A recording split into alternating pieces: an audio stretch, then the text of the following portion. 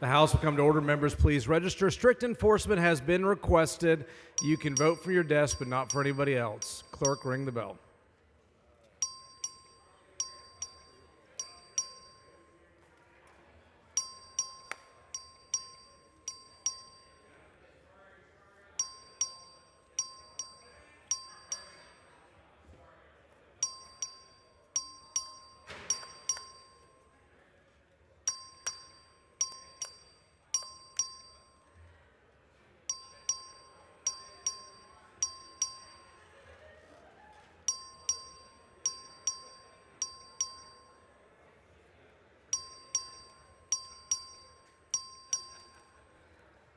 Thanks for the invitation last night. I apologize. I already suited and got to the hotel room. Thank you. Yeah. I almost just got back in the car and came back. And I thought you guys were probably so tired. You probably hadn't get this out. Tell me yourself. Oh, yeah, I should have came back.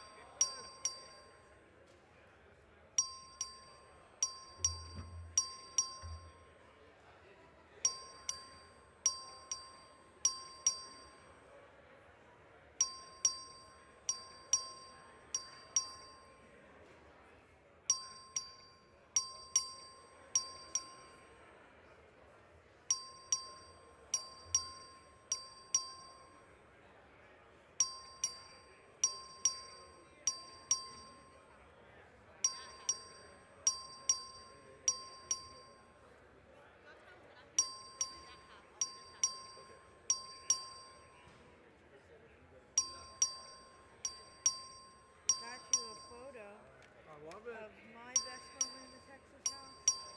Be knighted. Oh, that is hysterical. I love it. Put it in your office. Thank you. I love it. Thank you.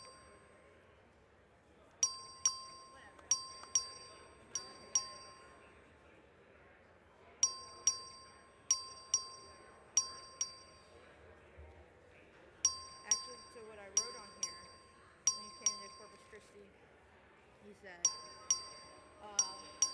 this institution is a miraculous place and we need to keep it going. And at that moment in time, I was like, that's such an odd thing to say, not knowing what the Texas House was. And now I can say, after experiencing my freshman session, I 100% agree. Thank you. Yeah. Yeah. Thank you.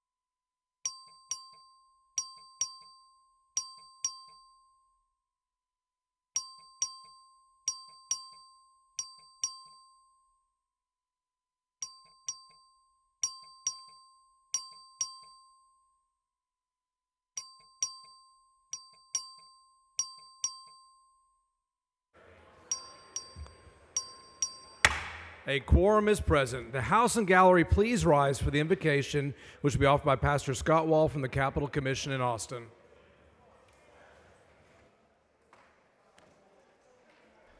Thank you, Mr. Speaker. Good morning, members. Just a reminder, we do have our last Bible study at the lunch break that I'm sure you'll have today. And we got Cabo Bob, so come on up there. The title for the Bible study is There's No Power in Prayer. So maybe that whets your curiosity a little bit to come up see the guy that leads you in prayer every day saying there's no power in prayer. But come up. The word for the day, though, is forgiveness. Several of you have said, I'm working on that.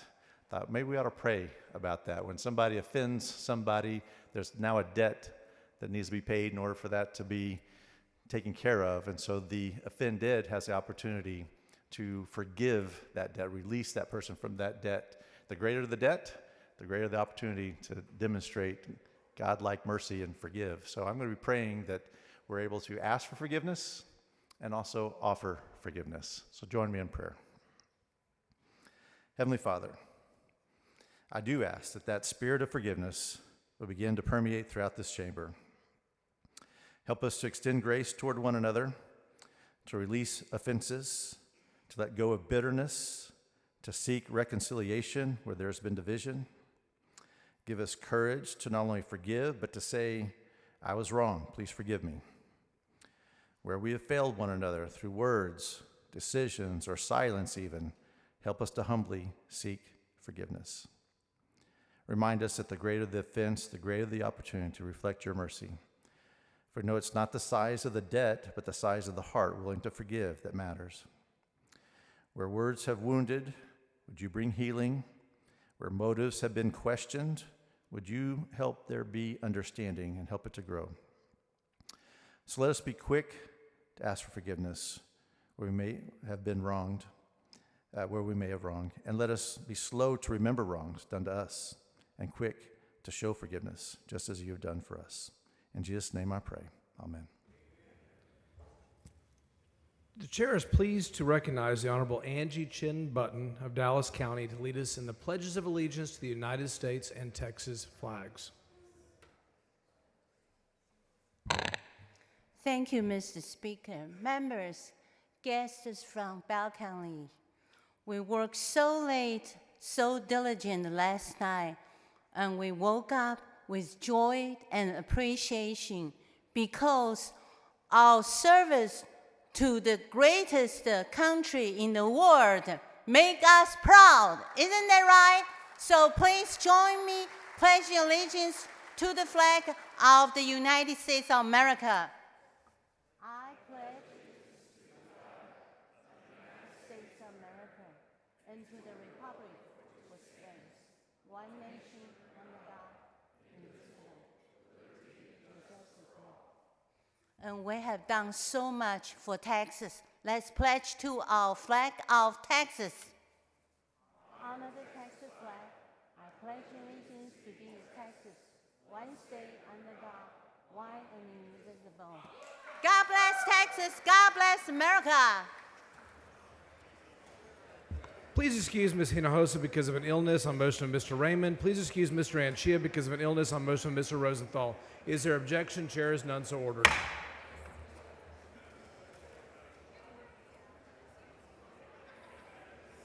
Members, the chair is pleased to recognize Dr. Casa from Richardson as the Doctor of the Day. Members, join me in welcoming our Doctor of the Day.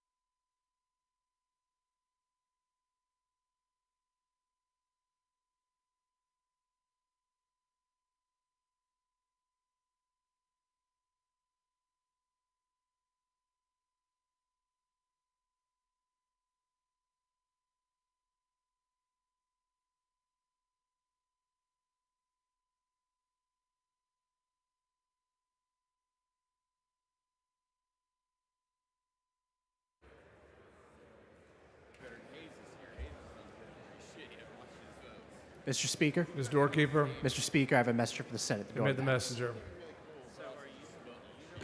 Thank you, Mr. Speaker. I am directed by the Senate to inform.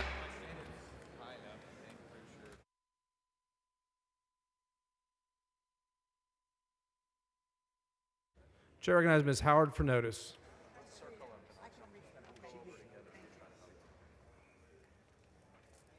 Pursuant to Rule 7, Section 37C, I hereby give notice that I intend in at least 1 hour's time to move to reconsider the vote by which Senate Bill 1191 was defeated.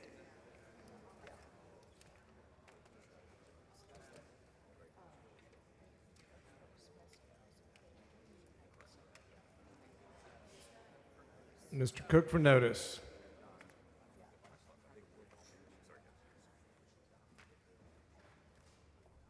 Thank you, Mr. Speaker. Members, pursuant to Rule 7, Section 37C, I hereby give notice that I intend in at least 1 hour's time to move to reconsider the vote by which SJR 87 was defeated.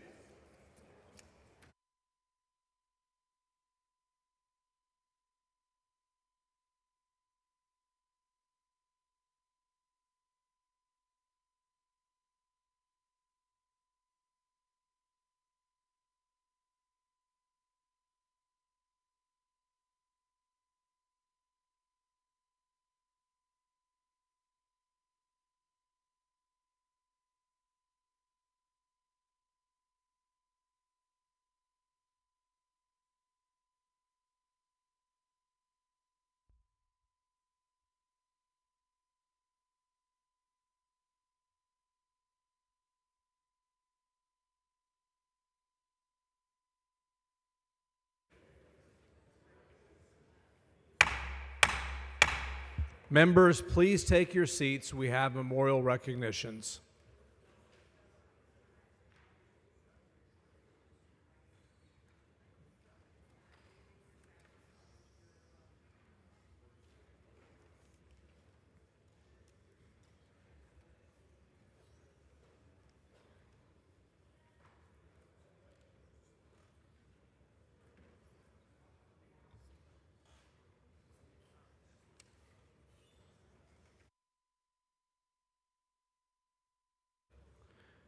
The chair recognizes Mr. Martinez Fisher for a memorial recognition. Thank you, Mr. Speaker and members. I rise to bring up a previously adopted resolution, House Resolution 1039, honoring the life of Arthur Tenayuca Moreno. I think these resolutions are always hard for us. We do them all the time to recognize constituents and loved ones, but you know, sometimes we have those resolutions that not only impact our lives in our districts, but also impact our lives here at the Capitol. Mr. Moreno was a fixture here at the Capitol. He grew up in the south side of San Antonio. He traveled the world in the United States Navy, and he worked for 4 gubernatorial administrations at the General Land Office and at the Texas Department of Health. He's the founder of the National Hispanic Institute, and we honor him. He is the typical San Antonio family man that lived his life with love, honor, and service. And so there's no better way that we can honor him today than by acknowledging his accomplishments and also showing our respect and our admiration for his family that are here in the North Gallery. You will know some of these members because they're very involved in our Capitol work. If you are on Human Services or Public Health, you have probably seen these power women at the Capitol, and they also have a son-in-law who is very active in the energy space from the Dallas area. And so let me first recognize in our North Gallery Gloria Mayo Moreno. Ms. Moreno worked at the Capitol before continuing in government relations as the director of GR for the Texas Department of Health, and then finishing her career working and advocating for nonprofit organizations. She is joined by her daughter, Victoria Herrera.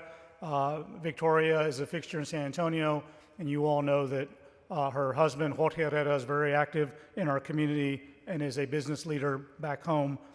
Also joined by their child, Mr. Moreno's grandchild, Ilan Herrera, who is a graduate of Central Catholic High School, will be attending, I believe it's Boston University or Boston College this fall. We're very proud of him.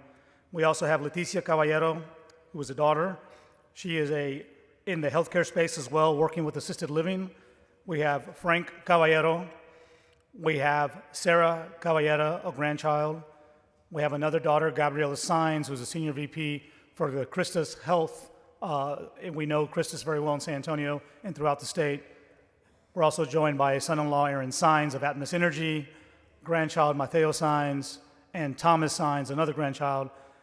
Members, I appreciate we had a late night. I know we're all here, but I appreciate you showing your respect and reverence. I know the members of the Bexar County delegation honor the life of Mr. Moreno and his family, and we want to show our appreciation for all that he did and the service that continues through his family and his grandchildren.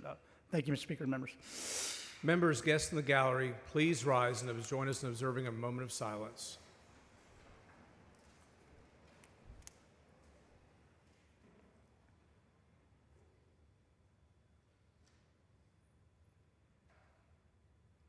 Thank you, members.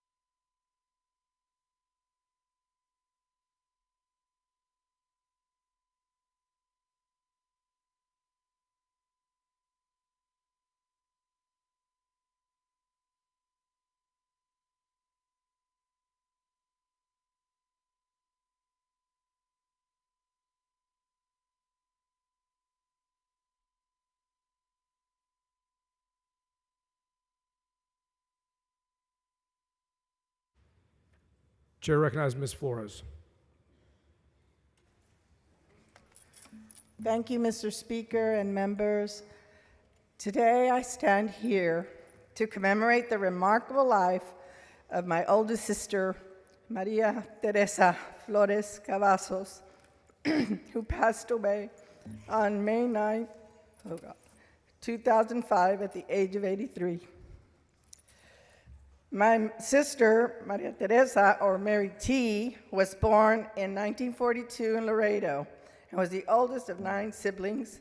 She was a cherished mentor to all her younger siblings, especially me, the youngest of the 9.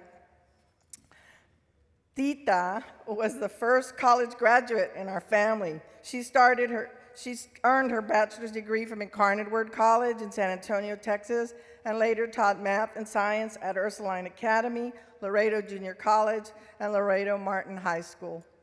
As a math teacher, she had a passion for education, which she worked hard to instill in her younger siblings, including me. My sister lived a fulfilling and vibrant life.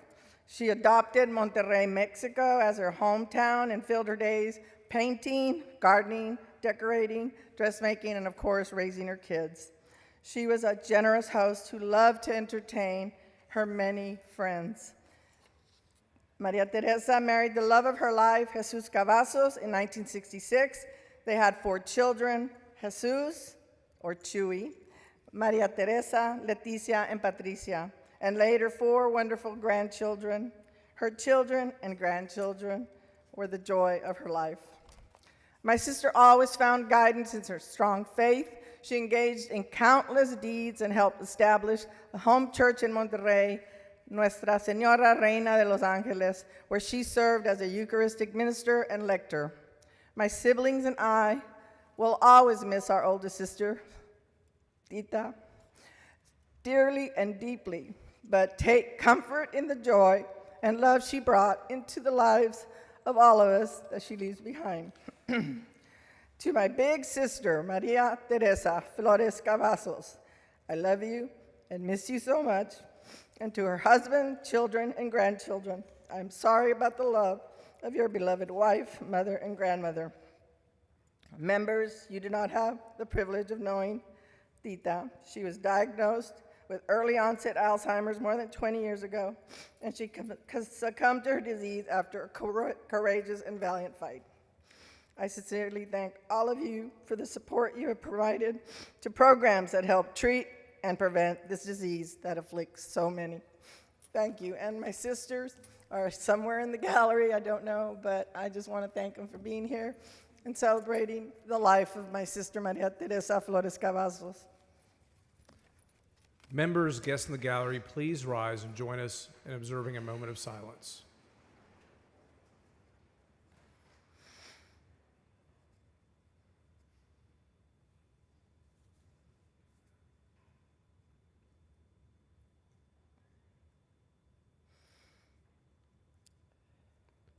Thank you.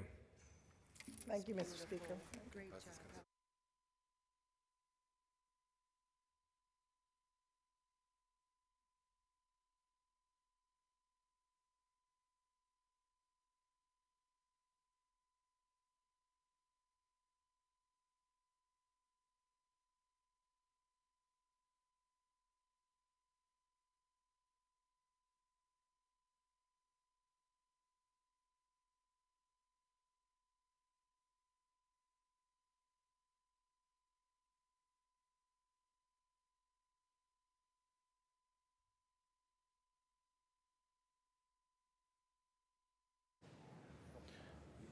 Mr. Speaker, I've just got Mr. Kane, for what purpose?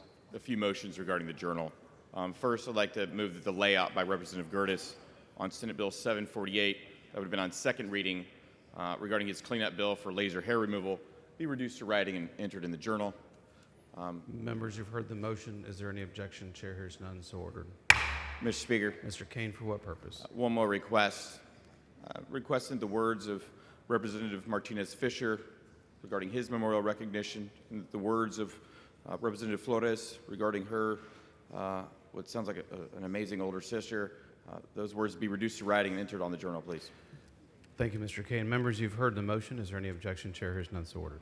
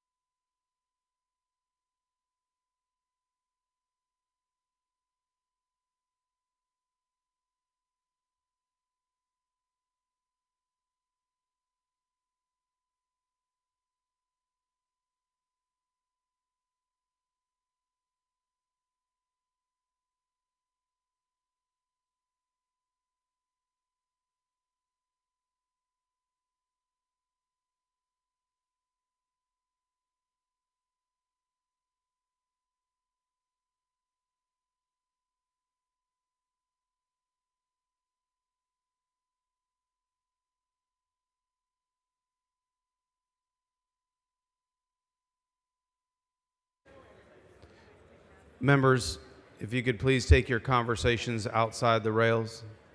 Thank you. Chair recognizes Ms. Gervin Hawkins for a recognition. Thank you, Mr. Speaker. Members, today I rise with immense pride to recognize an extraordinary group of young Texans, the Judson Early College Academy class of 2025.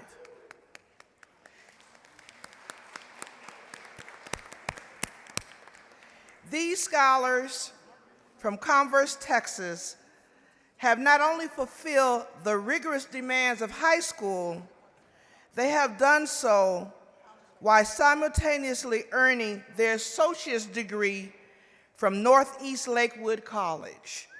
The things we do in this chamber truly works. They are the first full graduating class of the Judson Early College Academy, with a 16-year history to accomplish this milestone. Look at them, aren't they beautiful?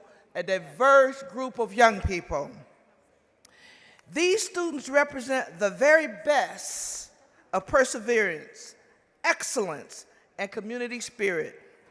Together, they have received over 1,120 college acceptances, earned 798 scholarships, and secured a staggering $56 million in scholarship offers.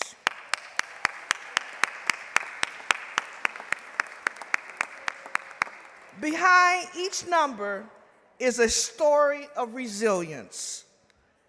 Students like Tejon Riggins, JECA's first African-American male valedictorian. Tejon. He is headed to Rice University with over $9 million in scholarships. We have Genesis Andrade, who adapted to life and learning across 2 countries and now aims to become a woman's health nurse practitioner. And Braylon Hinton, one of 9 siblings, a Questbridge scholar attending Washington University in St. Louis on a full ride.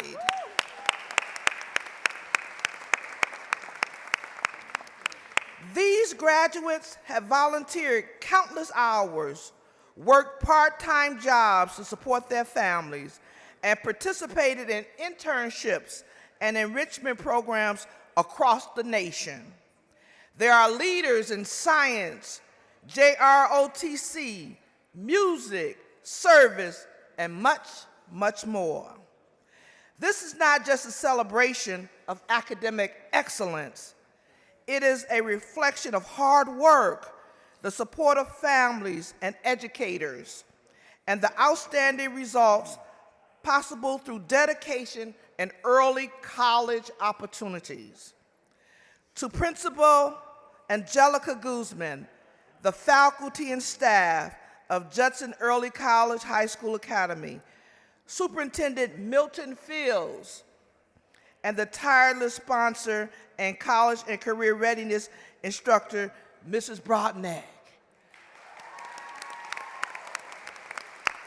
We all love that special teacher who won't let us lay down and do nothing, but keeps pushing us. Thank you for cultivating a campus where excellence is the expectation. Members, many times people think it's all about money, but it's also all about setting high expectations, and these young people have risen to the challenge. Members, I invite you to join me in honoring the Judson Early High School College class of 2025, a class that has made history and continues to inspire all of Texas. Let the journal reflect that this House of Representatives congratulates and commends these remarkable young leaders. I would also like to ask these brilliant young leaders to continue to stand so that we can fully congratulate you and your success. We're looking forward to you, and after you finish, I want you to come back to Texas and be part of the Texas experience and making us better. Thank you for being here. And thank you, colleagues, for helping me recognize these awesome, awesome young people from my community.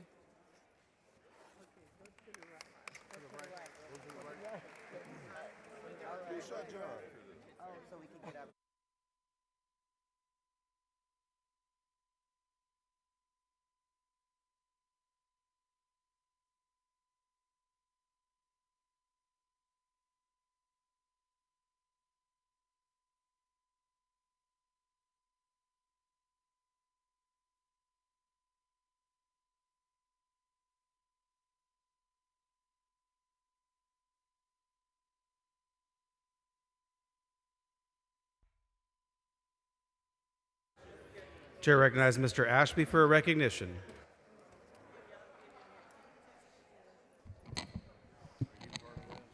Thank you, Mr. Speaker.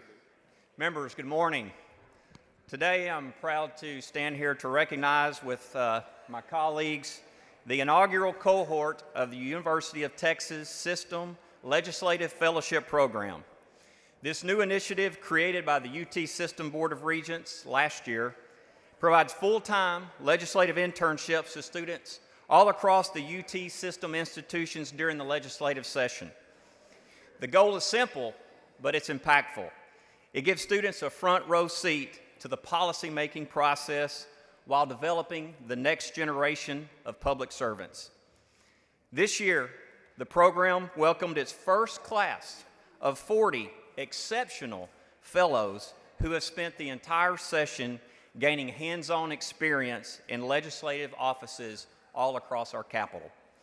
These students who are standing in the North Gallery have contributed meaningfully to policy research, constituent services, I'm sure helping you write many of your speeches, and of course, helping in our committee operations.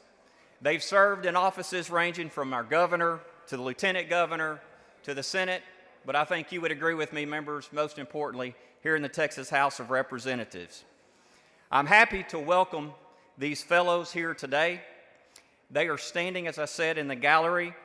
And before I yield the mic to any of my colleagues that might want to give a shout out, I in particular would like to recognize my intern, Maya Rodriguez, who wrote this speech here this morning. And Maya, you've done an incredible job for the constituents back in Deep East Texas, and I deeply value your service this session, so thank you so much. Chair recognizes Mr. Guillen. Thank you, Mr. Speaker. I also want to recognize Maddie Terry, who's standing up there. Wave. She's, is she waving? There she is. Maddie was a full-time intern in our office, legislative assistant, did a tremendous job on behalf of of our office, on behalf of myself, and of the people of the 31st District.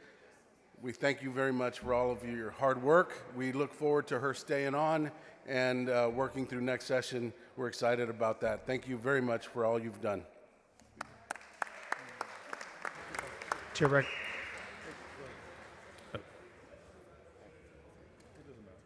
recognizes Mr. Lujan. I too want to recognize Will. Will, if you could raise your hand. Thank you for being part of our team. If I judge a program, if you have to judge a program by Will, you guys got a great program. Thank you for being part of it, Will. Thank you.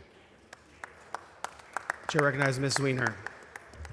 Thank you, Mr. Speaker. Members, I want to recognize Sean Mackey and Yassine Tasnif from my office. Thank y'all so much for all of the hard work you put in for House District 45 this session. It has been a pleasure to work with y'all. Chair recognizes Mr. Hunter. Well, and Trent, thank you for recognizing it.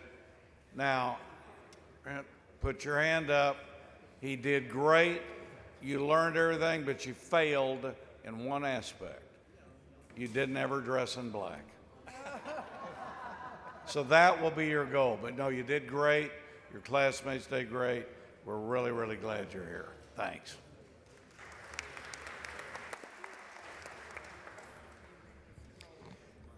Thank you, Mr. Speaker. Again, members, please join me in congratulating the inaugural cohort class of the Texas Legislative Fellowship Program.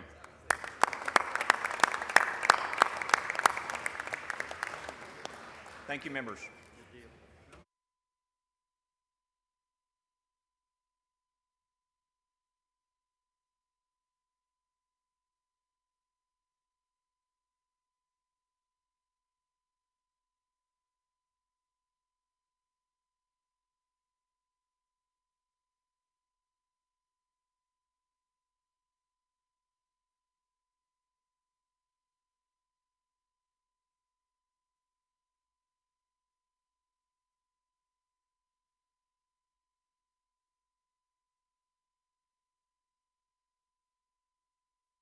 Chair recognizes Mr. Martinez Fisher. Thank you, Mr. Speaker. Last but not least, we had one more fellow worked in my office, Miss Madison Alvarez. She taught me to know where Aledo, Texas is. Shout out to the Tarrant County folks. And she is a phenomenal staff member, worked for Rep. Collier in a previous session, and she will continue to keep her talents here in Texas as she starts her new role and her new career at the LBJ School of Public Affairs. So Madison, you're awesome. I'm glad you're gonna stay close by. We hope to have you back.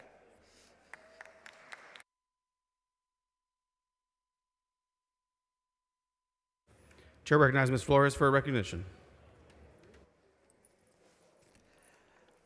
Thank you, Mr. Speaker. Members, on a happier note, today I'd like to honor the 75th birthday of someone very near and dear to my heart, my older sister, Angela Flores Beck. My sister Angela was born in 1950 to our two wonderful parents, Francisco Flores Sr. and Ernestina Saldaña Flores. We grew up together in Laredo with the close and constant companionship of our siblings, Maria Teresa, Joe, Paco, Mike, Mary Esther, Tina, and Adela.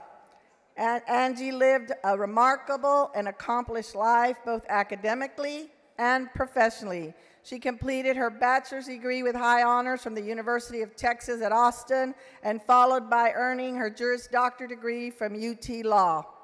During the administration of Governor Dov Briscoe, Angela served in the governor's Equal Employment Opportunity Office. She also served as the first chief of staff for State Representative Irma Rangel while completing law school. She was my role model and mentor. And because of Angie, I met and started working for Representative Rangel when I was in law school, just like her. I'm sorry. I can't turn the page. After finishing law school, Angela worked as a briefing attorney for Federal District Court judge in Houston, and then as an assistant U.S. attorney for the Southern District of Texas. In addition to founding the pioneering all-female firm Sinderson, Daffin, Flores & Stuhl, my sister has established the law office of Angela Flores Beck in LaGrange, Texas, and has served as city attorney for LaGrange, Carmine, and Flatonia. My sister found the love of her life, the Honorable Dan Beck, and the couple lived happily until Judge Beck died in 2015. Angela is a loving mother who adores her son, stepchildren, and grandchildren, and who are so lucky to have her guidance. My sister has given her time generously to causes to which she cares deeply. Angela was the first woman and first Latina to serve as chair of the Lower Colorado River Authority as an appointee of Governor Ann Richards, and is the former executive director of the Fayette County Democratic Party. My oldest sister, Angela, is loved and admired by all of us who are privileged to know her, and I am so proud to be your sister.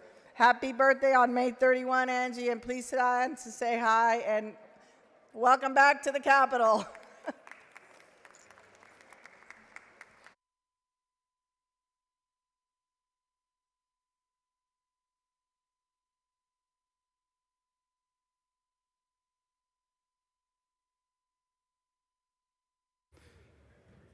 Chair recognizes Ms. Lawson for a motion.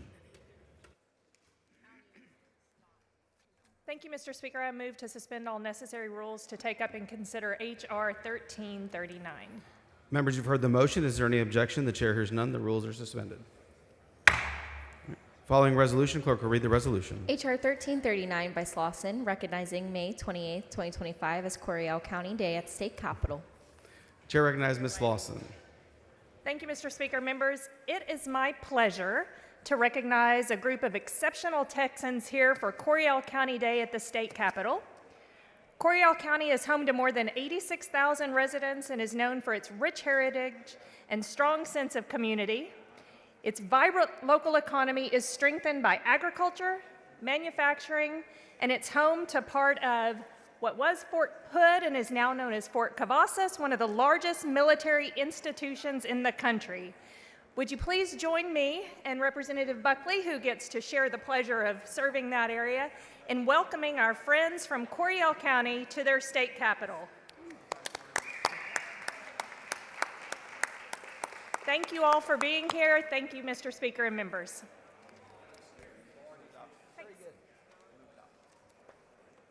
And I move adoption. All right, members, the question occurs on the adoption of the resolution. Is there any objection? The chair hears none, so ordered.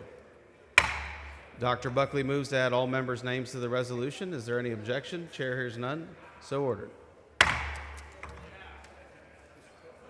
Chair recognizes Mr. Turner for a motion.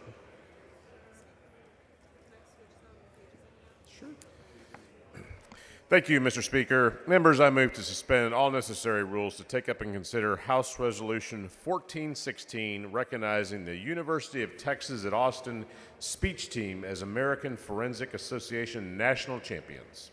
Members, you've heard the motion. Is there any objection? Chair hears none. Rules are suspended. Following resolution, clerk will read the resolution. HR 1416 by Anchia, congratulating the UT Austin speech team on winning the national championship at the 2025 American Forensic Association National Speech Tournament. Chair recognizes Mr. Turner to explain the resolution.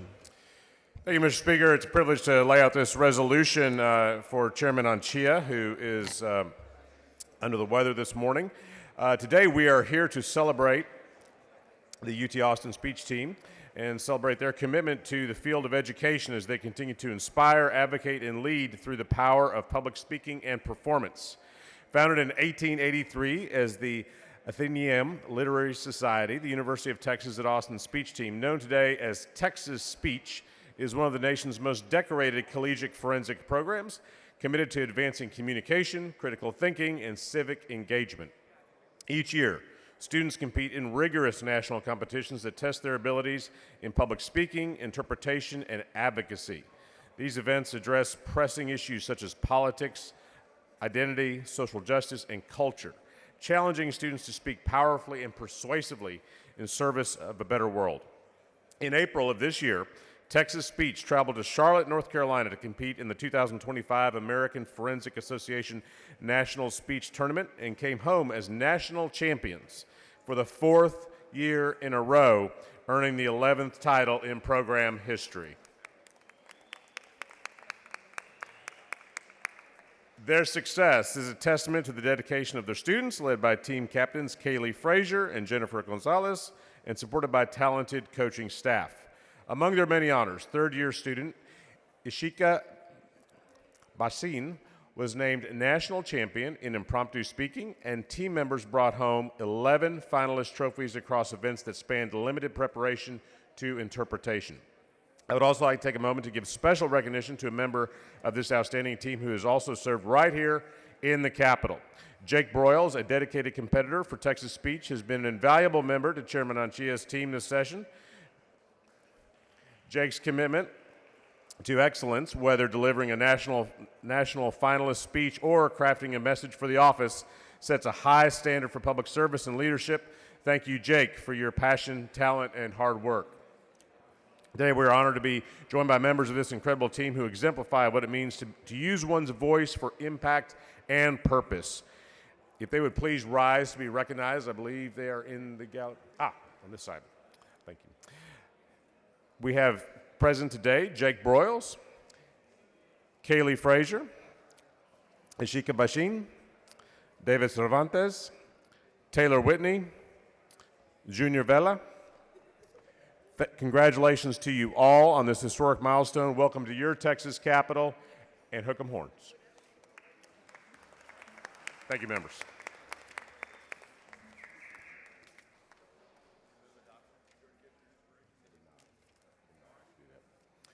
And I move adoption. Members, you've heard the motion. Is there any objection? The chair hears none. Resolution's adopted.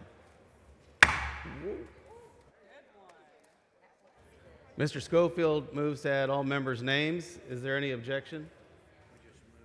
Chair hears none. So ordered.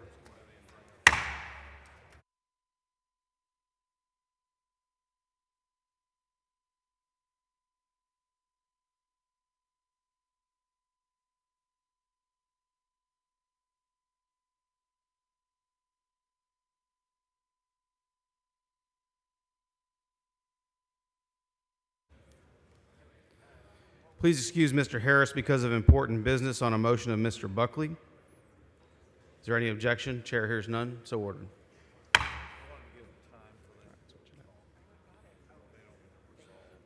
Please excuse Mr. Talarico because of important business in the district on a motion of Ms. Garcia of Bear. Is there any objection? Chair hears none. So ordered.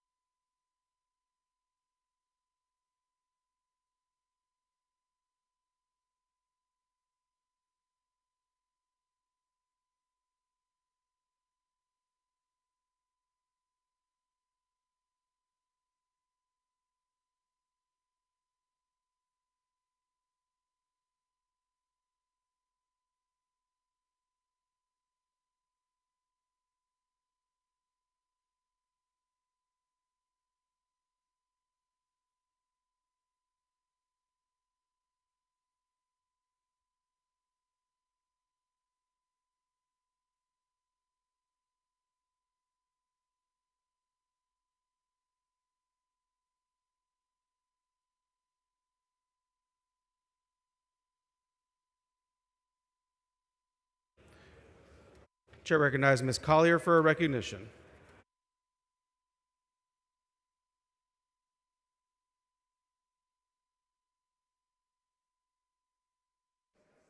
Thank you, Mr. Speaker. Members, it's Miller time.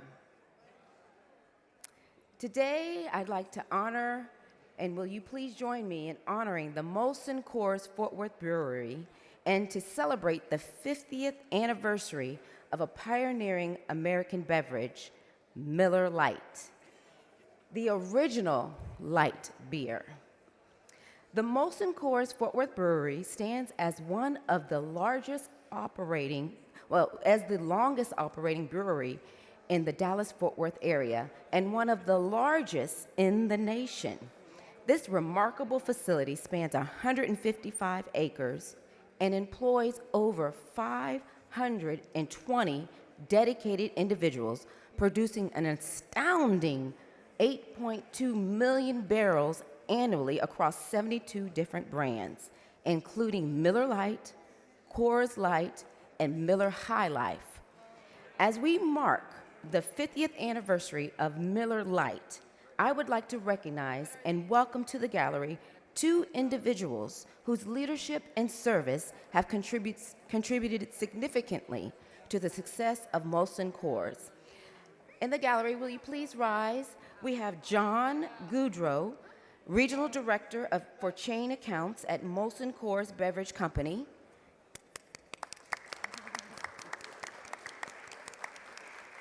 And Bob Hunt, Vice President of Government Affairs, Beer and Beyond, Molson Coors Beverage Company.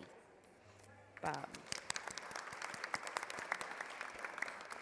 Thank you and all of the wonderful people at Molson Coors and for your enduring contributions to this great industry. And members, if you happen to come by House District 95, give me a call, because I'll get you a cold one. Thank you.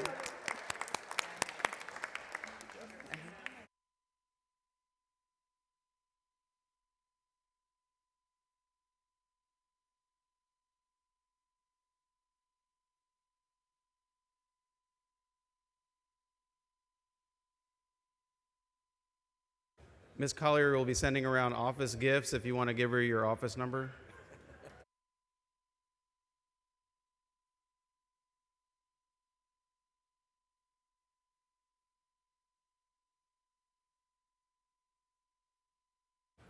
Chair recognizes Mr. Spiller for an announcement. Thank you, Mr. Speaker. Members, I want to remind everybody, if you've ordered boots from Fenolio Boot Company or you want boots and you haven't ordered them yet, they are in town today and tomorrow for boot pickup and custom fitting. They'll be there across the street at 1220 Colorado Street, Suite 450, today until 5 o'clock and tomorrow from 9 o'clock to 3 o'clock. So if you have boots to pick up, they'd love to see you. And if you've got some you want to order, I'm sure they can take care of you there. Appreciate it.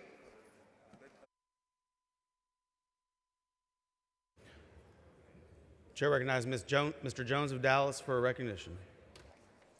Thank you, Mr. Speaker. Members, in this building, you are only as strong as the people who surround you.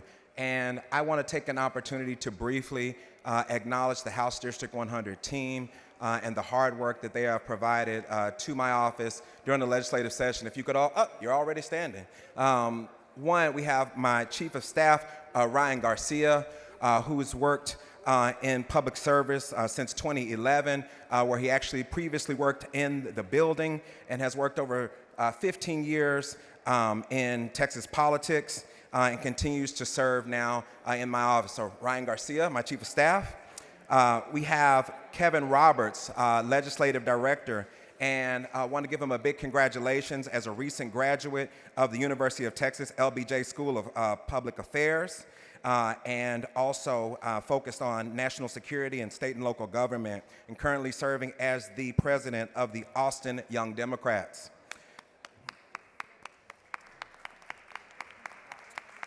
Next, we have Isabella Contreras, and she is a recent graduate of Texas Southern University Thurgood Marshall School of Law. She earned her Juris Doctorate in May 2025, so this month. Prior to law school, she received her Bachelor's of Arts in Graphic Design from St. Edward's University and continues to work hard as my TLIP intern as well as our legislative aide. So please give it up for Isabella Contreras. Thank you so much. And then Alex Ellsworth. He is currently a senior at Texas A&M University in College Station. Whoop. As our legislative aide and Texas A&M intern, and so we're so happy to have him in the Capitol office. And then I want to also acknowledge who is not present, Tyler Nelson, who is my community and constituent engagement aide for my district office, and is going to be graduating from Townview High School next week. So if you could, please give it up for my hardworking staff. Thank you so much for everything you have done for this legislative session to serve the residents of House District 100. You are appreciated, you are valued, and with that, I will turn it back over. Thank you, Mr. Speaker.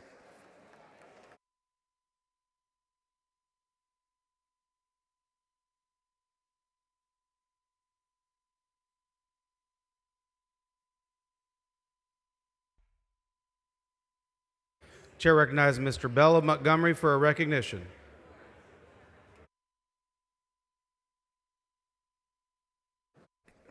Thank you, Mr. Speaker. Members, today I rise to recognize the 50th anniversary of the Association of Water Board Directors, Texas.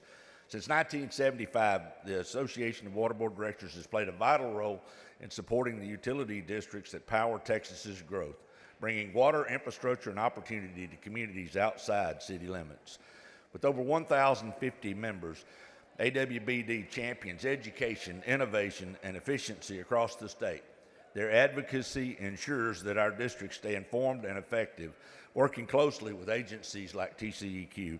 Please join me today in congratulating the Association of Water Board Directors on 50 years of service to Texas.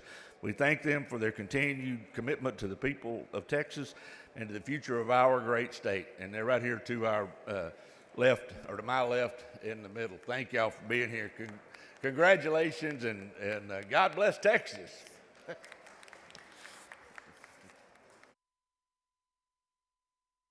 Chair recognizes Mr. Schofield.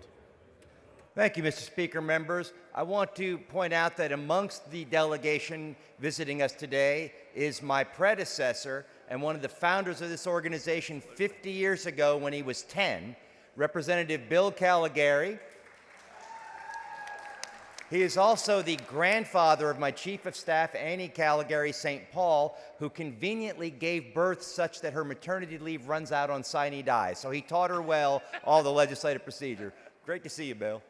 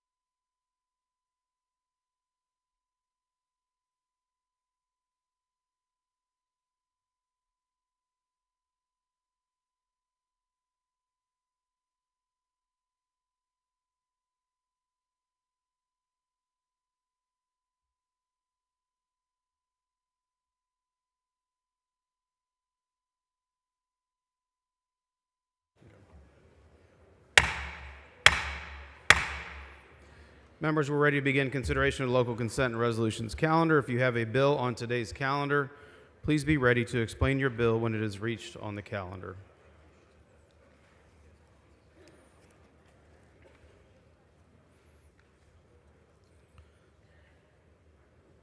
Chair recognizes Representative Leo Wilson to explain SB 204. This is Senate Bill 204. This is the Parental Rights Handbook and Training. Members, you heard the explanation of SB 204. Is there objection to consideration? Chair hears none. Chair lays out SB 204. Clerk will read the bill. SB 204 by Paxton relating to Question occurs and passes the third reading of SB 204. Is there any objection? Chair hears none. SB 204 is passed third reading.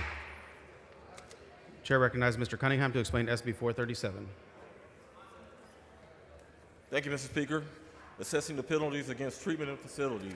Members, you heard the explanation of SB 437. Is there objection to consideration? Chair hears none. Chair lays out SB 437. Clerk will read the bill. SB 437 by Hinojosa Zabaliga. Question occurs and passes third reading of SB 437. Is there any objection? Chair hears none. SB 437 passed third reading.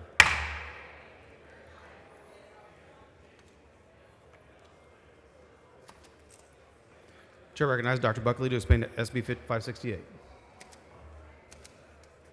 Thank you, Mr. Speaker. Members, SB 568, Special Education Funding and Reform for Texas Public Schools. Members, you've heard the explanation of SB 568. Is there objection to consideration? Chair hears none. Chair lays out SB 568. Clerk will read the bill. SB 568 by Betancourt relating to the Question occurs in the passage of third reading of SB 568. Is there any objection? Chair hears none. SB 568 is passed third reading. Chair recognizes Mr. Martinez to explain SB 612. Construction of pipelines. Members, you've heard the explanation of SB 612. Is there any objection to consideration? Chair hears none. Chair lays out SB 612. Clerk will read the bill. SB 612 by Adam Hinojosa relating Question occurs in the passage of third reading of SB 612. Is there any objection? Chair hears none. Move SB passage. 612 is passed third reading. Chair recognizes Ms. A. Davis of Dallas to explain SB 672. Mr. Speaker and members, it's emergency room cyber attack plans. Move passage.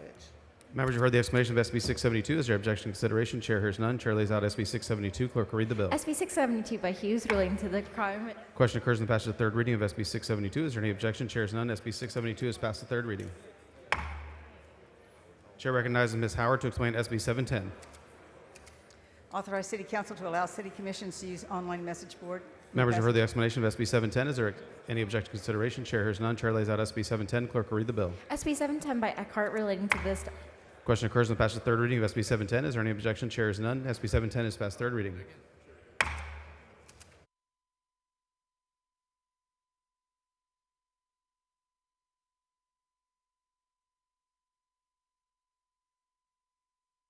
Chair recognizes Ms. Leo Wilson to explain SB 823. This is the shrimp bill. Members, you've heard the explanation of SB 823. Is there an objection to consideration? Chair hears none. Chair lays out SB 823. Clerk will read the bill. SB 823 by Middleton relating to the required labeling of meat, poultry, shrimp. Question occurs in the passage of third reading of SB 823. Is there any objection? Chair hears none. SB 823 is passed third reading. Chair recognizes Ms. Lawson to explain SB 876. The Bob Cornett Parkway. Members, you've heard the explanation of SB 876. Is there any objection to consideration? Chair hears none. Chair lays out SB 876. Clerk will read the bill. SB 876 by Birdwell. Question occurs in the passage of third reading of SB 876. Is there any objection? Chair hears none. SB 876 is passed third reading.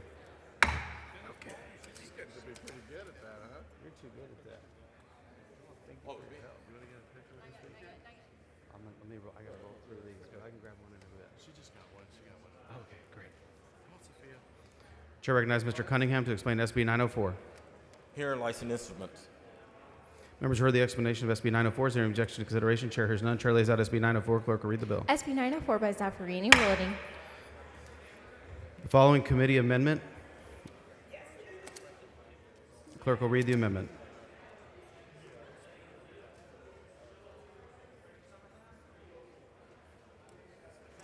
Amendment by Cunningham. Chair recognizes Mr. Cunningham to explain the committee-approved amendment. Thank you, Mr. Speaker. This language basically just tightens up the language clarification on the speech-language pathologist licensing. Mr. Cunningham sends up a committee-approved amendment. Is there any objection to adoption of the amendment? Chair hears none. The amendment's adopted. Question occurs in the passage of third reading of SB 904. Is there any objection? Chair hears none. SB 904 is passed third reading. Chair recognizes Mr. Cunningham to explain SB 905. Speech licensing. Members, you've heard the explanation of SB 905. Is there any objection to consideration? Chair hears none. Chair lays out SB 905. Clerk will read the bill. SB 905 by Zaffarini. Following committee-approved amendment, clerk will read the amendment.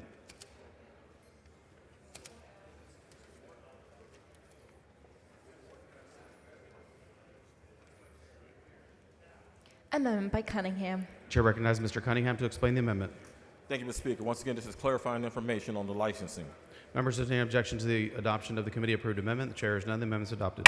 Question occurs in the passage of third reading of SB 905. Is there any objection? Chair is none. SB 905 is passed third reading. Chair recognizes Mr. Cunningham to explain SB 968. Podiatry licensing. Members, have heard the explanation of SB 968. Is there any objection to consideration? Chair is none. Chair lays out SB 968. Clerk will read the bill. SB 968 by Zapp. Question occurs in the passage of third reading of SB 968. Is there any objection? Chair is none. SB 968 is passed third reading. Chair recognizes Dr. Lalani to explain SB 1084. Thank you, Mr. Dazing. Mammography reporting.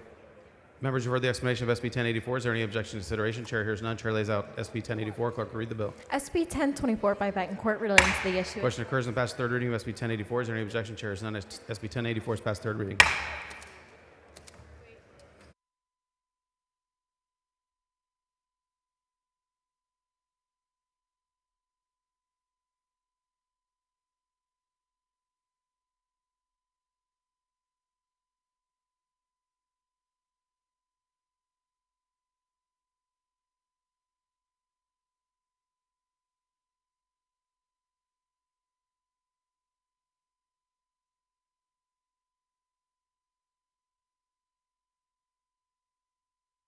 Chair recognizes Ms. Leo Wilson to explain SB 1207. This adds adoption education to the parenting program for high schoolers. Members have heard the explanation of SB 1207. Is there objection to consideration? Chair is none. Chair lays out SB 1207. Clerk will read the bill. SB 1207 by King, dual reading. Question occurs and passes third reading of SB 1207. Is there any objection? Chair is none. SB 1207 is passed third reading. Chair recognizes Ms. Schaffner to explain SB 1230. Deputy Sheriff Chris Dickerson Memorial Highway. Members have heard the explanation of SB 1230. Is there objection to consideration? Chair is none. Chair lays out SB 1230. Clerk will read the bill. SB 1230 by Hughes, relating to Question occurs and passes third reading of SB 1230. Is there any objection? Chair is none. SB 1230 is passed third reading. Chair recognizes Mr. Cunningham to explain SB 1313. E-cigarette licensing. Members have heard the explanation of SB 1313. Is there any objection to consideration? Chair is none. Chair lays out SB 1313. Clerk will read the bill. SB 1313 by Cook, relating. Question occurs and passes third reading of SB 1313. Is there any objection? Chair is none. SB 1313 is passed third reading. Chair recognizes Mr. Paul to explain SB 1504. Meetings. Members have heard the explanation of SB 1504. Is there objection to consideration? Chair is none. Chair lays out SB 1504. Clerk will read the bill. SB 1504 by Middleton. Question occurs and passes third reading of SB 1504. Is there any Move objection? passage. Chair is none. SB 1504 is passed third reading.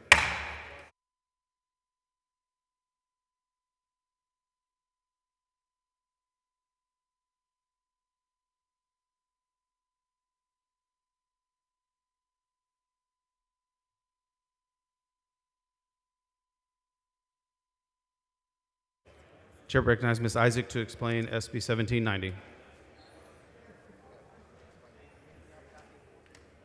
Thank you, Mr. Speaker. Members, this is relating to the composition of the Comal County Juvenile Board. I move passage. Members heard the explanation of SB 1790. Is there objection to consideration? Chair is none. Chair lays out SB 1790. Clerk will read the bill. SB 1790 by Campbell. Chair recognizes Mrs. Weiner in opposition to SB 1790. Thank you, Mr. Speaker, members. This bill relates to the composition of the Comal County Juvenile Probation Board. Unfortunately, because this bill does have some tangential impacts on Hayes County and the district judges we elect, I rise in opposition today. As some of y'all have heard me discuss before, Hayes County and Comal County share 3 multi-county district courts. Those district courts include the 22nd District Court, which is comprised of Comal County, Hayes County, and Caldwell County, the 207th District Court, that is also Hayes County, Comal County, and Caldwell County, and the 274th District Court, which is Comal County, Hayes County, and Guadalupe County. Members, the judges of those 3 district courts currently all have a seat on the Comal County Juvenile Board by right. And this bill would remove that seat by right and not guarantee that those 3 judges continue to enjoy the authority they have over juvenile probation matters in Comal County. I want to make sure that those judges who are elected out of Hayes County as well are comfortable with this bill. And unfortunately, Senator Campbell has been unavailable to discuss any matters regarding our shared judiciary with me. She has said we can discuss those matters in the interim, and I look forward to discussing this bill with her then to see what steps we may want to take. So to walk through the bill in a little bit more detail, right now, the current members of this juvenile board include the judge of each county court at law in Comal County, and then those shared multi-county district judges that I mentioned, the judges from the 22nd District Court, the 207th District Court, the 274th District Court. Again, those are all judges that Hayes County and Comal County share, which is why this bill has some impacts that I'm not sure I'm comfortable with, and I look forward to visiting with Senator Campbell about it in the future. Yeah. Mr. Speaker? It also... Mr. Kane, for what purpose? Yeah. Question for Representative Sweener. Does the lady yield? I do. Yeah. Lady yields. Yeah. I'm just curious if the representative would yield the floor. No, I will yield for questions. Ma'am, it was worth a shot. Thanks. The 433rd District Court, which I believe is Comal only, is also part of the Juvenile Board. So that court is not one of the sources of my concerns. But so that's the current makeup of that board, and that's being entirely struck by this bill. So instead, if this bill is passed, the new board members would be the local administrative statutory county court judge, an elected judicial officer of Comal County appointed by the local administrative statutory county court judge, and 2 elected judicial officers of Comal County also appointed by the local administrative district judge, and the local administrative district judge themselves. Members, this functionally means that none of those 3 courts that Comal County and Hayes County share could be represented on this board, depending on the decisions the local administrative judge makes. Again, I'm just not comfortable with these types of changes without being able to have a deeper conversation about the impacts on Hayes and Comal's shared judiciary, and the senator has declined to have that conversation at this time. Mr. Leach, for what purpose? Will the gentlelady yield? Will the gentlelady yield for questions? I will yield for questions. Gentlelady yields for questions. Representative Sweener, you and I have, for now a few months, been discussing the issues and the disagreements in your delegation with respect to the Hayes County District Court, correct? We have been discussing the issue. I will be frank and say I don't even know where the points of disagreement are because there's never been a full conversation.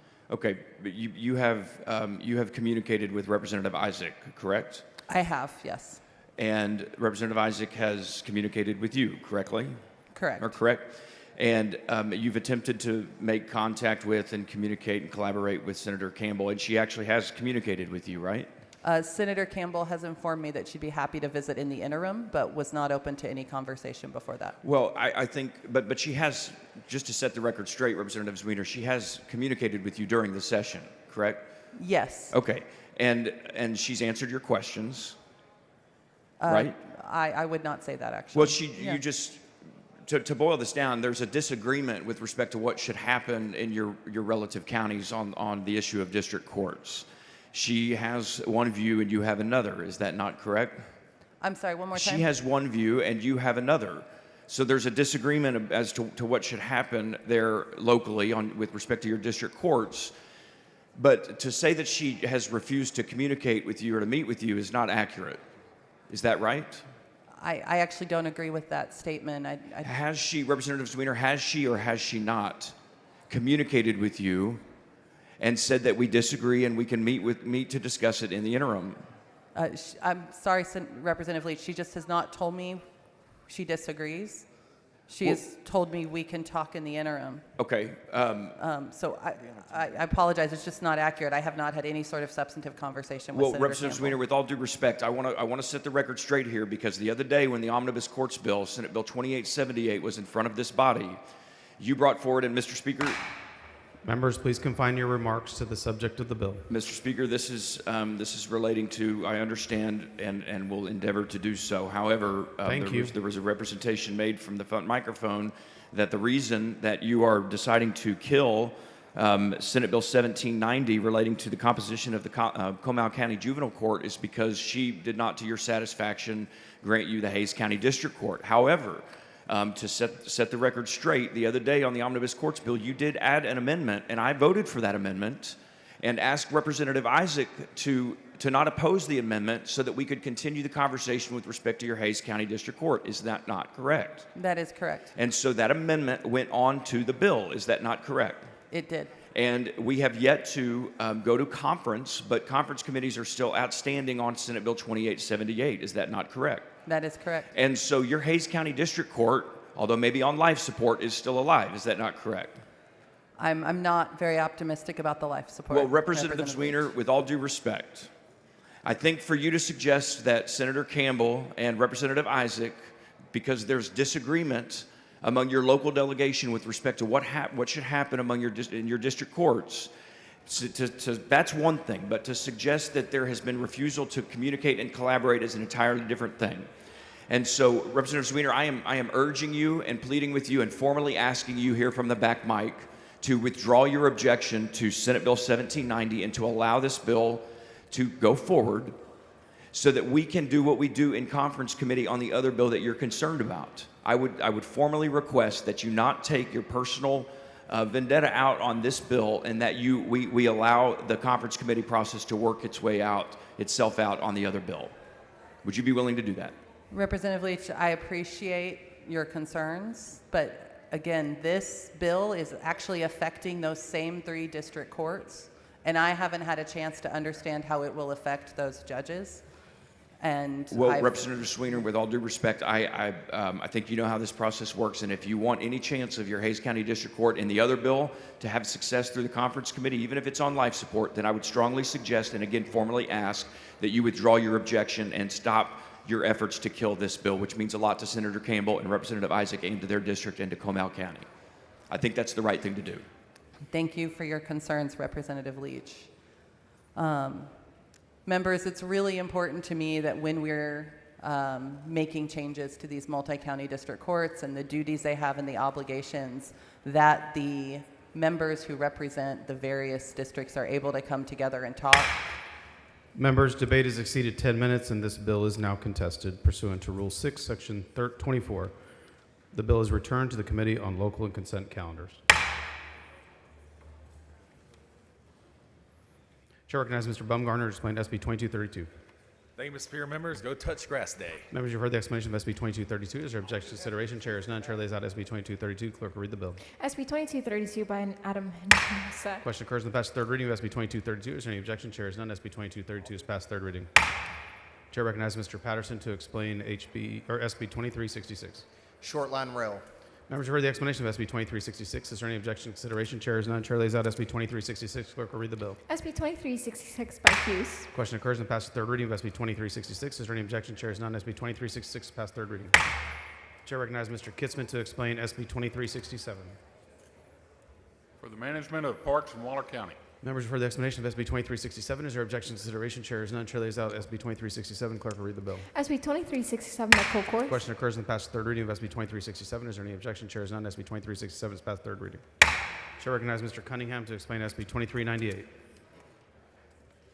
Concussion accommodations for school students. Members, you heard the explanation of SB 2398. Is there objection to consideration? Chair is none. Chair lays out SB 2398. Clerk will read the bill. SB 2398 by Campbell Rating.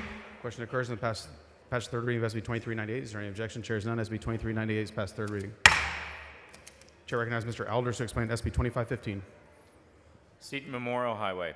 Members, you heard the explanation of SB 2515. Is there objection to consideration? Chair is none. Chair lays out SB 2515. Clerk will read the bill. SB 2515 by Hughes. Question occurs in the passed third reading of SB 2515. Is there any objection? Chair is none. SB 2515 is passed third reading. Chair recognizes Ms. Noble to explain SB 2520. Over 65 tax freeze. Members have heard the explanation of SB 2520. Is there objection to consideration? Chair is none. Chair lays out SB 2520. Clerk will read the bill. SB 2520 by Betancourt. Question occurs in the passed third reading of SB 2520. Is there any objection? Chair is none. SB 2520 is passed third reading. Chair recognizes Mr. McLaughlin to explain SB 2589. Webb County vacated and abandoned county roads. Members have heard the explanation of SB 2589. Is there objection to consideration? Chair is none. Chair lays out SB 2589. Clerk will read the bill. SB 2589 by Zaffarini. Question occurs in the passed third reading of SB 2589. Is there any objection? Chair is none. SB 2589 is passed third reading. Chair recognizes Mr. Lambert to explain SB 2786. Members, this bill exempts first responders from the TSI exam. Move passage. Members, you heard the explanation of SB 2786. Is there objection to consideration? Chair hears none. Chair lays out SB 2786. Clerk will read the bill. SB 2786 by Creighton. Question occurs in the passed third reading of SB 2786. Is there any objection? Chair hears none. SB 2786 passed third reading. Chair recognizes Ms. A. Davis of Dallas to explain SB 2790. Eddie Bernice Johnson Highway, move passage. Members, you heard the explanation of SB 2790. Is there objection to consideration? Chair hears none. Chair lays out SB 2790. Clerk will read the bill. SB 2790 by West. Question occurs in the passed third reading of SB 2790. Is there any objection? Chair is none. SB 2790 is passed third reading. Chair recognizes Ms. Orr to explain SB 3048. Bluebonnet Hills Management District. Members have heard the explanation of SB 3048. Is there objection to consideration? Chair is none. Chair lays out SB 3048. Clerk will read the bill. SB 3048 by Birdwell. Question occurs in the passed third reading of SB 3048. Is there any objection? Chair is none. SB 3048 is passed third reading. Chair recognizes Ms. Luther to explain SB 3050. Fannin County Improvement District. Members, you've heard the explanation of SB 3050. Is there objection to consideration? Chair is none. Chair lays out SB 3050. Clerk will read the bill. SB 3050 by Hughes relating to the Question occurs in the passed third reading of SB 3050. Is there any objection? Chair is none. SB 3050 is passed third reading. Chair recognizes Mr. Hayes to explain SB 3052. Cole Ranch. Members, you've heard the explanation of SB 3052. Is there any objection to consideration? Chair hears none. Chair lays out SB 3052. Clerk will read the bill. SB 3052 by Parker. Question occurs in the passed third reading of SB 3052. Is there any objection? Chair hears none. SB 3052 is passed third reading. Chair recognizes Mr. Hayes to explain SB 3053. Hunter Ranch. Members have heard the explanation of SB 3053. Is there any objection to consideration? Chair hears none. Chair lays out SB 3053. Clerk will read the bill. SB 3053 by Parker relating. Question occurs in the passed third reading of SB 3053. Is there any objection? Chair hears none. SB 3053 is passed third reading. Chair recognizes Ms. Luther to explain SB 3056. Alluvium Ranch. Members have heard the explanation of SB 3056. Is there any objection to consideration? Chair hears none. Chair lays out SB 3056. Clerk will read the bill. SB 3056 by Hagen View. Question occurs in the past third reading of SB 3056. Is there any objection? Chair is none. SB 3056 is passed third reading. Members, the next bill on the calendar, SB 3029, has been withdrawn by the author.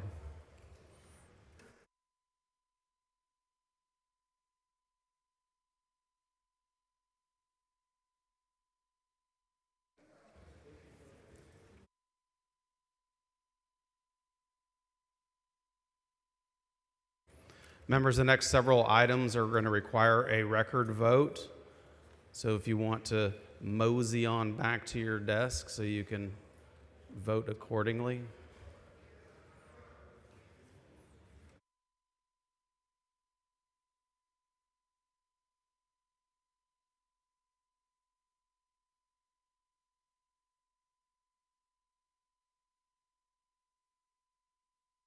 Chair recognizes Mr. McQueenie to explain SCR 3. SCR designates Bandera as the capital cowboy of Texas. Move passage. Members, you've heard the explanation of Mr. SCR. Speaker? One the second, let me gentleman- lay it out. If you have questions, you'll have an opportunity to ask at that time. Members, you've heard the explanation of SCR 3. Is there any objection to consideration? Chair hears none. Chair lays out the committee report to SCR 3. Clerk will read the report. SCR 3 by Flores. Chair recognizes Mr. McQueenie on Mr. Verdell's bill. I will yield for questions. Ms. Lawson, for what purpose? If the gentleman will yield for Does questions. the gentleman yield for questions? Sure thing. Gentleman yields.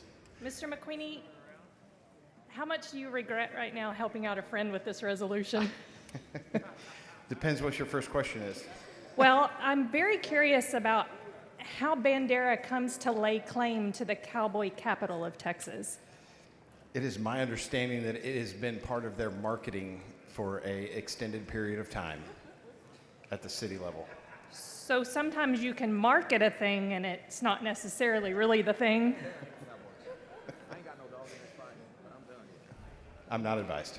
Are you aware, Representative, that there is another location in Texas that also lays claim to being the cowboy capital of the world? I'm not advised, but that's excellent. We can have a couple of them. Well, Mr. McQueenie, I'm not sure that that's how cowboy capitals go, especially in the world of cowboys. Are you aware, Mr. McQueenie, that Stephenville is home to more professional rodeo athletes than any other place, including the NFR qualifiers? Fantastic. I'm very happy for Stephenville, too. I love Stephenville. Mr. McQueenie, do you and I share the pleasure of getting to represent Tarleton State University? We certainly do. Are you aware, Mr. McQueenie, that Tarleton State University has a very celebrated award-winning rodeo team? I am aware. And that rodeo team is a major asset to Texas and to the community and to the cowboy capital of the world? Sounds like Stephenville and Charlton might need to be the rodeo capital of the world, but my friends in Fort Worth probably aren't going to like that either. A fair question has been asked back here, Mr. McQueenie, if you think that these two capitals might need to settle this at high noon? Do you suppose, Mr. McQueenie, that Mr. Verdell might be aware that the annual Professional Rodeo Cowboys Association rodeo is held in Stephenville and attracts many rodeo athletes and fans from all over the country? Fantastic. And it sounds again like it might need to be the rodeo capital of Texas. I move passage. Mr. McQueenie, are you aware of who participates in rodeos? Very, very talented athletes. Mr. McQueenie, do you suppose that Mr. Verdell may owe you a debt of gratitude for assisting him today? I'm not advised. Thank you, Mr. McQueenie. You're very welcome. Move passage. Mr. Speaker, Mr. Jones. does the gentleman yield for questions? Does the gentleman yield for questions? Absolutely. Gentleman So, yields. as the chair of the Dallas delegation, there's a slight question on the table from us regarding the cowboy capital. And I just want to get some clarity on what cowboys that you're talking about. So I'm going to just pause to allow you to answer that. It's cowboy, not the Cowboys. Like yeehaw, not. It is not the Cowboys of Jerry Jones. Okay. Well, we just wanted to be clear, because when we talk about the Dallas Cowboys, that we have some clarity on which is the capital, which is Dallas, Texas. America's team. America's team. I move passage. It's adoption of a resolution. I moved adoption. It's okay, you're learning. Question occurs on the adoption of SCR 3. This is a record vote. The clerk will ring the bell. Show Mr. Bumgarner voting aye. Show Mr. LaHood voting aye. Show Mr. Dutton voting aye.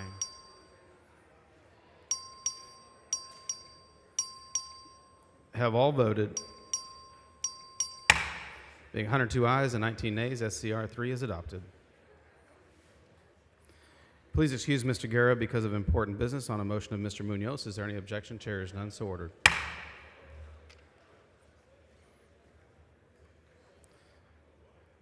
Chair recognizes Mr. Bumgarner to explain SCR 18. Thank you, Mr. Speaker. Members, SCR 18, the town of Trophy Club, Texas, is full of patriots. Move adoption. Mr. Members, Speaker. One second, let me lay it out. Mr. Bumgarner. Members, you heard the explanation of SCR 18. Is there any objection, consideration? Chair hears none. Chair lays out the committee report to SCR 18. Clerk will read the report. SCR 18 by Parker, designating. Chair recognizes Mr. Bumgarner.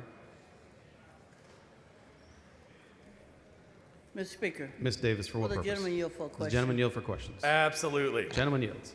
Thank you. Representative Bumgarner, we realize that you have called the Trophy Club as the official Texas town of patriotism. Correct. Is that because you're providing popcorn to all of us on the floor? Absolutely. I mean, the chair is not advised. Is it your intent to continue to provide this service to the floor? It very well may be, but remain to be seen. Do you want this Trophy Club, town of Trophy Club, to be the town of patriotism? Yes, ma'am. Very much so. Then your answer should be, will you continue to provide popcorn on the floor? Yes, ma'am. Very Every good. day for as long as you want. I'll even put your name on a bag. There you go. Now we talking. Thank you. Move adoption. Members, the question occurs on the adoption of SCR 18. This is a record vote. The clerk will ring the bell. Show Mr. Bumgarner voting aye. Show Mr. Berry voting aye. Show Mr. Money voting aye. Show Mr. Hunter voting aye.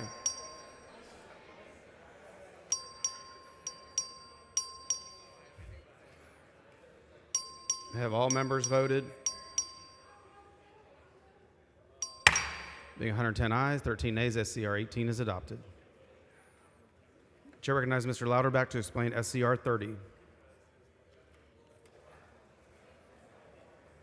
Thank you, Mr. Speaker. This resolution designates Matagorda County voting capital of Texas. Members, you heard the explanation of SCR 30. Is there any objection to consideration? Chair hears none. Chair lays out the committee report to SCR 30. Clerk will read the report. SCR 30 by Huffman, designated. Question occurs on the adoption of SCR 30. This is a record vote. The clerk will ring the bell. Show Mr. Louderback voting aye. Show Mr. Hunter voting aye. Show Mr. Bumgarner voting aye.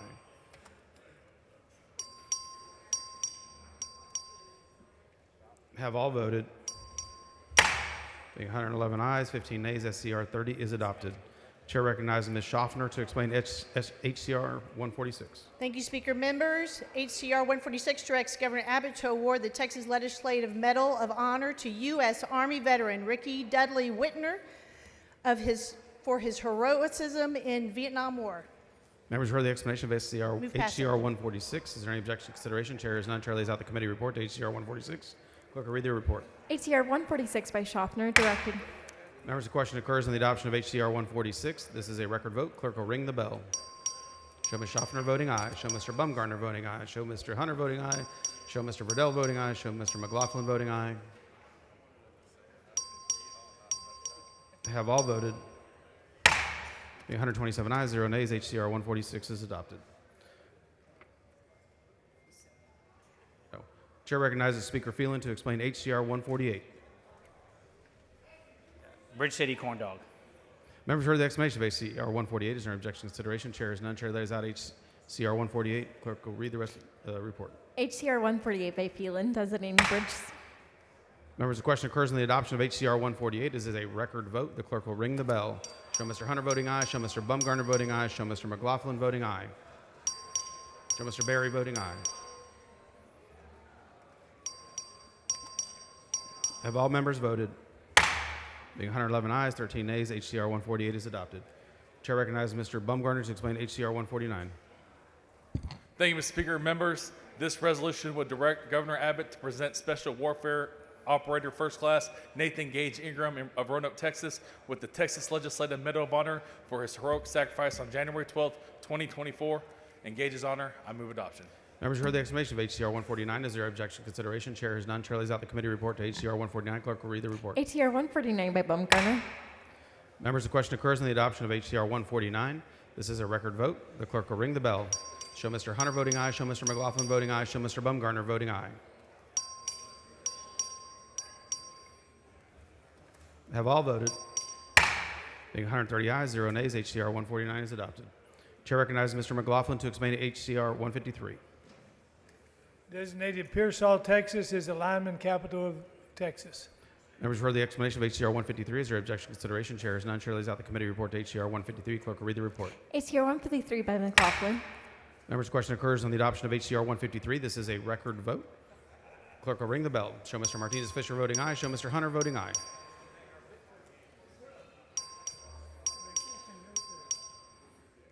Have all voted?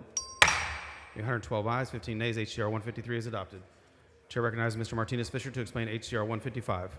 Thank you, Mr. Speaker. Members, HCR 155 will designate San Antonio's military city, Texas.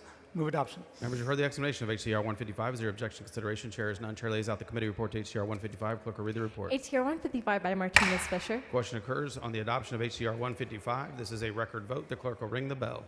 Show Mr. Hunter voting aye. Show Mr. Martinez Fisher voting aye.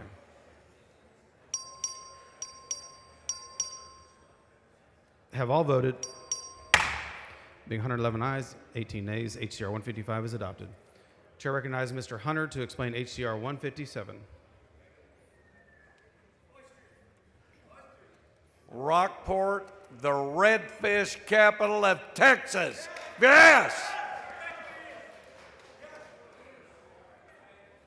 Members, you've heard the very enthusiastic explanation of HCR 157. Is there objection to consideration? Chair is none. Chair lays out HCR 157. Clerk will read the committee report. HCR 157 by Hunter, designating. Question occurs in the adoption of HCR 157. This is a record vote. Clerk will ring the bell. Show Mr. Hunter voting aye.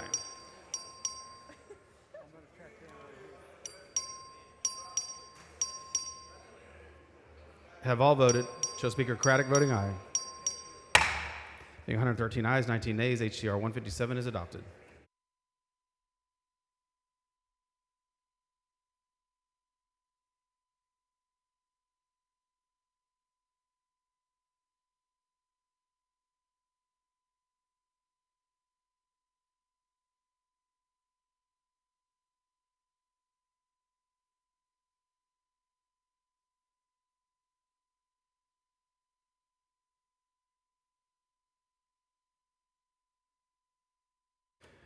Members, we're going to need to adjourn briefly to begin a new legislative day. Representative Patterson moves that the House stand adjourned until 11:55 a.m. today. Is there objection? The chair hears none, and the House stands adjourned until 11:55 a.m. today.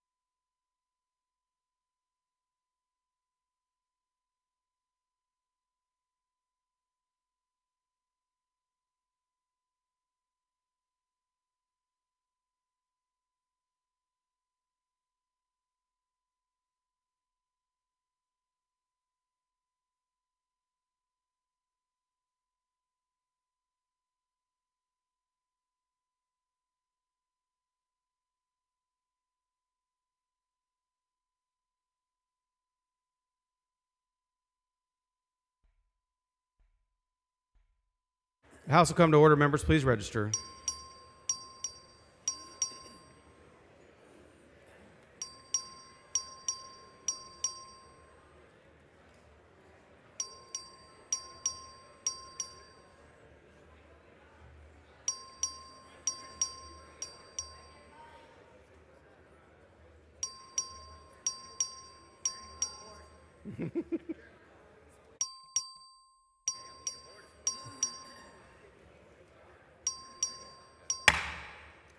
The quorum is present.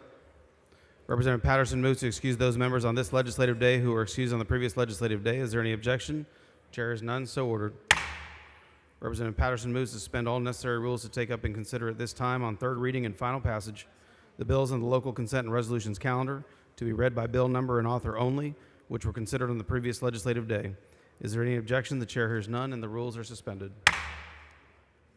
Representative Patterson moves to use the first record vote taken on third reading and final passage for all bills on the local consent and resolutions calendar, with the understanding that a member may record an individual vote on any bill with the journal clerk. Is there any objection? The chair hears none, and the motion prevails.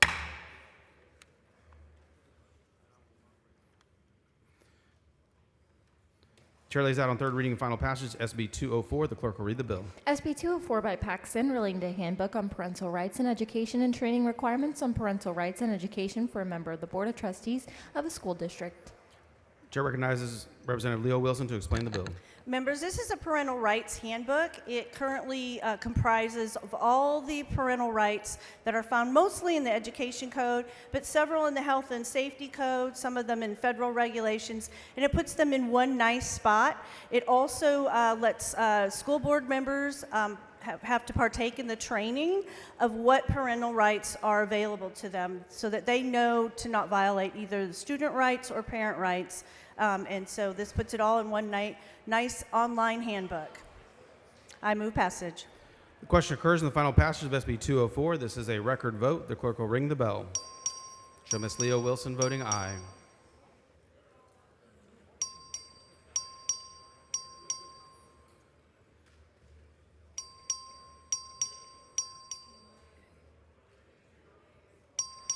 Have all members voted? There being 141 ayes, 0 nays, SB 204 is finally passed.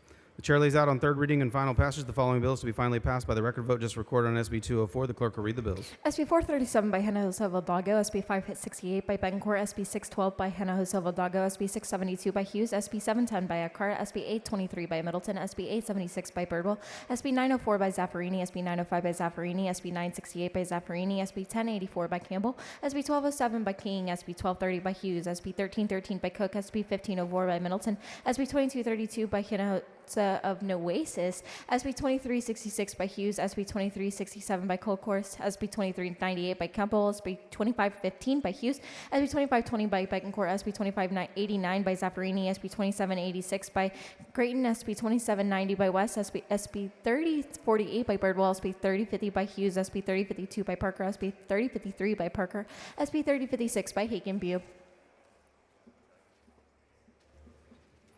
Pursuant to a previously adopted motion, the chair declares those bills just read by the clerk to be finally passed.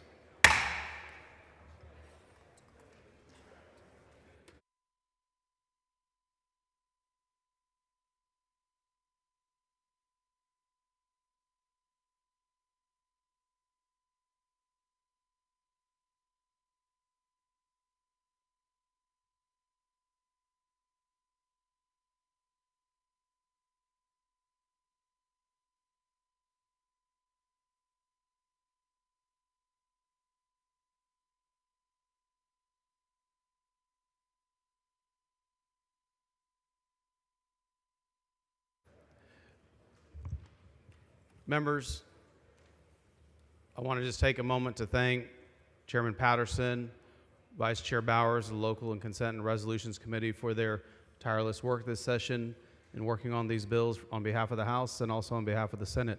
If you would join me in thanking them for their work.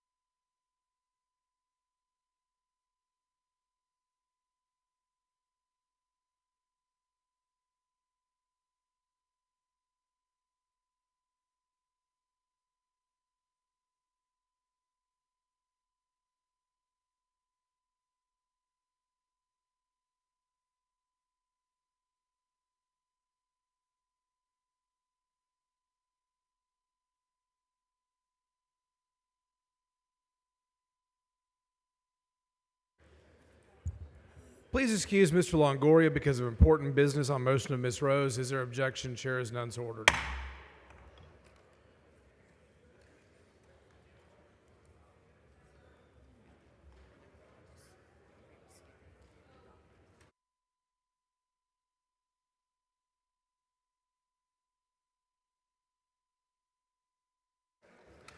Mr. Moody for an announcement. Thank you, members. Real quick, this is the final Bible study of the session that Scott Wall is putting on for us, and I think we owe him a great debt of gratitude for being with us in these very challenging times. He's with us in the happy times and the sad times and all in between. He's got food upstairs. Come and go. Obviously, we're still working here, and he knows that. But I think it'd be a really good gesture if you would go by and pray with him today. He's done a great deal of that for us, and I think we definitely owe him that, and probably much more. He's been a wonderful steward for us in this chamber, and so I know we're all grateful for him being here, and he'll be upstairs waiting for you. Mr. Gerdes, for what purpose? I'd like to make a motion to reduce to writing the remarks about Pastor Scott Wall and place in the journal. Members, you heard the motion. Is there objection? Chair is none so ordered.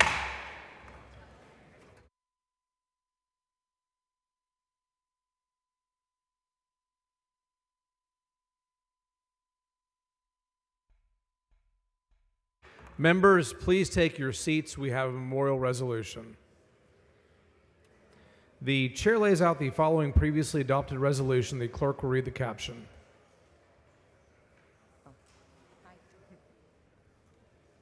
H.R. 247 by Morales Shaw in memory of U.S. Representative Sheila Jackson Lee of Houston. Chair recognizes Ms. Morales Shaw. Yes. Members, if we can just get your attention for a couple of minutes. This is most of the Houston delegation and Harris County delegation up here. The residents of Houston lost a political icon and fierce champion of social justice when we lost Representative Sheila Jackson Lee. Congresswoman was from New York originally. She earned her bachelor's degree in political science at Yale University and went on to complete her law degree at the University of Virginia. After her marriage to Elwyn Lee, a Houston native, she became the proud mother of 2 children, Jason and Erica, who will undoubtedly carry on her legacy in their own way. Congresswoman Jackson Lee was first appointed as a municipal judge in 1987. She later became a member of the Houston City Council. She also served as a deputy agriculture commissioner for the state of Texas, and she won her first congressional race in 1994 and was reelected 14 times, always with more than 70% of the vote. She filed scores of bills addressing the needs of the most vulnerable, and she did not hesitate to work across the aisle to pass them. After the Violence Against Women Act expired in 2019, she fought for its reenactment and authorized the legislation that achieved that goal. She was also the author and lead sponsor of the Juneteenth National Independence Day. So now we get that day off, thanks to Congresswoman Sheila Jackson Lee, in honor of that amazing event. In 2021, she established the Commission to Study and Develop Reparation Proposals for African Americans. Her many other major initiatives included the Sentencing Reform Act, Paycheck Fairness Act, the George Floyd Law Enforcement Trust, and Integrity Act. In her many decades at the U.S. Capitol, Congresswoman Sheila Jackson Lee held numerous leadership roles, including chair of the Judiciary Subcommittee on Crime, Terrorism, and Homeland Security, and senior member of the Judiciary, Homeland Security, and Budget Committees. Sheila Jackson Lee was a fearless warrior on behalf of freedom, democracy, and positive change, and she will be greatly, greatly missed. Before I turn this over to the many colleagues behind me who knew her, worked with her, knew her way more intimately than I did to speak, I just want to read a short passage from Senator John Cornyn's relationship with her at the U.S. Capitol. Sheila was a true stateswoman who served Houstonians with honor, and she will be deeply missed. Many future generations learned from her ability to stand up for what she believed was right, to work with her colleagues across the aisle when it counts, and always serve those who are trusting you to represent them. And with that, I think we'll let other members share their memories and work with Congresswoman. Mr. Reynolds. Thank you, Mr. Speaker. Members, I'm so thankful that Representative Morales-Shaw brought this memorial resolution. Congresswoman Sheila Jackson Lee was a mentor. She truly was an icon, not just for the constituents of the 18th Congressional District, but across the country. I don't know anybody I've ever met in my life that worked as much as she did. This lady worked, as the old folks in the country used to say, from ain't to faint. Anytime that the sun was up, she was out. When the sun was down, she was out.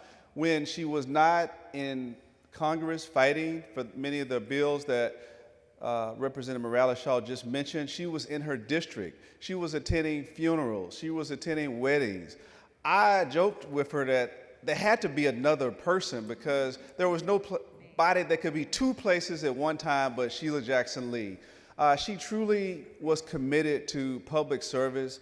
She was a devoted mother of the 2 children. She was a devoted wife for Dr. Elwyn Lee.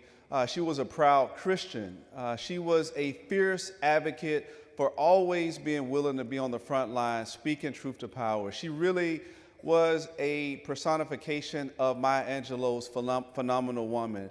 And everywhere I went, when I would see her, whether it was in DC or anywhere she went, people would flock to her, want to take photos with her. And she never was too big or too little, no matter who the person was. So I know many of us across this chamber and across this country mourned her loss, but she worked until her final breath. And so I just want everyone to know that she loved constituent work, she loved advocacy, she loved life, and she lived it well. And finally, I know that one of the last works that she worked on, we just celebrated not celebrated, but recognized the 5th anniversary of George Floyd's death. That was one of the last things that she was working on, was the George Floyd Policing Act. And she was someone that was a national icon, and she will be greatly missed forever. Thank you. Ms. Simmons. Thank you, Mr. Speaker. Members, we truly lost an icon. We lost a titan of our community. She was more than a congresswoman. She was a mentor and a friend. I don't think there's a black woman legislator up here that wasn't impacted or touched by her in some way. I grew up in the 18th, the very first time that I attended the Congressional Black Caucus in Washington, D.C. I was a 12-year-old, 6th grade student, and she broke her rule because it was only for high school students and allowed me to attend. And that was a monumental, life-changing event. I would not be here without Sheila Jackson Lee, and I'm so grateful to her and extending so much love to her family. I thank Erica and Jason for sharing their mother with us, and Mr. Elwyn for sharing his wife. Thank y'all so much for allowing us to have this moment today to acknowledge her. Ms. Jones. So in Houston, she's affectionately known as the Congresswoman, even though there were a bunch of Congresswomen. I first met the Congresswoman when I was a sophomore at the University of Houston. Her husband, Dr. Elwyn Lee, was number 2 in command at the University of Houston. He was the vice president of student affairs, and he said, hey, you should meet my wife. I mean, I knew I wanted to be a lawyer. I didn't know any lawyers, and he told me she was a lawyer, and I met her when I was 19. Representative Reynolds talked about how for sure there had to be another person. I think there were like 12 congresswomen because she literally was everywhere, everywhere. And you can say what you want to say. Even the people that don't like her, you had to respect her, right? Because she was going to impose her will on you. That's just what she was going to do. And she used the power that she earned over numerous years to apply pressure to people who weren't accustomed to having pressure applied to them to get things for people who had never gotten things done for them. And so she had people who hated, but let me be clear, her name was on their lips. So if her name was on their lips, then she had the ball and they were coming for it. So that's a lesson I learned about the Congresswoman. When people are talking about you, even if it's not positive, they talking about you and you ain't worried about them. And I just think you need to remember that. And she literally did not accept no for an answer, right? She was gonna keep coming back to finally you were like relenting. You were crying, Uncle, okay, I give up. What do you want, Congresswoman? And I'll say this, the Congresswoman worked and she had cancer. Cancer sucks, it just does. But she decided to run for mayor of the city of Houston, and I endorsed her when she ran for mayor of the city of Houston because I thought that she would be best for that. She did not win, but that's fine. And here's a problem with underestimating the Congresswoman. So she runs for mayor, she doesn't win, so she's gonna rerun for re-election for her congressional seat. Some people thought they were big and bad, and they was gonna beat her. Well, not. She whooped up on the people that ran against her, and I endorsed her for that race as well. Because the one thing I knew about the Congresswoman, whether you liked her or not, if you called her, she was gonna handle your problem or try to handle your problem, when other people would not. So she definitely left her mark, and for those of you who weren't around when Michael, did you fall out? When she was speaking at Michael Jackson's funeral, it was like, how'd that happen? He in LA, she in Houston, because she affected people. If you went to her funeral, Stevie Wonder sang at her funeral. All kind of people, I won't name them. President Clinton was there. Secretary of State Clinton was there. Everybody was there. Vice President. Republicans and Democrats were at her funeral. That should tell you something. And she was a queen of amendments. She might have tried to pass some bills and people were in their feelings wouldn't pass her bills, but you trust and believe she got it on as amendment to somebody else, right? So she was brilliant. And so I'm sitting up here and I'm not sad that she's gone because everybody in this place is gonna die.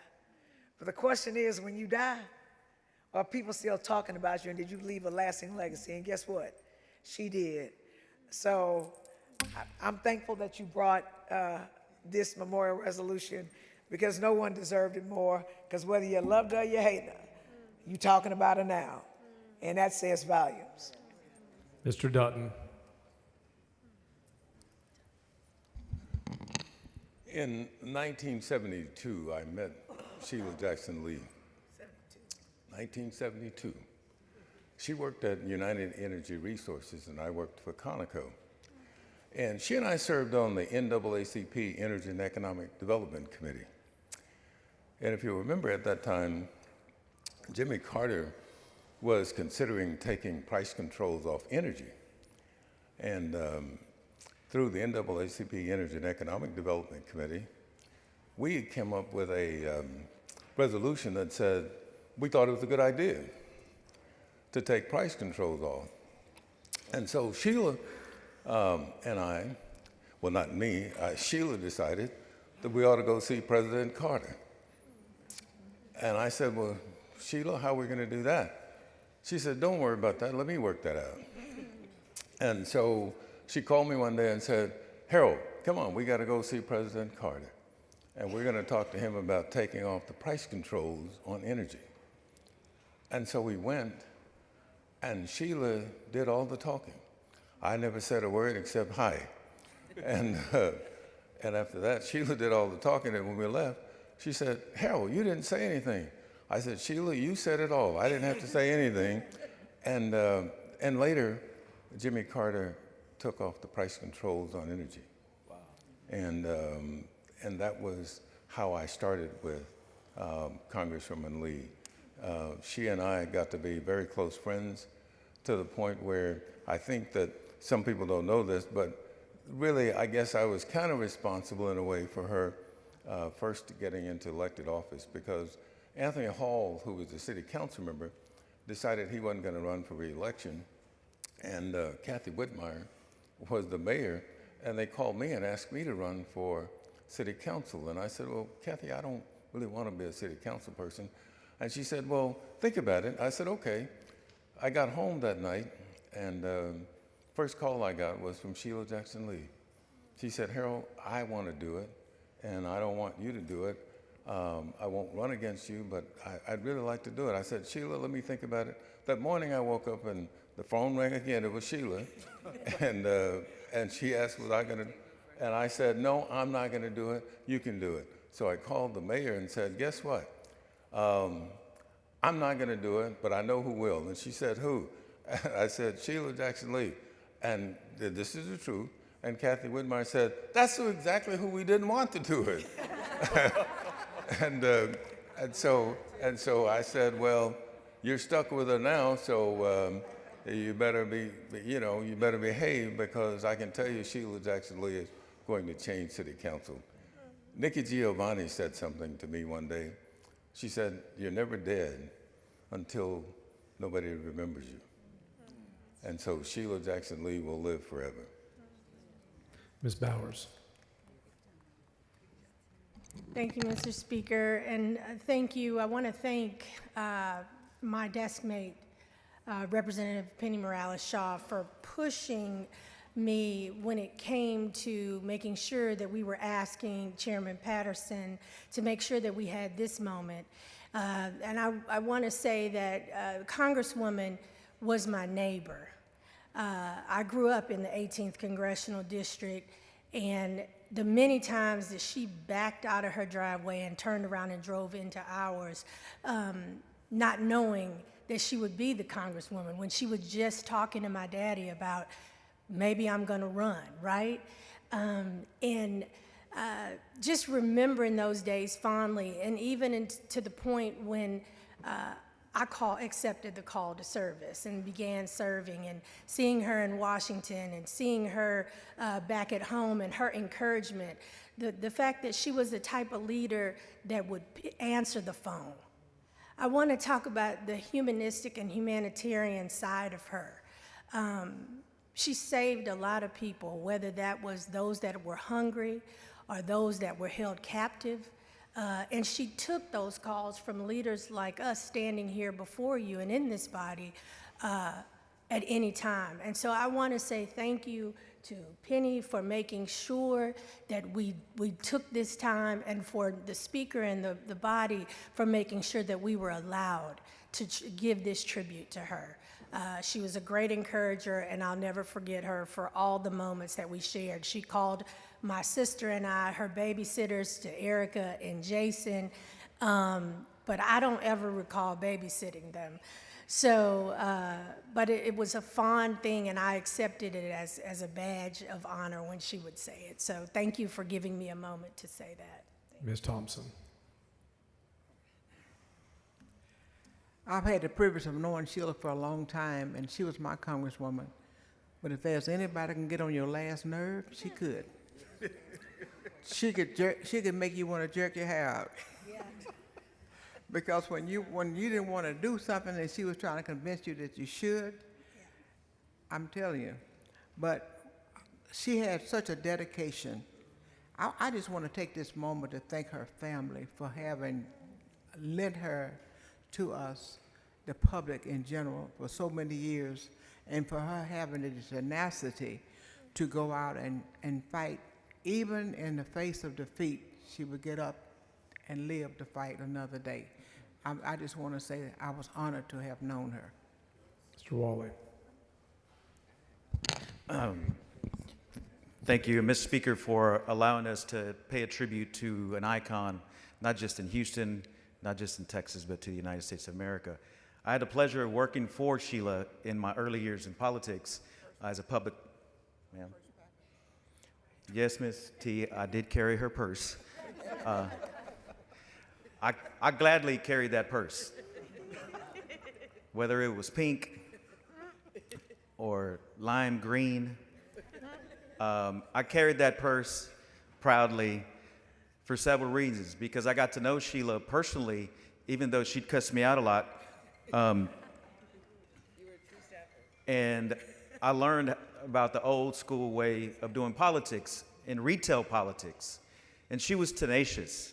As a staffer, she demanded, she had high expectations of you as a staffer. We really didn't have a life. We were on call 24/7. We'd get calls at midnight about things we had to do the next day. We'd get calls at 2 a.m. about things we had to accomplish for the press conference that we would have to organize for her. And she had a lot of them. She had a lot of press conferences that I had to organize for her and do press releases and call the media to show up. And for some, that might be a critique, but as a staffer working behind the scenes, it was very telling how she operated, because she used those tools of media to be able to deliver for her constituents. And those are facts, because I saw them, I witnessed them as a staffer, but I saw the faces. I have several stories, and I won't tell all of them. But no, I won't. But a couple of stories. One, she had me organize providing air conditioners for folks that didn't have ACs, and she made me call Home Depot and try to get those folks to donate some dollars so that we can put ACs in poor people's homes. And when we did that, I was so proud that when obviously the camera showed up, but to see the faces of the people that she impacted, seeing them cry, Ms. T, Harold, seeing those little babies be able to now feel cold air, impacted me profoundly. And to be able to use her tools to impact those families, I use those tools today on this House floor. Because you got to be tenacious, you can't take no for an answer,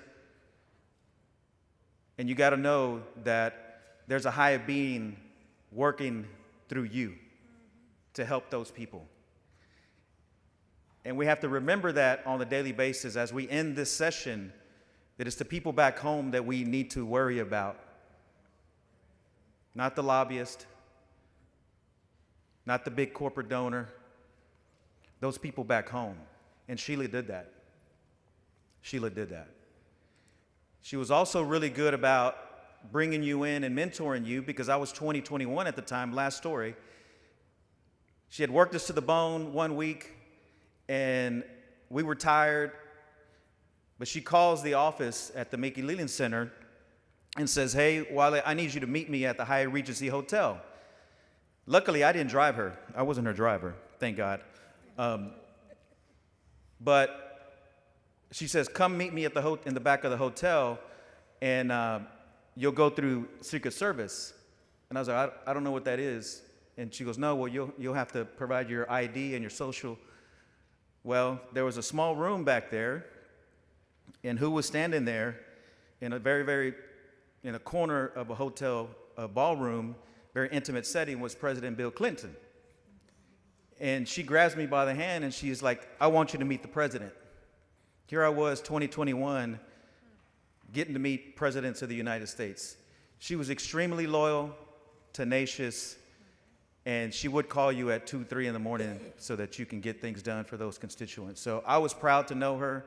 Dr. Lee, Erica, and Jason, just know that we love you. We carry her memory with us on this floor and in the daily lives that we live as public service, because she was one of the ones that some of us want to emulate. And I want to say God bless her, and the world is a better place because of Sheila Jackson Lee. Mr. Raymond. Thank you, Mr. Speaker. Members, I'm not from Houston, but I was very lucky at a very young age working on a United States Senate campaign. I was 22 and traveling with the candidates, so I got to go all over the state. And there was a couple from Houston, Dr. Lee and Sheila Jackson Lee, would pick us up at the airport, and we'd go to events together. So one of the things I love about politics, that all of you should love about politics, is you meet some of the most incredible people. Some of the most incredible people. And I remember the first time I met her, because Dr. Lee is driving, he's quiet guy. But there's Sheila. And I said, wow, this is a really, really dynamic person. I'm just a young guy. I'm just listening. I'm just watching. I knew about legends. Symphonia, Miss T was already a legend. She was already famous. But Sheila was just Sheila. But she had ideas, and she had passion, and she had interest, and so that's when I got to know her. And as time went on, well, she got elected judge and then eventually Congress.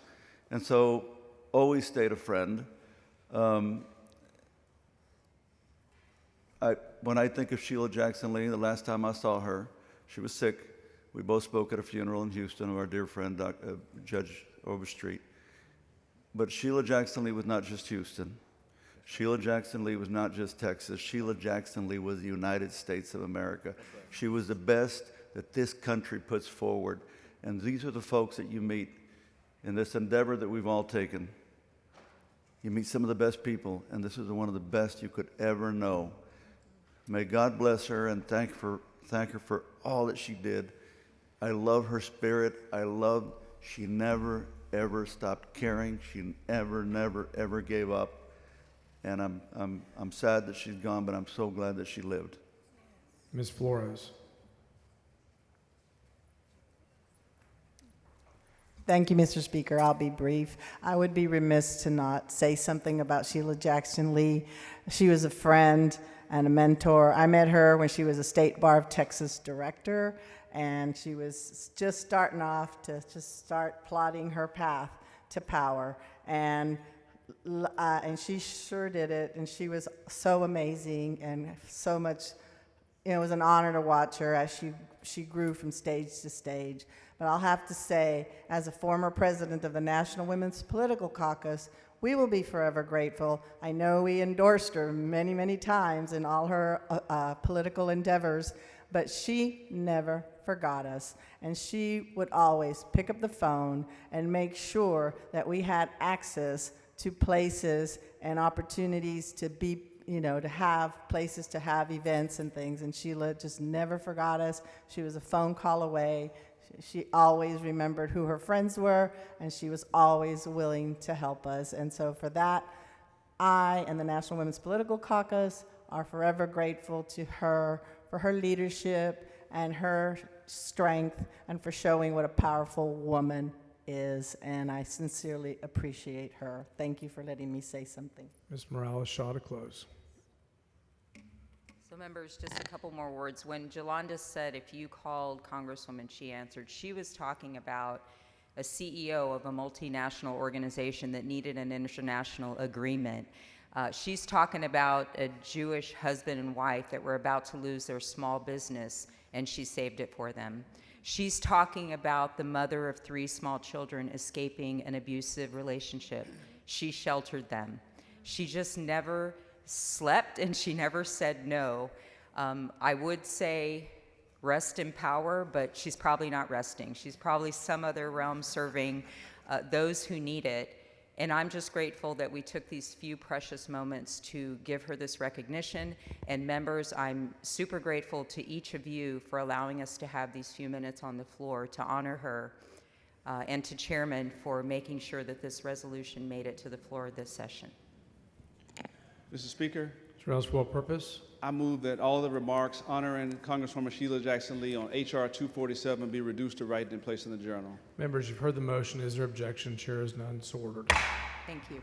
Members, join us and rise and observe a moment of silence.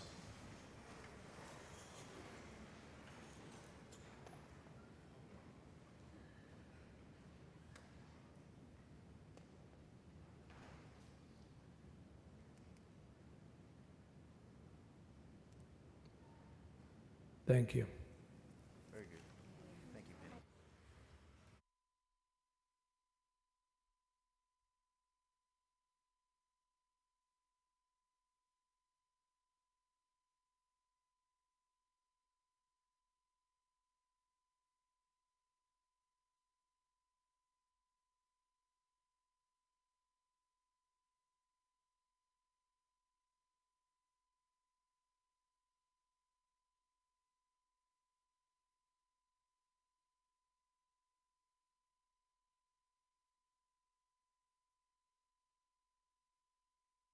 Chair recognizes Ms. Garcia Hernandez for a motion.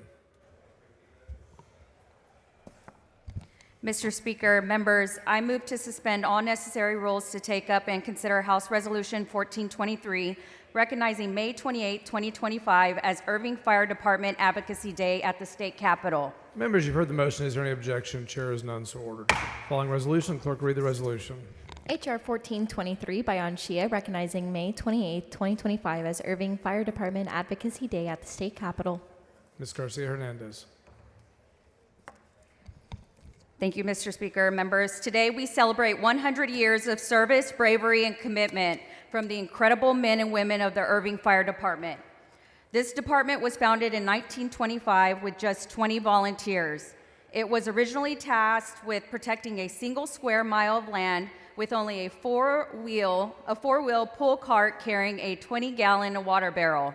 Those humble beginnings were the foundation for a legacy that has grown to over 400 firefighters. Every day, our firefighters show up for work and put their own lives on the line to protect more than 253,000 residents across the city of Irving.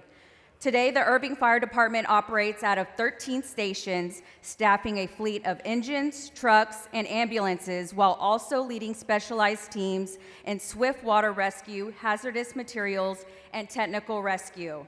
The Irving Fire Department ranks among the top 1% of fire departments nationwide, a testament to their exceptional preparedness and service. The work of the Irving Fire Department is a reminder that heroism is not a title, but a daily commitment. Even when the fires are out, their dedication does not end. They train relentlessly, ensuring that when the call comes, they are ready to answer. Their work requires strength, skill, and sacrifice. Members, please join me in recognizing Brian Becker, the president of the Irving Firefighters. And Brian, if you'll please rise to be recognized. Welcome to your Texas Capitol.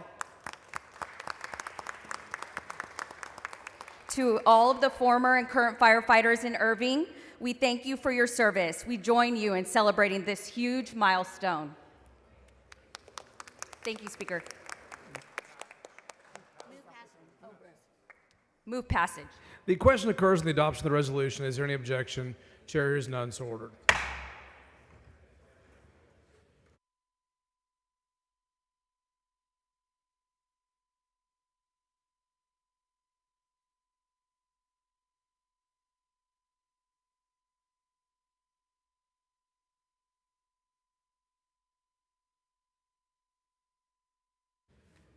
Chair recognizes Mr. Rosenthal for recognition.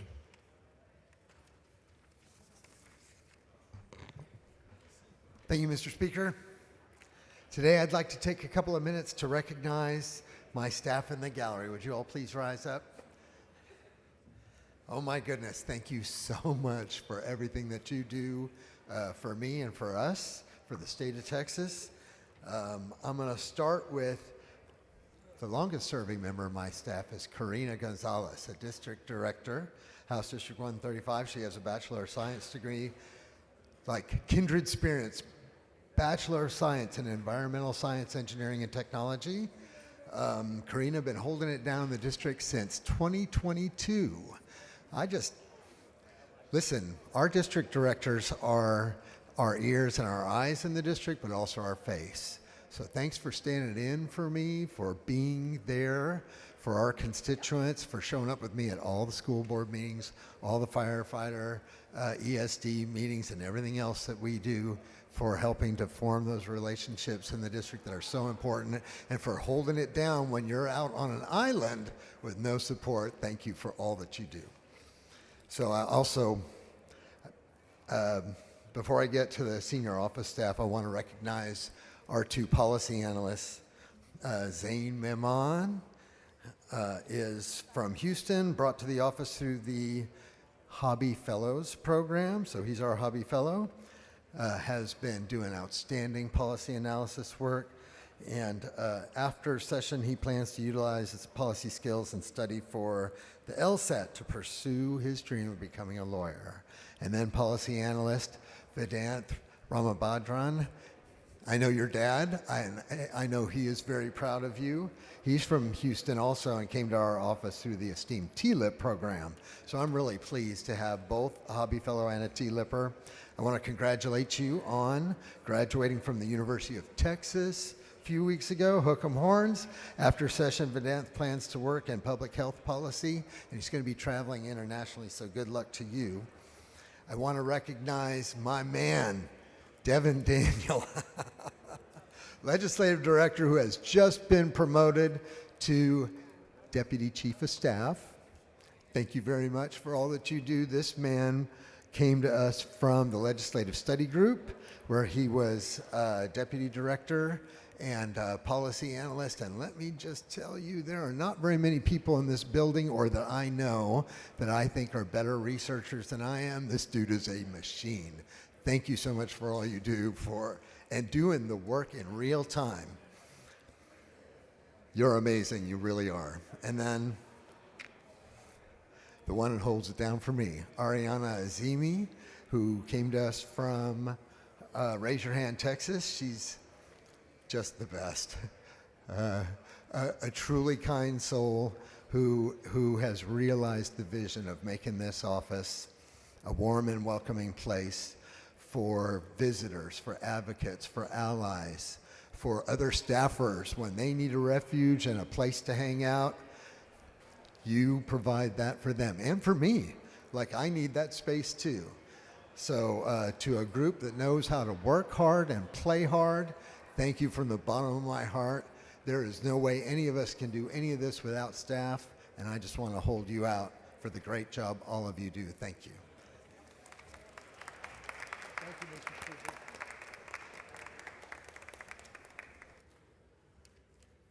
Members, we have a couple of privileged resolutions authorizing technical corrections and then 2 reconsiderations before we start on the calendar. The chair lays out the following privileged resolution. The clerk will read the resolution. HTR 166 by Metcalf, instructing the enrolling clerk of the House to make corrections in HB number 4187.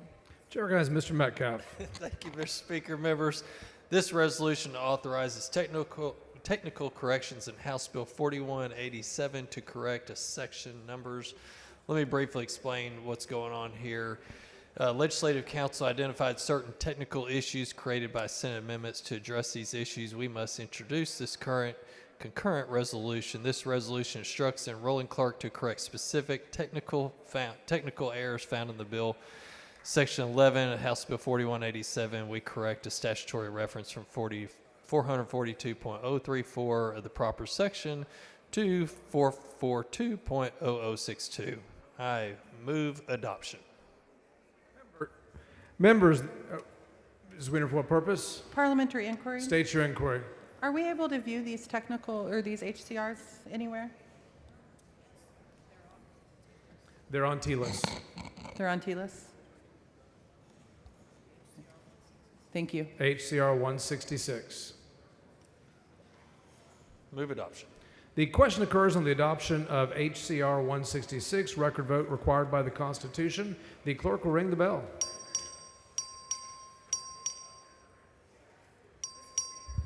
Ms. Jones voting aye. Have all members voted? Have all members voted?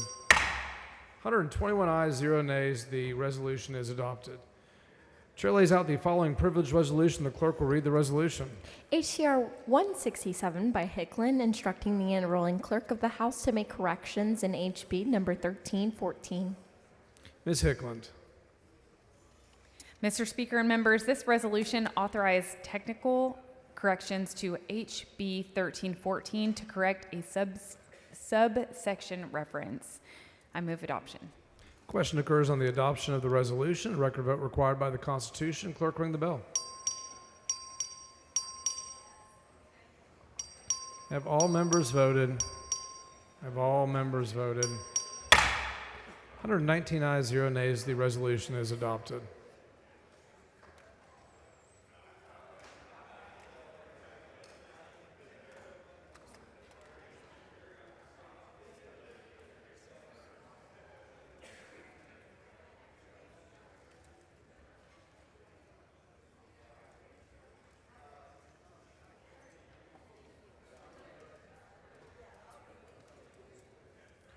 The chair recognizes Mr. Ashby for a motion. Thank you, Thank you, Mr. Speaker. I move to reconsider the vote by which SB 1191 was taken and failed to pass. Mr. Ashby moves to reconsider the vote by which SB 1191 failed to pass. Is there objection? Is there objection? Chair hears none. The motion to reconsider prevails. Members, SB 1191 is back before the House on third reading. The clerk will read the bill. SB 1191 by Creighton relating to the development of a standard method of computing a student's high school grade point average. Chair recognizes Ms. Harris-Davila to explain the bill. Thank you, Mr. Speaker. Members, I know that there was some confusion about this bill yesterday, so I want to make some clarifications about what this bill does. This bill allows a student who is taking an AP chemistry class in high school and a student who is taking a chemistry class at a college, a community college, for college credit towards a college degree to have those two courses weighted the same towards their GPA. Last session, we passed HB 8, which gave a ton of funding to our community colleges and did a lot of work towards incentivizing high school students to take college courses towards a college degree.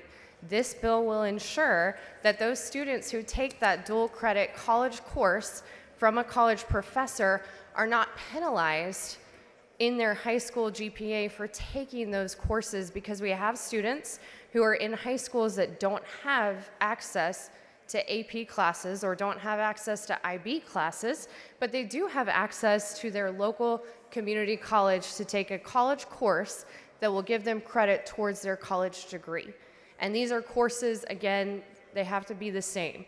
AP chemistry versus a college chemistry course.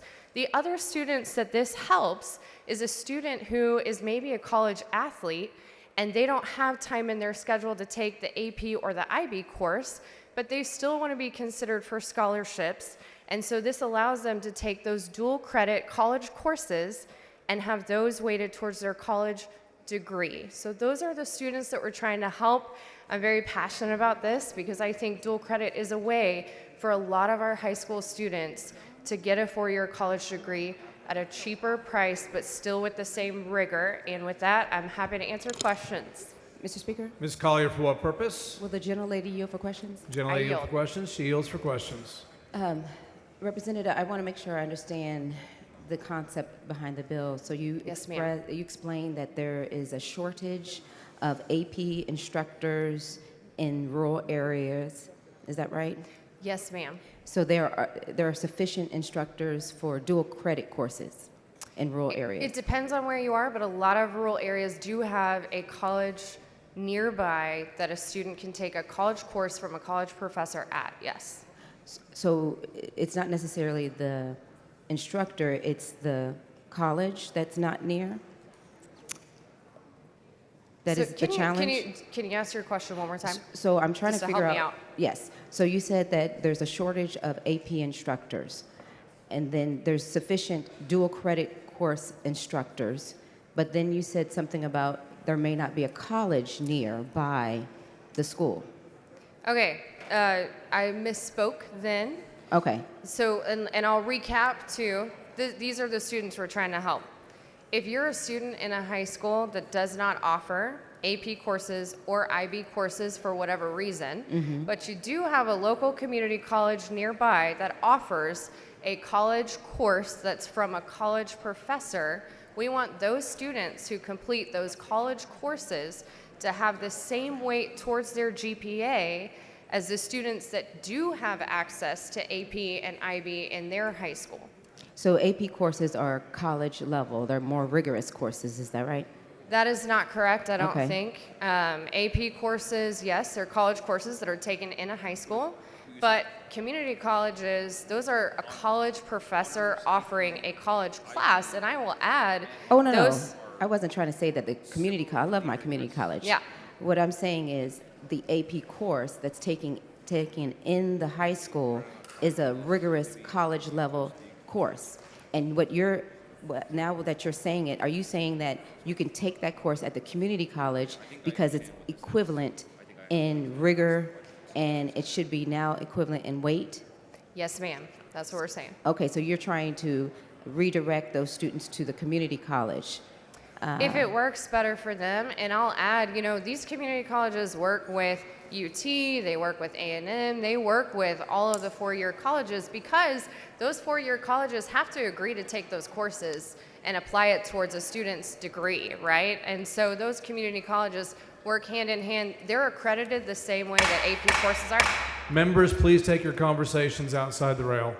Okay. And so AP and that college level course, they're accredited the same way. They go through the same rigorous process to accredit them as well. So it would only be for, well, does this apply everywhere? So if you have sufficient access to AP courses in your area, Yeah. you don't have the challenge that is in the rural area. Are you saying that the standard would be the same? So the standard would be the same, but the other students that this will help is even if your high school does have AP or IB, let's say you're a college athlete and your schedule is dominated by whatever sport that is, practices, whatever that looks like, that student whose life is dominated by the athletics, their schedule may not fit with AP or IB, but their schedule may fit with dual credit courses.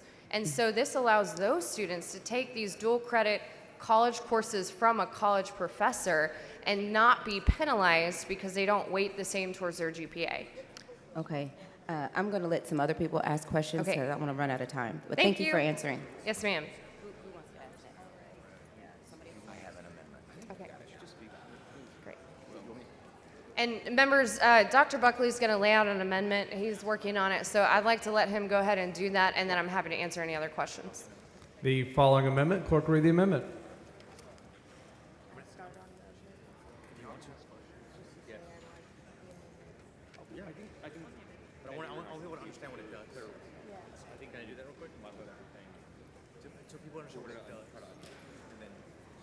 Amendment by Buckley.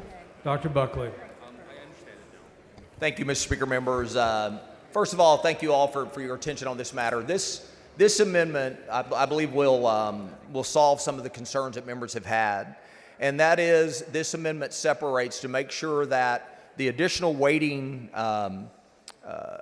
given for an AP course, an IB course, an on-ramps dual enrollment course, and a dual credit course is not included for a course that's offered through the Workforce Education Course Manual.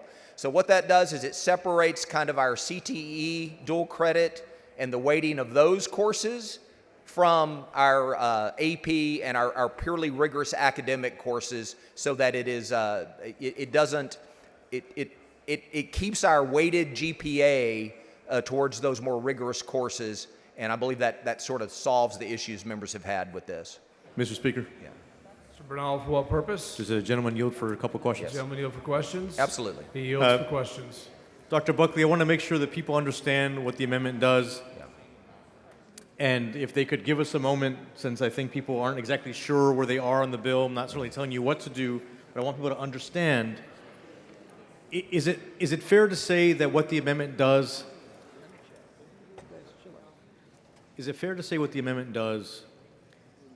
is separate rigorous core academic courses? Yes. Where we may be equalizing to some degree their weight in terms of GPA, because not every campus can offer dual credit, not every campus can offer AP, some campuses aren't IB, but we equalize that there, but we're separating them so they don't get diluted by other courses, let's say in a CTE or a dual credit situation where they may not be as academically rigorous. And so we might be separating them out to keep the academic pieces here and some of the less academic, maybe more trade-specific courses here, and they're not all treated exactly the same. Is that right? That is absolutely correct. And it builds a wall between our rigorous academic courses and then those that are wonderful programs where we get dual credit in our workforce areas, but it keeps those separate so that when a kid that is we're measuring their GPA or calculating it, those that are taking rigorous academic courses receive more weight than if you're on a CTE pathway. And not that there's anything wrong with them, but in this case, what the amendment does is allow the comparison of perhaps different kinds of apples, but it separates the apples from the oranges. That's exactly right. A great All right. fruit analogy. I'm hungry. Okay. Thank you, Mr. Speaker. All right. Mr. Speaker, Mr. does the gentleman yield for questions? Gentleman yield for questions. Absolutely. He yields for questions. I wanted to thank you, Dr. Buckley, and Bill Sponsor for working with Commissioner Morath and the other stakeholders to get this amendment drafted. I believe the amendment holds the integrity of the academic institution by maintaining the rigorous courses at a higher standard than the ones outlined in the amendment. And then I just wanted one clarifying question.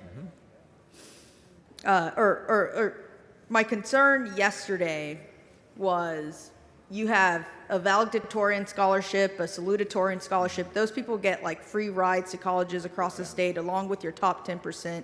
Yesterday would have watered down GPA with the original bill and its intent, but this amendment corrects that. I wanted to thank you again. And then lastly, just for clarification,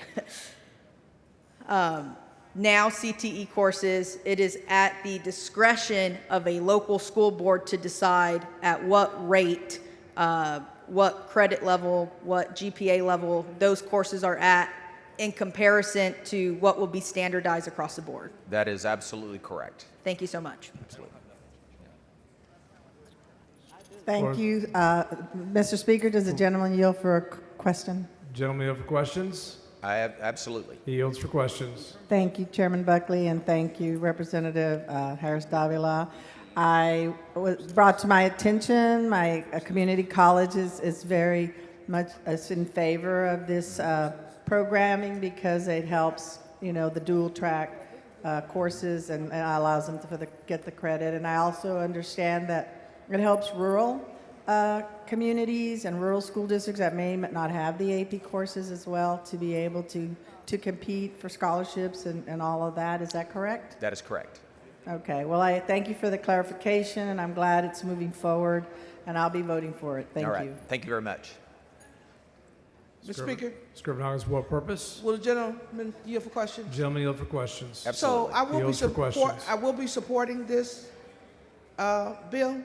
I want to be clear, though. We don't want to leave anybody down the wrong path. I look at transcripts every year, okay? So would you agree that when a college entrance occurs, the transcript is the driver more so than the GPA? Would you agree with that? I agree that college admissions is multifaceted in many different indicators, but you're right. Transcript is absolutely important. So when we look at AP courses and industry-based credentials, they will not be viewed as equal. What will happen is the college that one applies to, they will look at the courses that are taken, and AP courses will always be at a higher level.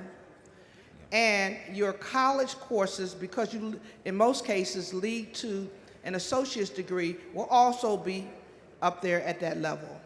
So I want us to get away from the GPA calculation and truly look at the transcript in terms of the description of courses. Are you taking basket weaving? Are you taking advanced science? Yeah, Those are looked at differently. We want to be clear on that.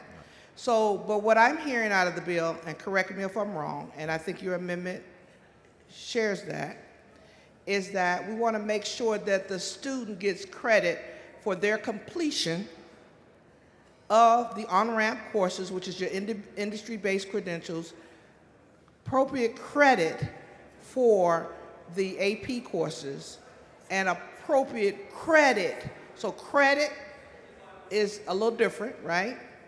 Yes. And once they get appropriate credit, then the college that they enter will then look at the course descriptions to see the specific rigor that is involved in those courses. Would you agree with that?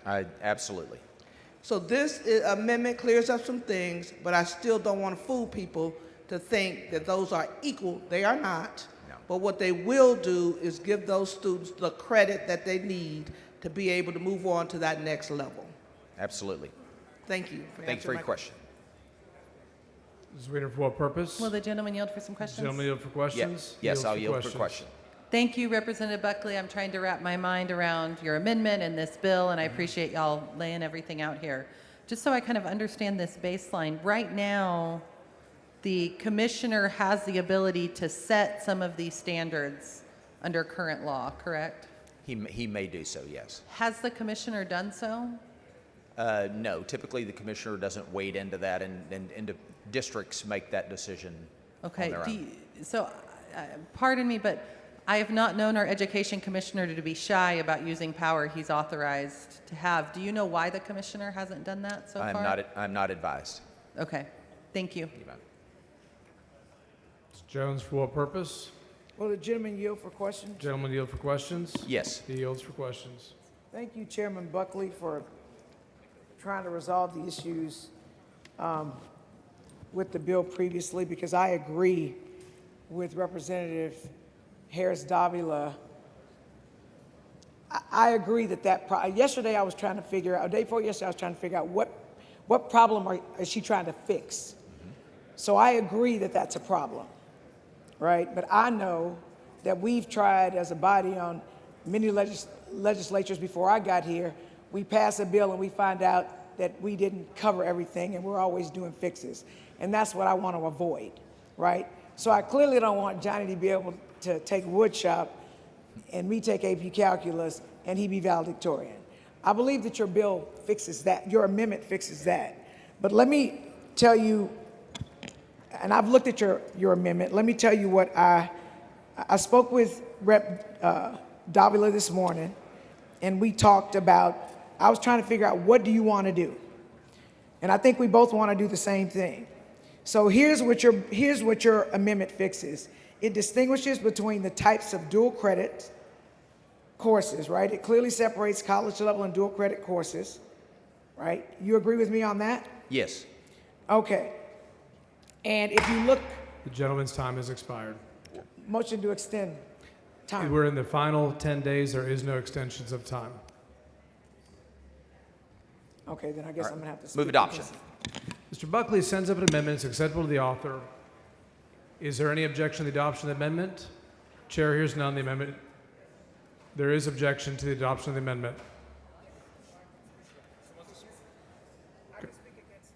Okay. Ms. Jones to speak against the amendment. I was trying to get somewhere. I was trying to be helpful. But let me tell you, Chairman Buckley's amendment, so it does alleviate my concern one. So college level dual credit courses should receive equal GPA weight as AB, IB, and on-ramps. So if you look at the text, a dual credit course not included in the Workforce Education Course Manual or its successor adopted by the Texas Higher Education Coordinating Board, look at this line effectively identifies academic college transferable dual credit courses, i.e. English Comp, college algebra, and requires that they be weighted equally. So that concern is resolved. Another concern that I had was that lower level workforce oriented dual credit courses should not be weighted equally. And his amendment resolves that. And that's the part where it says the amount of additional weight may be different from the amount to be given a dual credit course included in the workforce education course. Here's where I don't think his amendment addresses my concern. Courses taken at college campuses should count equally toward GPA regardless of where they're delivered. Now, I spoke with Rep. Davila, and she told me that that was a concern that she had, and I have that concern.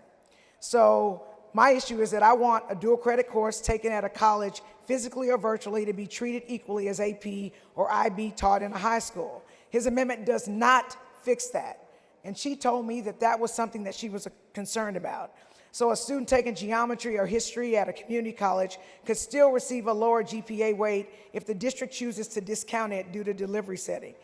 The next concern that I had was that the bill should only apply to college level courses. So the text in the amendment that says not included in the Workforce Education Course Manual, it's a partial fix. So this is a proxy for college level because academic transfer courses are not in the manual. But the bill doesn't clearly define or use the term college level course, which may create inconsistency or misinterpretation by school districts. And so I'm going to say this again. I absolutely believe that the concerns that Rep. Davila has should be addressed. I absolutely believe that if you're a kid and the school that you're at doesn't offer any of those courses, that if your parents have the money to go send you to a junior college or community college to take these courses so that you can compete with the kids at the other schools who actually have it, I want to fix that problem. And so I believe that the amendment as it stands now fixes 2 of the 4 concerns that I have, but it doesn't fix all of them, and I don't want for us to be coming back later to clean them up. Now, I currently have Ledge Council drafting an amendment to try to fix all of the concerns. So yes, some of them work and others don't, and I would love to be able to work with Rep. Buckley, but I am telling you, for those of you who have kids, you have them taking AP courses or whatever, this amendment does not necessarily protect your kids from being leapfrogged by other kids who take classes in other places. So I think we want the same thing. The question is, does this amendment or does this not amendment address all the issues? And I'm telling you that it doesn't. So for that reason, because I don't want any kid that takes really rigorous coursework for a specific purpose, which is to get into the college or university that they want to get into. I don't want someone who hasn't had as rigorous a course load to be able to leapfrog against them. So, as I said before, that's why I'm speaking against it. I think that it goes a long way towards fixing some of the problems. But I actually think if we put this off, that I could maybe talk with Chairman Buckley so that we could address all of the concerns. But I mean, vote as you feel like. My child is not, I'm not trying to get my child in college. I don't have that problem with my child. And as it stands now, I'll ask my son to send my granddaughter to private school. I want to be helpful. I absolutely agree. But I do not believe this amendment addresses all of the concerns. Thank you. Mr. Buckley sends up an amendment. It's a record vote. Clerk will ring the bell. So Mr. Buckley voting aye, Ms. Harris-Davila voting aye, Mr. Wu voting aye. Have all members voted? Have all members voted? Ms. Villalobos voting aye. Being 137 ayes and 3 nays, the amendment is adopted. Anyone wish to speak on, for, or against the bill? Mr. Rosenthal in favor of the bill. You gonna join us?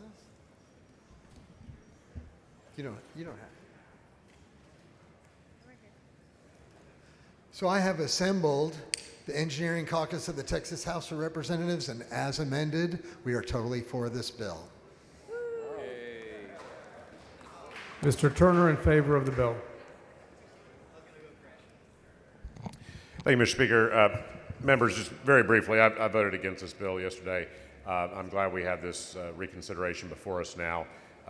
We have had a strategy in Texas to encourage dual enrollment at the high school level, and I want to commend our community college districts around the state that have really taken that charge on and worked to make dual enrollment, dual credit courses available to high school students across our state. That is helping families save time and money in college, and it's a good policy. And this bill makes sense. I think that there were some legitimate concerns yesterday. I think Dr. Buckley's amendment that we just adopted address the majority of those concerns, so I'll be voting yes.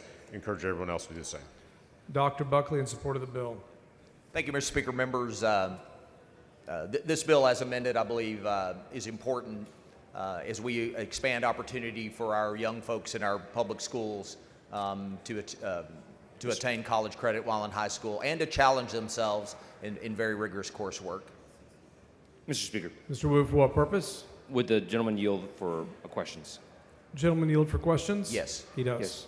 Dr. Buckley, can you help me clarify this bill, especially now that it's been amended, just for the body?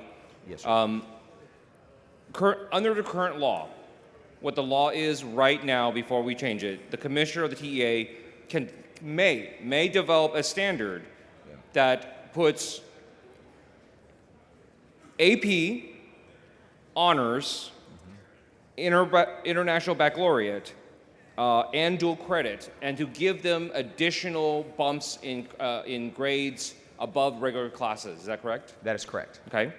And now what this this bill would do is change it from a may to a shall, and trying to have statewide consistency. And additionally, you're adding in, so now included onto the list of honors, AP, IB, and dual credit, you're adding the on-ramps program through UT, correct? That is correct. Okay. And the reason on-ramps is being added is because it is also a rigorous program that is outside of the school and is very beneficial to students. It's extremely rigorous and very beneficial. Okay. And the consternation over this is that what this bill would say, pending the amendments, is that in the past, schools were allowed to give whatever credit they want for those different levels.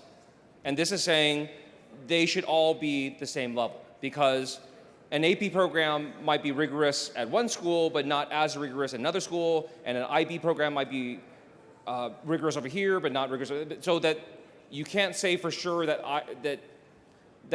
AP is definitely more rigorous than one, and one's definitely lower than the other. And you're saying they're all really good. That is correct. Okay?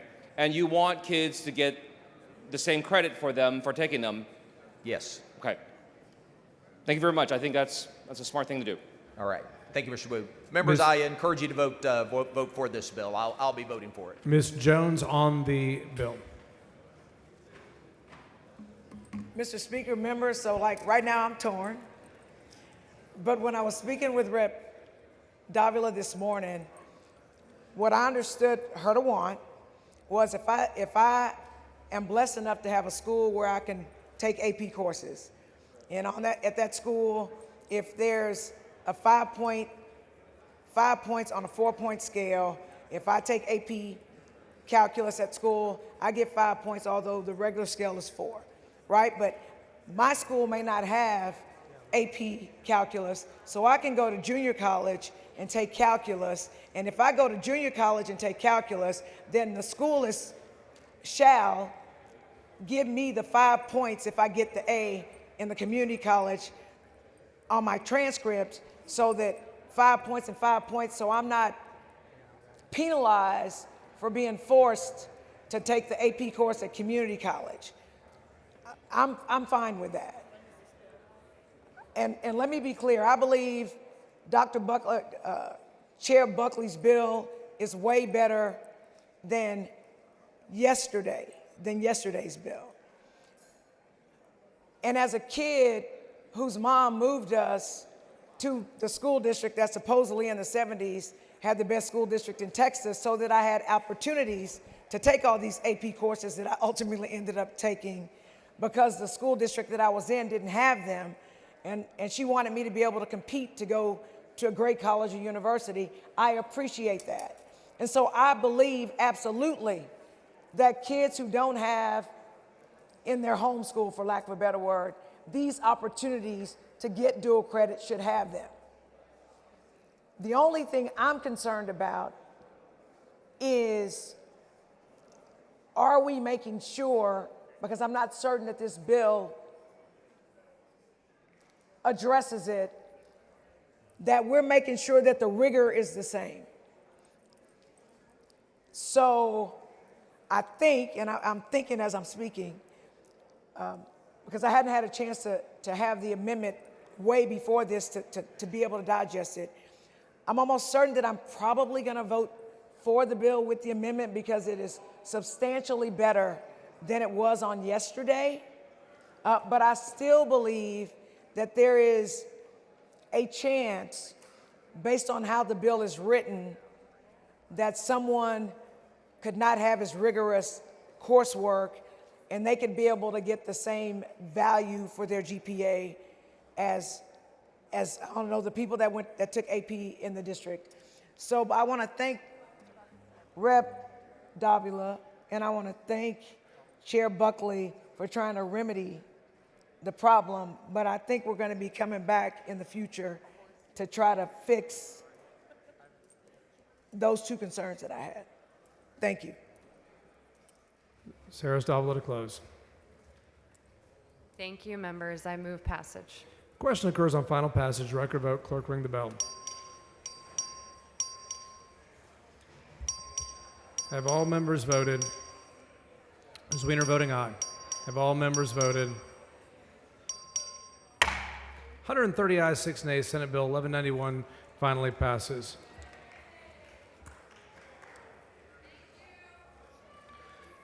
Members, notice was given earlier today of a motion to reconsider the defeat of SJR 87. However, no eligible member has come forward to make the motion. The time for reconsideration will expire as soon as we go onto the calendar.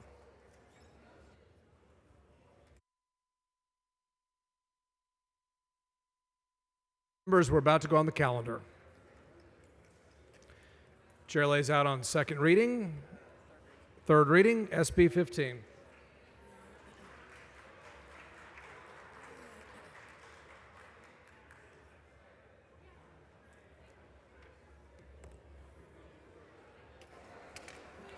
Clerk will read the bill.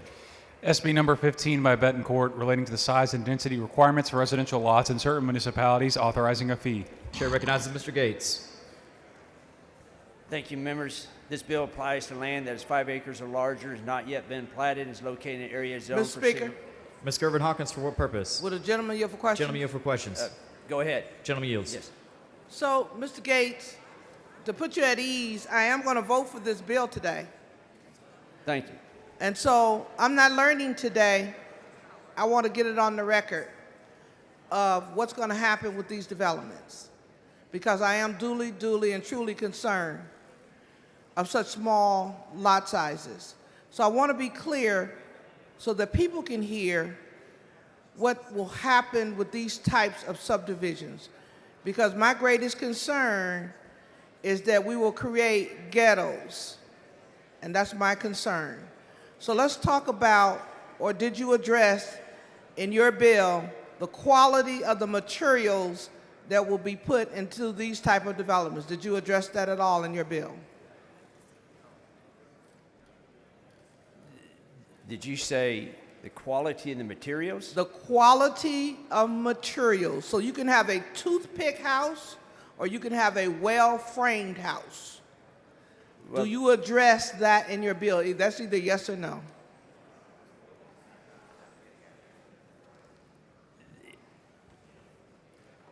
I don't quite understand the question. You're saying that a house, when someone has to build a house, they have to meet whatever the quality standards that any city fits up. This bill does not prevent a city from requiring them to meet the same quality that they currently do. So do you address the quality at all in your bill? No, the quality is handled by whatever city's building terms are. Let me rephrase my question. Do you address in your bill that whoever builds these developments must stay in line with city code? Do you Yes. address that? Yes. Okay, awesome. The other thing I think is important, and so that the members who are listening will know, there will be no parking or carports on these properties. No parking or carports. Where do you? Or garages. Where do you see that at? I saw that in the picture you showed me, and I saw that in the bill itself. It specifically say no carports and no garages. Well, it doesn't say that you can't have that. What it is that the city cannot require more than one parking space per unit. So not more than one parking space per unit. Remember, Representative Gates, you're on the record, because I'm going to be following up on this to make sure that these developments do not become future ghettos by not giving people the amenities that they need of a quality home.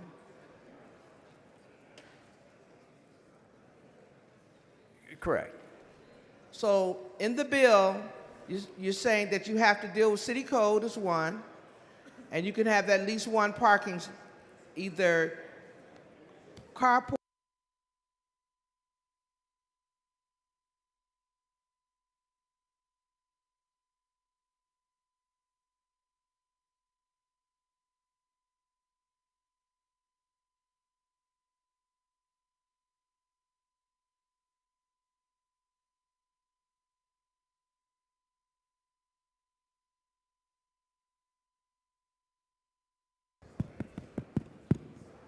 back on?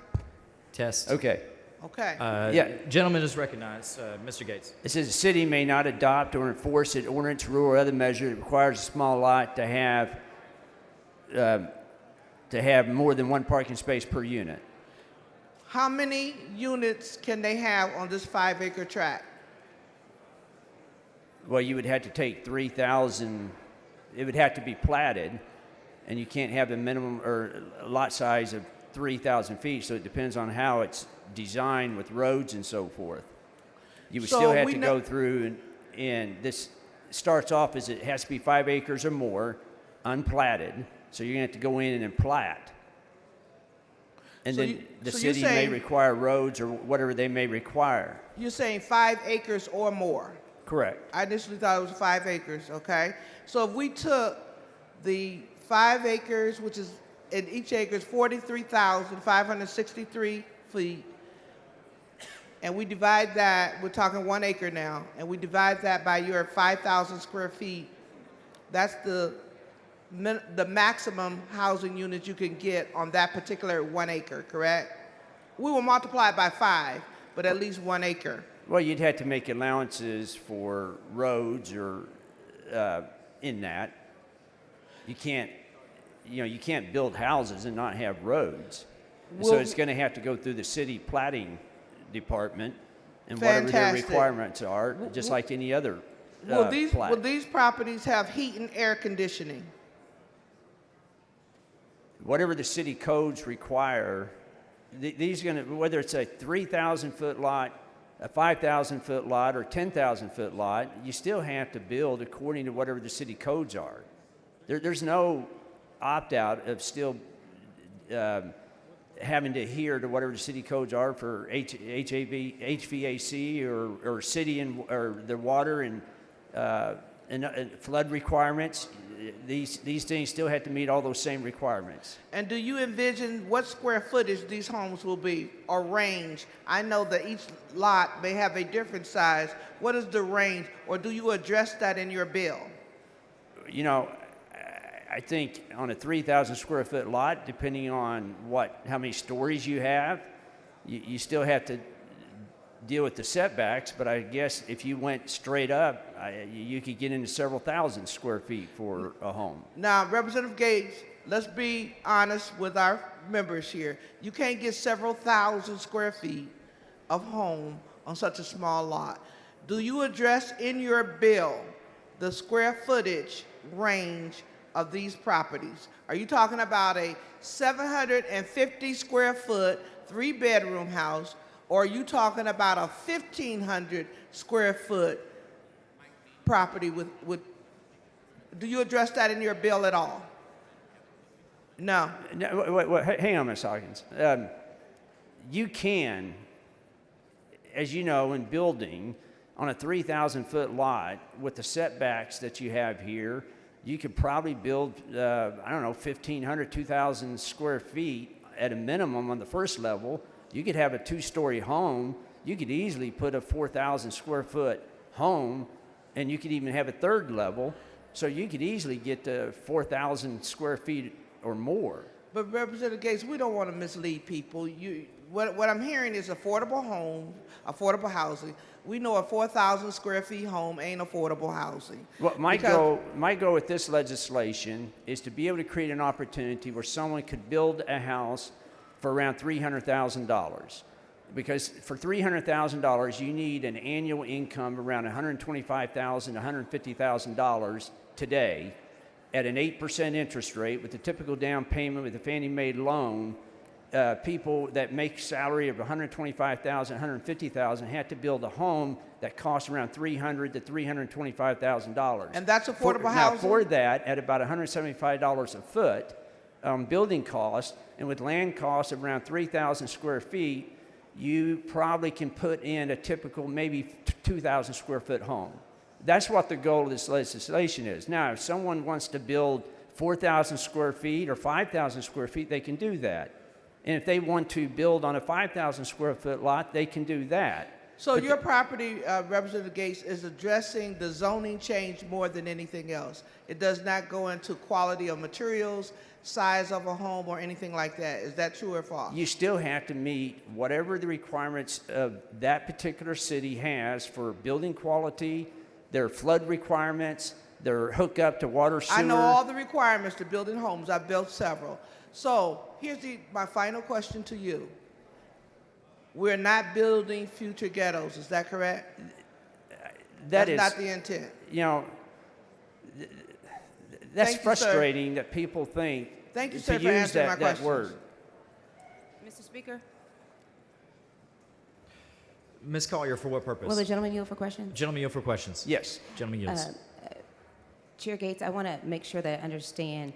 You said units. Are these single-family homes, or are these like condo units, apartment units for lease or for rent? In the bill, it specifically says it has to be zoned for single-family homes. So they will be single-family homes. That's correct. All right, on tiny lots. Is that right? They're small lots. 3,000 square foot is the minimum. I don't know what your definition. If you define Well, how many 3,000 acres is square that? foot as tiny, then Is it a fourth of an acre? say again? Is that 1/4 of an acre? No. Okay, that's fine. A typical acre is 45,360 square feet. Right. So this is 3,000 square feet, up to a minimum of 3,000 square feet. So they're like zero lot homes? No. They're not zero lot? No. Like I said, you would have to meet. First of all, this has to be unplatted. Right. Then, if you want to buy 5 acres, you're going to have to, and it has to be zoned for single family. You're then going to have to go through the platting department of that city, and they're going to have their conditions that they're going to put on you as far as roads and all of that.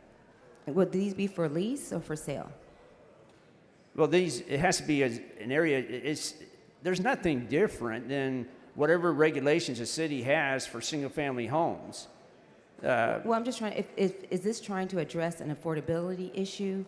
And if so, how does it make it more affordable? How does it guarantee that it's more affordable in the bill?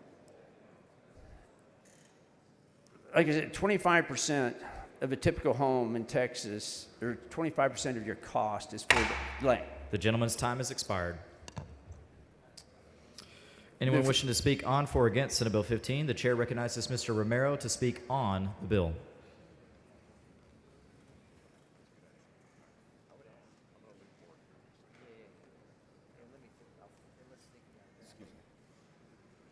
Thank you, Mr. Speaker. Members,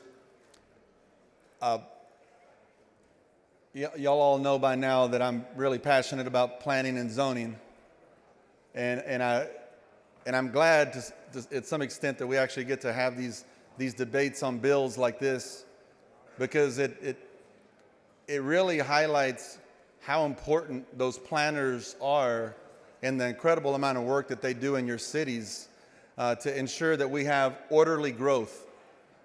I served for almost 11 years on both the City of Fort Worth Planning and Zoning Commission. I was honored to serve as our chairman of our Planning Commission. And there are countless hours spent in our cities through future land use maps and your comprehensive plans. And I think one thing that you should all know, that when this bill first came here, it was to get around every single one of those protections for your citizens. When this bill first came here, while it might have been helped to be drafted by a nonprofit that says this is for affordability, even right now you can still hear that maybe these will be 4,000 square foot houses. This is about density without having to go through your council, your zoning commissions, to ensure that it's adequate and correct for the planning of your city. That's what this is about. So I know that around our country, there's places that have incredible affordability problems, and we can even say that that's happening right here in Austin. But don't go fix Fort Worth with what's happening in Austin. And don't come fix Texas with what's happening in San Francisco.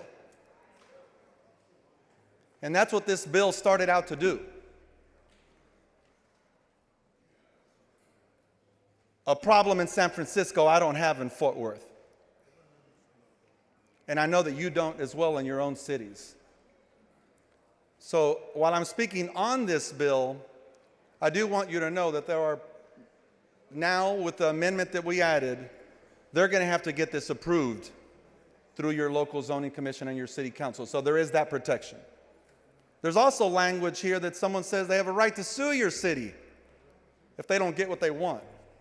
I wanted to take that off as an amendment, but, you know, the author will have to ask why that was a part of his bill. I think it's dangerous. But nevertheless, I'm speaking on this bill. I appreciate y'all and your patience with me on all of these issues that are planning and zoning. But I know one thing, this state means a lot to me. So for folks that want to move here and build here, build it right. You only have one chance to build it. So build it right the first time. Thank you, members. The chair recognizes Mr. Gates to close. Move passage. Members, the question occurs on final passage of Senate Bill 15. This is a record vote required by the Constitution. The clerk will ring the bell. Show Ms. Hicklin voting aye, Mr. McQueen voting aye. Have all members voted? Have all members voted? Show Mr. Alders voting aye. Have all members voted? There being 86 ayes, 43 nays, Senate Bill 15 finally passes. Chair lays out on third reading Senate Bill 646. The clerk will read the bill. SB 646 by West relating to repayment of certain mental health professional education loans. Chair recognizes Ms. A. Davis of Dallas for a motion. Mr. Speaker, I move to postpone further consideration of SB 646 until 5 p.m. today. Members, you've heard the motion. Objection to the adoption of the motion. Chair is none. The motion is adopted. Chair lays out on third reading Senate Bill 800. The clerk will read the bill. SB 800 by Zapparini relating to a public institution of higher education's orientation on the sexual harassment, sexual assault, dating violence, and stalking policy. Chair recognizes Mr. Wilson. Thank you, Mr. Speaker. Senate Bill 800 would direct each post-secondary institution beginning with 2025 academic year to include a video in orientation for our Title IX coordination and communication. Move passage. Members, he moved passage. Members, question occurs on final passage of Senate Bill 800. This is a record vote required by the Constitution. The clerk will ring the bell. Have all members voted? Show Mr. Bojani voting aye. Have all members? Show Mr. King voting aye. Have all members voted? There being 94 ayes, 38 nays, Senate Bill 800 finally passes. Chair lays out on third reading Senate Bill 790. The clerk will read the bill. SB 790 by Alvarado relating to the procedure for resolving certain customer complaints before the Public Utility Commission of Texas. Chair recognizes Mr. Guillen. Thank you, Mr. Speaker. Members, this allows the PUC to create a simplified complaint and dispute resolution process for tenants and landlords. Move final passage. Members, question occurs on final passage of Senate Bill 790. This is a record vote required by the Constitution. Clerk will read the bell. Have all members voted? Show Mr. King voting aye, Mr. Bojani voting aye. Have all members voted? There being 95 ayes, 39 nays, Senate Bill 790 finally passes. Chair lays out on third reading Senate Bill 748. The clerk will read the bill. SB 748 by Zapparini relating to the regulation of laser hair removal. Chair recognizes Mr. Gerdes. This is a TDLR cleanup bill for laser hair removal. I move passage. Members, question occurs on final passage of Senate Bill 748. It's a record vote. Clerk will ring the bell. Have all members voted? Have all members voted? There being 118 ayes, 15 nays, Senate Bill 748 finally passes. Chair recognizes Dr. Buckley for a motion. Thank you, Mr. Speaker. I move to suspend House Rule 8, Section 5D for Senate Bill 571 to designate the following members as joint sponsors: Buckley, Noble, and Frank. Members, you've heard the motion. Is there objection to the adoption of the motion? The chair is none. The motion is adopted. Chair lays it on third reading Senate Bill 571. The clerk will read the bill. SB 571 by Betancourt relating to the reporting investigation of certain misconduct in child abuse and neglect, creating criminal offense. Chair recognizes Mr. Leach. Thank you, Mr. Speaker. Members, I'm really proud to work with Senator Betancourt to pass this bill protecting our students in Texas. Move final passage of Senate Bill 571. Members, question occurs on final passage of Senate Bill 571. This is a record vote. The clerk will ring the bell. Have all members voted? Have all members voted? There being 126 ayes, 10 nays, Senate Bill 571 finally passes. Chair lays out on third reading Senate Bill 1957. The clerk will read the bill. SB 1957 by Hagan B. relating to the eligibility of a person to serve on a civilian oversight board. Chair recognizes Mr. Hickland. Thank you, Mr. Speaker. Members, this bill relates to eligibility for service on the civilian oversight boards. I move passage. Members, the question occurs on final passage of Senate Bill 1957. Does the record vote the clerk ring the bell? Have all members voted? Have all members voted? There being 100 ayes, 38 nays, Senate Bill 1957 finally passes. Chair lays that on third reading, Senate Bill 1923. The clerk will read the bill. SB 1923 by West relating to modification of certain orders providing for the support of a child. Chair recognizes Ms. A. Davis of Dallas. Thank you, Mr. Speaker and members. This is a bill we passed yesterday that allows child support to follow the child under a Chapter 34 agreement. I move passage. Members' request occurs on final passage of Senate Bill 1923. This is a record vote. The clerk will ring the bell. Have all members voted? Have all members voted?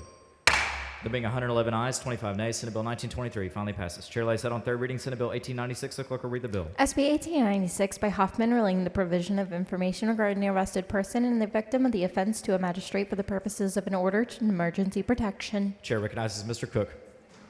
Thank you, Mr. Speaker. Members, Senate Bill 1896 simply provides necessary information for emergency protective orders. I move final passage. Members, the question occurs on final passage of Senate Bill 1896. This is a record vote. The clerk will ring the bell. Have all members voted? Have all members voted? There being 140 ayes, 0 nays, Senate Bill 1896 finally passes. Chair lays that on third reading, Senate Bill 1760. The clerk will read the bill. SB 1760 by Zaffarini relating to guardianships for persons who are incapacitated, changing a fee. The chair recognizes Dean Thompson. Mr. Speaker, members, this is a bill regarding guardianship that may be transferred from one court to another to be sure that all of the papers are transferred to the new court and that the fees are nominal, no more than $80 charges. I move final passage. Members, the question occurs on final passage of Senate Bill 1760. This is a record vote. The clerk will ring the bell. Have all members voted? Have all members voted? There being 140 ayes, 0 nays, Senate Bill 1760 finally passes. Chair lays that on third reading, Senate Bill 1335. The clerk will read the bill. SB 1335 by Zaffarini relating to descendants' estate. Chair recognizes Mr. Landgraf. Thank you, Mr. Speaker. This bill makes adjustments to the Estates Code to improve estate administration efficiency, and I move passage. Members, the question occurs on final passage of Senate Bill 1335. This is a record vote. The clerk will ring the bell. Have all members voted? Have all members voted? There being 140 ayes, 0 nays, Senate Bill 1335 finally passes. Chair lays out on third reading, Senate Bill 2368. The clerk will read the bill. SB 2368 by Campbell relating to affiliation with certain foreign entities of certain persons working for or participating in the electricity market, increasing an administrative penalty. Chair recognizes Mr. Patterson. Thank you, Mr. Speaker. Members, Senate Bill 2368 is about securing the Texas grid from hostile foreign nations and their agents. I move passage. Members, the question occurs on final passage of Senate Bill 2368. This is a record vote. The clerk will ring the bell. Have all members voted? Have all members voted? There being 138 ayes, 0 nays, Senate Bill 2368 finally passes. Chair lays out on third reading, Senate Bill 2477. The clerk will read the bill. SB 2477 by Betancourt relating to certain municipal regulations of conversion of certain office buildings to mixed use and multifamily residential occupancy. The chair recognizes Mr. Patterson. Thank you, Mr. Thank you, Mr. Speaker. Members, yeah, what do you got? We'll talk after. Oh, after, okay. Let me do this layout real quick. Members, this is House Bill 5187, allows us to convert unused and vacant office buildings to residential housing, more housing near jobs, less traffic, more freedom. Move passage. The question occurs on final passage. Where are we? Senate Bill 2477 is the regular vote. Clerk will ring the bell. All members voted. All members voted. There being 112 ayes, 26 nays, Senate Bill 2477 finally passes. Chair lays that on third reading, Senate Bill 2587. The clerk will read the bill. SB 2587 by Zaffarini relating to the access to and use of certain criminal history record information, the procedure for obtaining that information, and to the correct terminology for certain licensing, the issuance of certain which requires a criminal history background check. Chair recognizes Mr. Guillen. Thank you, Mr. Speaker. Members, this brings our state further in line with federal standards for handling criminal background information. It protects sensitive information, supports agency operations, and keeps Texas aligned with federal requirements. Move for final passage. Members, the question occurs on final passage of Senate Bill 2587. This is a record vote. The clerk will ring the bell. Have all members voted? Have all members voted? There being 139 ayes, 0 nays, Senate Bill 2587 finally passes. Chair lays that on third reading, Senate Bill 2986. The clerk will read the bill. SB 2986 by Campbell relating to the protection from adverse action against public schools and institutions of higher education for permitting religious organizations' use of facilities. Chair recognizes Mr. Leach.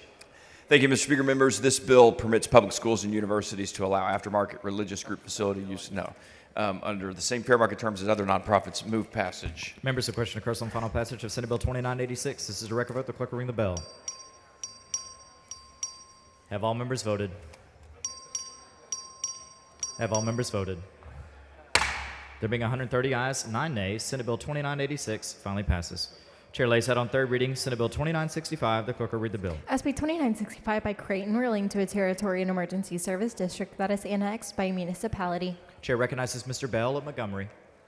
Thank you, Mr. Speaker. Members, this bill simply makes certain that when there is an annexation of an ESD, that there's a process for the municipality and ESD to use, and that this annexation process move passage. Members, the question occurs on final passage of Senate Bill 2965. This is a record vote. The clerk will ring the bell. Have all members voted? Have all members voted? There being 124 ayes, 14 nays, Senate Bill 2965 finally passes. Chair lays that on third reading, Senate Bill 1563. The clerk will read the bill. SB 1563 by Menendez relating to county jailer training on interacting with veterans and criminal justice system. Chair recognizes Ms. Plessa. Thank you, Mr. Speaker. Members, Senate Bill 1563 addresses the treatment of veterans within the criminal justice system by enhancing the training required for county jailers. I ask for your favorable consideration and move adoption or passage. Members, the question occurs on final passage of Senate Bill 1563. This is a record vote. The clerk will ring the bell. Show Ms. Troxclair voting aye, Ms. Plessa voting aye. Have all members voted? Have all members voted? There being 96 ayes, 44 nays, Senate Bill 1563 finally passes. Chair lays out on third reading Senate Bill 1467. The clerk will read the bill. SB 1467 by Hinojosa of Hidalgo relating death records maintained by the Vital Statistics Unit of the Department of State Health Services provided to certain hospitals. Chair recognizes Mr. Cunningham. Thank you, Mr. Speaker. Members, this is the bill we passed on second reading yesterday that requires the Department of Health and Services to share limited death record information, full name, date of birth, country of residence with hospitals so that it can update the records. Move passage. Members, the question occurs on final passage of Senate Bill 1467. This is a record vote. The clerk will ring the bell. Have all members voted? Have all members voted? There being 138 ayes, 0 nays, Senate Bill 1467 finally passes. Chair lays that on third reading, Senate Bill 1164. The clerk will read the bill. SB 1164 by Zaffarini relating to the emergency detention of certain persons evidencing mental health illness and to court-ordered inpatient and extended mental health services. The chair recognizes Speaker Moody. Thank you, Mr. Speaker, members. Appreciate your time and attention on this. This is dealing with emergency detention orders. We're reforming some of the ways that we do that here. It's carefully crafted, bringing all stakeholders together like we always do. And I move passage. Members, the question occurs on final passage of Senate Bill 1164. This is a record vote. The clerk will ring the bell. Show Mr. Bojani voting aye. Have all members voted? Have all members voted? There being 94 ayes, 47 nays, Senate Bill 1164 finally passes.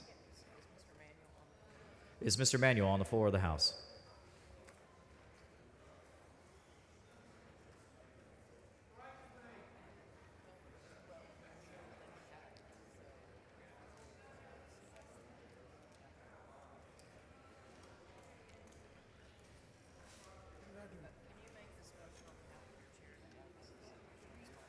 The chair recognizes Mr. Emanuel for a motion.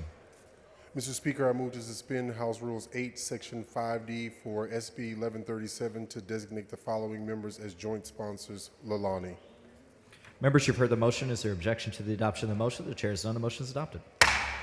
Chair lays that on third reading, Senate Bill 1137. The clerk will read the bill. SB 1137 by Miles relating to the group home consultant referrals, creating criminal offense. The chair recognizes Ms. Simmons. Thank you, Mr. Speaker. Members, this is the bill that we passed yesterday. SB 1137 is about putting safety and accountability first, ensuring vulnerable individuals are referred only to trustworthy, transparent, and licensed homes. I move passage. Members, the question occurs on final passage of Senate Bill 1137. This is a record vote. The clerk will ring the bell.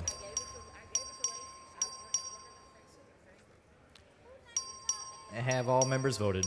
Show Mr. Bojani voting aye. Have all members voted? Show Ms. Simmons voting aye. Have all members voted? There being 81 ayes, 57 nays, Senate Bill 1137 finally passes. Is Mr. Manuel on the floor of the House? Mr. Manuel is regretting sitting so far away. Come on. Jeez.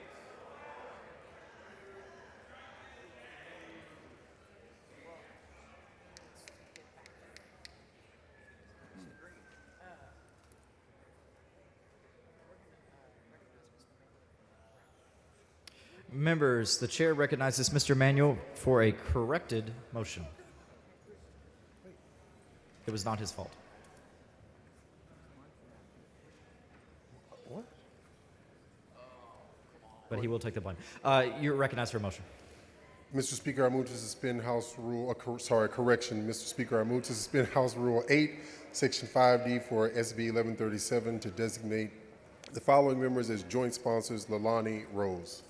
Members, you've heard the corrected motion. Is there objection to the adoption of the motion? The chair is on the motion is adopted. Mr. Bojani, for what purpose? Mr. Speaker, I humbly request that the remarks on the following two items be reduced to writing and placed in the journal. Number one, the remarks on HR 1402 by Ashby from earlier today, and the remarks and debate on SB 25 from the second reading, including all the amendments, please. Members, you've heard the motion. Is there objection to the adoption of the motion? The chair is none. The motion is adopted. Chair lays out on third reading Senate Bill 614. The clerk will read the bill. SB 614 by Hinojosa of Hidalgo, relating the authority of the Texas Forensic Science Commission to review and refer certain cases to the Office of Capital and Forensic Writs.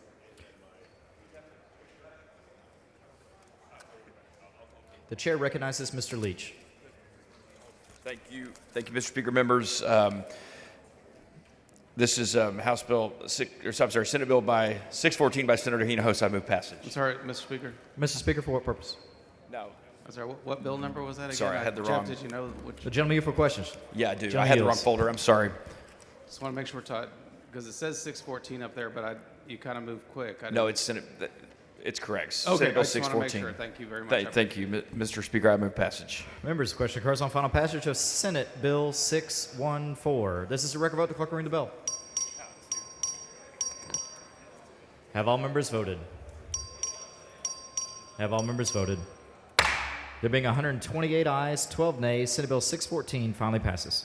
Chair lays it on third reading Senate Bill 705. The clerk will read the bill. SB 705 by Zaffarini, relating to Air Conditioning and Refrigeration Contractors Advisory Board. The chair recognizes Mr. Gerdes. Here's another TDLR cleanup bill for air conditioning and refrigeration contractors advisory board structure. I move final passage. Members, the question occurs on final passage of Senate Bill 705. This is a record vote. The clerk will ring the bell. Have all members voted? Have all members voted? There being 108 ayes, 32 nays, Senate Bill 705 finally passes. Chair lays it on third reading Senate Bill 918. The clerk will read the bill. SB 918 by Zaffarini, relating the licensing and regulation of orthesis and prostheses. The chair recognizes Mr. Van Dever. Thank you, Mr. Speaker. Members, this is another cleanup bill for TDLR. I move passage. Members, the question occurs on final passage of Senate Bill 918. This is a record vote. The clerk will ring the bell. Have all members voted? Have all members voted? There being 99 ayes, 42 nays, Senate Bill 918 finally passes. Chair lays it on third reading Senate Bill 955. The clerk will read the bill. SB 955 by Parker, relating to the punishment of the offense of trafficking of persons. The chair recognizes Mr. Cook. Thank you, Mr. Speaker. Remember, Senate Bill 955 is related to human trafficking and with specifically talking about recruiting from jail and enhances the penalty, and I move final passage. Members, the question occurs on final passage of Senate Bill 955. This is a record vote. The clerk will ring the bell. Have all members voted? Have all members voted? There being 139 ayes, 0 nays, Senate Bill 955 finally passes. Chair lays it on third reading Senate Bill 869. The clerk will read the bill. SB 869 by Birdwell, relating the deadline for the Texas Ethics Commission to resolve certain complaints. The The chair recognizes Mr. Shaheen. Thank you, Mr. Speaker. Members, SB 869 ensures the Ethics Commission resolves formal complaints in a timely, fair manner. Move passage. Members, the question occurs on final passage of Senate Bill 869. This is a record vote. The clerk will ring the bell. Have all members voted? Have all members voted? There being 128 ayes, 8 nays, Senate Bill 869 finally passes. Chair lays it on third reading. Senate Bill 850. The clerk will read the bill.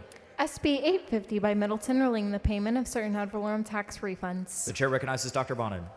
Thank you, Mr. Speaker. Senate Bill 850 provides for the automatic refund of an overpayment of property taxes. Move passage. Members, the question occurs on final passage of Senate Bill 850. This is a record vote. The clerk will ring the bell. Show Ms. Isaac voting aye. Have all members voted? Have all members voted? There being 140 ayes, 1 nay, Senate Bill 850 finally passes. Chair lays that on third reading. Senate Bill 863. The clerk will read the bill. SB 863 by Perry relating to the water withdrawn from the Edwards Aquifer. Chair recognizes Ms. Isaac. Thank you, Mr. Speaker. Members, Senate Bill 863 will let some water utilities use the Edwards Aquifer water in part of their service area that falls just outside the official boundaries. I move passage. Members, the question occurs on final passage of Senate Bill 863. This is a record vote. The clerk will ring the bell. Show Mr. Ashby voting aye. Show Ms. Isaac voting aye. Show Ms. Bowers voting aye. Have all members voted? Have all members voted? There being 141 ayes, 0 nays, Senate Bill 863 finally passes. Chair lays that on third reading. Senate Bill 1055. The clerk will read the bill. SB 1055 by Nichols relating the permit fees for groundwater wells imposed by the Southeast Texas Groundwater Conservation The District. chair recognizes Mr. Ashby. Thank you, Mr. Speaker. Members, this is a bill that deals with production rates for the Southeast Texas Groundwater Conservation District. Move passage. Members, the question occurs on final passage of Senate Bill 1055. This is a record vote. The clerk will ring the bell. Show Ms. Bowers voting aye. Have all members voted? Have all members voted? There being 110 ayes, 29 nays, Senate Bill 1055 finally passes. Chair lays it on third reading. Senate Bill 2206. The clerk will read the bill. SB 2206 by Betancourt relating to a franchise tax credit for and the application of sales and use taxes to certain research and development expenses. The chair recognizes Mr. Guerin. Thank you, Mr. Speaker and members. Senate Bill 2066 improves and extends the R&D franchise tax credit program and repeals the inefficient sales tax exemption. I move final passage. Members, the question occurs on final passage of Senate Bill 2206. This is a record vote. The clerk will ring the bell. Have all members voted? Have all members voted? There being 102 ayes, 38 nays, Senate Bill 2206 finally passes. Chair recognizes, for real, Mr. Manuel for another motion. Mr. Speaker, I move to suspend House Rules 8, Section 5D for SB 457 to designate the following members as joint sponsors: Capriglione, Lelone. Members, you've heard the motion. Is there objection to the adoption of the motion? The chair is on the motion is adopted. Chair lays it on third reading. Senate Bill 457. The clerk will read the bill. SB 457 by Colcourse relating the regulation of certain nursing facilities, including licensing requirement and Medicaid participation and reimbursement requirements. Chair recognizes Mr. Frank.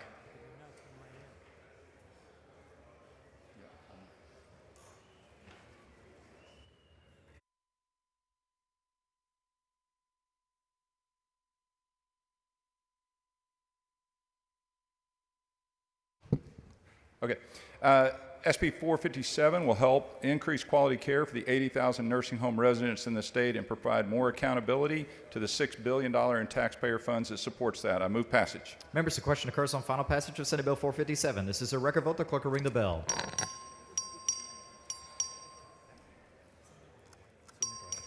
Have all members voted? Have all members voted? There being 104 ayes, 34 nays, Senate Bill 457 finally passes. Chair lays it on third reading. Senate Bill 2337. The clerk will read the bill. SB 2337 by Hughes relating the regulation of the provision of proxy advisor services. The chair recognizes Mr. Leach. Thank you, Mr. Speaker. Members, I'm really proud to pass this bill with Senator Hughes regulating proxy advisory firms in the state of Texas. And with that, Mr. Speaker, I move. Mr. Kane, for what purpose? Question for the author. Gentleman, yield for questions. Yes. Gentleman yields. Mr. Leach, I know the amendment wasn't yours yesterday, but we put on an amendment related to nonprofits, specifically excluding some nonprofits, that do advisory services for less than $500,000. And here's my concern. I think it's still a great bill, but I'm hoping maybe something could be done in conference, which is because there's a company called As You Sow. It's a 501c3 that files shareholder resolutions and would be exempt under this bill.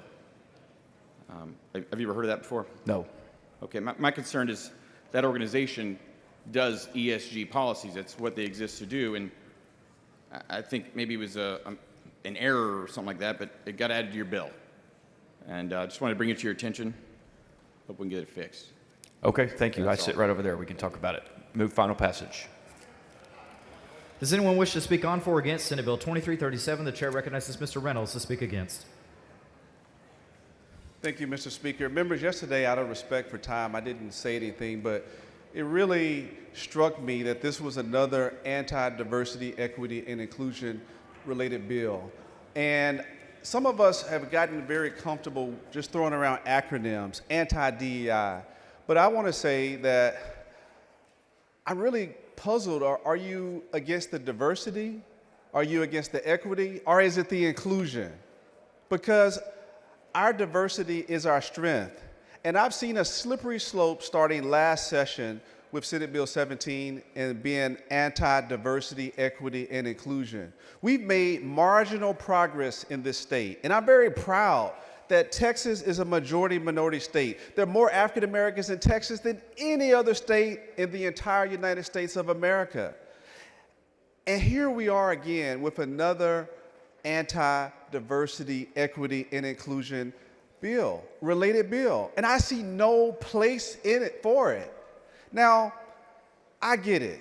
In this climate, in this Project 2025, in this extremist kind of climate, I understand that some feel compelled that they have to support these type of initiatives. But let me tell you, there are real human beings that are being negatively impacted because of these policies. We've seen a rollback in a lot of the progress that were made because of people who were on the right side of history.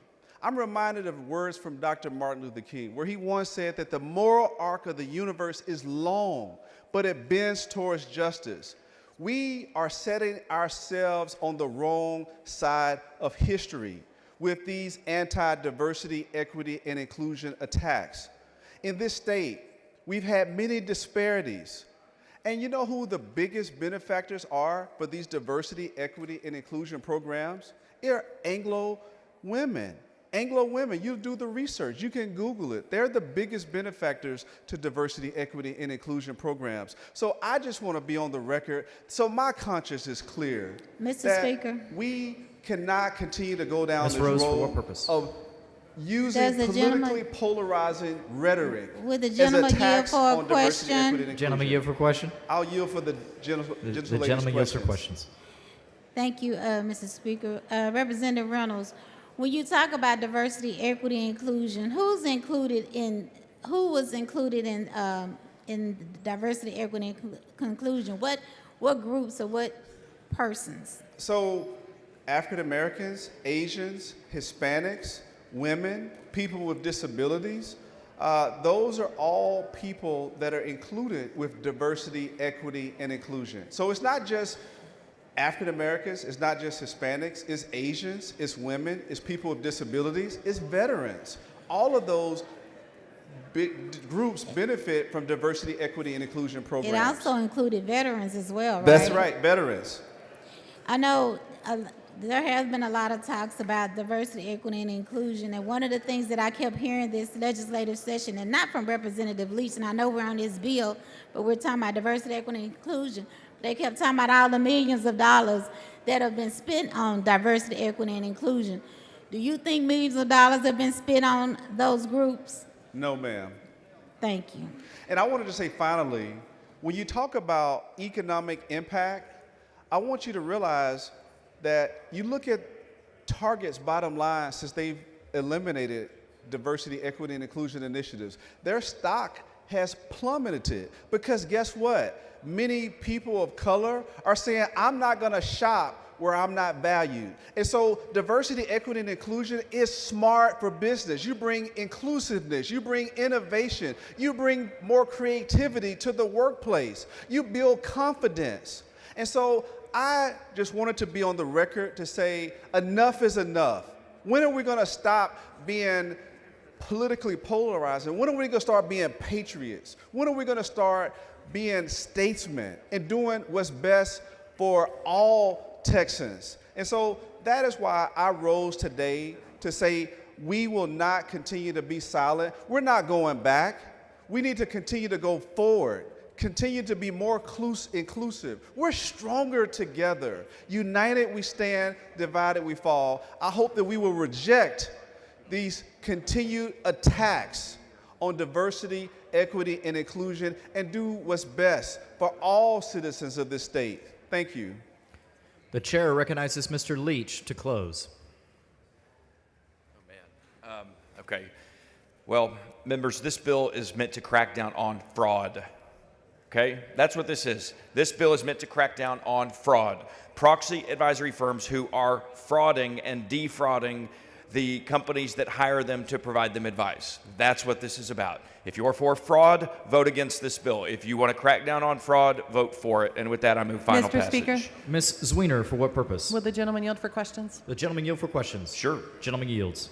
Representative Leach, could you explain how it's fraud to factor in environmental, social, and governance factors? If you hire me to give you advice, and I'm giving you advice, and yet I'm turning around and giving your competitor an opposite set of advice, that is fraud. That is the very nature of fraud. I am defrauding you.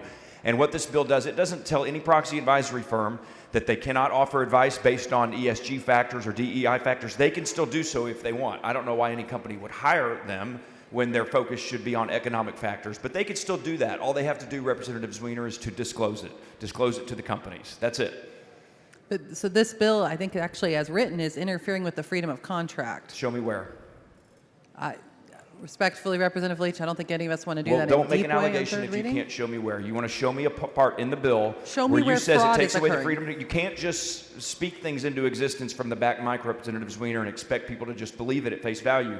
If you want to show me a part in the bill, a provision in the bill, a line or a word in the bill that restricts a freedom to contract, I'm happy to listen to you and to work with you. But that is not accurate. That is not what the bill does. Representative Leach, where is this fraud occurring right now? The fraud is occurring where proxy advisory firms have been found to, when they're advising a company, when they're advising a company's shareholders, when it comes to specific votes, their focus should be on fulfilling their fiduciary duties to the companies on economic factors. And when those factors are non-economic, or when they're advising one company one way and another company another way, on the same vote, on the same issue, based on non-economic factors, then all the bill says is we're going to require you to disclose it. But to be clear, the disclosure factors are not just when they're giving one set of advice to one company and one to another. Sure. Correct? It goes beyond that. Show me the provision in the bill where it goes beyond that. Where it goes beyond one giving one advice to another? I'm happy to talk to you about the bill, Representative Zwiener. If you want to show me in the bill the part you're talking about that you find to be objectionable, I'm happy to listen to you and to Will you discuss give me it. a second to grab my computer before you Sure. close?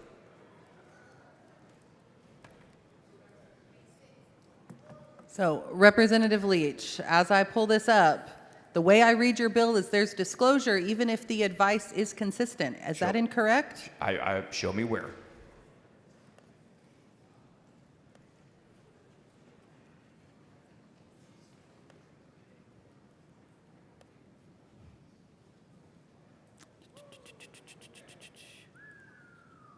Disclosure requirements, subchapter B. What page and Starts what line on are you page on? 4 of the bill. And so if we look at lines 3 through, 20, we'll start there. That includes any recommendation that is based on non-financial factors. Now, there's nothing in there about them giving differential recommendations, is there? Yes, there is. Could you point me to where in your Well, bill? You talked about, I think you said lines 3 through 20. You might want to look at lines 22 through 27. But these both apply. This is not an and, it's an or. Correct? What is your question? So this does apply in situations where there are not differential voting recommendations, where we don't have fraud, That is correct? just patently not accurate, Representative Zwiener. Lines 21 through 27 If a voting recommendation is made on a shareholder-sponsored proposal that is inconsistent with the voting recommendation of the board of directors or a board committee composed of a majority of independent directors, and, there's an and there, and does not include a written economic analysis of the financial impact on shareholders of the proposal. So Representative Leach, I'm not disputing that what you're saying is covered in your bill is covered in your bill. What I am saying is it covers situations beyond that, correct? I have no idea what your question even means. So Representative Leach, you said this bill only applies in situations where there is active fraud because they are giving one set of advice to one company, one to another. I am not disputing that No, this bill... That's not what I said. I said if the advice is, these proxy advisory firms are hired to give advice to companies based on economic factors. That is the very reason you hire a proxy advisory firm. And so the bill requires those firms to disclose whether and when their advice is based on non-economic factors. Okay, so it does apply in situations that are not necessarily fraudulent. Well, I would consider those situations to be if you're not fulfilling your duty to a company as a proxy advisory firm, or if you're offering a competing company or another company another set of advice, then I would consider that to be fraudulent at its core. Okay. Again, the bill applies in situations where we don't have the differential advice. It applies in the differential advice, but it applies in others too. That is correct. And fraud means somebody actually lied or intentionally misled. I believe your argument is that they're giving advice that you think isn't fully fulfilling their duty, but they could theoretically not do the best possible job being a proxy advising firm and still not commit fraud. My correct? argument is very clear, and that's that the bill is clear in and of itself, and I don't think you understand it. Representative Leach, have a nice day. You as well. I am, and I hope you do too. Thank you, Mr. Speaker. I move final passage. Question occurs on final passage. Record vote. Clerk, ring the bell. All caught voting aye. Have all members voted? Have all members voted? 92 ayes, 50 nays. Senate Bill 2337 finally passes. Please excuse Ms. Kerwin because of important business in the district. On motion of Mr. Curry, is there objection? Chair is none so ordered.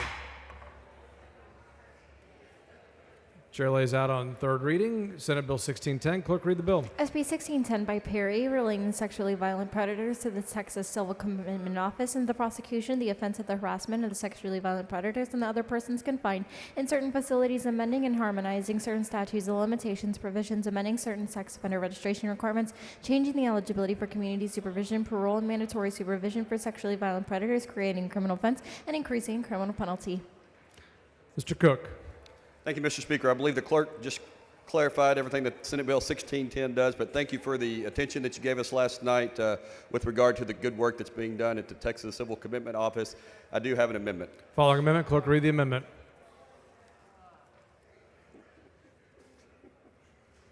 Amendment by Cook. Mr. Cook. Thank you, Mr. Speaker. Members, this addresses some concerns that were expressed last night by Ms. Weiner and Mr. Bryant, and I move adoption. Question occurs on the Cook amendment. Record vote. Clerk, ring the bell. Have all members voted? Have all members voted? 123 ayes, 10 nays. Amendment is adopted. Mr. Cook. Move final passage. Question occurs on final passage. Record vote. Clerk, ring the bell. Have all members voted? Have all members voted? 99 ayes, 30 nays, 16 10s finally passed. Chair lays out on third reading, Senate Bill 1362. Clerk, read the bill. SB 1362 by Hughes, relating to prohibiting the recognition, service, and enforcement of extreme risk protective orders, creating criminal offense. Mr. Hefner. Thank you, Mr. Speaker. Members, Senate Bill 1362 is the Mr. bill that is Speaker. going to ban red flag laws in Texas. Mr. Speaker, Ms. Goodwin, for what purpose? will he take a question? Will the gentleman take questions? I will take He a will. question. Thank you. So, yeah, Representative Hefner, thank you. I really do appreciate you adding the amendment last night that essentially protects our protective orders. Thank you. What's the difference between a protective order and an extreme risk protective order?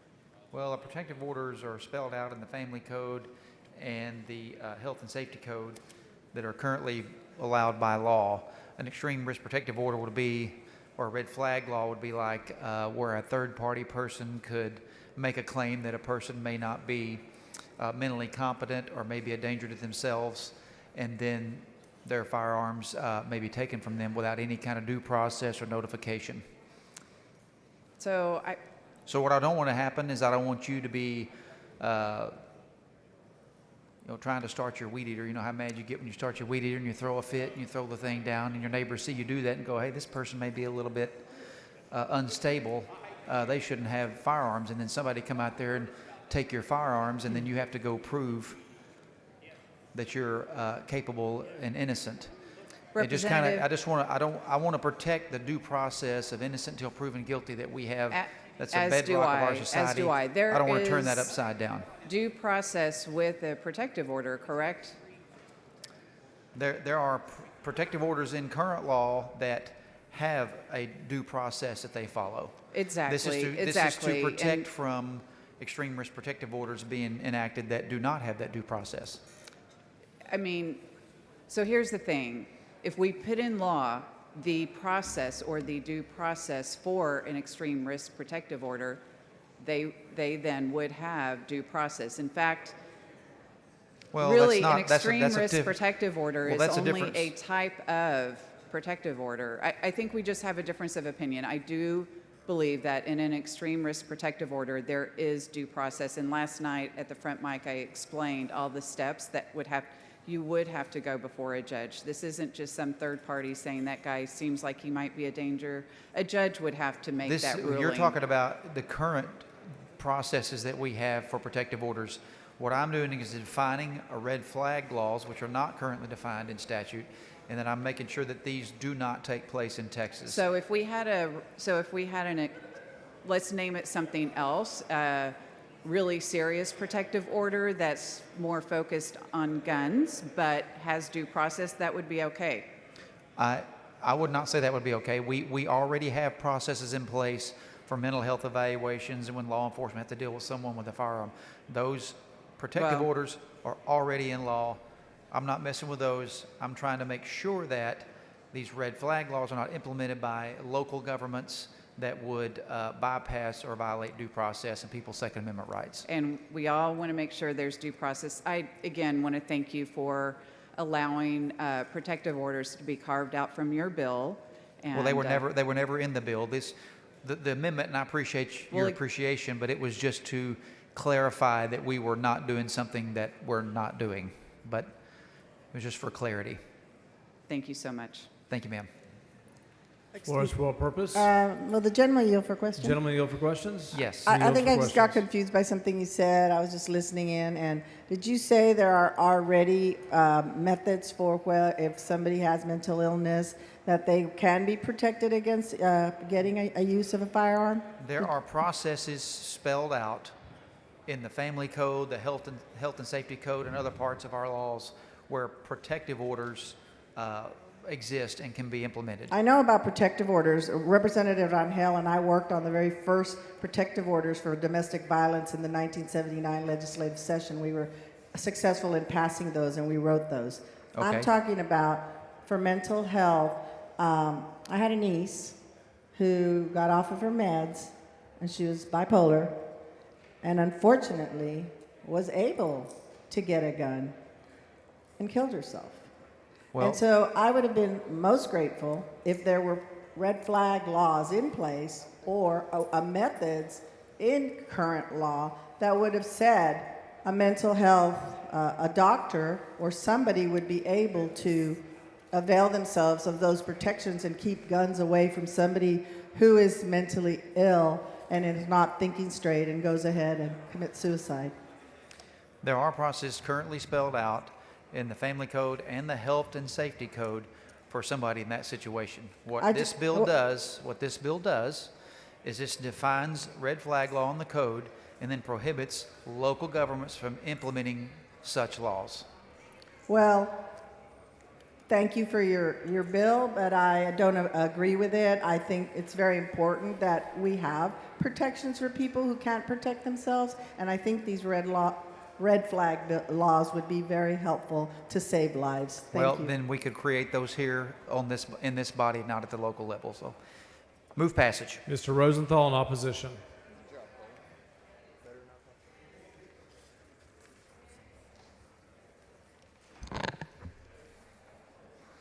Thank you, Mr. Speaker. And members, today I rise to speak against Senate Bill 1362 because this bill, in my opinion, is truly the exact opposite of what I believe we should be doing as a state. This bill is a preemptive effort to block common sense gun safety policy that currently doesn't even exist in Texas. By opposing community safety efforts like extreme risk protection orders, ERPOs, or red flag laws as we're calling them, this legislature only makes our communities more dangerous and more susceptible to gun violence. Bills like this are nothing but political messaging by the pro-gun lobby to rail against common sense gun safety policy, and in doing so will only make Texas more and more dangerous. Members, I have not been a legislator for very long. I'm only in my 4th term. When I first came to this body in 2019, the leading causes of death in Texas among children 1 to 18 years old were, here are the top 5. Unintentional injuries, mostly car accidents, congenital anomalies, so like birth defects right when they're born, heart disease, suicide, abuse and neglect. Gun violence was not even in the top 5. Every session I've been here, this body has relaxed gun laws and encouraged gun proliferation, and gun deaths increased in Texas every year as a result. In 2021, this body legalized permitless carry, and gun violence spiked even more dramatically. And by the end of 2022, the leading cause of death among children in our state of Texas is from firearms. So before I started here, not in the top 5, this body has enacted these type of laws over and over again in every way they could imagine, and now it's the leading killer of children in our state. And for all of you members not paying attention, I wish you really cared about what's killing children in the state of Texas. And for anyone who tries to say that more guns in society make us safer, and believe it or not, that has actually been asserted in this chamber at this microphone by somebody wearing a straight face, I call BS. It's seriously hard to imagine the mental gymnastics that must go in to forming such brazenly false logic. But here we are. And if you think loosening regulations on guns makes us safer, you're ignoring the data. And if you know me, you know I brought some data for you today. So here you go. It's no secret that firearm ownership in the United States is very high. It's also no secret that gun violence here is very high. And I will assert that those facts are intimately connected. Firearm violence in the United States is much higher than our peer nations, which all have stronger regulations. And when I say much higher, I mean much higher. Among high-income countries with a population of more than 10 million, the USA is far and away the most dangerous place in the world for firearm homicides. Normalized for population, so we're talking firearm homicides per 100,000 people, the USA has 4.5 firearm homicides per 100,000 people, while the next closest country to us is Saudi Arabia at 1.45. The only other wealthy nation with over 10 million population where the firearm homicide rate is over 1 per 100,000 is Chile. And if it weren't for the United States and Chile, Canada and Sweden would be the outliers at 0.6 and 0.3 firearms per 100,000 people. France, Greece, Belgium, Italy, and Portugal all around 0.2.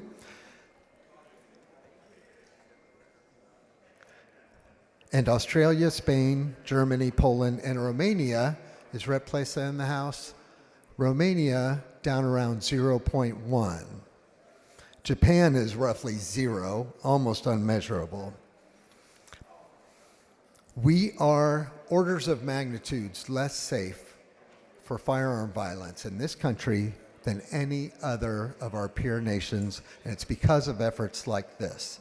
The extreme risk protection orders that we're talking about here all have due process connected to them. They're based on long-standing domestic violence protection orders that are currently in place in all 50 states.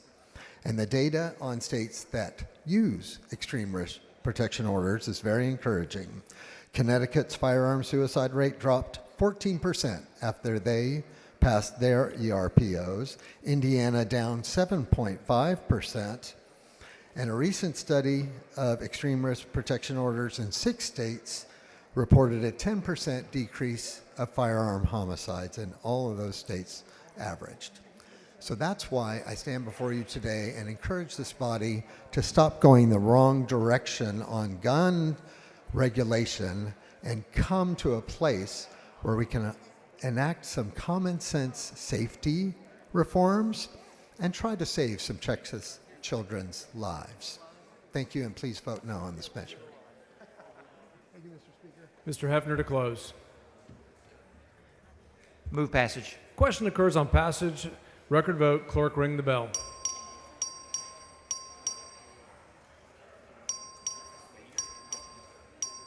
Have all members voted?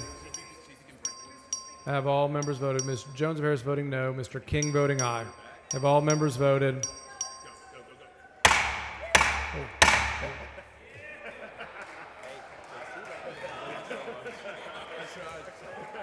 There being 86 ayes and 53 nays, Senate Bill 1362 is finally passed.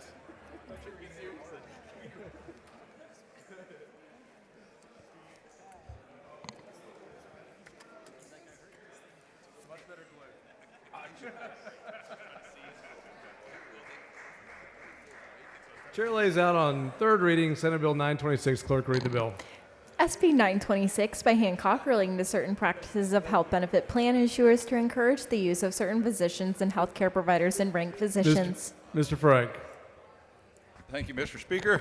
Members, this bill allows but does not require a health insurance plan to provide incentives for their customers to use certain physicians. I move passage. Question occurs on final passage. Record vote. Clerk, ring the bell. Have all members voted? Have all? Ms. Rose voting aye. Have all members voted? Ms. Jones voting aye. 138 ayes, 0 nays. Senate Bill 926 finally passed.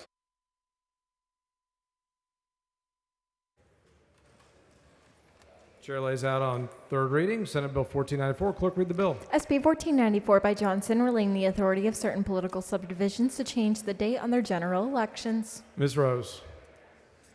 Thank you, Mr. Speaker. Members, this is a relatively simple and straightforward bill by Chair Chill. It allows cities to move municipal elections to November in odd years. Move passage. Question occurs on final passage. Record vote. Clerk, ring the bell. Have all members voted? Mr. Buckley voting aye. Have all members voted? 129 ayes, 12 nays. Senate Bill 1494 is finally passed.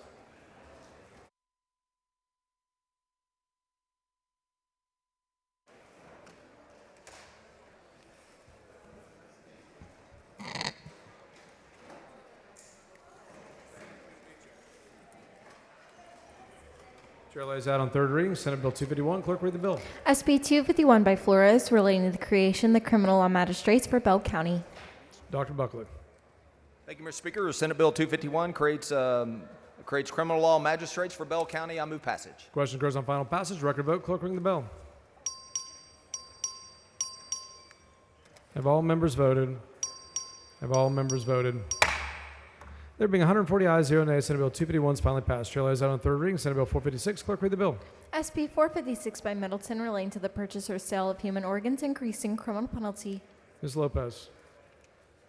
SB 456 addresses illegal organ trafficking. Move passage. Question occurs on final passage. Record vote. Clerk, ring the bell. Have all members voted? Have all members voted? 140 ayes, 0 nays. Senate Bill 456 finally passed. Chair lays out on third reading Senate Bill 500. Clerk, read the bill. SB 500 by Sparks relating to the access to certain information in the adoption process. Chair recognizes Mr. Shaheen.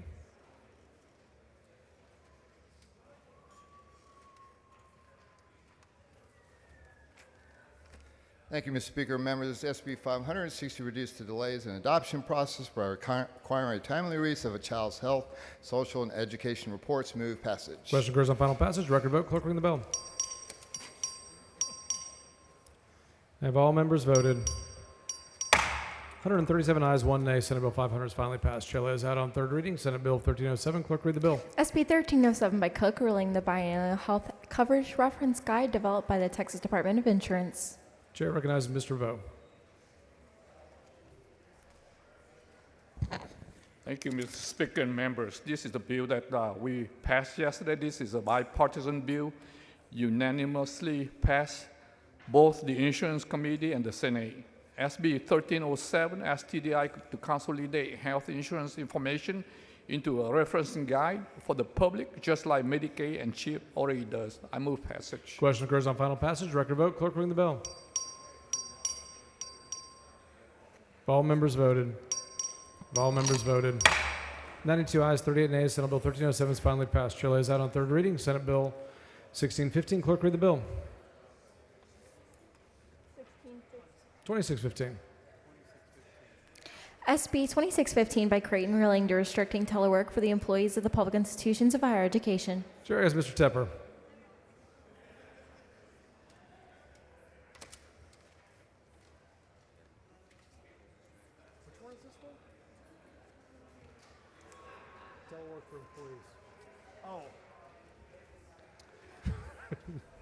Thank you, Mr. Speaker. Members, Ms. Gervin Hawkins, for what purpose? Well, gentlemen, you have questions? Gentleman yield for questions. Yes. He yields for questions. So you're limiting people from institution of higher ed from doing telework? It's for them, encouraging them to go back to work, back to the office. We still have carve-outs in there for they call it telework. So if there is a dual credit class or something of that sort, they can still do that remotely. So you're eliminating online type things going on? Are you looking for the workers or the students or which one? So we're clear. I know it says employees. To give you a broad answer, it is so that the professors will be back at the classroom face-to-face with the students. Thank you for answering my questions, Representative Tepper. Yes, ma'am. Move passage. Mr. Speaker. Oh, yes. Schofield, for what purpose? Will the gentleman yield? Gentleman yield for questions. One clarifying question. He yields for questions. For teachers and folks that actually teach in the classroom, this isn't about them having to do office hours. This is about you have to show up in the classroom in front of the students. Is That's that not correct. Thank you. Move passage. Question occurs on final passage. Record vote. Clerk, ring the bell.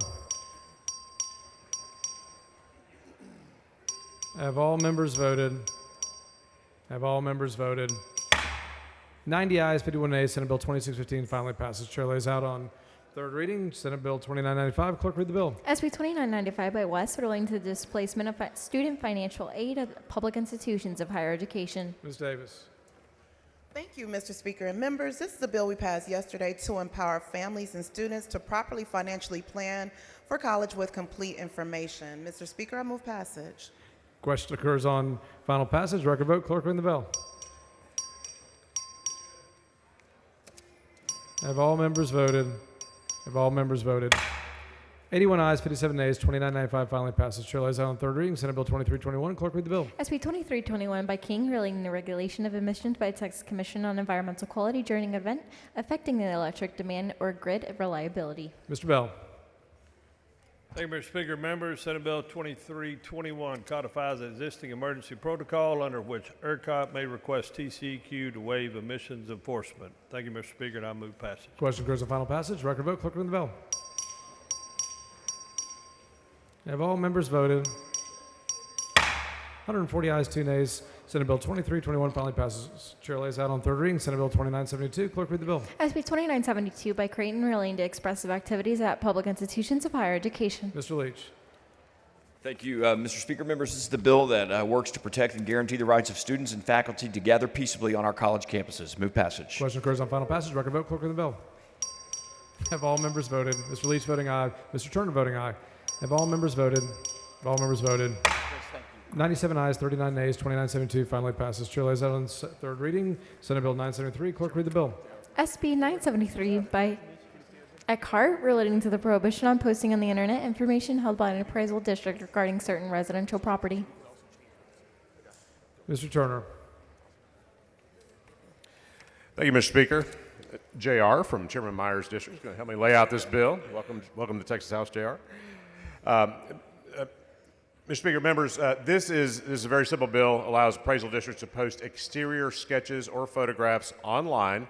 It improves efficiency and transparency. And what this does, this helps property owners, homeowners, if they're protesting their appraisal, to be able to look at similar sketches of homes in their neighborhood. That's all it does. So it's a pro-taxpayer bill that increases transparency. And I believe there may be an amendment. Following amendment. Clerk will read the amendment.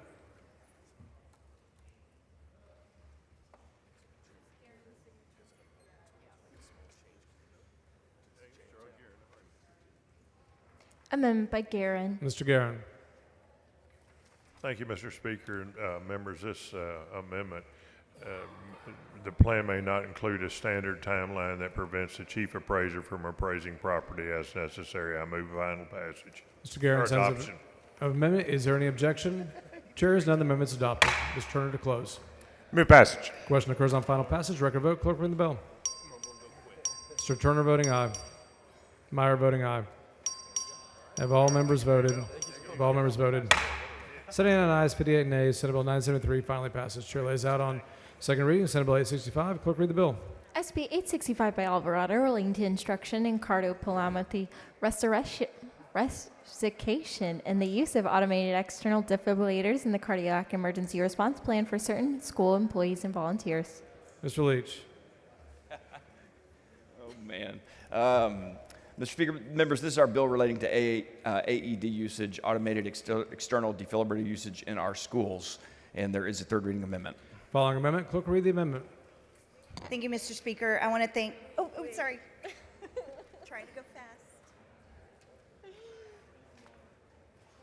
Amendment by Morales of Harris. Ms. Morales. Sorry about that. Trying to go fast. I just want to thank Chairman Leach and Senator Alvarado for accepting this amendment to name this bill the Landon Payton Act. And thank you to all the joint authors. So many of you signed on. This is a small gesture that carries very deep meaning for the family of Landon Payton and all of our community. Very grateful. Thank you. Ms. Yes. He was the young man who passed away at Marshall Middle School in my district, and an AED could have saved his life. So very grateful. Thank you. Ms. Morales sends an amendment. Said to the author. Is there any objection? Yes. Chair hears none. The amendment is adopted. Mr. Leach to close. Thank you, Mr. Speaker. Members, I move passage of Senate Bill 865, the Landon Payton Act. Question occurs on final passage. Record vote. Clerk, ring the bell. Have all members voted? Cortez voting aye. Have all members voted? 122 ayes, 17 nays, 865 finally passes. Chair lays out on third reading. Senate Bill 506. Clerk, read the bill. SB 506 by Betancourt, relating to the requirements of certain ballot propositions and to related procedures and provisions. Mr. Paul. Mr. Speaker, members, this is a bill that takes care of a way to cure bad ballot language. Move passage. Question occurs on final passage. Record vote. Clerk, ring the bell. Have all members voted? Have all members voted? 102 ayes, 37 nays. Senate Bill 506 finally passes. Chair lays out on second reading. Senate Bill 1522. Clerk, read the bill. SB 1522 by Perry, relating to the regulation of continuing care facilities. Chair recognizes Ms. Rose.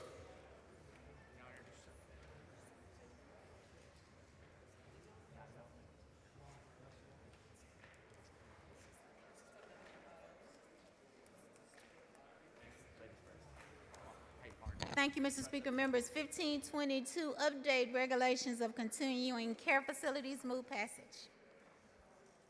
Question occurs on final passage. It's a record vote. Clerk, ring the bell.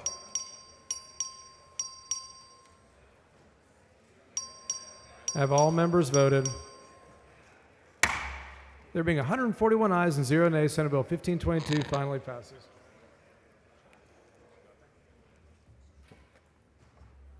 Chair lays out on second reading. Senate Bill 1558. Clerk, read the bill. SB 1558 by Perry, relating the liability of nonprofit entities contracted with the Department of Family and Protective Services or with a single source continuum contractor to provide community-based care or child welfare services. Dr. Bonham. Senate Bill 1558 supports our nonprofit foster care providers by providing them the existing protections of the Charitable Immunity and Liability Act. I move passage. Question occurs on final passage. Record vote. Clerk, ring the bell. Have all members voted? 109 ayes, 31 nays. Senate Bill 1558 finally passes.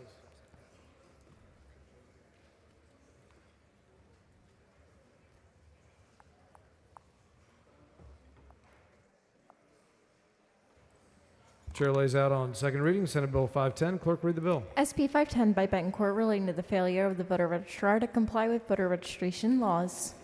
Mr. Sheen. Mr. Speaker, Reverend Hawkins, for what purpose? will the gentleman yield? Gentlemen, yield for questions. Sure. Would it be He all right yields. if I laid the bill out first? For sure. Not at this time.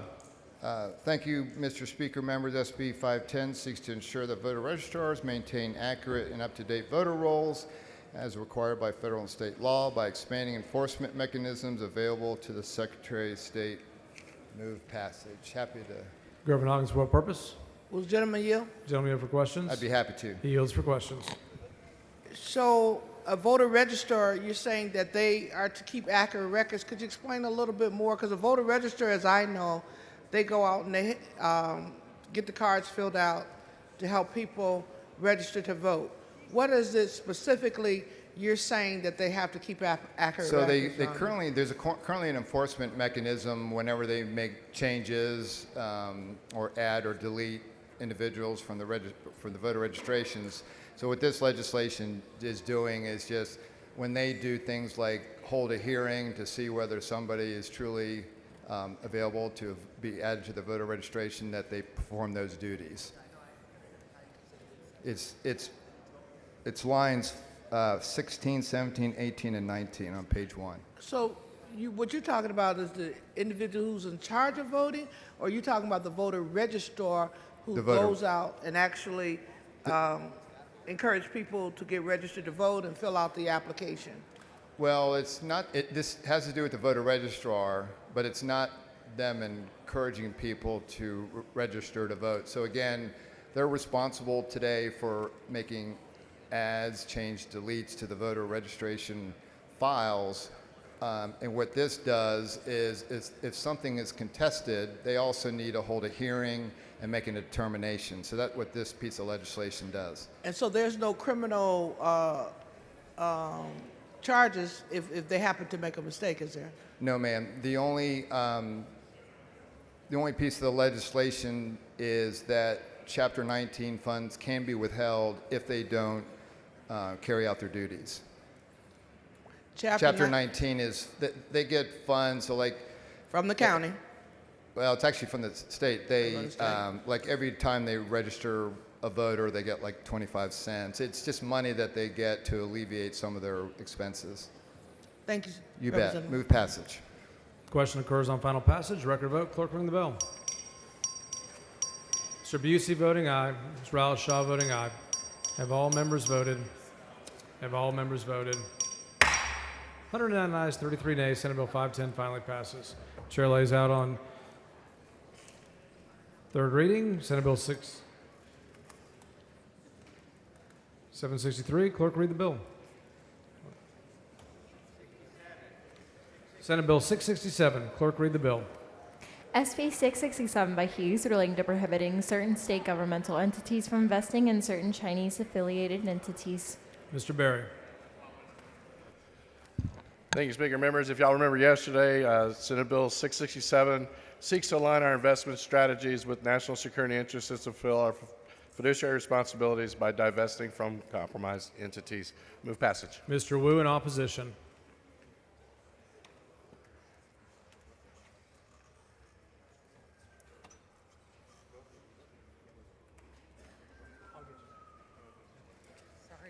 Mr. Speaker, I'm not going to Not going to go back over what things I said yesterday. This is an unnecessary fear-mongering bill that might potentially have real consequences for our retirement systems, and I would urge you to vote no. Mr. Berry to close. Members move passage. Question occurs on final passage. Record vote. Clerk ring the bell.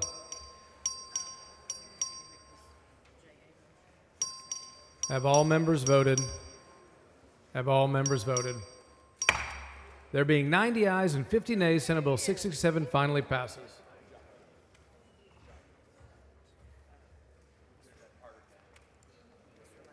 Mr. Landgraf for a motion. Mr. Speaker, I move to suspend House Rule 8, Section 5D for Senate Bill 763 to designate the following member as a joint sponsor, Representative Wally. Members, you've heard the motion. Is there any objection? Chair is none, so ordered. Chair lays out on third reading Senate Bill 763. Clerk, read the bill. SB 763 by Alvarado relating to standard permits for certain concrete plants. Mr. Bell. Thank you, Mr. Speaker. Members, Senate Bill 763 requires TCEQ to conduct a protectiveness review of standard permits for concrete batch plants every 10 years. Thank you, Mr. Speaker, and I move passage. Question occurs on final passage. Record vote. Clerk, ring the bell. Have all members voted? Have all members voted? 115 ayes, 25 nays. Senate Bill 763 finally passes.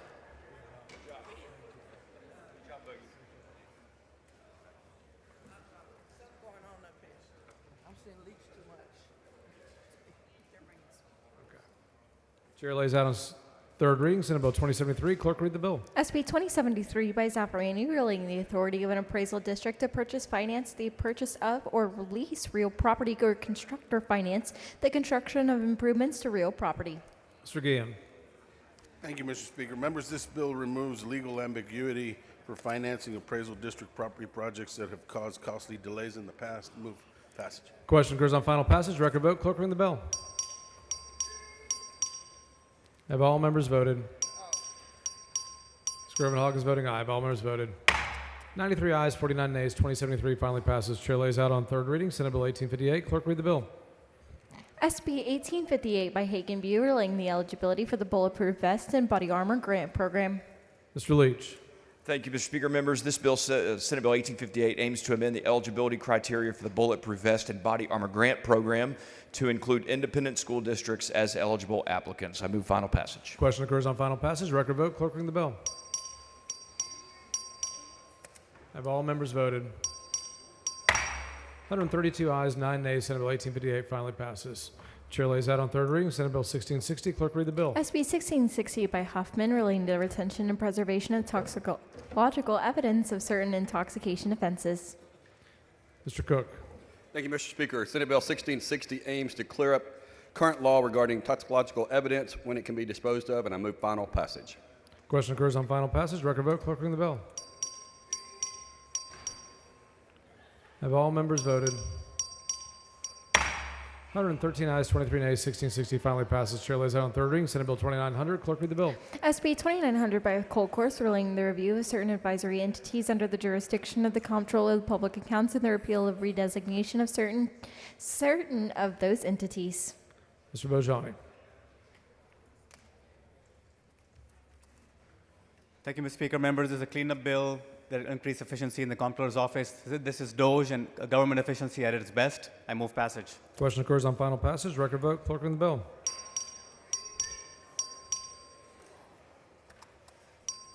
All members voted. 115 ayes, 22 nays. Senate Bill 2900 finally passes. Chair lays out on third reading Senate Bill 1433. Clerk, read the bill. SB 1433 by Betancourt relating the assertion of the legislative privilege by the Attorney General and certain legal challenges to the constitutionality of state statutes. Mr. Smithy. Mr. Speaker, this is the bill we passed yesterday that allows lawyers in the Attorney General's office to claim legislative privilege on our behalf temporarily until we have the opportunity to decide if we want to assert that privilege. I would move passage. Question occurs on final passage. Record vote. Clerk, ring the bell. Have all members voted? Have all members voted? 86 ayes, 52 nays, 1433 finally passes. Chair recognizes Mr. Capriglione for a motion.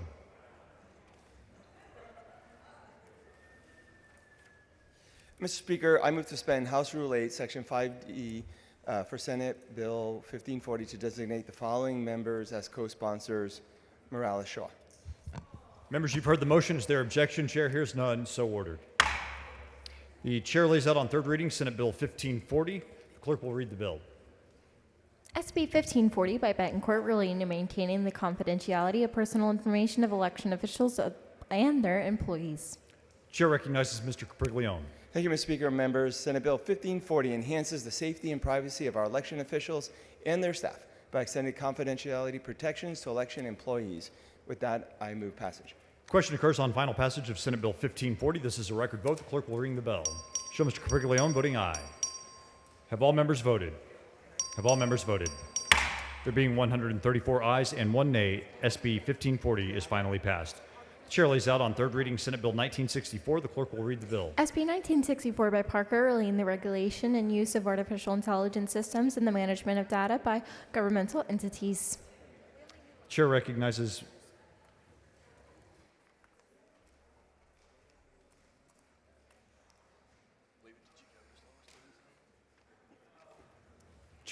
Mr. Capriglione for a motion. Thank you, Mr. Speaker. I move to postpone further consideration of Senate Bill 1964 until 3:15 p.m. today. Members, you've heard the motion. Is there objection? Chair hears none. So ordered.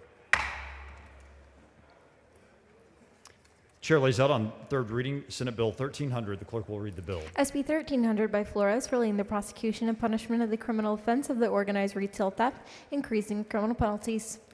Chair recognizes Mr. Cook. Thank you, Mr. Speaker. Members, with regard to Senate Bill 1300, I want to first thank Senator Flores and his staff for the fine work that they've done in creating this crime for organized retail theft. I also want to thank our outgoing comptroller, Mr. Glenn Hager, the new chancellor of the Fighting Texas A&M Aggies.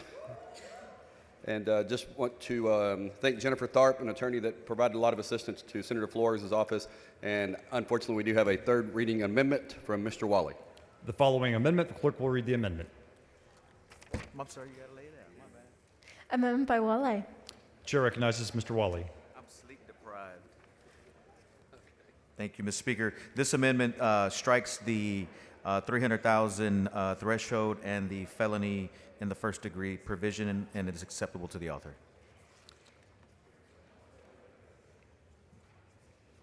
Chair recognizes Mr. Cook. I'll move adoption for Mr. Wally, and I do support the amendment. Mr. Wally sends up an amendment. The amendment is acceptable to the author. This is a record vote. Okay. All those in favor of the adoption of the amendment say aye. All those opposed say nay. The ayes have it. The amendment is adopted. Chair recognizes Mr. Cook to close on the bill as amended. I move for final passage of Senate Bill 1300. Question occurs on final passage of Senate Bill 1300. This is a record vote. The clerk will ring the bell. Show Mr. Cook voting aye. Have all members voted? Have all members voted? There being 110 ayes and 31 nays, SB 1300 is finally passed.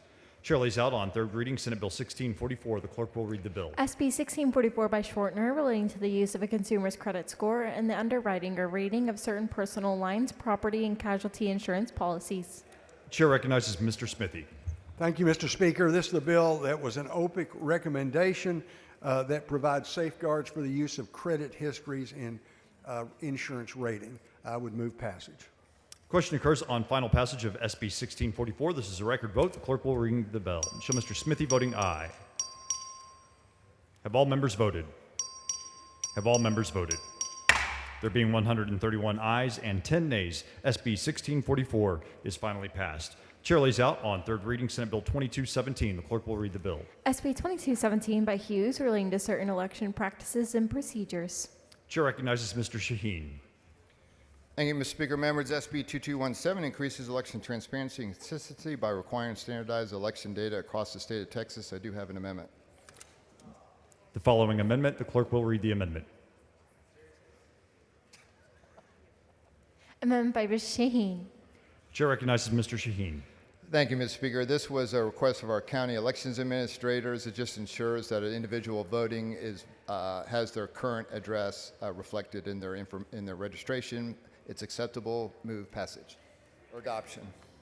Mr. Speaker, Ms. Weiner, for what purpose? will the gentleman yield for a couple questions? Does the gentleman yield for a couple of questions? Sure, I'd be happy to. Gentleman yields for questions. Thank you, Representative Shaheen. Could you walk us through the amendment again, please? Yeah, so page 1 has to do with, there's on the rows 7 through 11, it's already assumed, but it states that there is nothing in this bill that will be construed to prevent an election official from redacting information to protect ballot privacy. And then rows 28 and 29 are the meat of the amendment. This is where your voter registration takes effect immediately upon receipt of notice.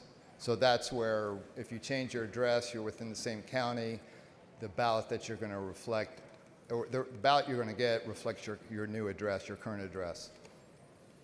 Okay. All right. Thank you so much, You Representative bet. Shaheen. Absolutely. Move adoption. Mr. Shaheen sends up an amendment. The amendment is acceptable to the author. However, a record vote has been requested. Record vote is granted. The clerk will ring the bell. Show Mr. Shaheen voting aye. Have all members voted? Have all members voted? There being 138 ayes and 0 nays, the amendment is adopted. The chair recognizes Mr. Capriglione for a motion.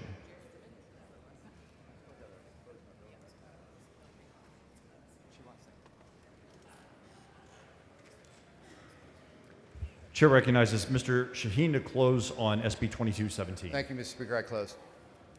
Question occurs on final passage of Senate Bill 2217. This is a record vote. The clerk will ring the bell. Show Mr. Shaheen voting aye. Have all members voted? Have all members voted? There being 139 ayes and 1 nay, SB 2217 is finally passed. Chair recognizes Mr. Capriglione for a motion. Thank you, Mr. Speaker. I move to suspend House Rule 8, Section 5D for Senate Bill 2373 to designate as a co-sponsor Representative Morales Shaw. Members, you've heard the motion. Is there objection? Chair hears none, so ordered. Chair lays out on third reading Senate Bill 2373. The clerk will read the bill. SB number 2373 by Johnson, relating to the financial exploitation or abuse of persons using artificially generated media or phishing communications, providing civil penalty, creating a criminal offense. Chair recognizes Mr. Capriglione. Mr. Speaker, members, Senate Bill 2373 modernizes Texas law by creating civil and criminal remedies specifically for AI-enabled financial exploitation. I move passage. Question occurs on final passage of Senate Bill 2373. This is a record vote. The clerk will ring the bell. Show Mr. Capriglione voting aye. Have all members voted? Have all members voted? There being 138 ayes and 0 nays, SB 2373 is finally passed.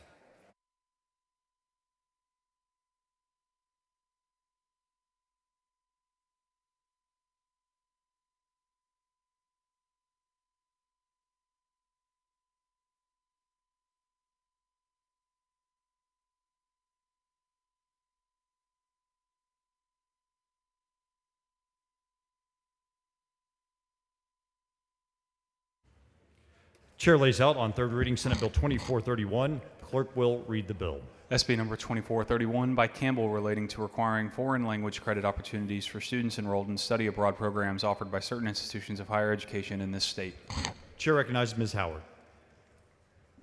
Thank you, Mr. Speaker. Members, Senate Bill 2431 would require universities to provide foreign language credits for those studying abroad. Move passage. Question occurs on final passage of Senate Bill 2431. This is a record vote. The clerk will ring the bell. Show Ms. Howard voting aye. Have all members voted? Show Mr. Rasut voting nay. Have all members voted? Have all members voted? There being 76 ayes and 60 nays, SB 2431 is finally passed.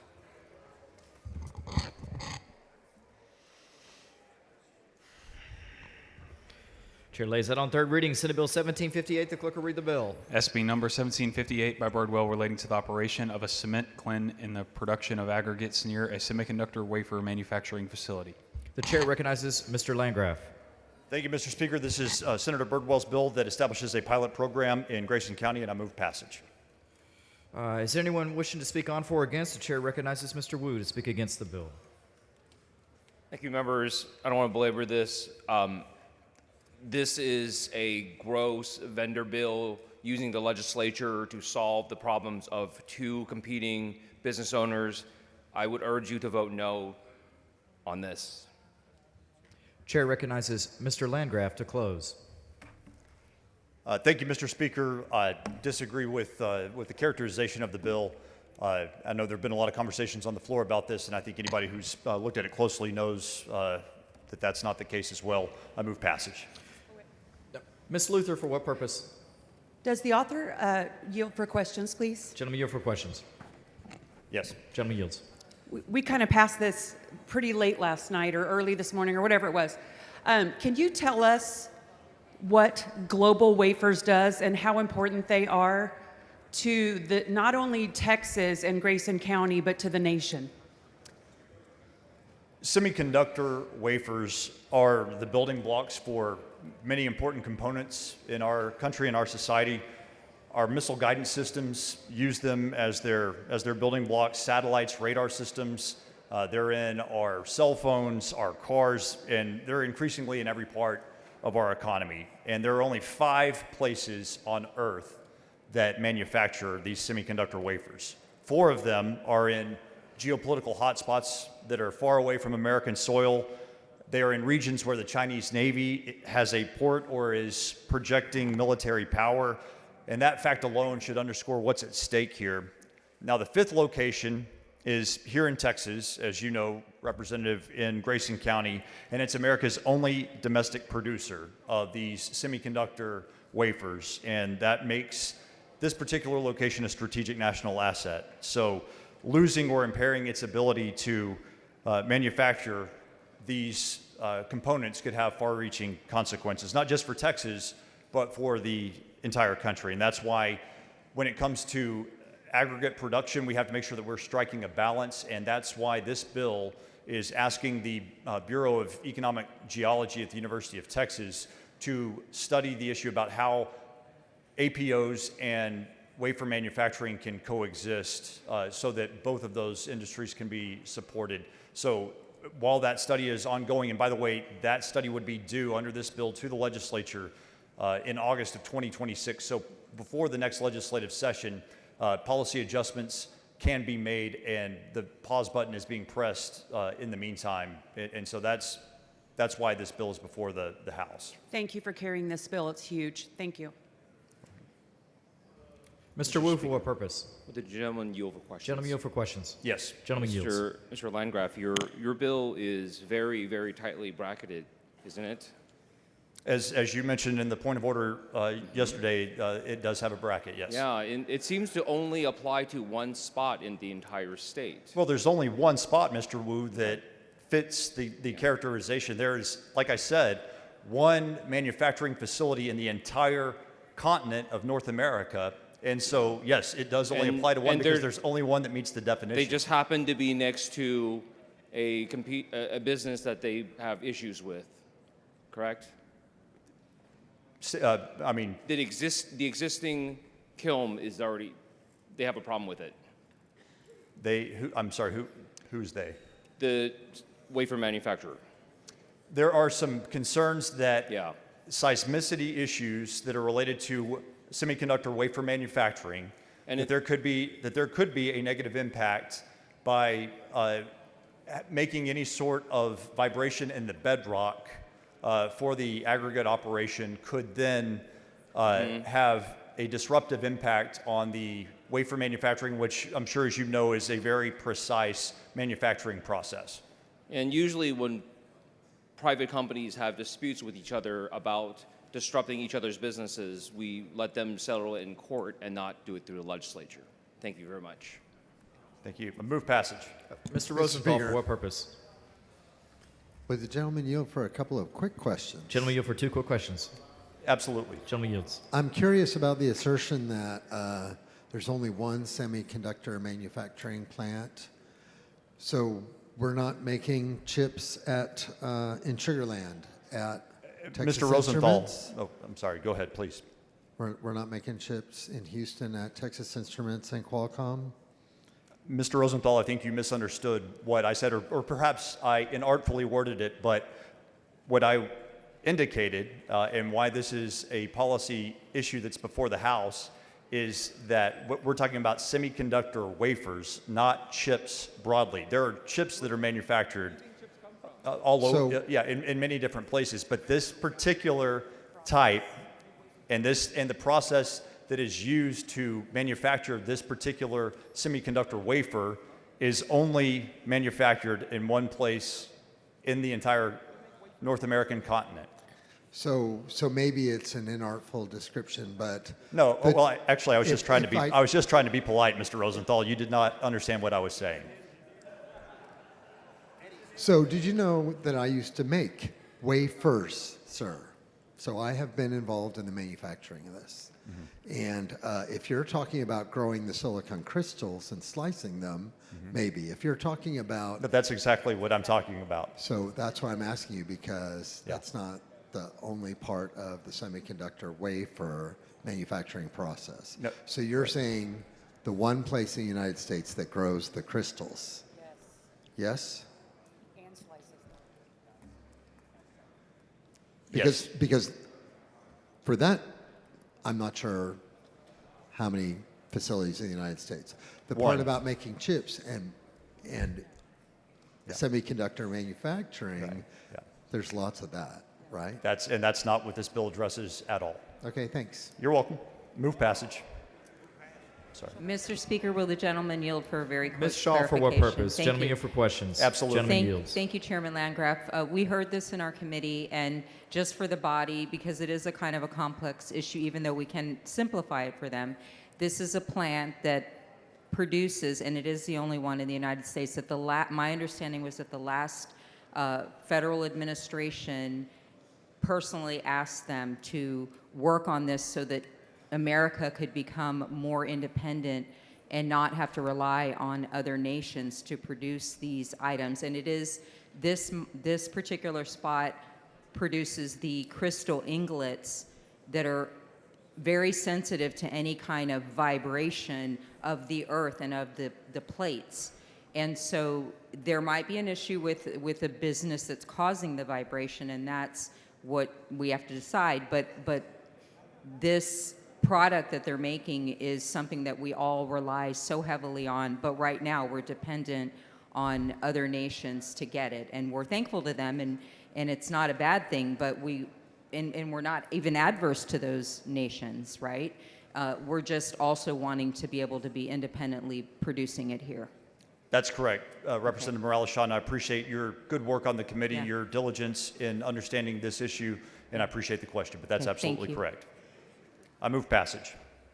Members, the question occurs on final passage of Senate Bill 1758. This is a record vote. The clerk will ring the bell. Show Mr. Busey voting aye, Ms. Luther voting aye, Ms. Harris-Stavila voting aye, Mr. Landgraf voting aye. Have all members voted? Show Mr. Hopper voting aye. Have all members voted? Have all members voted? There being 115 ayes, 24 nays, Senate Bill 1758 finally passes. Mr. Wu, for what purpose? Mr. Speaker, I move to reduce the writing and place in the journal the debate on the previous bill. Members, you've heard the motion. Mr. Wu, the chair would request that Mr. you... Speaker, Mr. Wu, I for what move purpose? that we reduce to writing and place in the journal the debate on the previous bill. Members, you've heard the motion. Is there objection? Chair hears none. So ordered. Chair lays out on third reading SB 974. The clerk will read the bill. SB 974 by Eckhart, relating the eligibility of a person employed by a school district as a teacher to serve on the appraisal review board as an appraisal district, creating a criminal offense. Chair recognizes Mr. Turner. Thank you, Mr. Speaker. Members, thank you again to the 94 of you who voted for this bill last night as we approach the deadline. Again, this bill simply allows a teacher to serve on an appraisal review board with strengthened safeguards to ensure that there's no ex parte communication between the school district and the teacher. I move passage. Question occurs on final passage of SB 974. Record vote. Clerk will ring the bell. Show Mr. Turner voting aye. Have all members voted? Have all members voted? There being 80 ayes and 56 nays, SB 974 is finally passed. The chair lays out on third reading SB 2480. The clerk will read the bill. SB 2480 by Campbell, relating to the Texas Physicians Health Program and the regulation of certain occupations by the Texas Medical Board, expanding the applicability of surcharges. Chair recognizes Dr. Oliverson. Thank you, Mr. Speaker. Members, this bill simply cleans up some language from a bill in the 88th session regarding the physician monitoring program administered by the Texas Medical Board. It just makes it clear, since there are other licensees that participate in that program that are regulated by the board, that they're all in the program and they are all contributing through their license fees to the maintenance of that program, and I move passage. Question occurs on final passage of SB 2480. This is a record vote. The clerk will ring the bell. Show Dr. Oliverson voting aye. Show Mr. Dean voting aye. Have all members voted? Have all members voted? There being 102 ayes and 31 nays, SB 2480 is finally passed. The chair lays out on third reading Senate Bill 3039. The clerk will read the bill. SB 3039 by West relating to the transfer of students in public higher education. Chair recognizes Ms. A. Davis of Dallas. Thank you, Mr. Speaker and members. This is a bill we passed yesterday to prevent community college students from losing credit hours when they transfer to a four-year university. The bill has no fiscal note and will save our students and their families a lot of time and money while helping students graduate in 4 years. So, Mr. Speaker, on behalf of the thousands of transfer students in the state of Texas, I move passage. Question occurs on final passage of SB 3039. Record vote. The clerk will ring the bell. Show Ms. A. Davis of Dallas voting aye. Show Mr. Romero voting aye. Have all members voted? Have all members voted? There being 77 ayes and 60 nays, SB 3039 is finally passed. Chair lays out on third reading SB 3047. The clerk will read the bill. SB 3047 by Zaffarini relating to the creation of the Pura Vida Municipal Management District Number 1, providing authority to issue bonds, providing authority to impose assessments, fees, and taxes, granting a power of limited eminent domain. Chair recognizes Ms. Cole. Thank you, members. This is the local MMD that we dealt with last night, and I have an amendment. The following amendment, the clerk will read the amendment.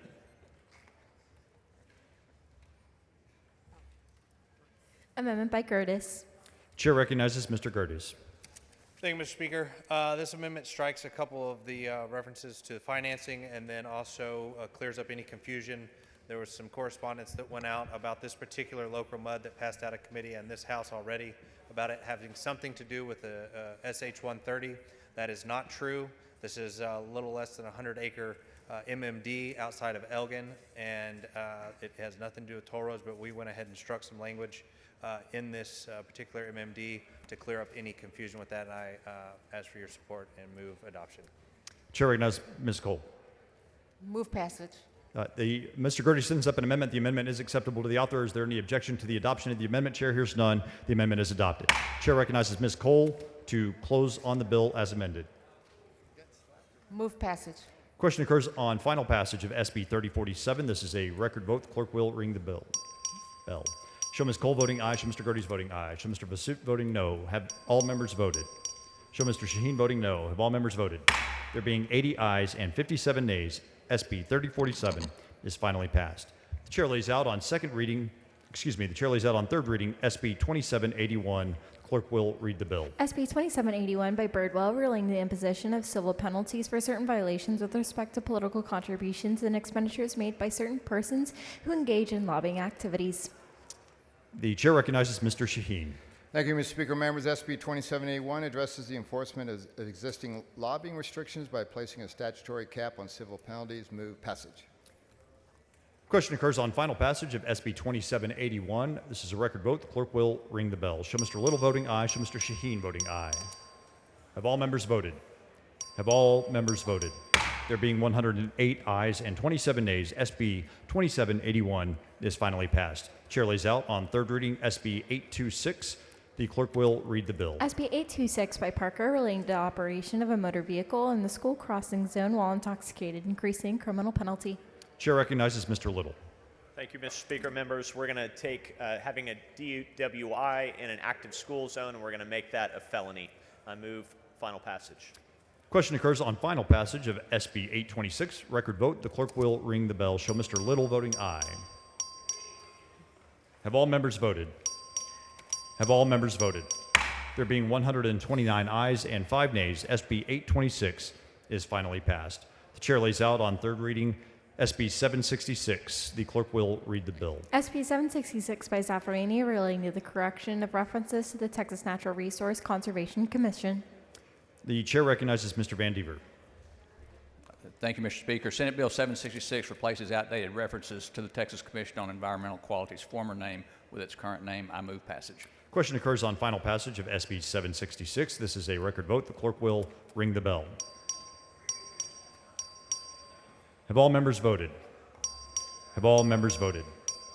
There being 137 ayes and 0 nays, SB 766 is finally passed. The chair lays out on third reading Senate Bill 527. The clerk will read the bill. SB 527 by Shortner, relating the health benefit coverage for general anesthesia in connection with certain pediatric dental services. Chair recognizes Dr. Oliverson.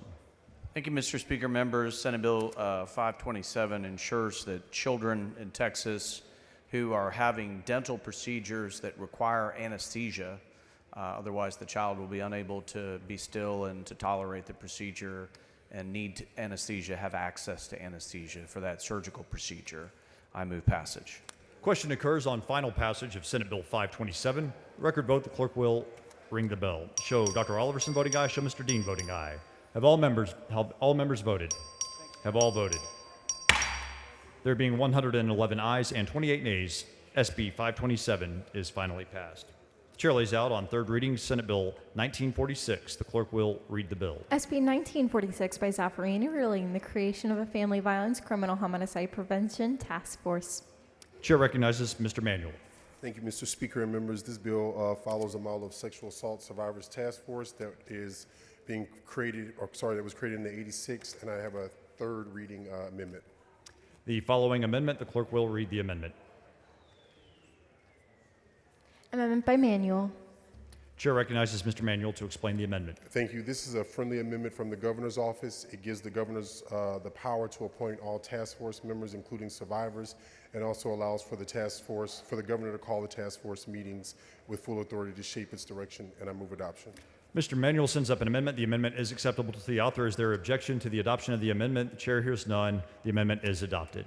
Chair recognizes Mr. Manuel to close on the bill as amended. Move passage. Question occurs on final passage of Senate Bill 1946. Record vote. The clerk will ring the bell. Show Mr. Manuel voting aye. Have all members voted? Have all voted? There being 75 ayes and 55 nays, SB 1946 is finally passed. The chair lays out on third reading Senate Bill 2885. The clerk will read the bill. SB 2885 by Flores, relating to the use of reclaimed water that has been treated to meet certain standards as part of the Aquifer Storage and Recovery Project. Chair recognizes Dr. Buckley. Thank you, Mr. Speaker. Members, Senate Bill 2885 clarifies current law by recognizing reclaimed water as eligible for ASR use, provided it is treated to standards set by TCEQ, and I move passage. Question occurs on final passage of Senate Bill 2885. This is a record vote. The clerk will ring the bell. Show Dr. Buckley voting aye. Have all members voted? Have all voted? There being 118 ayes and 17 nays, SB 2885 is finally passed. Chair lays out on third reading Senate Bill 1243. The clerk will read the bill. SB 1243 by Birdwell, relating dissolution of a public utility agency. Chair recognizes Ms. Lawson. Thank you, Mr. Speaker and members. This is not one big, beautiful bill, but it is an itty-bitty pretty bill that gets rid of a layer of unnecessary government by dissolving a public utility agency that's no longer in use. This is a victory for smaller government, and Mr. Speaker, I move passage. Question occurs on final passage of Senate Bill 1243. This is a record vote. The clerk will ring the bell. Show Ms. Lawson voting aye. Have all members voted? Have all voted? There being 137 ayes and 0 nays, SB 1243 is finally passed. Chair lays out on third reading Senate Bill 2610. The clerk will read the bill. SB 2610 by Blanco, relating the limitation on a civil liability of business entities in connection with the breach of system security. The chair recognizes Mr. Capriglione. Thank you, Mr. Speaker. Members, Senate Bill 2610 creates a legal safe harbor against punitive damage claims for small businesses related to cybersecurity. I move passage. Question occurs on final passage of SB 2610. Record vote. The clerk will ring the bell. Show Mr. Capriglione voting aye. Have all members voted? Have all voted? There being 109 ayes and 27 nays, SB 2610 is finally passed. Chair lays out on third reading Senate Bill 857. The clerk will read the bill. SB 857 by Shortner, relating the authorized removal of certain motor vehicles. Chair recognizes Mr. Lauterbach. Mr. Speaker, thank you. Members, Senate Bill 857 by Senator Schwartner grants law enforcement officers the discretion to tow vehicles if the driver is unlicensed, has a suspended, canceled, or revoked license, or fails to have insurance. This bill addresses a gap in public safety and is widely supported by law enforcement. Move passage. Question occurs on final passage of Senate Bill 857. This is a record vote. The clerk will ring the bell. Show Mr. Lauterbach voting aye. Have all members voted? Have all members voted? There being 83 ayes and 54 nays, Senate Bill 857 is finally passed.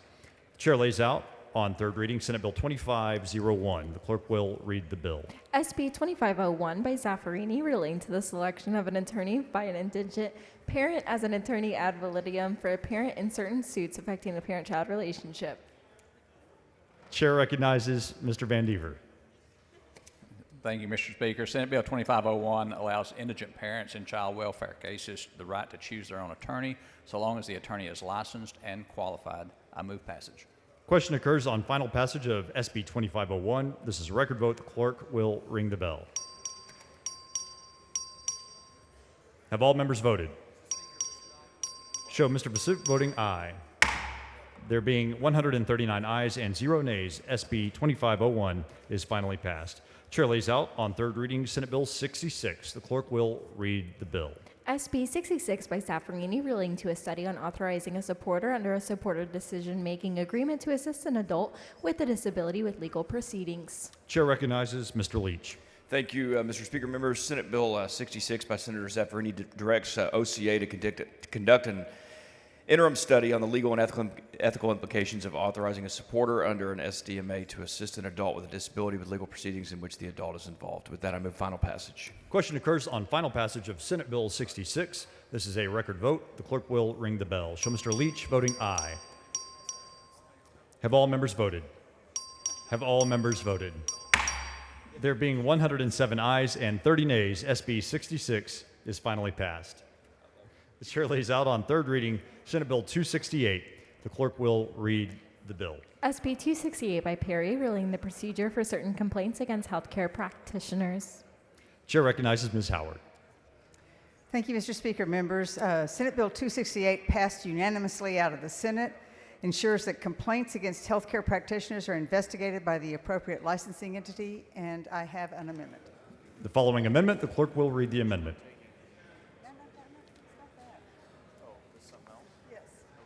Amendment by Howard. The chair recognizes Ms. Howard to explain the amendment.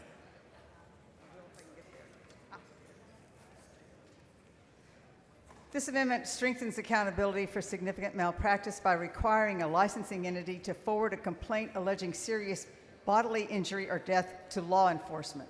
This amendment does not preclude a licensing entity from investigating and taking disciplinary action against a healthcare practitioner that is licensed by that entity. This is simply about reporting to law enforcement if there is death or bodily injury. Move adoption. Ms. Howard sends up an amendment. The amendment is acceptable to the author. Is there any objection to the adoption of the amendment? Chair hears none. The amendment is adopted. Chair recognizes Ms. Howard to close on the bill as amended. Mr. Speaker, Ms. Slauson, for what purpose? Ms. Howard, would you yield for a few questions? Yes. Does the gentlelady yields for questions? Thank you so much for taking just an extra moment here. This, I think, was the second to last bill that passed last night. Very chaotic. It was very chaotic in the room. And were you aware, Representative, that the Texas Conservative Coalition put out a statement in support of this bill? Yes, I've been made aware of that. And yet last night, we, in all the mayhem, probably weren't just real clear about what we were voting on. Perhaps. Perhaps. Thank you for taking a little extra time today to help clarify that. And while I didn't support it yesterday, I do intend to support it today. And I thank you for your work on this. Thank you, Representative Slauson. I very much appreciate that. Well, Lady yield for questions. Mr. Vasut, for what purpose? Lady yield for questions. Yes. The gentlelady yields for questions. Ditto. I held the red button down at the end just because we were going way too fast. And so I'm going to vote yes. Thank you. Thank you so much, Representative Vasut. Move passage. The question occurs on final passage of SB 268. This is a record vote. The clerk will ring the bell. Show Ms. Howard voting aye. Show Dr. Oliverson voting aye. Have all members voted? Have all voted? There being 120 ayes and 14 nays, Senate Bill 268 is finally passed. The chair lays out on third reading Senate Bill 331. The clerk will read the bill. SB 331 by Cole Course relating disclosure of healthcare costs information by certain healthcare facilities imposing administrative penalty. Chair recognizes Mr. Frank. Members, thank you. This bill expands the current price transparency requirements that we have for hospitals to other healthcare facilities that include ambulatory surgical centers, freestanding emergency rooms, and others. It does not take effect until 2029, so it gives plenty of time for folks to get in compliance, and it's also a $12 million de minimis. Based on the fact that I got this passed with about 3 seconds to go, there was a second reading amendment that I didn't do last night, and so I do have a GO today. The following amendment, the clerk will read the amendment. A GO by Frank. This is, Chair recognizes Mr. Frank. She's got jokes. Nice. Okay. This amendment is something the providers asked for. It says if in the future a state agency is providing the same information that we're asking for, then HHSC could make a recommendation that the chapter be rescinded. That's just to prevent duplicative reporting requirements. I move adoption. Mr. Frank sends up an amendment. The amendment is acceptable to the author. Is there any objection to the adoption of the amendment? Chair hears none. The amendment is adopted. Chair recognizes Mr. Frank to close on the bill as amended. For the last bill passed with 3 seconds to go last night, I move passage. Question occurs on final passage of SB 331. This is a record vote. The clerk will ring the bell. Show Mr. Frank voting aye. Have all voted? Have all voted? There being 133 ayes and 4 nays, Senate Bill 331 is finally passed.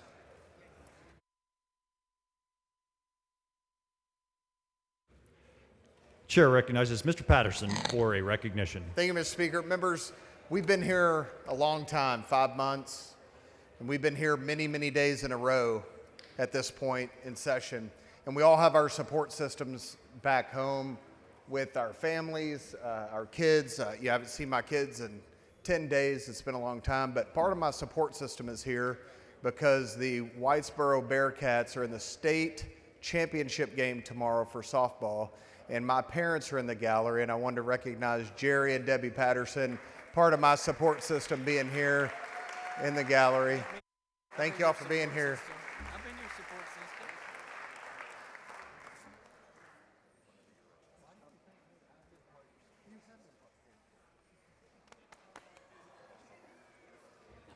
The chair lays out SB 1302 as a matter of postponed business on third reading. The clerk will read the bill. SB 1302 by Cole Course relating to eligibility to use a general permit to discharge waste into and adjacent to waters in the state. The chair recognizes Mr. Bell of Montgomery. Mr. Speaker, members, Senate Bill 1302 amends Section 26.04 of the Water Code so that the TCEQ Executive Director must provide approval to the discharger to resume the discharge permit. Does not allow for the automatic use of permits on certain general permits. Mr. Speaker, I don't believe there are any amendments, so I move passage. Question occurs on final passage of SB 1302. This is a record vote. The clerk will ring the bell. Show Mr. Bell of Montgomery voting aye. Show Mr. Metcalf voting aye. Have all members voted? Have all voted? There being 135 ayes and 4 nays, SB 1302 is finally passed. The chair lays out SB 519 as a matter of postponed business on third reading.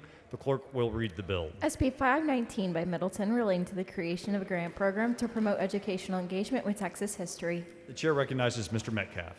Thank you, Mr. Speaker. Members, Senate Bill 519 is about preserving Texas history and creating a grant program administered by Texas Historical Commission. I move passage. Mr. Speaker. Ms. Gervin Hawkins, for what Gentleman purpose? yield? Does the gentleman yield for questions? Be happy to. Gentleman yields for questions. So in this grant program, has there been an agency named in this program, or is it open up for anybody in the state? So there are none named in the program. The Texas Historical Commission will administer who gets the funding and the grants. And we're talking all histories, correct? That's my understanding. There's no, your understanding, we're on the record here, is it your knowledge that when we talk about Texas history in this grant program, It encompasses all history, double underline. That's correct. And how much is this grant program? I do not have that in front of me because this will be administered by the Texas Historical Commission, and they will receive the appropriations from our budgets. And so you don't know how much money this grant program will be?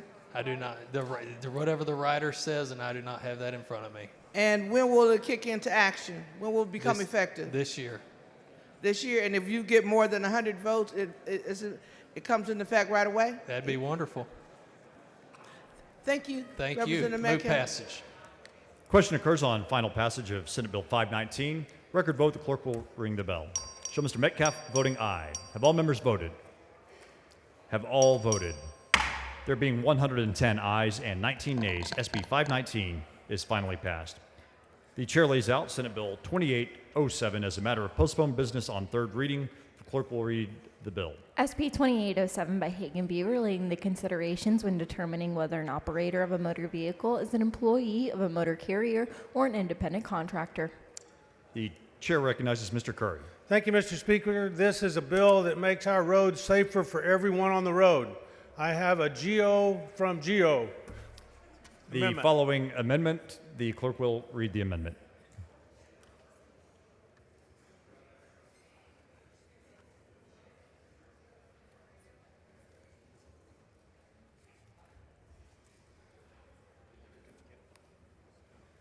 Amendment by Geo.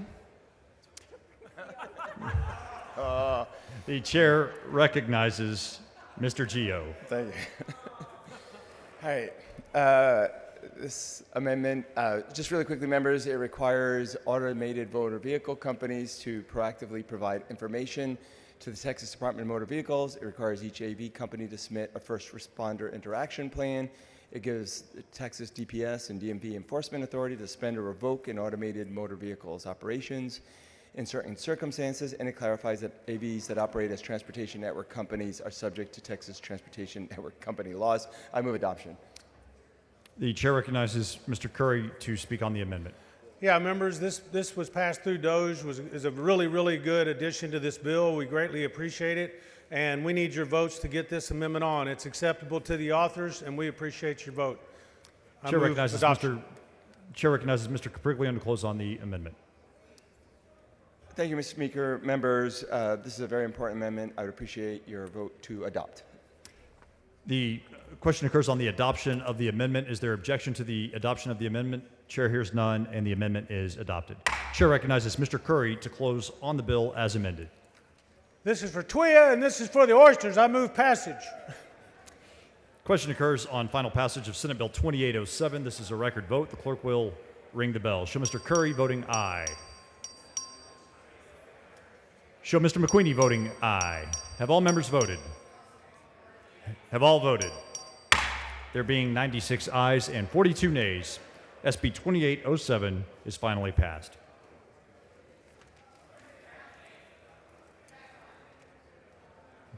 The chair recognizes Dr. Buckley for a motion. Mr. Speaker, I move to suspend House Rule 8, Section 5D for Senate Bill 13 to designate the following members as joint sponsors. Spiller. Members, you've heard the motion. Is there any objection? Chair hears none. So ordered. The chair lays out SB 13 as a matter of postponed business on third reading. The clerk will read the bill.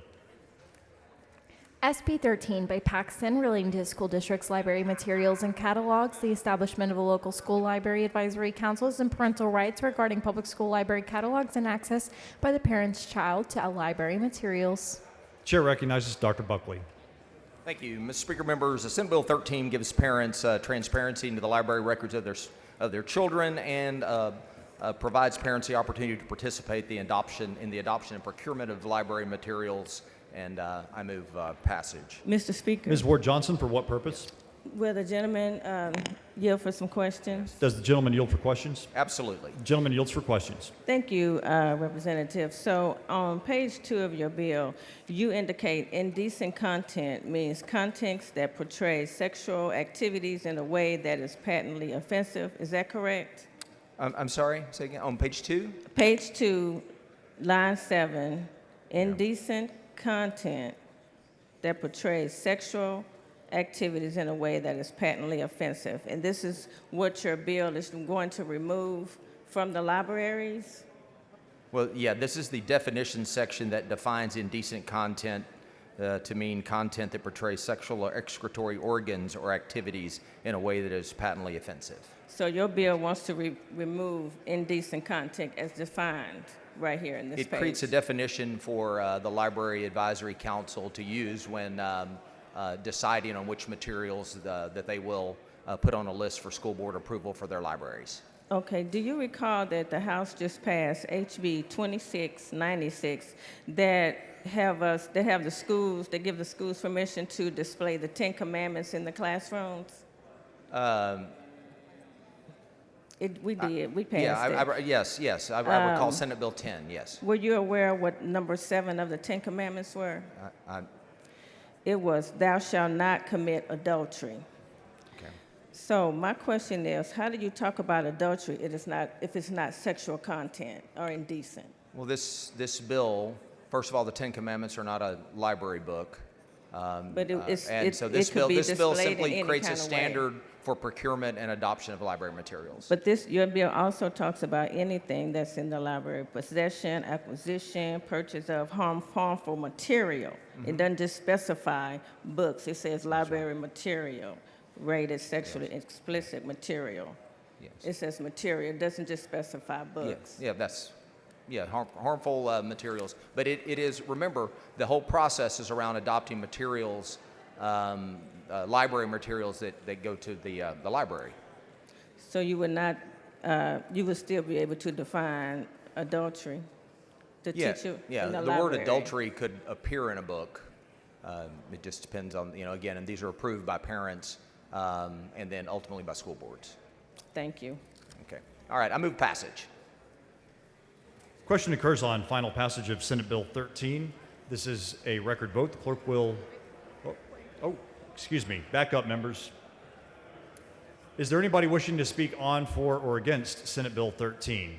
The chair recognizes Ms. Goodwin to speak in opposition to the bill.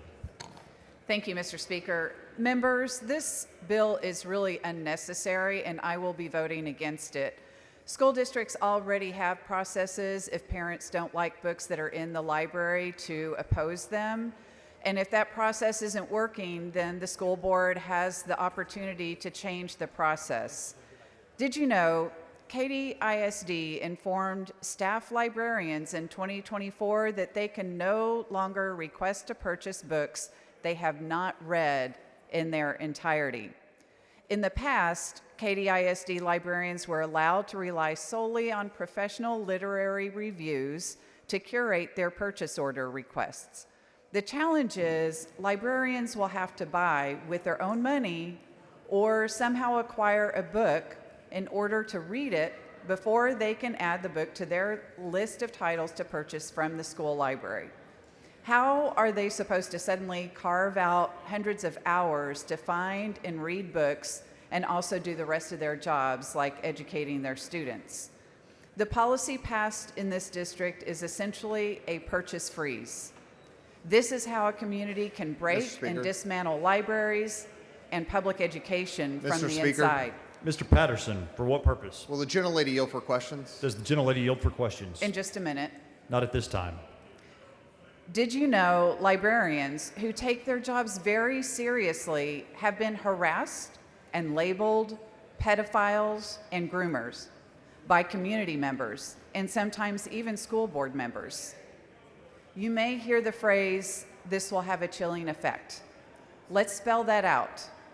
What reasonable human who values their safety and their job wouldn't think twice about adding an LGBTQ or BIPOC title to their purchase order, considering the current hostile climate towards librarians, educators, and BIPOC and LGBTQ people in our state?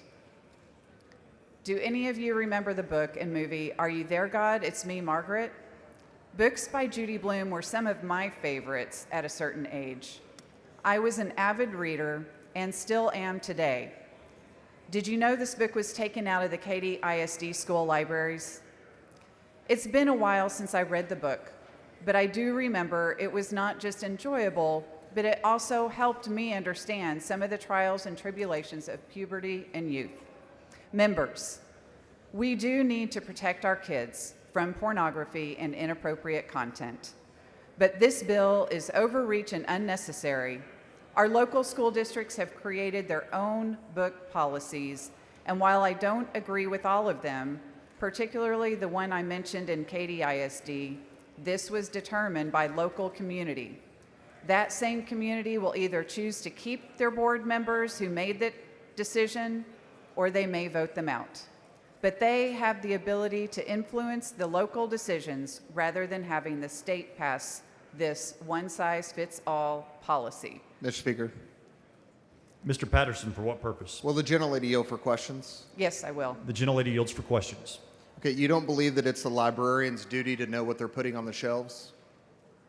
I believe it's their duty to know what they're putting on their shelves, and I believe they do know. Like I said, current practice is for them to read literary reviews, not read entire books when they're ordering, I don't know, tens or hundreds of books for their library every year. So it's not the librarian's duty to fully understand everything that's in the book before it's placed on the shelves for a child's consumption? Only selected review materials?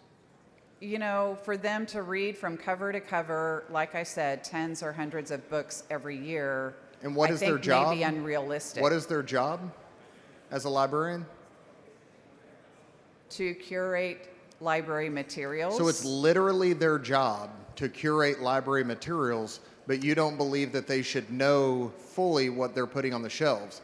So they're probably considering hundreds of materials. Hundreds looking of at- materials would be too much for a librarian to know what they're putting on their shelves? They have gone through education to do their job. I trust them to do their job. We do have a policy and process when parents don't like what is in the libraries already. That's my point And in that's my my objection point. to this bill. That is, I'm so glad that you said that, because that is exactly my point as well. My So- point as well is that parents, Do you under your statement that you made right at the beginning, it is the parent's duty to know every single page of every single book in the school library so that they can then determine which books that they want to challenge through their local processes. That's what you said in your statement. You said that the librarians whose professional role it is to understand and to curate library materials are too busy for maybe a 100-book purchase, but that a parent who is working a full-time job and raising a family is expected to know every single title and every single page in a library book and then challenge that book and go through the local process of challenging a book. Is that your position? Representative Patterson, I don't know how many books librarians read from cover to cover before they decide to put them on the list to purchase, but I do know that they are relying on literary reviews. Would it And surprise you that what Frisco one ISD librarian might consider just fine, a parent may not. Sometimes there's disagreement. Just like in your bills and my bills, we sometimes have disagreement of what's of the issues, right? Have you read every single bill that you've written? Yes. Cover to cover? I have 100%. And Every all single bill. the bills that we Here's have before well, the legislature. and You're I'm sure, a legislator. You should know every single bill that we lay out, cover to cover. I'm sure you understand after 4 sessions that the questions come from this mic. But what you're saying is that this bill, which creates a local process to create local SLAC committees to identify materials in the local community with local community standards, you said this is a statewide one-size-fits-all. This bill literally is opposite of what you said, correct? No, it is taking away local control. By creating local community member committees of local parents to make these decisions that then, if appealed, go to the local school board of locally elected officials elected by the local community. You're saying that takes away local control? Mr. Patterson, I believe I started off my speech by saying I believe this is an unnecessary bill. Right. That what we are seeing in communities today is librarians being harassed when they are just doing their jobs. So- and we're telling them through this legislation that you don't know how to do your own job. Well, and that's why I'm opposed to it. I'm telling you that many don't know how to do their job, and that's why we have books like what we've seen and had to challenge in our public school libraries. But should that onus be on parents, or should that onus be on the librarian? Because that's the key part of your statement here, that the professional librarian whose literal job, who gets paid all day, every day to curate library collections, you're saying that they are too busy to understand the materials, but that the parent who's working a full-time job and raising their family, that they should know, that they should be able to identify all of these harmful materials, which, by the way, we passed another bill to lock up folks who want to expose children to harmful materials this session. But you're saying that that's the parent's job to understand that, right? No, I think some parents have a disagreement with some librarians. Oh, absolutely. Thank you. I think it is the librarian's job to understand the materials they're putting into the library. Excuse me, I was in line.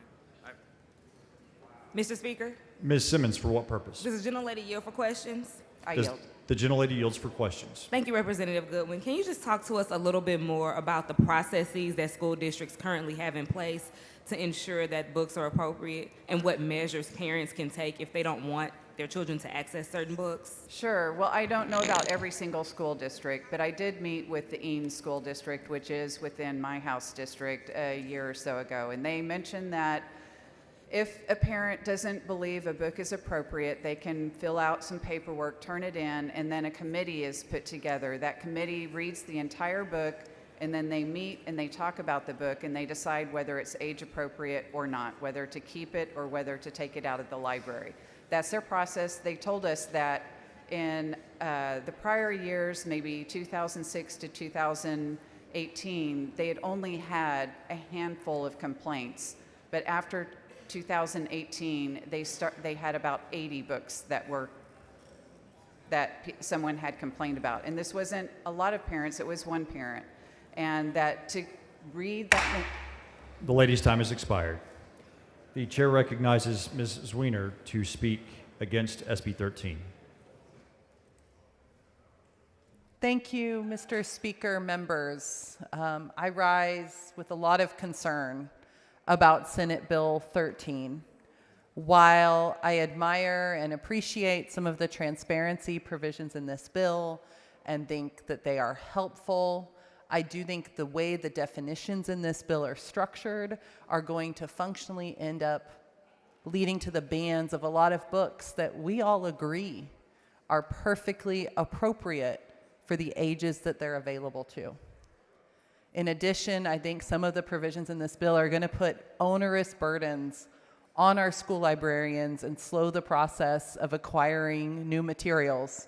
So when your kid wants that next book in the Dragon Girls series or the Dog Man series, it's going to take more time for that to end up on library shelves. So members, I want to share a passage with you from a book. You can tell a true war story by the questions you ask. Somebody tells a story, let's say, and afterward you ask, is it true? And if the answer matters, you've got your answer. For example, we've all heard this one. 4 guys go down a trail. A grenade sails out. One guy jumps on it and takes the blast and saves his 3 buddies. Is it true? The answer matters. You'd feel cheated if it never happened. Without the grounding reality, it's just a trite bit of puffery, pure Hollywood, untrue in the way all such stories are untrue. Yet even if it did happen, and maybe it did, anything's possible. Even then, you know it can't be true, because a true war story does not depend upon that kind of truth. Happeningness is irrelevant. A thing may happen and be a total lie. Another thing may not happen and be truer than the truth. For example, 4 guys go down a trail. A grenade sails out. One guy jumps on it and take the blast, but it's a killer grenade, and everybody dies anyway. Before they die, though, one of the dead guys says, "The F you do that for?"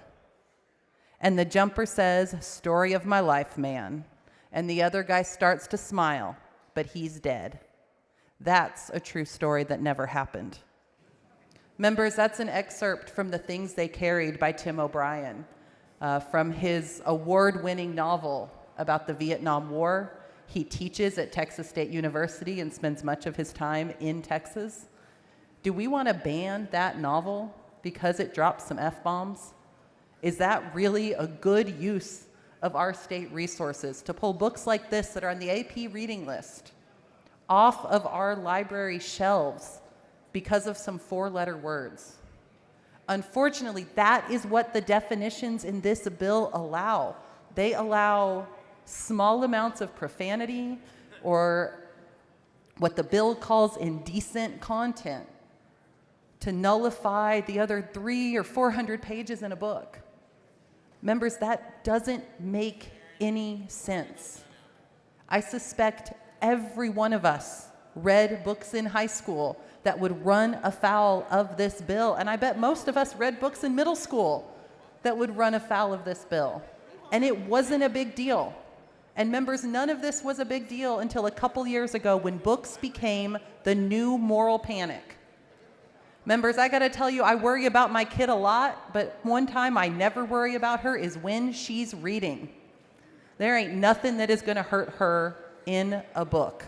What she's gonna get from a book is a window to lives that are different from hers, an opportunity to see herself reflected in the page, and a deeper understanding of the world around her. So why are we panicking about books? Why are we cowering to an extreme minority of parents who have any concern about what's in the library? Members, that is not most parents. And that is what we have seen in school districts that have implemented some of these onerous restrictions. We have seen parents in Keller ISD complaining, "I'm the only one reading this big list the school district has published of books they're going to put on the shelves." Members, if there's only one parent who will take the time to read that list, why are we looking at mandating that across the state? Mr. Speaker, Ms. Morales, for what purpose? will the gentlelady yield for just a quick question or two? I will. The gentlelady yields. Representative Zwiener, thank you so much for your impassioned words. It inspired me to get up and just ask you some simple questions. We're passing these laws to control librarians, and I want you to know that in my school district, in Houston Independent School District, we don't have librarians. No. Would you be surprised to know that? I wouldn't be, and it's such a heartbreak. You know, one of the biggest advocates in this fight is a woman named Carolyn Foote, who was actually my high school librarian, and it's been amazing to get to know her again in this context. But I remember that space she cultivated for us in high school, and I remember wandering that space and discovering things.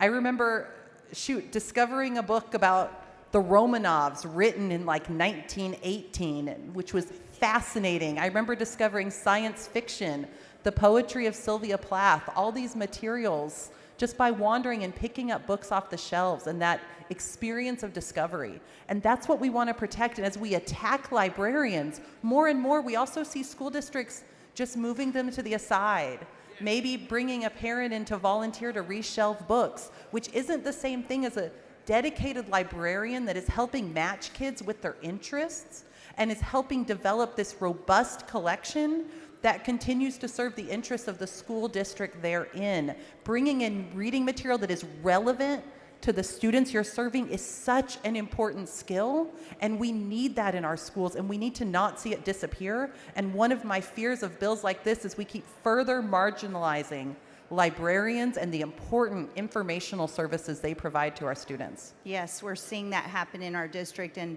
you said parents coming to volunteer. In one of the schools in my district, the parents literally got together and volunteer one day a week just so the library's open. In HISD, there's only 23 certified librarians and it's 274 schools, so that's 250 campuses without a librarian. I wish we could stop attacking our books, our libraries, and our librarians. Thank you. Yeah, one of the wildest things about this debate we've had this session and last session is this idea that somehow librarians are these villains. And members, I want to encourage you to think about librarians you've known in your life.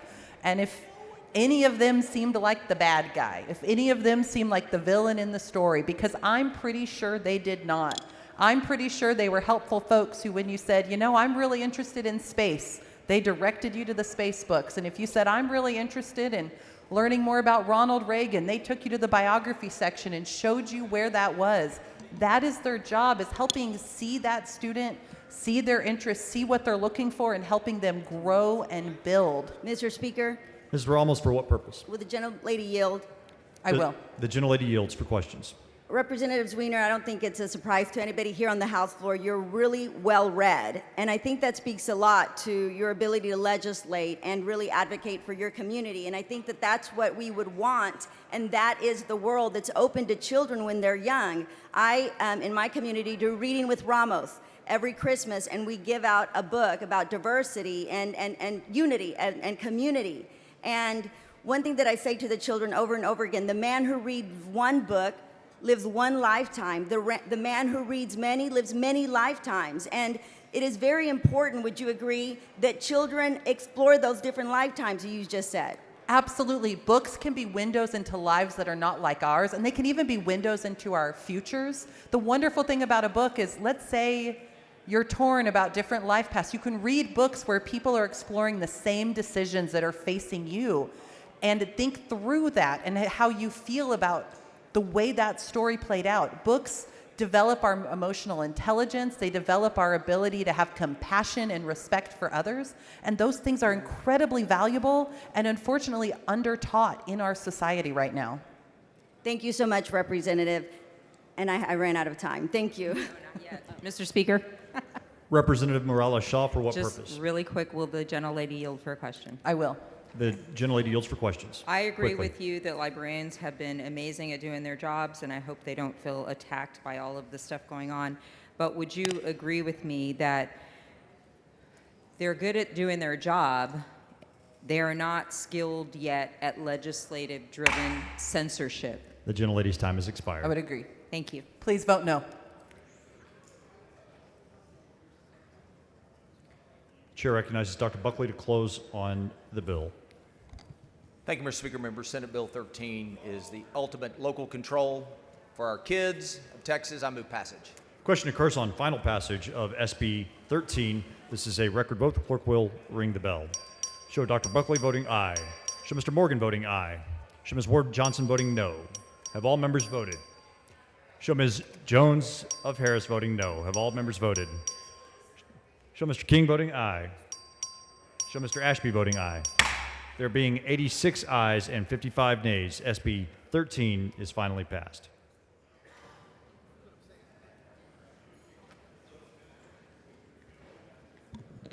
Mr. Speaker. Mr. Doorkeeper. Mr. Speaker, I have a message from the Senate at the door of the House. Admit the messenger.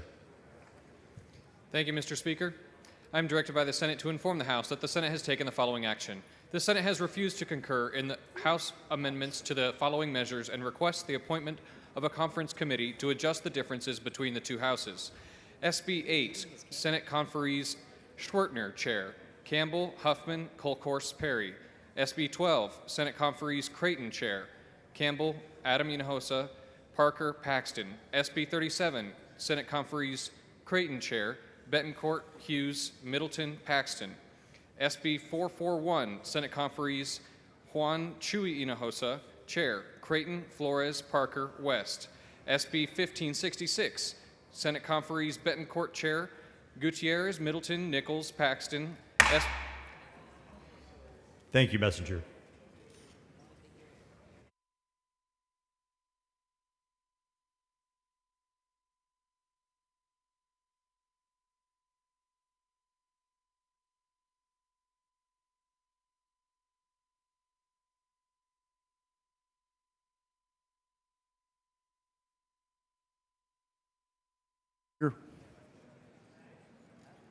Mr. Bryant, for what purpose? I move that the debate on SB 13 be reduced to writing and spread upon the journal. Members, you've heard the motion. Is there objection? Chair hears none. So ordered.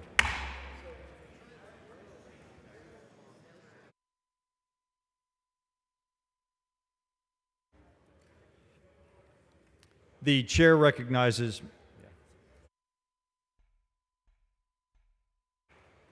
Mr. Ashby for an announcement. Members, as some of you know, Chairman Harris's mom is gravely ill. And I would like to have a little prayer service for her before I lay his bill out. So I'm going to ask Pastor Scott Wall to come and lead us in prayer for comfort during the Harris family during this very trying and difficult period.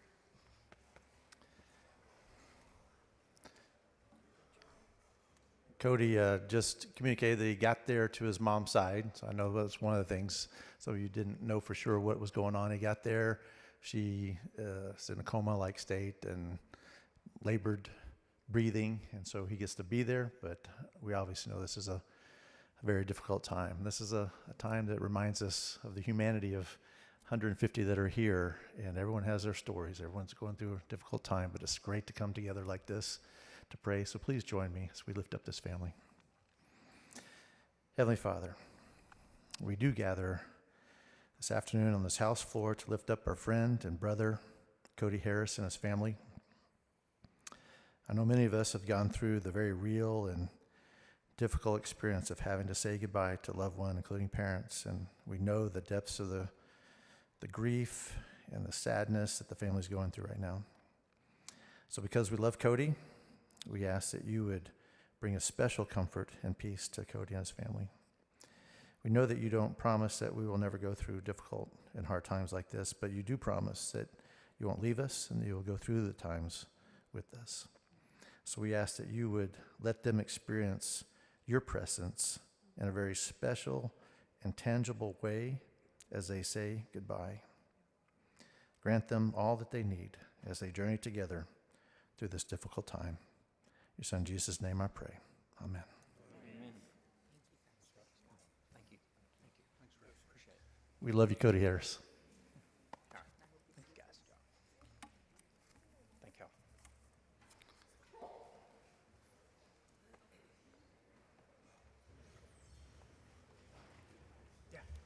Thank you, members.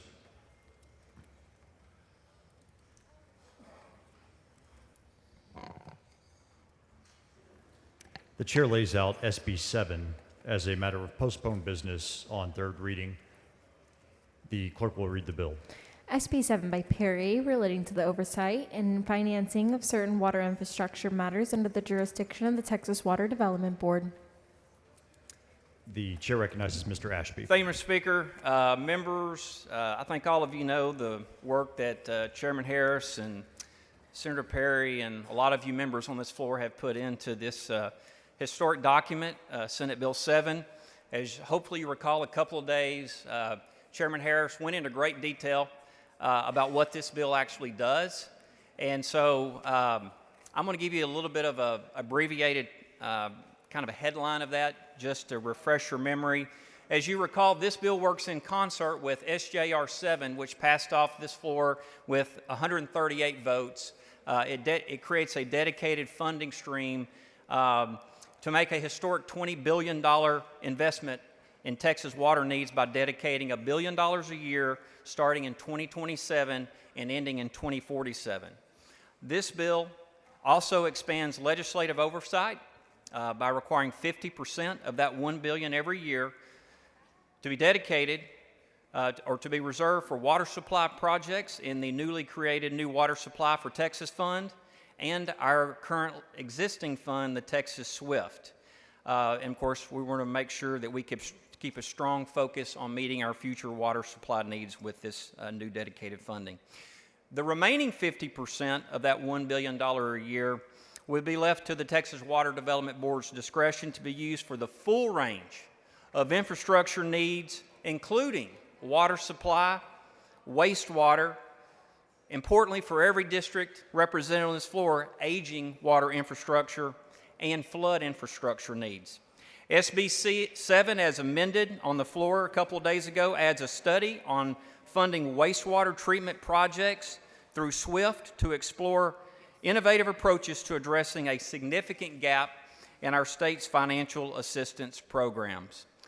Members, I think it would be an understatement to say just how transformational I think that most of you feel this bill would be for meeting our over $120 billion shortfall that we have to meet our state's water infrastructure needs.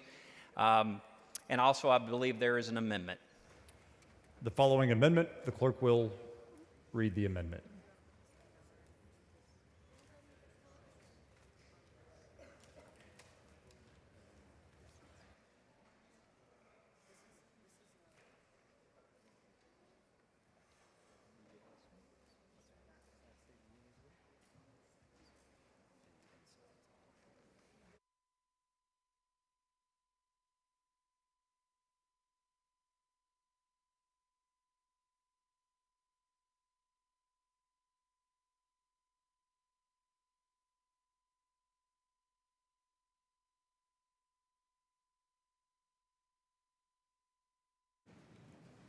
Amendment by Morales Shaw. Chair recognizes Ms. Morales Shaw. Oh, God, thank you. Thank you to the author for allowing me to add this amendment or to get up here and at least discuss it because it's important. This amendment just basically says that the funding, and there's a lot of that funding. Let me see if I have a note. I think this session we added $2.5 billion, and then we have a constitutional amendment going forward to add $1 billion to this water fund. And as you remember, in 2023, we added $1 billion to start out, which is already exhausted. It's an oversubscribed program at TCEQ, and that's for water infrastructure and bringing more water online. This amendment would prioritize funding to marine desal projects that avoid diverting water from or discharging into bays, our precious bays, oyster bays, and estuaries, and areas within 3 miles of our beautiful Texas coastline, with the priority given to projects that propose to discharge into Gulf zones specifically identified as appropriate for the desalination discharge. Because as you know, members, we need water online. There are new desal permits right now under consideration. It went from 1 to now 7, so it's an indication of what's coming. We had a couple of bills that propose to protect our Texas coastline because of the industry, the shrimping, the oystering, the bird watching, all of the money that it brings in for coastline vacations, and just because it's an amazing ecosystem that we would like to not see disrupted. But those bills didn't make it all the way, so that's what this amendment is addressing. For these desal projects to comply, this amendment asks for them to follow the siting of desal discharge that was documented by the Texas Parks and Wildlife and the Texas GLO under HB 2031 in 2018, wherein they came up with a recommended discharge zone. And this, members, when you desal water, for every gallon, there's a gallon of high salinity discharge that has to be disposed of. It has been proven in other countries that do and have been doing desalination for a very long time that in order to do that safely, you don't discharge it into sensitive ecosystems like bays and estuaries, but instead you just simply take it 3 miles out into a safe zone into the ocean. Now, I don't have coastline in my district, but I do know Jim Blackburn, and I know about the books that he's written at Rice University that is an elaborate discussion of these bays and estuaries. And this amendment would simply, again, prioritize the marine desalination projects that comply with this safe method of discharge to protect our precious ecosystems. Mr. Speaker, Ms. Goodwin, for what purpose? will the gentlelady yield for some questions? Does the gentlelady yield for questions? Yes. The gentlelady yields for questions. Thank you. My understanding is that even though House Bill 7 as written makes it unlikely we would use funds on saltwater desalination along the Texas coast, there is a possibility over time it could be used for that purpose. In other words, there's nothing in the bill that strictly prohibits use of these funds to subsidize a desalination plant. Further, that state-subsidized desal plant could potentially discharge its brine directly into one of our bays or estuaries. That discharge could potentially destroy the viability and undermine the coastal ecosystem. That could have an adverse impact on the economy in the Bay Area, as you just mentioned. So your amendment would essentially say we need to study and develop real salinity standards that we currently do not have before making such a funding choice that could have a devastating impact? Is that correct? It's similar. It prioritizes those projects/companies that are willing to use the study that I mentioned in 2018 and the recommended sites that it clearly lays out. In fact, there's a map online that everyone can look at on Texas Park and Wildlife or the Texas General Land Office. I'm hoping in this amendment would inform those companies of how to do it the right way so that we don't all have to come back in 3 or 5 years and say, oh, we should have done this before, because now we're fixing a problem that has been compounded. I appreciate that clarification. Now I understand that the study's already been done, and this is just using that information to direct companies so that we aren't tearing up the ecosystem, correct? Yes, correct. Thank you. I appreciate your amendment. Thank you, and I withdraw the amendment. Thank you, members. Chair recognizes members, the amendment is withdrawn. The chair recognizes Mr. Ashby to close on Chairman Harris's sponsored bill. Thank you, Mr. Speaker and members. I respectfully ask for your favorable consideration of SB 7 in honor of Cody Harris's mom. Move final passage. Question occurs on final passage of SB 7. This is a record vote. The clerk will ring the bell. Show Mr. Hunter voting aye. Show Ms. Garcia Hernandez voting aye. Show Mr. Tinderholt voting aye. Have all members voted? Have all members voted? There being 136 ayes and 0 nays, SB 7 is finally passed. Mr. Gerdes, for what purpose?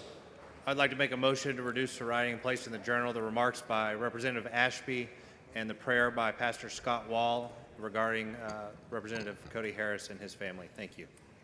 Members, you've heard the motion. Is there objection? Chair hears none. So ordered. The chair lays out SB 1718 as a matter of postponed business. On third reading, the clerk will read the bill. SB 1718 by Sparks, relating the eligibility of the National Rifle Association annual meetings and exhibits on other annual events of the National Rifle Association for funding under a major events reimbursement program. Chair recognizes Mr. Guillen. Thank you, Mr. Speaker. Members, this bill adds the NRA annual meetings and exhibits to the eligibility under the MERP program. Move passage. Question occurs on, Is there anyone who wishes to speak on, for, or against SB 1718? Chair recognizes Ms. Goodwin to speak against the bill. Thank you, Mr. Speaker. Members, I know that y'all have heard me say previously that I do not agree with us funding the NRA for out of the Major Events Reimbursement Fund. But one thing that we didn't talk about a lot is how much money that might be. And so I did a little bit of research. Some of you may be familiar with the Texas Major Events Reimbursement Fund, but for those of you who are not, I did want to share this information about how much money the NRA might have an opportunity to receive from the state. So the amount is not fixed, and it depends on the event's estimated tax impact and the organization's local contribution. The fund is essentially a trust fund established for each event with contributions from both local and state governments based on projected tax gains. The program is funded through an event-generated tax increase tax increase. For every dollar in local tax gains, the state contributes $6.25 to the fund. There's no cap on the amount of funds available, but the state's contribution can't exceed 6.25 times the local share. The fund can reimburse up to 100% of allowable event-related expenses, provided sufficient tax receipts are deposited in the trust fund. The fund consists of both local and state contributions, again, based on the estimated incremental increase in tax receipts from the event. Allowable expenses include costs associated with preparing and conducting the event, as well as principal or interest on notes used to build or improve facilities for the event. And the governor's office has the ability to approve or disapprove any application. For example, the Red Bull Grand Prix of the Americas, the total estimated incremental increase to the state was $6,400,000, which resulted in a total trust fund of $7,467,000, with the local share being just over $1 million. So, members, I just wanted you to know the fiscal impact of what you're voting on right now. And again, remember going to the NRA solely through this bill. And I will be voting no. Thank you. Chair recognizes Ms. Rodriguez Ramos to speak against the bill. Thank you, Mr. Speaker. Members, we've discussed this a few times this week, but 3 years ago, 19 children and 2 teachers were brutally and senselessly murdered at Robb Elementary. Just 3 days after the massacre, while the families of Uvalde were in the midst of their grief, the National Rifle Association held its annual convention just 4 hours away in Houston. Imagine you losing your child to a brutal murder, and the National Rifle Association, the same association before us today asking for this tax reimbursement, wants to celebrate its cause. Senate Bill 1718 would make the National Rifle Association's conventions eligible for taxpayer reimbursement under the Major Events Reimbursement Program. Imagine losing a child that was slaughtered in the school, and your taxpayer dollars are there to help subsidize the very group that's helping put all these guns on the streets. This bill gives taxpayer dollars to an organization known not for tourism, not for economic development, not for entertainment, but for blocking common sense, life-saving gun reforms and inflaming our political discourse. And let's be clear exactly who we're talking about. This is an organization that has been plagued by rampant financial abuse. As we discussed, remember, in 2021, they tried to declare bankruptcy to escape accountability from the New York Attorney General's lawsuit. But because the NRA's leadership had so thoroughly mismanaged its finances, a bankruptcy court dismissed their case as a bad faith filing to gain an unfair advantage and avoid regulations. And guess what? They couldn't run from their debts in New York, so they're coming to ask you to flip the bill here in Texas. The NRA is an organization that uses its members' dues as their personal piggy bank, spending them on private jets, designer suits, and luxury vacations. And now they want you, your constituents, Texas taxpayers, to underwrite their next convention. This is corrupt corporate welfare. And it comes at a time when our Texas families are struggling. We're the most uninsured state in the nation. Over 40% of households can barely afford essential expenses. 1.8 million Texas children live in households where access to food is limited. Mr. Speaker. Ms. Flores, for what I'll wait purpose? for a second.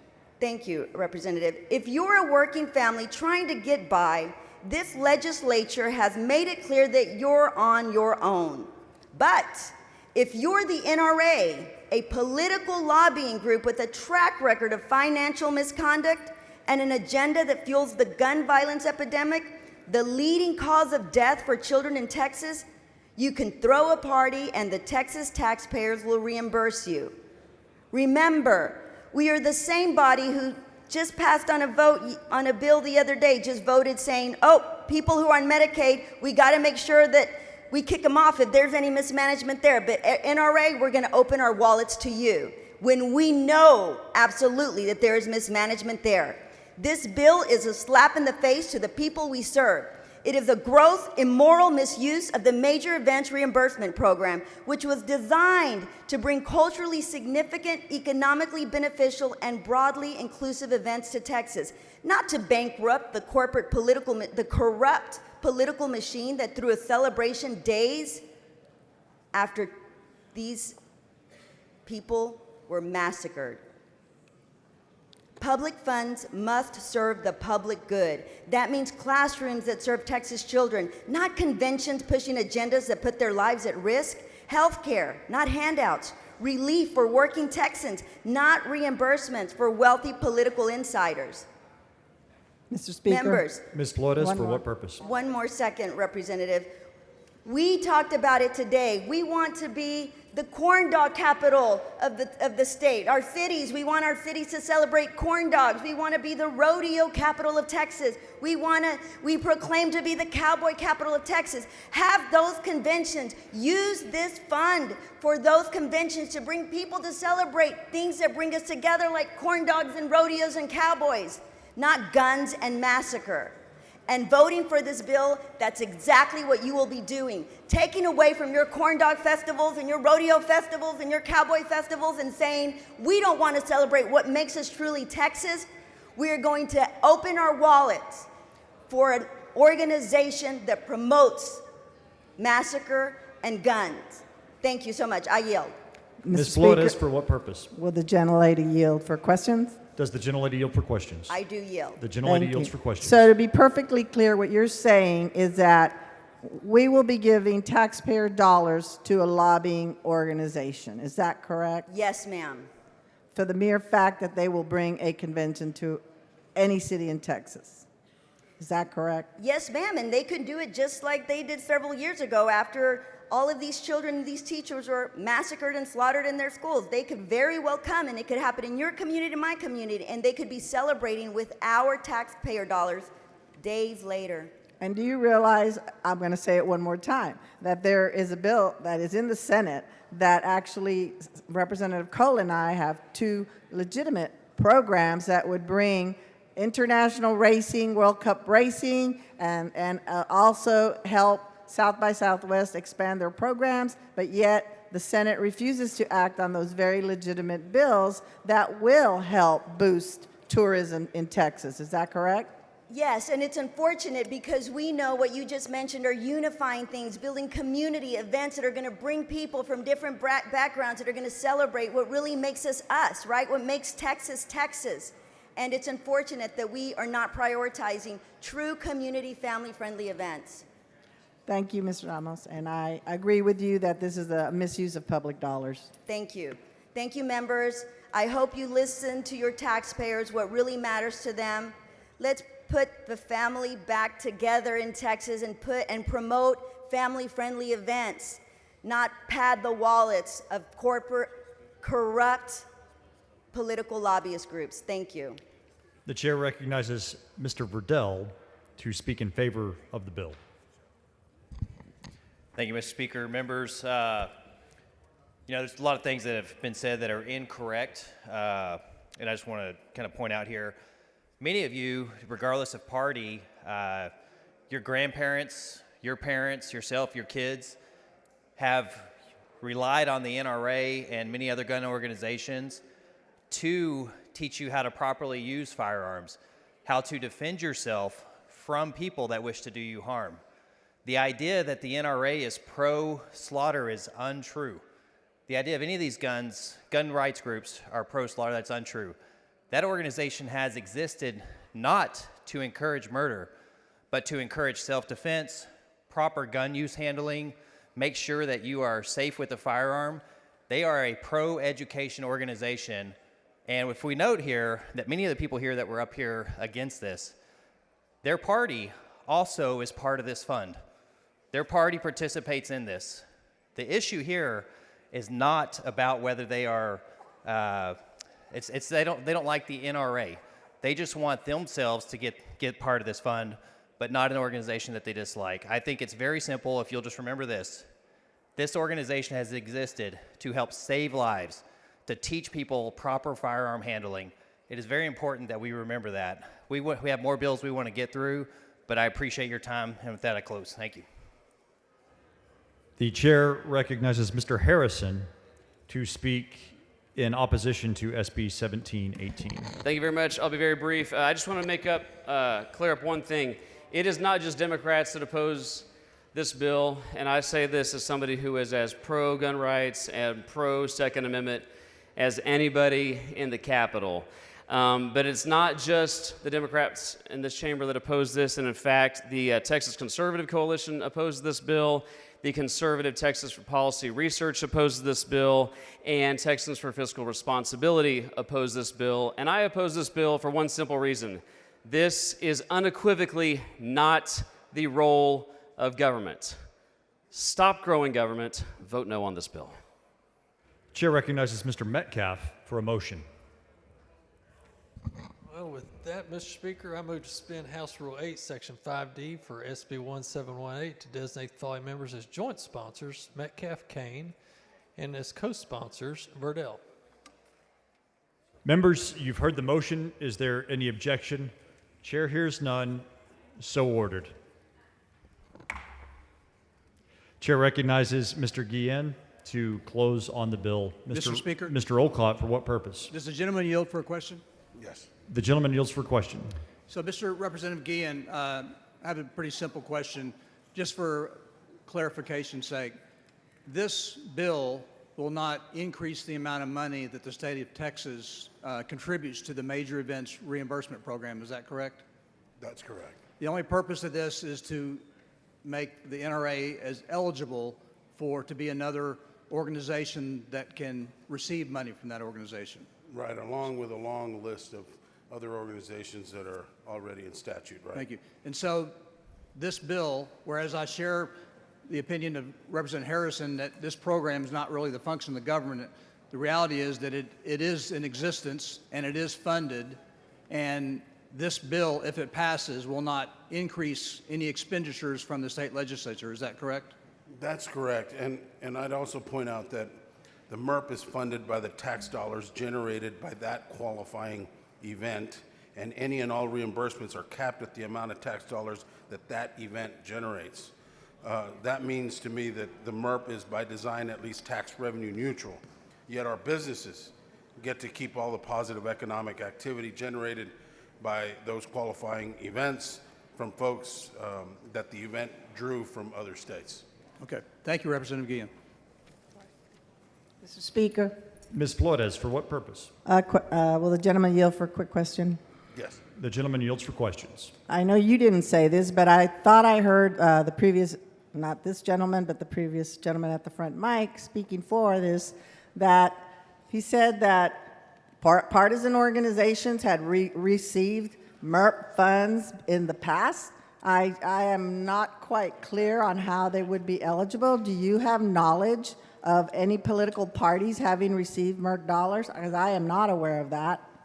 Well, first of all, the NRA is a nonpartisan organization, but on the list of qualifying is the Democratic Party Convention, Democratic Party Convention and Republican Party Convention. And the Republican Party Convention? Yeah. They've gotten that money in the events past? that qualify. They've received that money in the past? I'm not sure if they've received it in the past, but I just know that they're on the list of qualifying events. They are? Yes. Okay, thank you. Move passage. Mr. Speaker, Ms. Rose, for what purpose? does the gentleman yield for a question? Yes. The gentleman yields for question. Representative Guillen, you made the statement that the NRA is a nonpartisan organization, but do they lobby? Yes. Do you support taxpayer funding lobbying? So again, the MERP is The who? the way the major events reimbursement program works is they take the money that event generated and they give it to a qualifying event. They give it back to that qualifying event.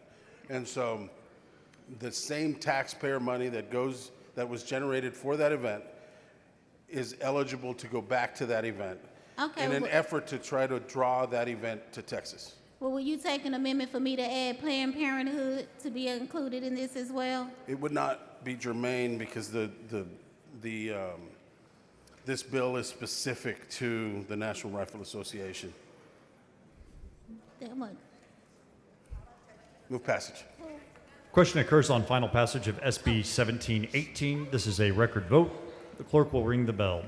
Show Mr. Verdell voting aye. Show Mr. Guillen voting aye. Show Mr. Tinderholt voting aye. Show Ms. Plisa voting nay. Show Mr. King voting aye. Have all members voted? Show Mr. Capriglione voting aye. Have all members voted? Have all members voted? There being 82 ayes and 54 nays, SB 1718 is finally passed. Mr. Speaker, Ms. Plisa, for what purpose? may I please ask that the remarks by Representative Harrison on SB 1718 be reduced to writing and put in the journal? Members, you've heard the motion. Is there objection? Chair hears none. So ordered. Mr. Speaker, Ms. Flores, for what purpose?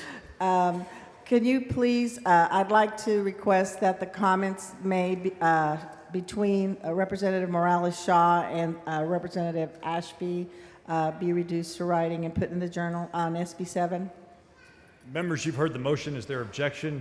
Chair hears none. So ordered. Mr. Speaker, Mr. Patterson, for what purpose? I'd like to make a motion that we thank the ladies and the staffers that reduce all this into writing and place in the journal.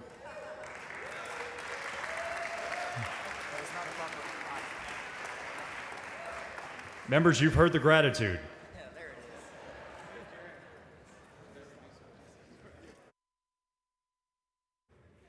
Chair recognizes Mr. Tinderholt for a recognition. All right. Tyler and Brennan and I would love to recognize my wife on our anniversary and my mother-in-law right up there. Happy anniversary. We love you. Thank you. All right, let's go.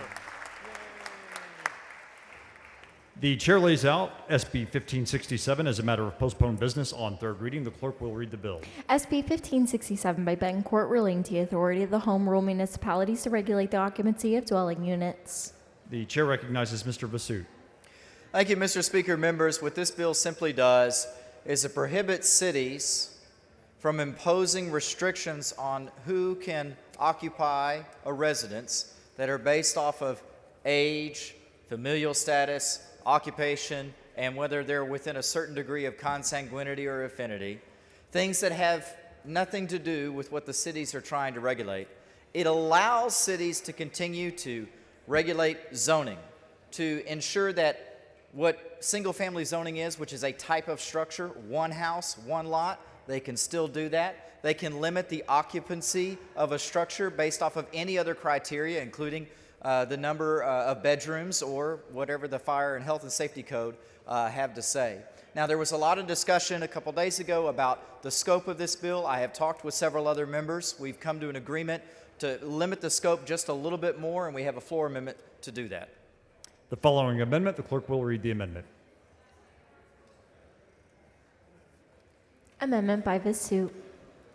Chair recognizes Mr. Vasut to explain the amendment. Thank you, Mr. Speaker. Members, the amendment in front of you has the final applicability provision for this bill. I appreciate Representative Slauson and Schaffner for working with me on this, as well as Representative Schofield and Tepper, as you heard a couple days ago. It'll apply only to small and mid-sized cities, so those under 250,000, and in one of two scenarios. Either they have a college campus with more than 20,000 students, so a pretty big campus, or if they're adjacent to that campus. And it is acceptable, obviously, to the author. Move adoption. Mr. Vasut sends up an amendment. The amendment is acceptable to the author. Is there any objection to the adoption of the amendment? Chair hears none. The amendment is adopted. Chair recognizes Mr. Vasut to close on the bill as amended. Thank you, Mr. Speaker. Members, this bill is about private property rights and freedom. Let's make sure that we're not discriminating against people for no other reason than the fact that they're related by blood or not. Move passage. Question occurs on final passage of SB 1567. This is a record vote. The clerk will ring the bell. Show Mr. Vasut voting aye. Show Ms. Lawson voting aye. Have all members voted? Have all members voted? There being 101 ayes and 29 nays, SB 1567 is finally passed. Ms. Goodwin, for what purpose? Mr. Speaker, I move to reduce the comments between myself and Representative Shaw on SB 7 to be added. I think all of the remarks on SB 7 today to be added to the journal. Members, you've heard the motion. Is there objection? Chair hears none. So ordered. The chair lays out SB 1233 as a matter of postponed business on third reading. The clerk will read the bill. SB 1233 by Hancock relating to information regarding prenatal and palliative care, creating criminal administrative penalty. Chair recognizes Ms. Swanson. Thank you, Mr. Speaker. Members, this is about providing important information, perinatal palliative care to our mothers in distress. Move passage. Question occurs on final passage of SB 1233. Record vote. The clerk will ring the bell. Show Ms. Swanson voting aye. Have all members voted? Show Mr. Vasut voting aye. Have all members voted? There being 79 ayes and 55 nays, SB 1233 is finally passed. The chair lays out SB 413 as a matter of postponed business on third reading. The clerk will read the bill. SB 413 by Middleton relating to the meetings of the Board of Trustees of Independent School Districts. Chair recognizes Mr. Vasut. Thank you, Mr. Speaker. Members, Senate Bill 413 requires school boards to post their minutes that include all record votes and recordings of their proceedings on their official district websites. Move passage. Question occurs on final passage of SB 413. This is a record vote. The clerk will ring the bell. Show Mr. Vasut voting aye. Show Mr. Little voting aye. Have all members voted? Have all members voted? There being 134 ayes and 0 nays, SB 413 is finally passed. Is Dr. Buckley on the floor of the House?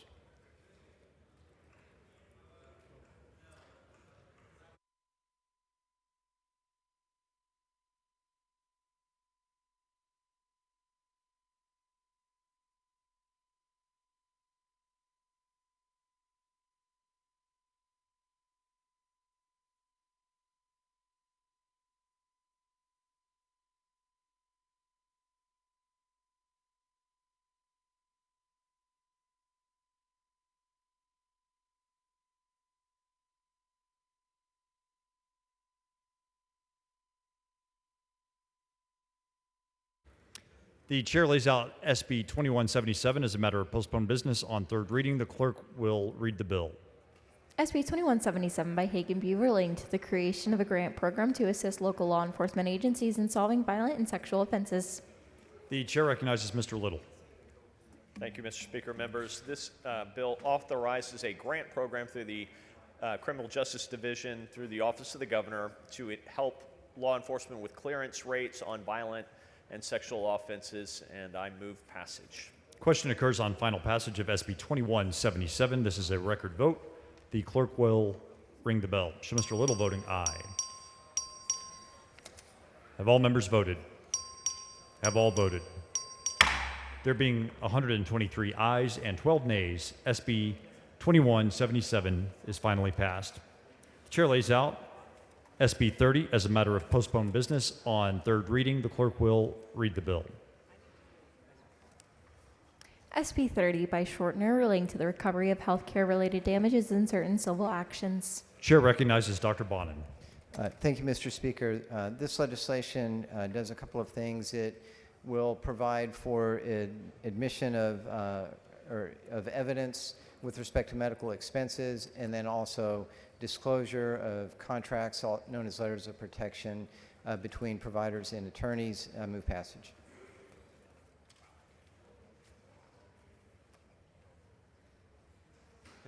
The question occurs on final passage of SB 30. This is a record vote. The clerk will ring the bell. Show Dr. Bonin voting aye. Show Mr. Vasut voting aye. Have all members voted? Show Mr. Have all members voted? There being 87 ayes and 51 nays, SB 30 is finally passed.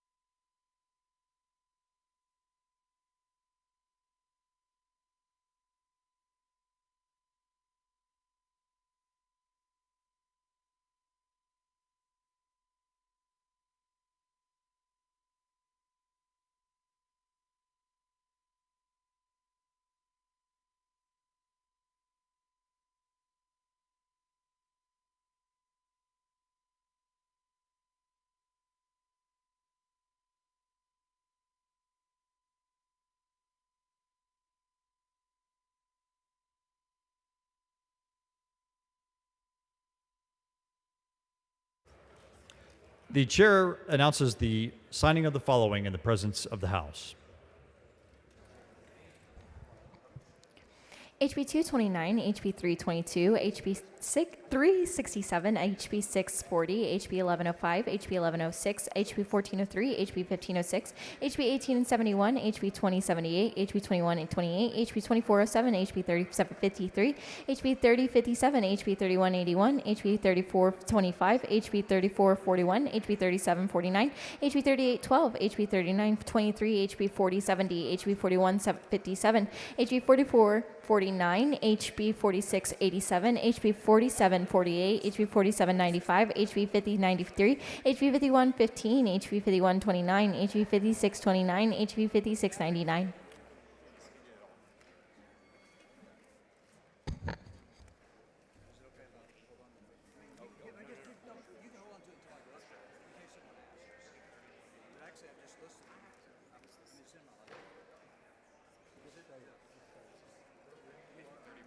HB 3181.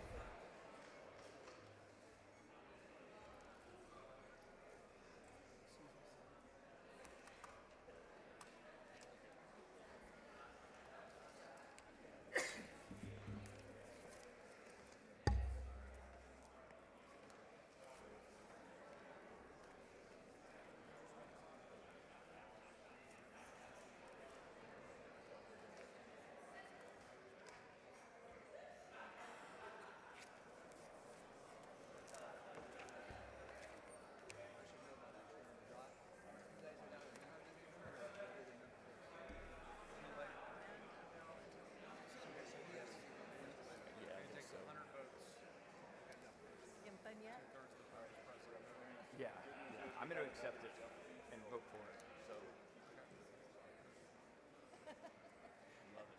Love it. Sorry, did you hear that? I did. That was a little fun. No, you're good. You're good. Sorry, I'm just saying that. Yeah, you're good. You all right? Yeah. I'm good. Thanks, man. You look good, too. You look good, too, buddy. I saw Becky. She's wearing green, too. Is this Jack with lead? Is this Jack with lead time when he pulls out?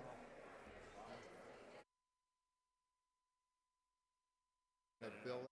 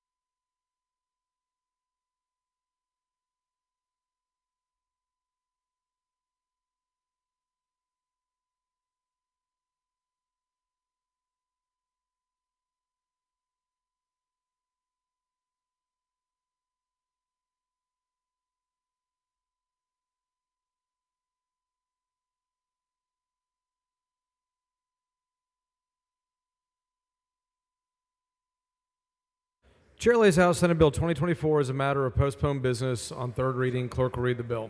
SB 2024 by Perry, relating to prohibition on marketing, advertising, or selling of certain e-cigarette products, creating a criminal offense. Mr. Leach. Thank you, Mr. Speaker.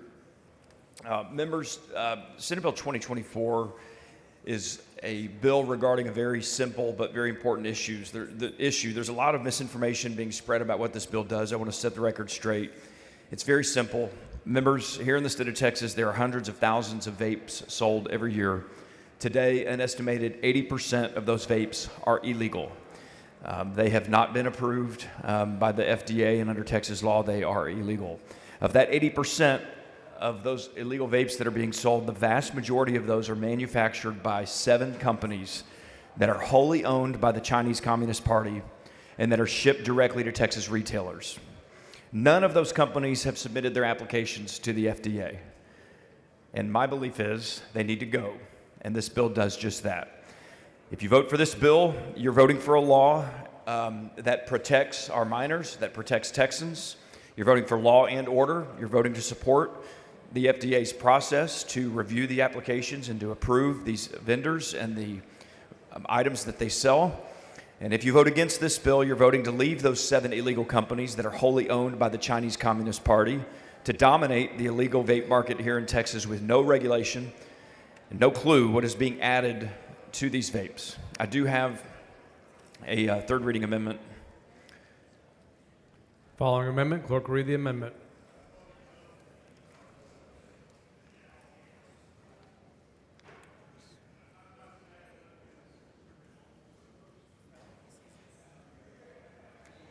Amendment by Leach.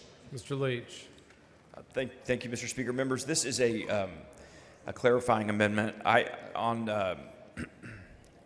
second reading 2 nights ago, I accepted several amendments that in some ways ended up being in conflict with other provisions of the bill and in conflict with my original perfecting amendment. So my language had already taken care of some of the issues once we kind of unraveled how the language all came together. So this amendment simply strikes some of those provisions which conflict.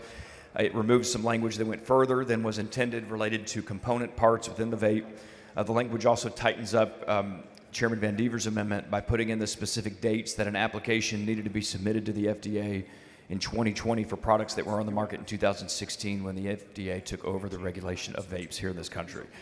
With that, Mr. Speaker, I move adoption of the third reading Leach amendment. Mr. Speaker, For what purpose? will the gentleman yield for some questions about Gentleman his yield amendment? for questions? Yes. He yields for questions. I'm trying to figure out on your amendment. We had an amendment the other night, I believe, the Kane amendment, that said that if partial or wholly, the components were partially or wholly manufactured in China, that it would that they would have to register under the program that you've put together here in the bill. So, what is it about that part that is being taken out? And or you said there was a conflict. So is that handled somewhere else in the bill? So I don't have the original Kane amendment in front of me, but the perfecting amendment on that should be on your screen that I'm not sure if you have in front of you, Representative Money. It's coming. Okay. So basically says that that for purposes of the component part products relating to a timely filed pre-market tobacco product, it says that the application must show that the e-cigarette manufactured by the manufacturer was actually marketed in the United States as of August 8, 2016, and that the manufacturer submitted a pre-market tobacco products application before September 9th, 2020. Okay. Why is that important? Well, it conflicted with other parts of the law, and it's frankly not necessary. Okay. I don't believe the Kane amendment was necessary anyways. I think the bill kind of already took care of what he was trying to do, but this bill simply cleans up the conflicting parts. Okay. So a couple of questions there. His amendment says wholly or partly manufactured in China. So where in your in your bill, I finally have my computer here, where in your bill does it deal with components that are wholly or partly manufactured in China? Well, under the bill, Correct. you're in you're on page 2, section 2, section 3, line 25. Line 25. So line 25 says manufactured in China. And I know Representative Olcott has a coming amendment as well that's going to clarify some of that. Okay, but we don't know about that one yet, so I'm just trying to figure out this. The Kane Amendment says wholly or partly manufactured in China. Your original bill, which we will be going back to, says that was manufactured in China, so it would have to be wholly manufactured in China under your bill language, correct? I think that this is probably better suited for when the Olcott Amendment comes up.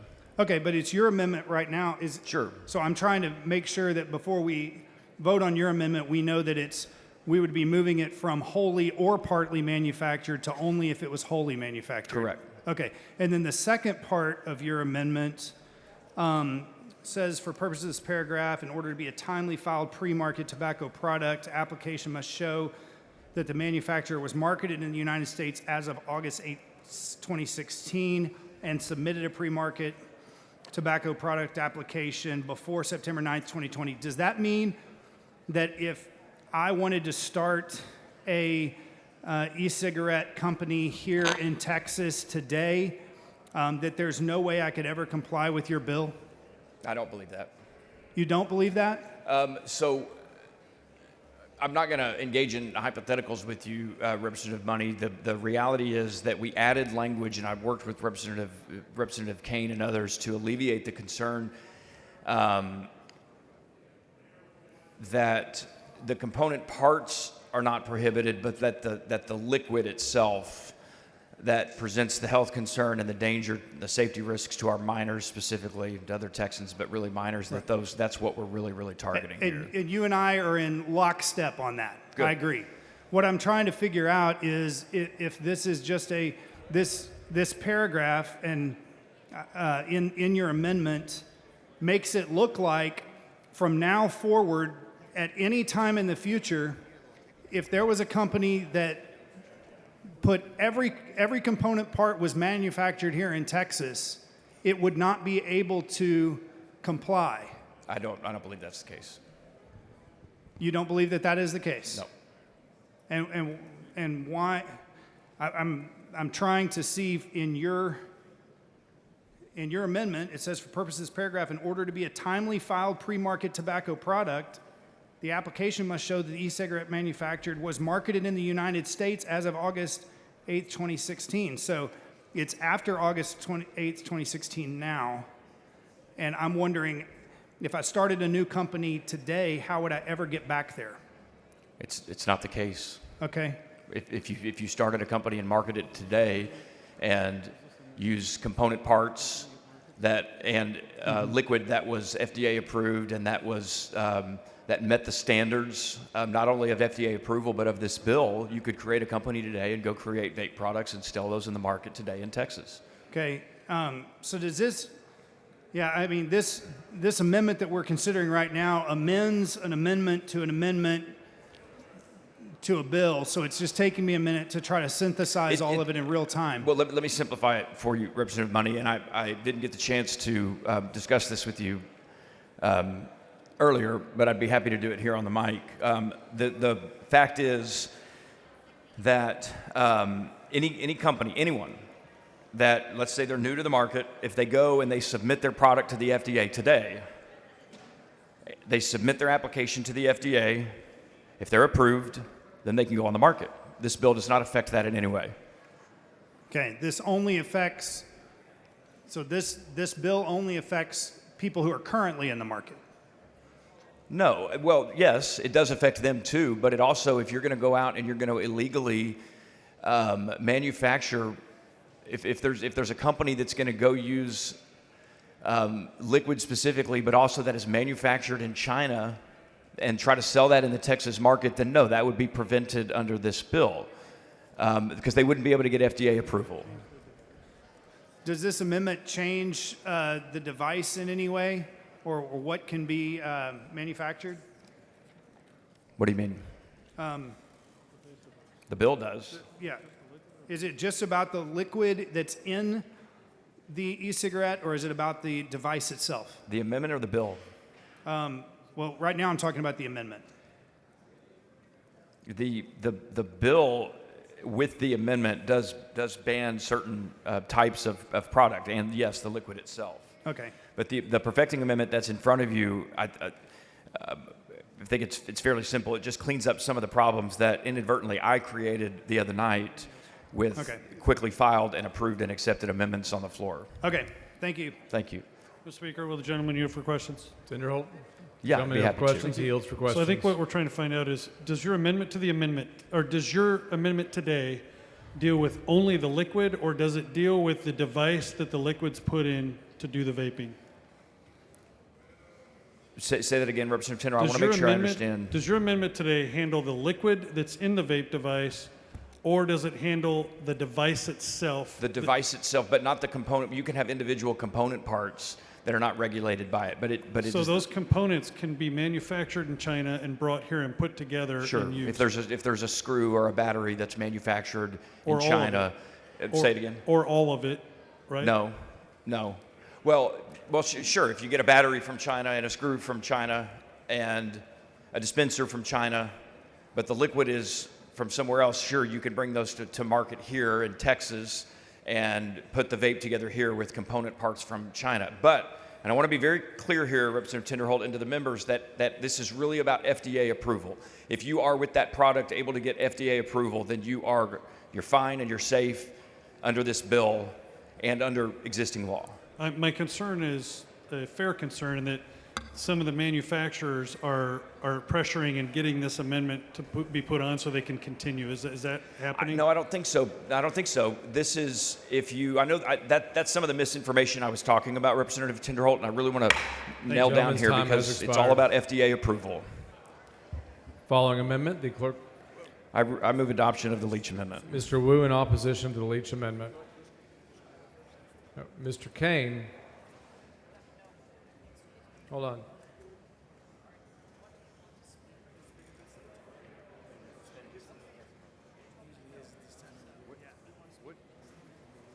Mr. Kane against the amendment. Thank you, Mr. Speaker. Members, I think there obviously may be some confusion, but you may know that I know how to read amendments. And I can look at the amendments that were put on yesterday, including 2 by Representative Leach. There were 4 total. And here's what's going on. If we strip this, when you laid it out discussing those companies there in China that wholly make those things and that this is what it would do, it wouldn't do that. None of that would come to an end. What this amendment does is it ensures that everybody's treated equally. By leaving it, if you vote for this, then we've got some winners and we've got losers. And that's wrong. We can do it safely, we can do it right, but this ensures that, one, we're going to bring manufacturing, more of it back to the United States, which is important, more jobs. We can ensure that it's safe here at those FDA facilities. Look, Representative Wu is going to come up after me and explain more of also why this is a crony capitalist bill and that you need to keep the way it is. So with that, I do ask you to vote against this amendment and stand up for American jobs. Thank you. Mr. Speaker. Mr. Little, for what purpose? Does the gentleman yield for questions? Gentleman yield for questions? Yes, sir. He yields for questions. Representative Kane, the other night when we were going through this bill, you had an awesome amendment that we all got very excited about. And do you remember what your amendment did? I do. What did it do? It ensures that any of these products, whether they're wholly or partly manufactured in China, aren't going to be here. It keeps dangerous products away from our families, away from our streets, out of our stores. Okay. If I'm reading this right, and you and I haven't talked about this, if I'm reading this amendment right, what it's going to do is it's going to grandfather in products that are made in China that have FDA approval. Bingo. Right? And I mean, I'm looking, I asked ChatGPT to help me out. We've got Zipstick, is the only, I believe, fully American-based company that does it. But the others, we're going to create, we're going to grandfather them in. The dangerous stuff that you can read about, the exploding batteries, all the other dangers, those are going to be grandfathered in. We're essentially creating a safe haven for the bad products. So if I can put this on the bottom shelf for people, if we liked your awesome amendment the other night, we're going to vote no on this amendment. That's right? it. Simple. And if we thought that having Chinese vapes in our country is good, you might vote for this amendment. But if you don't think that that's a good thing, we're going to stick with what we did the other night and vote no. If I were only a great orator like you, sir, that's the way it should be said. I thought so.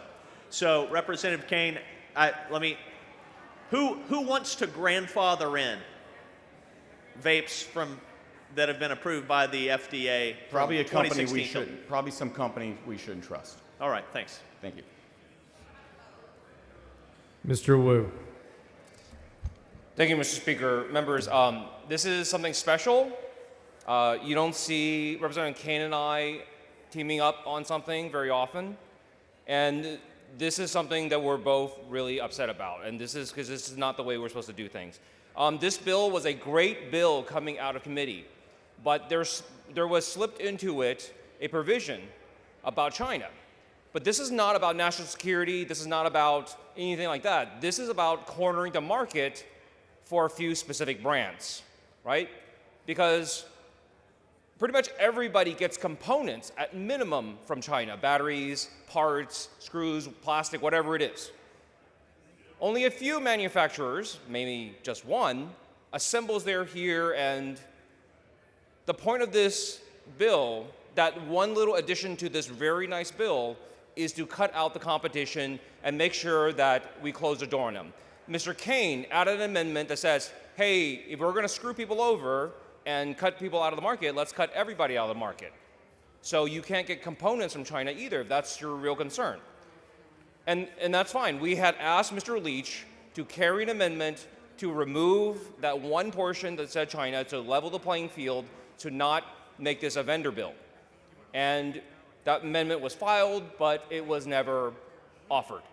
And instead, Mr. Kane instead put his amendment on because Mr. Leach refused to do that. Mr. Kane's amendment would say, like, if this is about China, if this is about manufacturing in China, then let's talk about all the components. What's the difference between a whole vape and 99% of a vape in components? What's the difference? Nothing. So if you're going to say we're not going to have any of these products made in China, then let's make it all the parts, not just some of them. I urge you to keep this amendment on. And let's not pick winners and losers. Let's not have vendor bills like this. Let's not play favorites. Try to do this in the shadows. I urge you to vote no on the amendment. Mr. Tinderholt. Thank you, Mr. Speaker, members. I had worked with the author on an amendment that was put on the bill, and then with Briscoe on the amendment he added. But when I look at this, I'm hoping that it's an inadvertent carve-out for current vendors that are from China. Listen to this. For purposes of this paragraph, in order to be a timely filed pre-market tobacco product, the applicant must show that the e-cigarette manufactured by the manufacturer was marketed in the U.S. as of 8 August 2016. Think about that for a moment.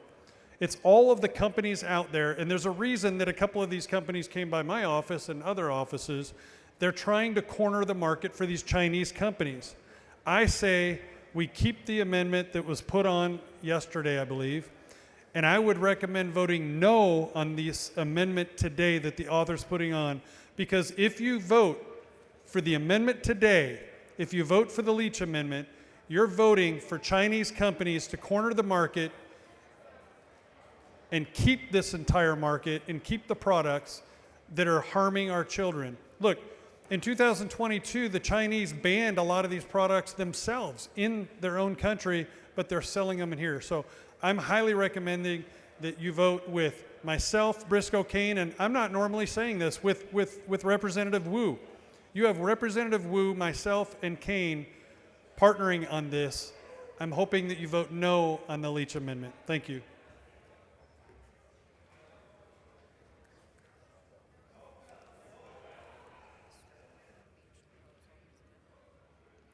Mr.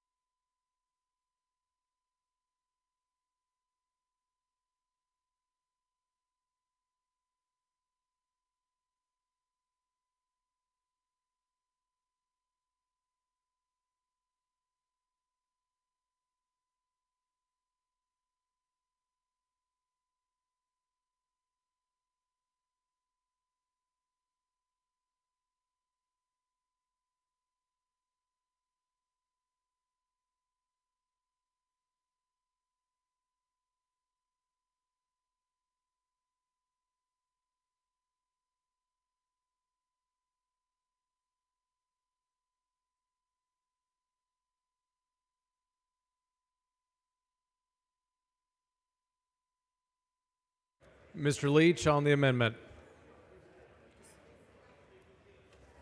Thank you, Mr. Speaker. Members, sorry for the delay. This is a really, really important issue. Our goal here is to protect the people of Texas, specifically our minors, when it comes to illegal and illicit and dangerous items in the market, specifically on this bill, vapes. And so I appreciate so much those of you who are supporting the bill, those of you who've brought amendments, who've shared concerns, including Representative Kane and others. So what I'm going to do, I'm going to pull down this amendment. We're going to let the conference committee work. I think there's another amendment that Representative Olcott is going to bring that I am going to accept. And we're going to hopefully go to conference committee with our Senate counterparts and get around a table as members and stakeholders and experts and get this figured out. I do believe, as I just mentioned to several members up here, what is most important to me as the bill author and what I want out of this bill. The goal of this bill is to make sure that products that are sold here in Texas, that vaping products are FDA approved. That is the standard, is FDA approval. If there are products that are coming from China, from any other country, that are not able to get FDA approval, then they should not be marketed and sold here in the state of Texas, period. And so as long as that's the standard, and that seems to be the commitment from our fellow members, I'm going to pull down the amendment and go to conference. The amendment is withdrawn. Following amendment, clerk will read the amendment.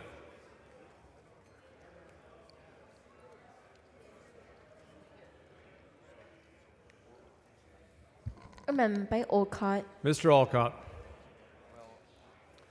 Thank you, Mr. Speaker. Members, this bill that we voted out yesterday is a great bill. It was made even better by the amendment brought by the author, Jeff Leach, which required the manufacturer of these vape products to certify that the consumable liquid solutions in e-cigarette products are not wholly or partially made in China.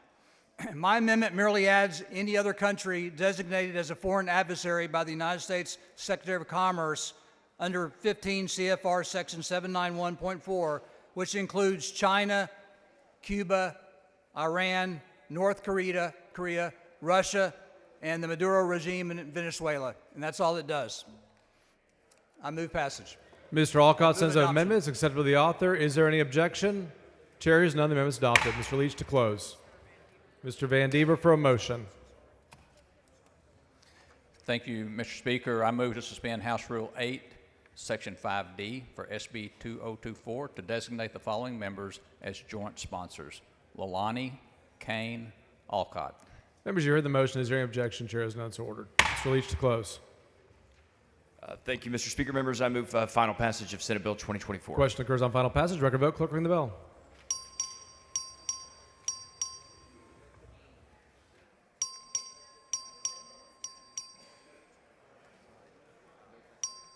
Have all members voted? Displays of voting aye. Have all members voted? 128 ayes, 7 nays. 2024 is finally passed. Chair lays out SJR 1 as a matter of postponed business on third reading. Clerk will read the resolution. SJR 1 by Huffman, proposing a Constitution amendment requiring the denial of bail under certain circumstances for illegal aliens charged with certain offenses punishable as a felony. Smithy. Thank you, Mr. Speaker and members. In a moment, I am going to have an amendment that I will seek to add to the bill that will deal with a number of the objections that were raised the other day. I think most of the objections.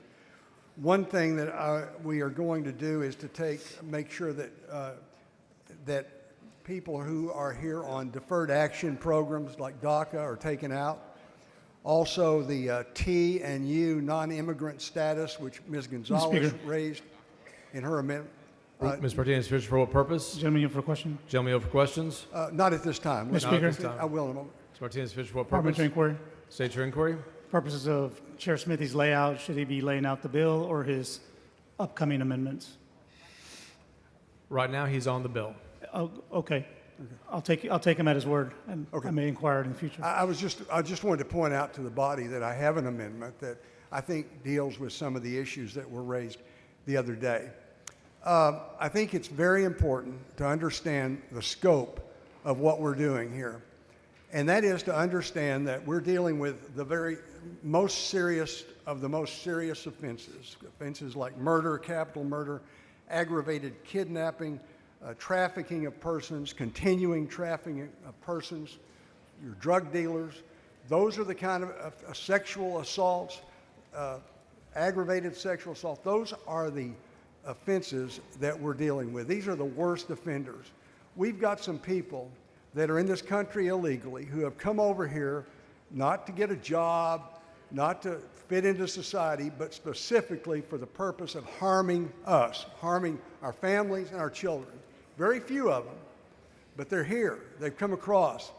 They've come from all over the world, not just Mexico, certainly, but other Latin American countries. We're getting an increasing number from the Middle East, from Russia, from China, and from other Asian countries and from Africa. We're getting people from all over the world, many of whom, not all, as I say, but some of whom are here coming for the specific purpose of harming you and me and our children and our grandchildren. But the scope of this is very narrow. Let me tell you, if someone is accused of committing one of the offenses that's listed in this resolution, they are going to be automatically subject to an ICE detainer. And Mr. Louderback can tell you exactly what an ICE detainer does. It's basically an instruction, a direction from ICE to the local authorities. You cannot release this individual. So that's essentially a no bond, no bail order. So everyone who's covered in this group, pretty much everyone, I can't think of anyone who is not going to be subject to an ICE detainer. So you're asking, who does this apply to? Well, if ICE inadvertently misses one of these people who is being held, what we're saying is you can't, to the local authorities, you can't let them out on bail until ICE has had an opportunity to come in and issue the detainer. We're filling in the cracks because the few, and we're only talking about maybe a dozen a year people that this would even apply to, but those are probably a half dozen to a dozen people that we really need to be careful about because they're the ones that could cause us harm. And so you might say, why are we doing a constitutional amendment that's going to apply to so narrowly into so few cases? And I'll tell you, the best way I can tell you is for one little girl. And that is that if we can save the life of one little girl, if we can save one little girl on her way home on a bicycle from school to home, from being intercepted by a bad person and being subjected to rape and possibly murder, and we've had young girls that have been subjected to that, this vote's worth it. And in fact, this whole session's worth it if we can save the life of one little girl. If we can save one little girl from the horrors of human trafficking, this vote's worth it. This whole session is worth it. If we can save one 18-year-old boy at a high school party who probably shouldn't be there in the first place, but from a pill that is laced with fentanyl that is being pushed by one of these thugs that comes across the border, this whole vote is worth it. And so we're doing this, I'm doing this, and I hope you vote with that one little girl in mind. I don't know who that little girl is. I don't know where she lives. I don't know her parents. And we'll probably never know who that was. But if we can intercept one bad actor who is intent on causing harm to that one little girl, then what we've done is worth it. One other thing I want to say is in the Senate, they put the title on this resolution of Jocelyn's Law to honor the memory of Jocelyn Nungery. And we put that also on a SJR 87 the other day, and it failed. This is very important to the family of Jocelyn. This resolution doesn't specifically deal with what happened in her case, but I will tell you that I never had the privilege of knowing Jocelyn, but I have had the privilege of knowing and meeting her family, as some of you have as well. And I can tell you they are determined to do something to prevent what they've gone through from happening to any other family ever in the state of Texas. And that's why I'm here today. I mean, it would have been easier just to cancel this or put it off, but I'm here for the family of Jocelyn and all the other families who've gone through this. They want to do something to give meaning to the tragedy that they've suffered. And what I'm telling you here, what we're asking you to do will not affect many cases. It'll affect very few, but it will save one little girl, I'm convinced. Maybe not this year, maybe not next year, but it will affect one little girl somewhere. So I'm asking you, I'm begging you to do what you can to support that one little girl. And so I will yield for questions. Ms. Martinez, finish for what purpose? Mr. Speaker, I'll wait for the amendment. Following amendment, clerk will read the amendment. Amendment by Smithy. Chair recognizes Mr. Smithy. Mr. Speaker, members, this amendment, as I mentioned a moment ago, Martinez, for does what three. purpose? I rise to raise a point of order pursuant to Rule 11, Section 6. Bring your point of order down front.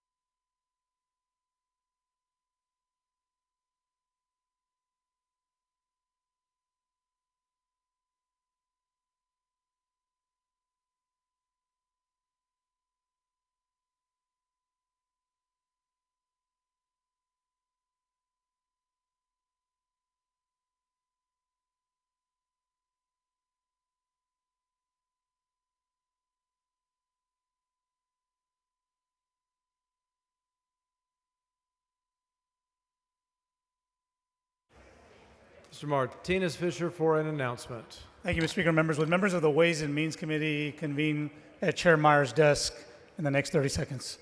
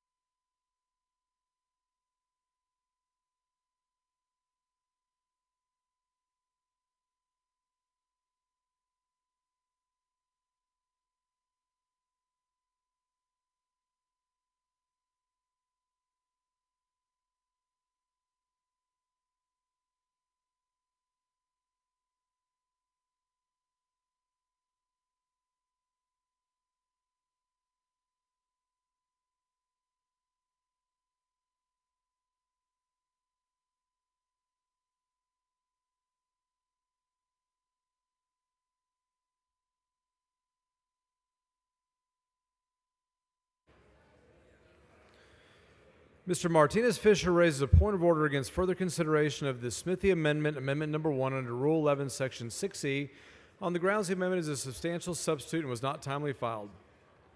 The rule prohibits an original amendment that exceeds 1 page in length and in this form of a complete or substantial substitute from being offered unless it is timely pre-filed with the Chief Clerk's office. The Smithy Amendment, which was not pre-filed in accordance with the rules, strikes virtually the entire bill and replaces it with more than 1 page of text. Accordingly, the point of order is well taken and sustained. Mr. Smithy for a motion.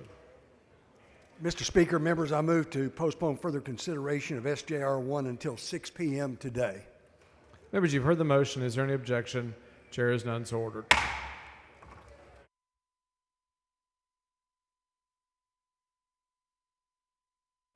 Pursuant to House Rule 13, Section 9F, the chair announces the introduction of H.R. 1446, suspending the limitations on the conferees for SB1.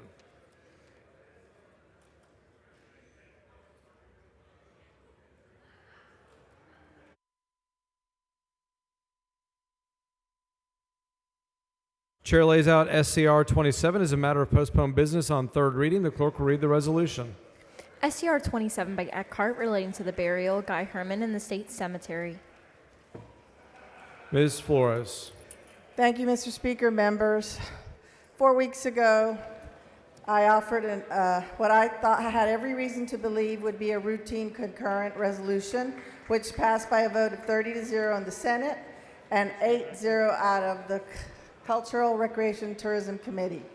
Its purpose is to ask this body to submit Travis County Probate Judge Guy Herman for consideration by the State Cemetery Committee to be buried in the Texas State Cemetery.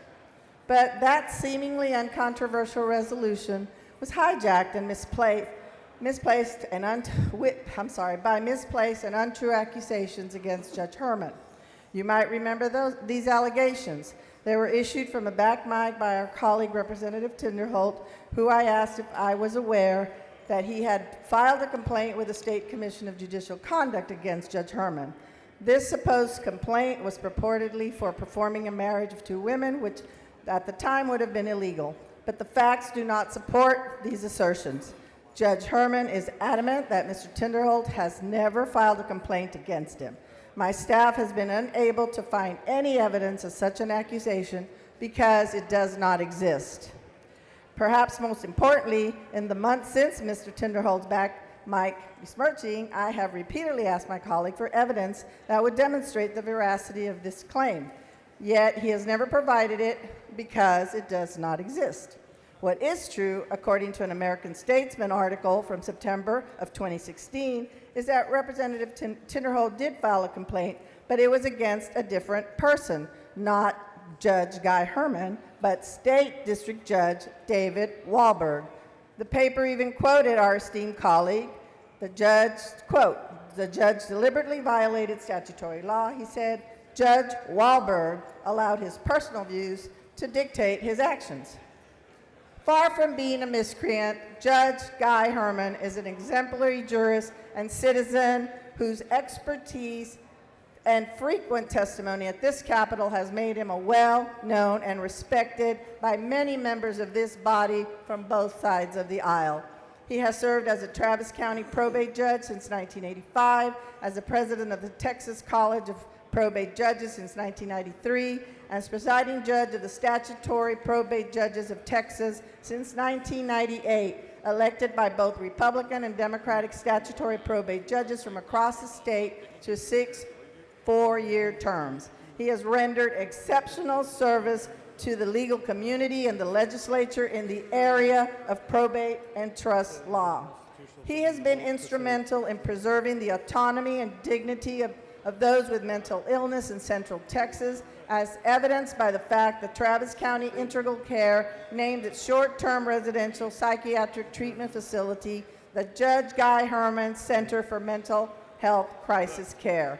The purpose of this resolution was to honor a servant of Texas, but the process of adopting it has led to the opposite effect, the unfair tarnishing of a good man's name.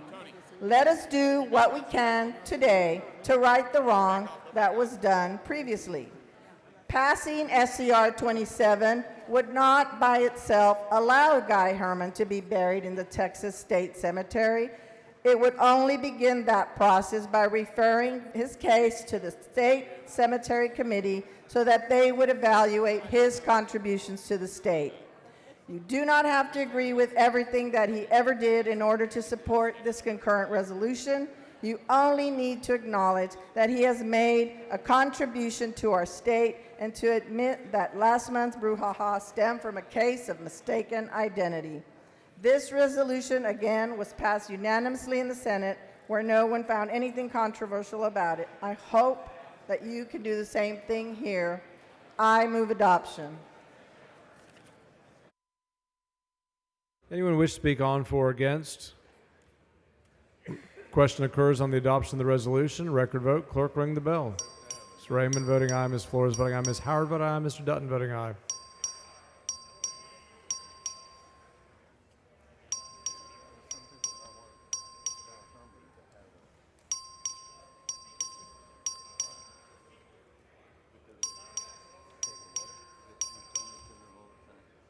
Have all members voted? Have all members voted? 60 ayes, 70 nays. The resolution fails to adopt. Please excuse Dr. Allen because of important business on motion of Ms. Bowers. Is there any objection? Chair hears none, so ordered. Chair lays out SB 2018 as a matter of postponed business on third reading. The clerk will read the bill. SB 2018 by Paxton relating to the Strong Families Credit against certain taxes for entities that contribute to certain organizations. Dr. Buckley. Thank you, Mr. Speaker. Members, I'm laying this bill out for my good friend, Chairman Harris.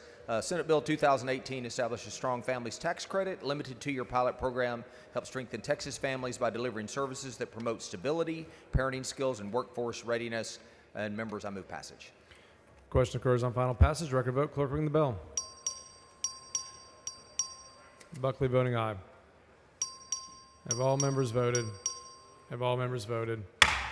97 ayes, 31 nays. 2018 finally passes. Chair lays out as SB 15A as a matter of postponed business on third reading. Clerk will read the bill. SB 1580 by Blanco, relating the composition of the governing body of a local mental health authority. Mr. Van Dever.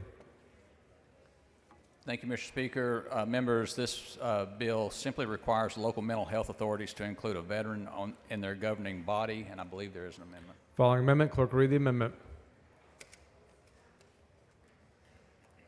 Amendment by Van Dever. Mr. Van Dever. Thank you, Mr. Speaker. Members, the amendment simply ensures that veterans are added through the normal appointment process rather than having to replace a current member, and I move adoption. Van Dever sends up amendment. Is there any objection? Chair is none. The amendment is adopted. Mr. Van Dever to close. Move passage. Question occurs on final passage. Record vote. Clerk ring the bell. Have all members voted? Have all members voted? 128 ayes, 2 nays. SB 1580 finally passes. Chair lays out SB 2121 as a matter of postponed business on third reading. Clerk read the bill. SB 2121 by Johnson, relating the regulation of certain business entities that act as data brokers. Mr. Bell. Thank you, Mr. Speaker. Members, Senate Bill 2121 just revises the definition of a data broker. Thank you, Mr. Speaker, and I move passage. Question occurs on final passage. Record vote. Clerk ring the bell. Have all members voted? Have all members voted? 131 ayes, 2 nays. 2121 finally passes. Chair lays out of matter of postponed business SB 1049. Clerk read the bill. SB 1049 by King, relating to excuse absences from public school for the purpose of attending a released time course. Mr. Frank. Thank you, Mr. Speaker. Members, SB 1049 will ensure Texas school districts have a framework for allowing voluntary religious education outside of schools. The bill allows school districts to adopt their own policies, so they will have flexibility and guardrails. I move passage. Question occurs on final passage. Record vote. Clerk ring the bell. Have all members voted? Ms. Wiener voting no. 123 ayes, 12 nays. Senate Bill 1049 finally passes. Chair lays out SB 1266, a matter of postponed business on third reading. Clerk read the bill. SB 1266 by Alvarado, relating to Medicaid provider enrollment and credentialing processes. Ms. Hall. Thank you, Mr. Speaker. Members, this bill ensures that Medicaid providers have assistance within HHSC for the enrollment and re-enrollment processes. Move passage. Question occurs on final passage. Record vote. Clerk ring the bell. Have all members voted? 128 ayes, 0 nays. Senate Bill 1266 finally passes. Chair lays out on third reading. Senate Bill 1400. Clerk read the bill. SB 1400 by Colcourse, relating to a study on a measurable outcome from certain transfer students for performance tier funding under the Public Junior College State Finance Program. Mr. Kitzman. Thank you, Mr. Speaker. Senate Bill 1400 instructs the Texas Higher Education Coordinating Board to conduct a study on the feasibility of revising requirements of the tier funding metric. I move passage. Question occurs on final passage. Record vote. Clerk ring the bell. Have all members voted? 101 ayes, 34 nays. Senate Bill 1400 finally passes. Mr. Hebner for a motion.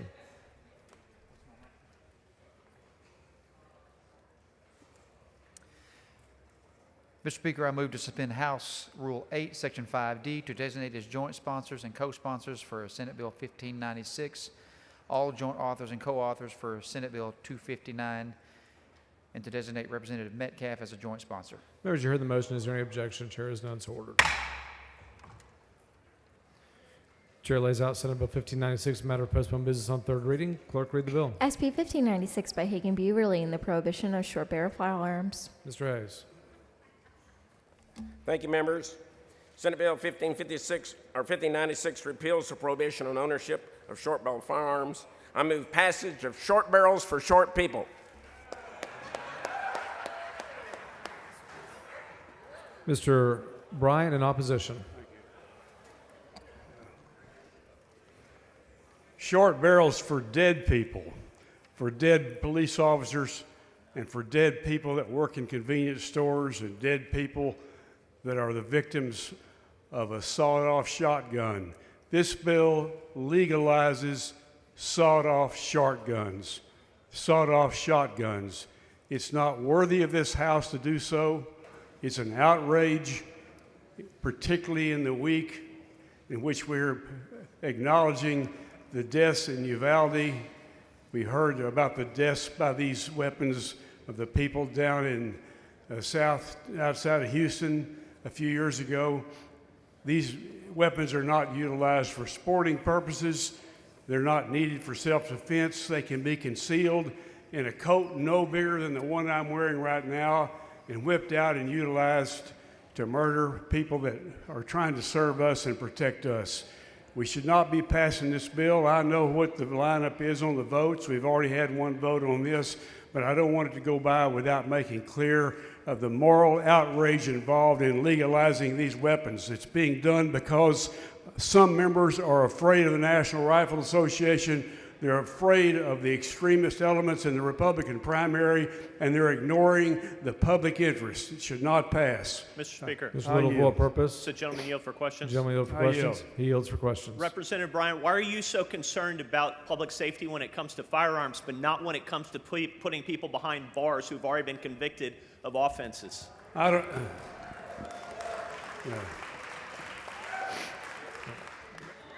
I don't know what you're talking about.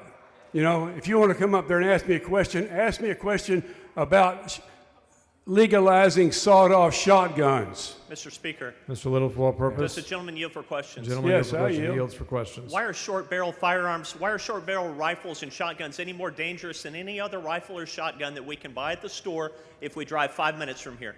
Why? If I have to answer that question for you, you and I are living in a different universe. It sounds like you don't know how to answer the Well, why question. do you think they're against the law already, Mr. Little? Members, make sure you do not talk over each other. They've been on a list of prohibited weapons for, I would guess, well over 50 years, which include an explosive weapon, a machine gun, and a short barrel firearm. That's why they've been in the law. Because you wouldn't even be discussing the repeal of them if it wasn't for the National Rifle Association and all these gun extremists out there that just want you to continue every session doing one more thing to put more and more lethal weapons on the street and make our state more and more unlivable.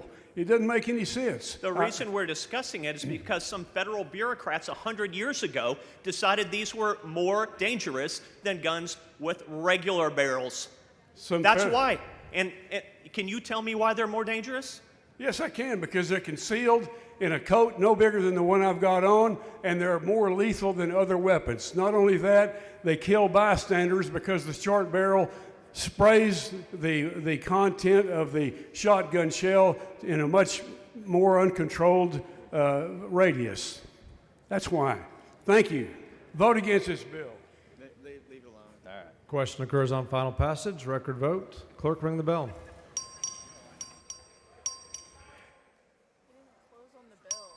See voting no. Have all members voted? Mr. Verdell voting aye. Mr. Verdell voting aye. Have all members voted? 87 ayes, 52 nays. Senate Bill 1596 finally passes. Chair lays out Senate Bill 2753 as a matter of postponed business third reading. Clerk, read the bill. SB 2753 by Hall, relating to the study on the feasibility of integrating early voting by personal appearance and election day voting, including the manner by which election returns are processed and other related changes. Ms. Isaac. Thank you, Mr. Speaker, members. Senate Bill 2753 simplifies the voting process by creating a one continuous voting period, combining early voting and election day results to enhance voter privacy and protect ballot security. It also improves efficiency by allowing the use of one single set of voting equipment. There is an amendment. Following amendment, clerk will read the amendment.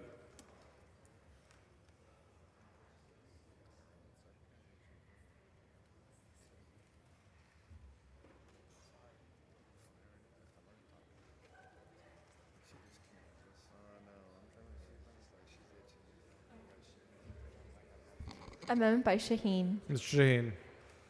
Thank you, Mr. Speaker. Members, this just gives our county elections department 2 years to come up with the policies and procedures to implement this change. Move adoption. Ms. Sheen sends amendments acceptable to the author. Is there objection? Chair hears none. The amendment is adopted. Ms. Isaac. Move passage. Question occurs on final passage. Record vote. Clerk ring the bell. Mr. Busey voting aye. Mr. Sheen voting aye. Thank you, sir. Yep. Have all members voted? 111 ayes, 20 nays. Senate Bill 2753 finally passes. Chair lays out of a matter of postponed business, Senate Bill 2221. Clerk, read the bill. SB 2221 by Parker, relating the filing of a fraudulent financing statement in relation to certain secured transactions, authorizing the imposition of a fee. Mr. Lambert. Thank you, Mr. Speaker. Members, Senate Bill 2221 creates an administrative process through the Secretary of State's office to determine and terminate fraudulent UCC filings. Move passage. Sorry. Question occurs on final passage. Record vote. Clerk, ring the bell. Have all members voted? Ms. Bowers voting aye. Mr. Cook voting aye. Ms. Gervin-Hawkins voting aye. 128 ayes, 5 nays. Senate Bill 2221 finally passes. Chair lays out Senate Bill 1719 as a matter of postponed business. Clerk, read the bill. SB 1719 by Hughes, relating to the rulemaking power of the Texas Supreme Court.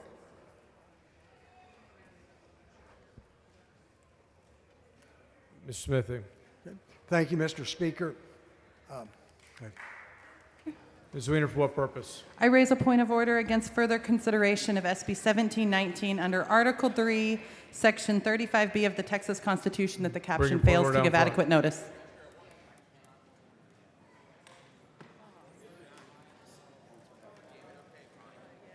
Damn it. Okay, no, it's fine.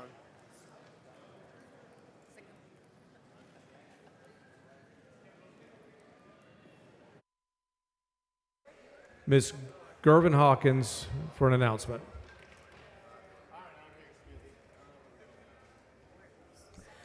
Members,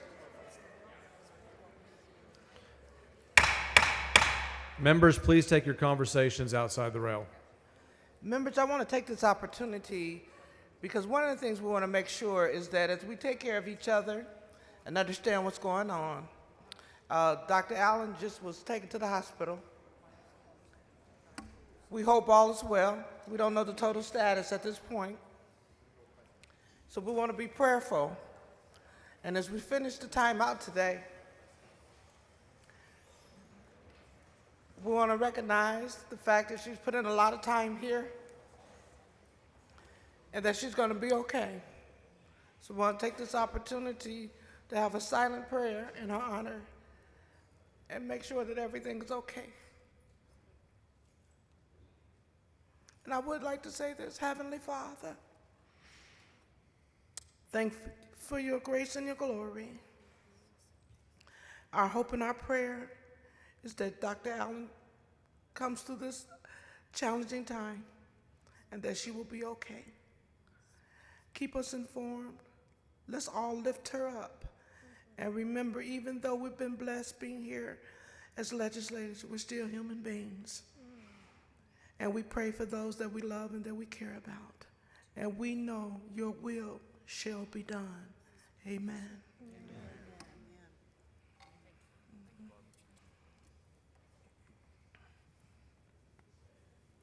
Thank you, members.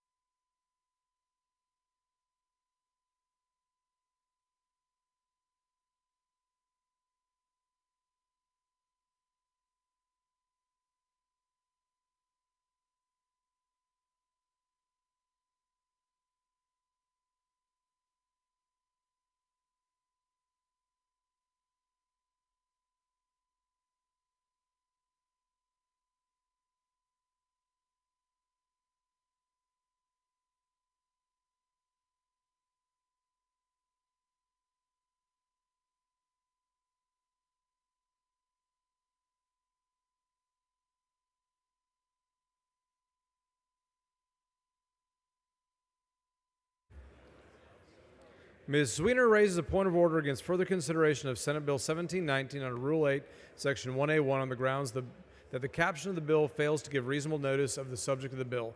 The caption states the bill relates to the rulemaking power of the Texas Supreme Court.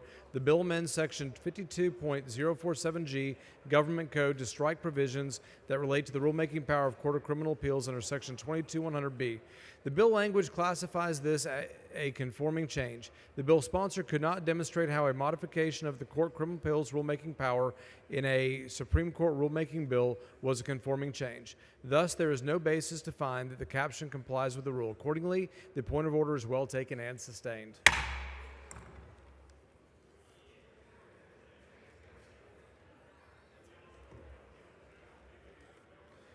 Chair lays out Senate Bill 1964 as a matter of postponed business on third reading. Clerk will read the bill.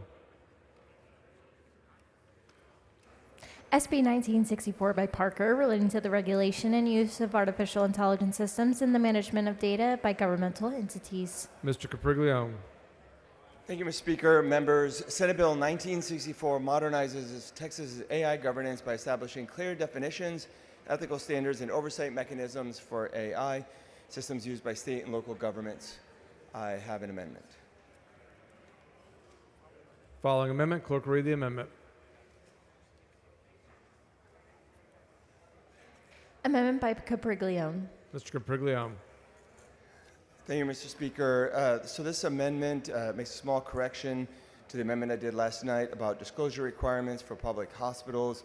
This as the state-owned hospitals, that were missing. It's my last third reading amendment. I move adoption. Capriglione sends out amendments acceptable to the author. Is there any objection? Chair is none, so ordered. Mr. Capriglione on the bill. I move passage. Question occurs on final passage. Record vote. Clerk ring the bell. Have all members voted? Have all members voted? 104 ayes, 6 nays, 1964 finally passes. Mr. Vidal, for what purpose? Mr. Speaker, can I make a motion that the comments from SB 1596 are placed in the journal?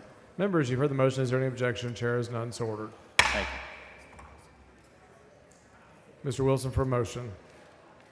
Thank you, Mr. Speaker. Members, I move to suspend House Rule 8, Section 5D for Senate Bill 646 to designate the following members as joint authors or sponsors. Representative Ward Johnson, Jolanda Jones, and Representative Anchia. Members, you've heard the motion. Is there any objection? Chair is none, so ordered. Chair lays out Senate Bill 646, matter postponed business, third reading. Clerk, read the bill. SB 646 by West, relating to the repayment of certain mental health professional education loans. Ms. Davis. All right, thank you, Mr. Speaker and members. Members, we've had extensive conversation about this bill, but instead of doing a layout, I actually want to read something to you from our Agriculture Commissioner, Sid Miller. On May 19th, 2025, he did an editorial, and it says, of our 254 counties, 246 are classified as a mental health shortage area. This means in most of rural Texas, there's simply no one around to help. Even if someone wants assistance, they have to drive for hours, cannot get reliable internet for telehealth, or they give up, and that is not acceptable. We need to address this issue, and we need to address it immediately. This means expanding telehealth services, training more providers to work in these areas, and reducing barriers so assistance is more acceptable. Again, this is from Commissioner Sid Miller. I understand there's a couple of members who are concerned about loan repayment programs, but this body actually adopted a loan repayment program this very session for prosecuting attorneys that are part of the Border Prosecution Unit. So I sincerely ask you to help Texans all around with this problem that we know we have and adopt this program so we can have more mental health providers. I move passage. Ms. Rose, for what purpose? Mr. Speaker, will the gentlelady yield? Gentlelady yield for questions? I yield for a question. She yields for questions. Representative Davis, I know that there's been a lot of trepidation behind this bill, and what you're trying to do is address an issue that is real prevalent in our state, correct? Absolutely. We want to make sure we have strong families, strong kids. Yes. And do you know that we also have these repayment programs for other areas? I understand that we're doing this for mental health workers, but we also do this for police. We do it for fire. we do it for other categories as well. Are Yes, you like aware it's, of for that? example, this one was for prosecuting attorneys that are part of the Board of Prosecution Unit, and we had several members that had some concerns that actually voted for this. I talked to Representative Money about this a minute ago. Yeah, we even have this incentive program for CPS workers. So it's not as if we're actually just giving out handouts. We're funding a program that's going to benefit Texas. It's not just going to benefit the individual whose loans are going to be assisted with, but it's also going to benefit us to make sure that Texans receive the mental health care that they need. Yes, thank you so much. I move passage. Thank you. Question occurs on final passage. Record vote. Clerk ring the bell. Ms. Davis voting aye. Mr. Wilson voting aye. Ms. Romero voting aye. Have all members voted? Have all members? Rose voting aye. Have all members voted? 74 ayes, 58 nays. Senate Bill 646 finally passes. Mr. Moody, for what purpose? Mr. Speaker, I move to reduce to writing and place in the House Journal Representative Flores' comments on SCR 27. Members, you've heard the motion. Is there any objection? Chair is none, so ordered.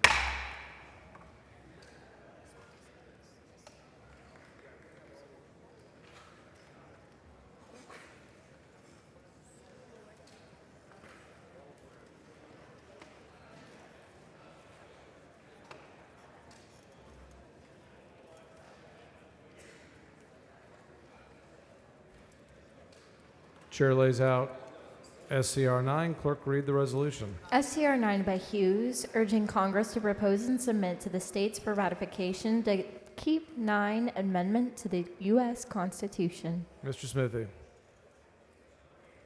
Mr. Speaker, members, this is a resolution memorializing Congress to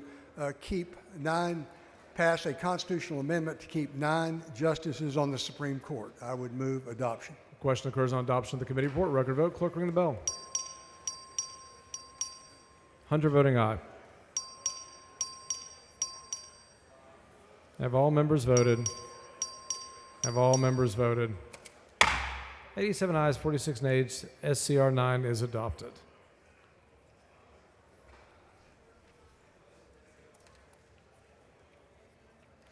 Chair lays out SJR 1 as a matter of postponed business on third reading. Clerk will read the resolution.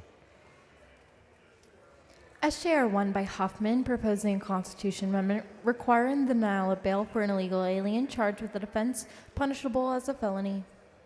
Ms. Smithy. Thank you, Mr. Speaker and members. There was a point of order called on the amendment on the last time up, and so I believe that we've fixed that problem. So at this time, I'll offer the amendment. Following amendment, the clerk will read the amendment.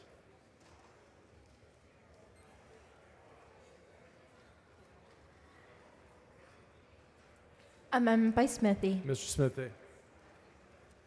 Thank you, Mr. Speaker. All I'm trying to do here is to try to meet some of the objections that were raised earlier by making clear that this does not apply to DACA recipients, primarily to anybody on deferred action, or to T or U non-immigrant status individuals. And it narrows that. It also takes the term illegal alien out. Some people had a problem with that. So all we're trying to do is just make sure that we protect the public safety. Mr. Speaker, Is there for what purpose? will the gentleman yield for a question? Gentleman yield for questions? I'll yield. He yields for questions. Thank you, Representative Smithy. I'm looking at page 2 of the amendment. Yes. Your sections, 6, 7, and 8, Yes. where you're striking illegal alien and substituting person. Can you Yes. tell me what that change is doing there?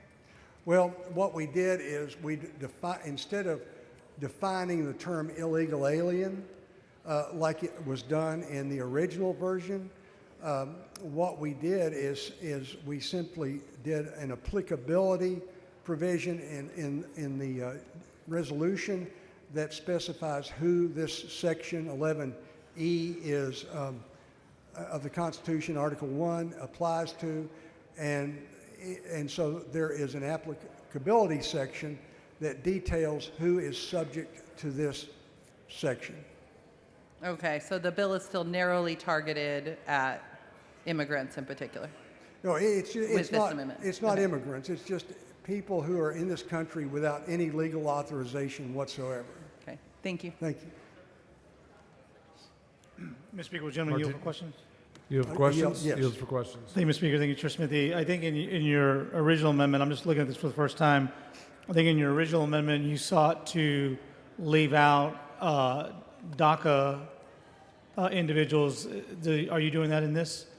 Yes, it would remove from the applicability anyone who has a lawful presence in this country under either a deferred action program or else under a T or U status as a non-immigrant. And with regard to TNU status, you're referring to visas? Well, it's a limited type of visas. It's visas for, I think T applies to trafficking victims, and U, as I recall, applies to other victims of other crimes. Okay. Thank you. And they are legally in the country with what is typically in those situations a 4-year temporary visa that, as I understand, can be extended. Thank you. Okay. I would move adoption of the amendment. Mr. Smithy sends up an amendment. A strict enforcement request has been made. So vote for yourselves from your desk. Record vote. Clerk, ring the bell.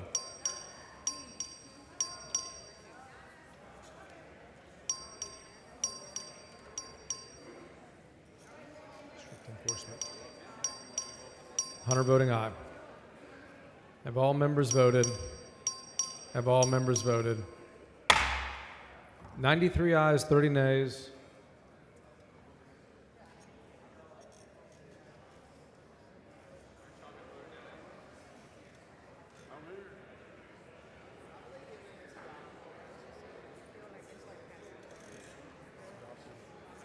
The amendment is adopted. Mr. Smithy. Does anyone wish? Oh, Mr. Romero in opposition.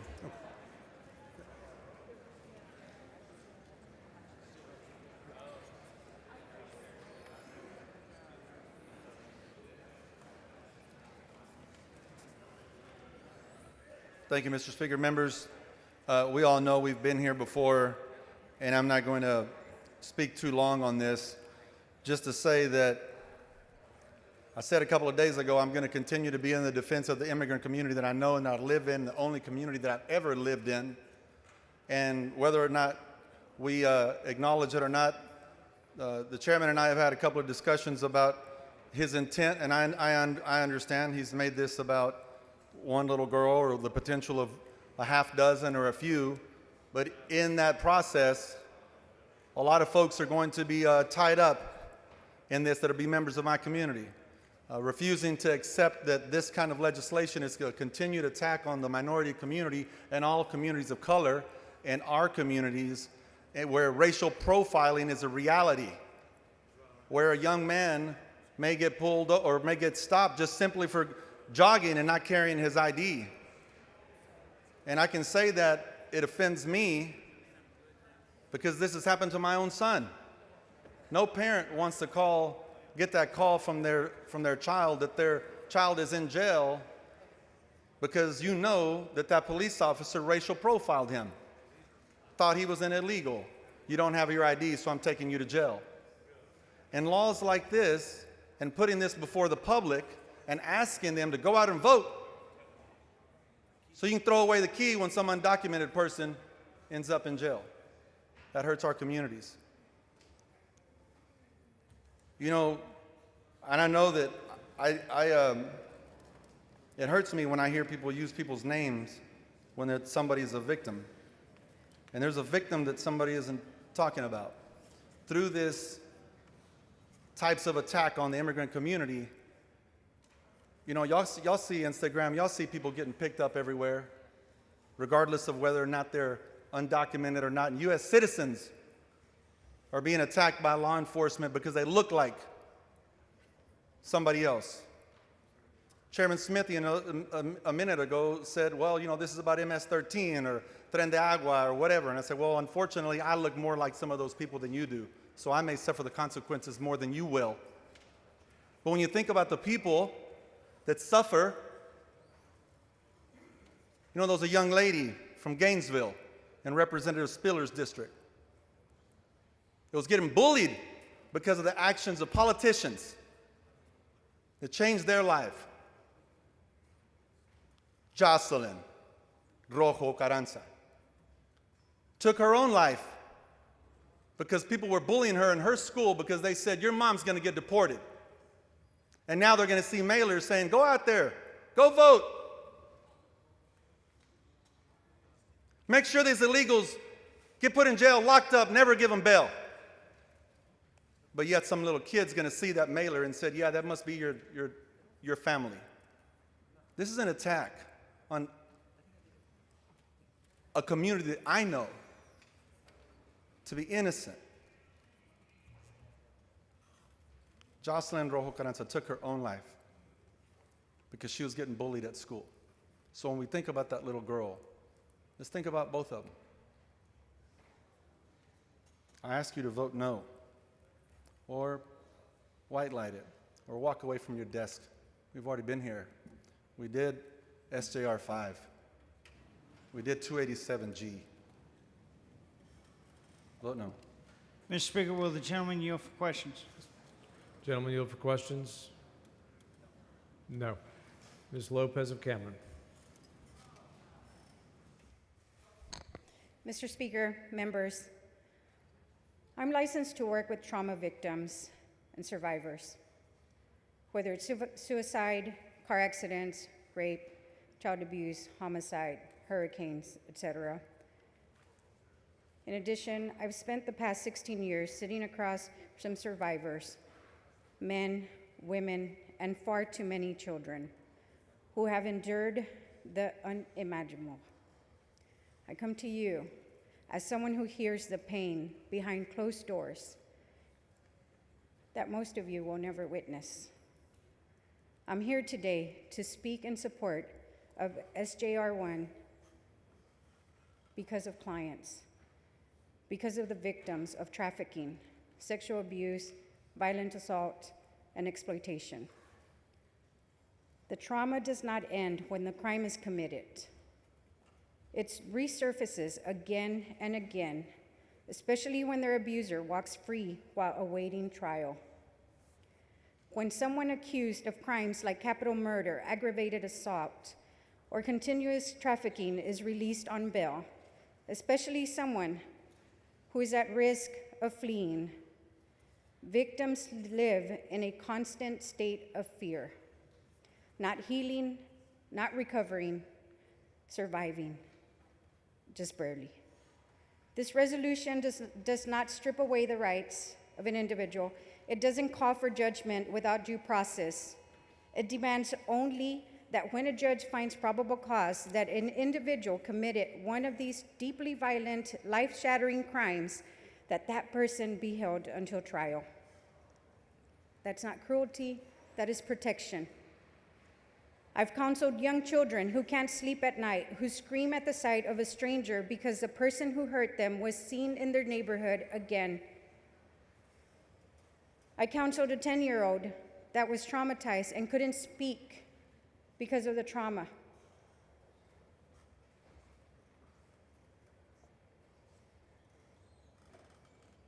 Or the adult survivor that was raped at 10 years old and still living the trauma every day in his 60s, and sees the perpetrator at HEB or at the gas station. I've worked with trafficking survivors who drop out of therapy entirely the moment that they hear their trafficker was released.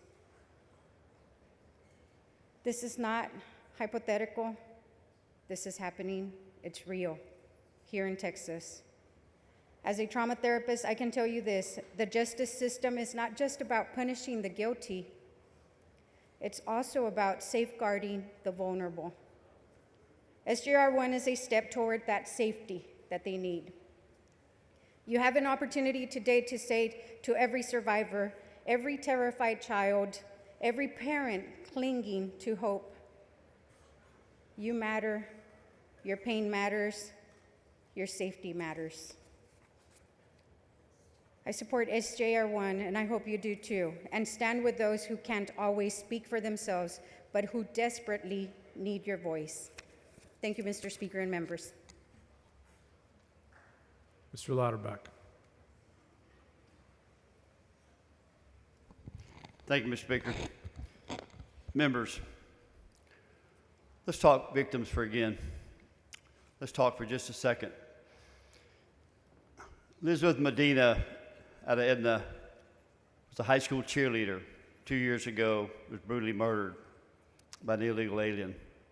And the thing that I haven't heard today much spoken about is a person from another country is what's referred to in law enforcement as a flight risk. Is a flight risk because they're not from this country. So in the overall scheme of things, as we're looking to hold someone accountable for criminal activity and criminal violence that's taking place here in our country, in our state, in our local communities, in your community right now, this is what's going on. It's about the victims. It's about the families. It's about the brothers and sisters and the grandmothers that have to face the fact that a person here who has committed an egregious offense, a violence offense, is going to possibly go to the other country. So it is about preserving for trial and keeping them here. So I ask you today, think about the victims here in our state on an ever-increasing number that's coming about. Always remember, to be your family member, be a part of your family, part of one of your good friends, always consider that.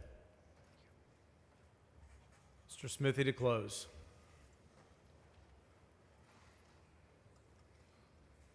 Thank you, Mr. Speaker and members. Not trying to be hateful here, not trying to be prejudicial here. Unfortunately, crime in terms of victims knows no color or ethnic group. It can affect any of us. Similarly, any person, regardless of who they are, where they're from, what the color of their skin is, can be a perpetrator. There's nothing here that discriminates against anyone. It only applies to people who have no lawful right to be in our country. And it only applies, and look at the list here, rapists, murderers, human traffickers, drug dealers, child molesters. Are these the type of people anybody wants to vote to protect? Is this who we want to vote to try to protect? And look who we are protecting in this. We're protecting, as I said, that little girl, that one little girl, but also little boys, grandmothers, grandfathers, fathers, mothers, brothers, and sisters. Hopefully it's not any of our family members, but you never know where it's going to hit next. None of these families expected to be victims. And so, members, I would just urge you to dig in deep into your soul today and do what's right. And I would ask that you would vote for that one little girl, because I can tell you, if we're able to save one human life, it doesn't really matter who it is. If we can save one human life by virtue of sending this amendment to the voters for their approval, it will be worth it. And so I would ask that you vote aye to adopt the resolution. Thank you. Members, strict enforcement has been requested. It's a record vote required by the Constitution. Clerk, ring the bell. Mr. Smithy voting aye, Mr. Romero voting nay.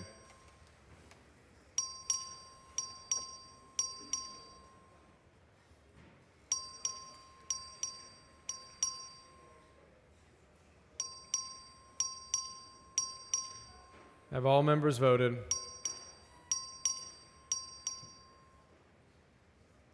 Have all members voted? 87 ayes, 39 nays, fails to adopt.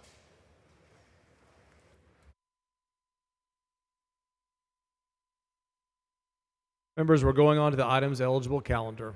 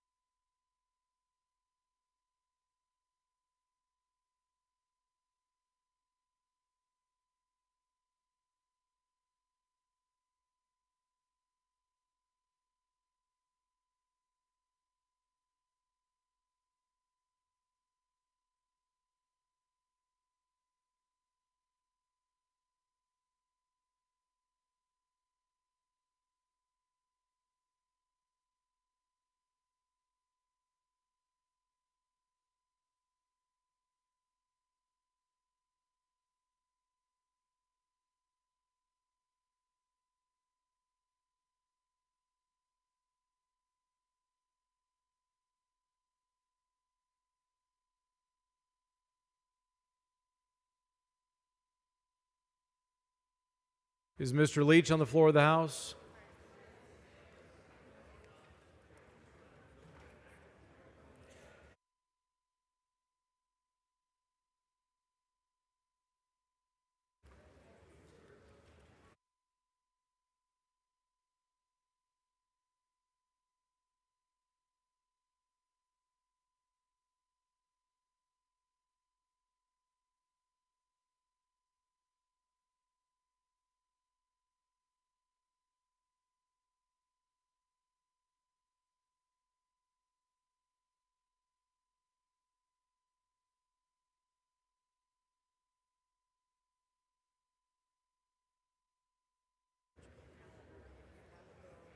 Members, we're starting on the items eligible calendar. If you have a bill on the items eligible calendar, please be ready to go.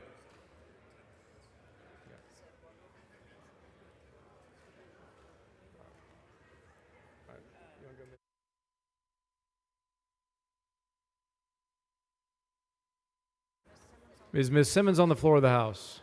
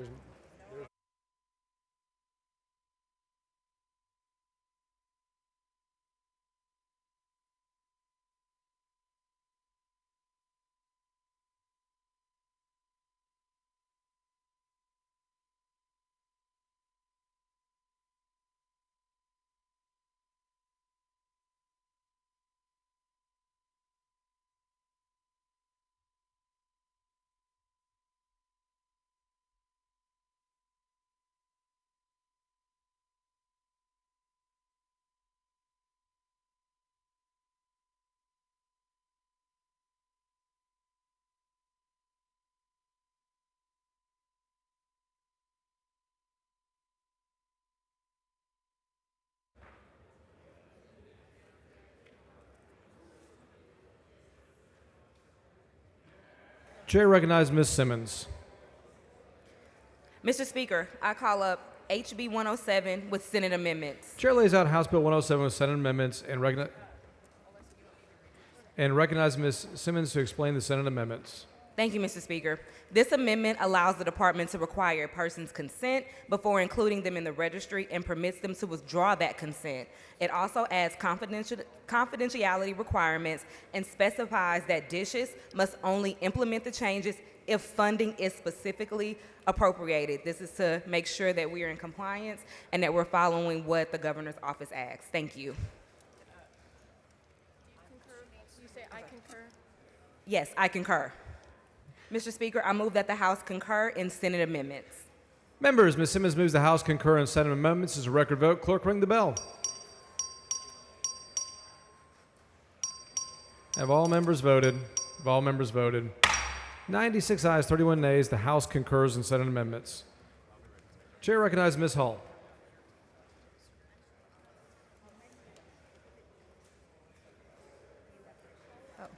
Mr. Speaker, I call up House Bill 1584 with Senate amendments. Chair lays out House Bill 1584 Senate amendments. Ask Ms. Hall to explain the Senate amendments. Thank you, Mr. Speaker. The Senate added an amendment to clarify what information on priority facilities they need to keep and transmit to TDM to include the name, type, and address of the facility and protect other confidential information. Mr. Speaker, I move that the House concur in Senate amendments. Ms. Hall moves the House concur in Senate amendments. As a record vote, clerk ring the bell. Have all members voted? 129 ayes, 1 nay. The House concurs in Senate amendments. Chair recognizes Mr. Cortez. Thank you, Mr. Speaker. I call up House Bill 114 with Senate amendments. Chair lays out House Bill 114 with Senate amendments. Ask Mr. Cortez to explain the Senate amendments. The amendments to House Bill 114 ensures that the updated matching provision for the TVFA grant program remains in effect after the transition, as SB 897 has already been signed into law. Mr. Speaker, I move that the House let's go ahead and concur with the Senate amendments. Record vote on the motion to concur. Clerk ring the bell. Have all members voted? Ms. Patterson voting aye. Have all members voted? 130 ayes, 0 nays. The House concurs in Senate amendments. Chair recognizes Mr. Dean.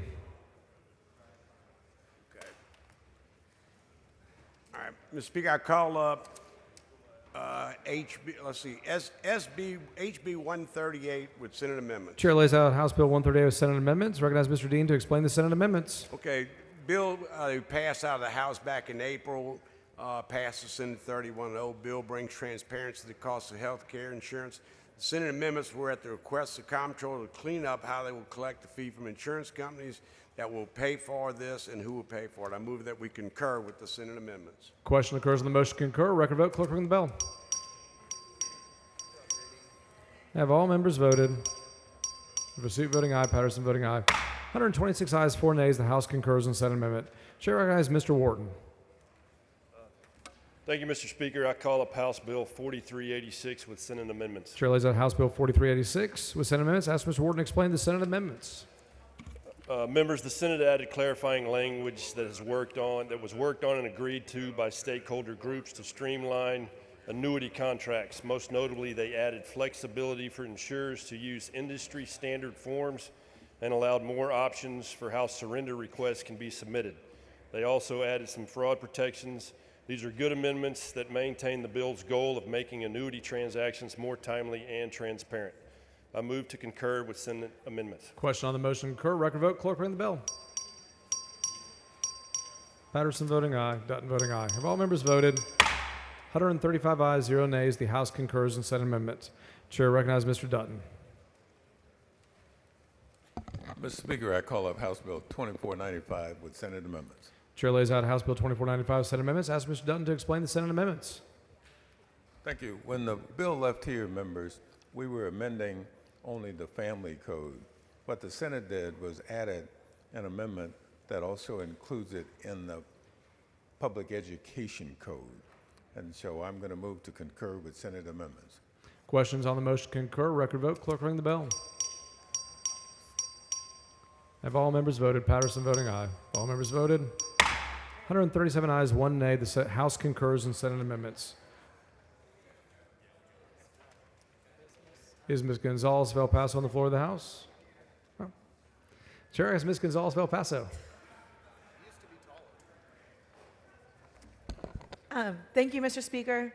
I call up House Bill 581 with Senate amendments. Chair lays out House Bill 581 with Senate amendments. Ask Ms. Gonzalez to explain the Senate amendments. Members, the Senate added 2 amendments for clarification. As a reminder, this is the AI explicit photos so let me go back.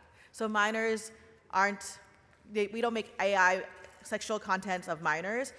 Senator Hughes carried it in the Senate, and he added 2 sections to make sure that internet service providers weren't brought into this, and to make sure that we had the affirmative steps to limit the creation of artificial sexual material harmful through minors through technological tools such as training and application, or software creating artificial images to identify likely sexual material, providing effective reporting tools, filtering sexual material. Mr. Speaker, I move the House concur in Senate amendments. Question on the concurrence. Record vote. Clerk ring the bell. Have all members voted? Patterson voting aye. 133 ayes, 1 nay. The House concurs in Senate amendments. Chair lays out. Chair recognizes Mr. Patterson. Thank you, Mr. Speaker. I call up HB 3348 with Senate amendments. Chair lays out House Bill 3348 Senate amendments. Ask Mr. Patterson to explain the Senate amendments. Thank you, Mr. Speaker. Members, House Bill 3348 was our Denton County LPPF bill that we added Collin County and Burnett County to in the House. I received 2 amendments from the Senate. The first amendment would increase the limit on the administrative expense due to concerns presented by the Collin County Commissioners Court. The second amendment offered in the Senate changes the effective date to make the LPPFs effective immediately. I move to concur with the Senate. Question on the concurrence. Record vote. Clerk ring the bell. Have all members voted? 106 ayes, 29 nays. The House concurs in Senate amendments. Chair recognizes Mr. King.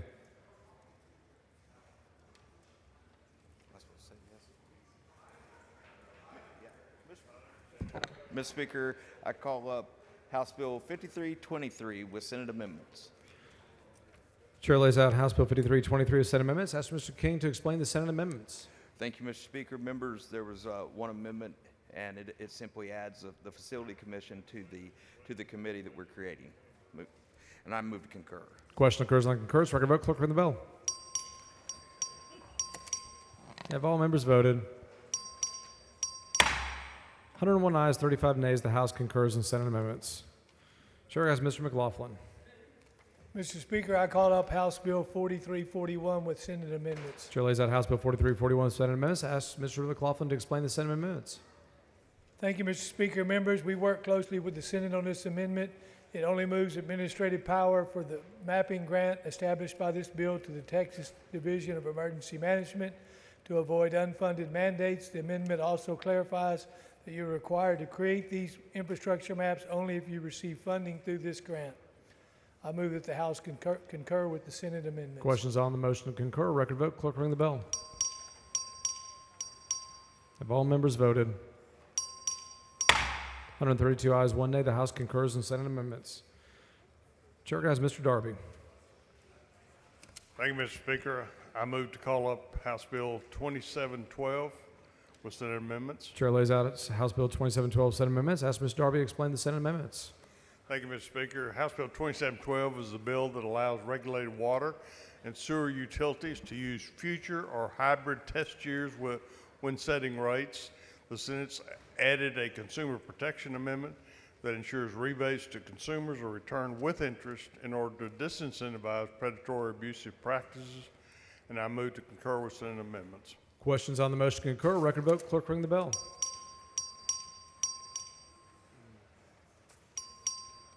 Have all members voted? 101 ayes, 38 nays. House concurs in Senate amendments. Chair has Mr. Guillen.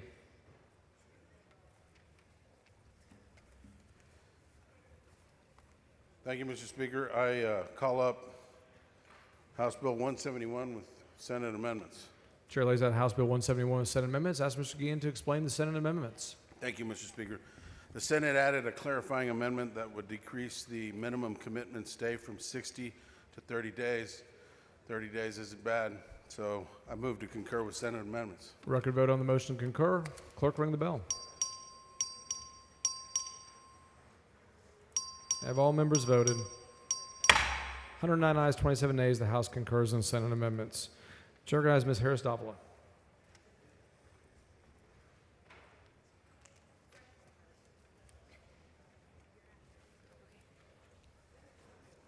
Which one is it? Okay, Mr. Speaker, I call up HB 3153 with Senate amendments. Chair lays out House Bill 5153 with Senate amendments. Ask Ms. Harris-Davila to explain the Senate amendments. Thank you, Mr. Speaker. Members, I'm laying this out for Ms. Helen Kerwin. This is a bill to require background checks on those working with our kids in unsecured facilities. The Senate added a great amendment that says if the facility has already volunteered to complete a background check, they're in compliance, and I move to concur. Question occurs on motion to concur. Record vote. Clerk, ring the bell. Harless voting aye. Have all members voted? 137 ayes, 0 nays. The House concurs in Senate amendments. Chair recognizes Mr. King. Thank you, Mr. Speaker. I call up House Bill 143. Chair lays out House Bill 143 with Senate amendments. Ask Mr. King to explain the Senate amendments. Thank you, Mr. Speaker. Members, House Bill 143 was one of the wildfire bills that we passed that deals with the Railroad Commission and the Public Utility Commission having codifying their MOU to address the electric power lines serving well sites. The amendments were simple. They were stakeholder language. They affect dates of action and landowner input. I move to concur. Questions on the motion to concur. Record vote. Clerk, ring the bell. Harless voting aye. Have all members voted? 124 ayes, 12 nays. The House concurs in Senate amendments. Chair recognizes Mr. Harless. Thank you, Mr. Speaker. Member.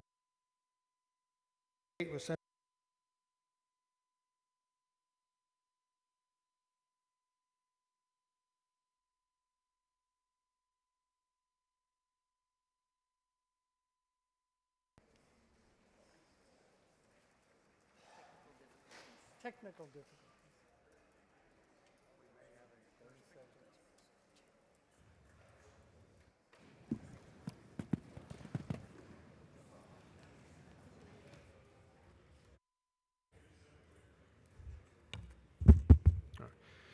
Chair lays out House Bill 2688 with Senate amendments. Recognize Mr. Harless to explain the Senate amendments. Thank you, Mr. Speaker. When this bill left, it was a good bill. When it came back, it was historic. The Senate made changes to align the Houston Fire Department and the Houston Police Department deferred retirement option program.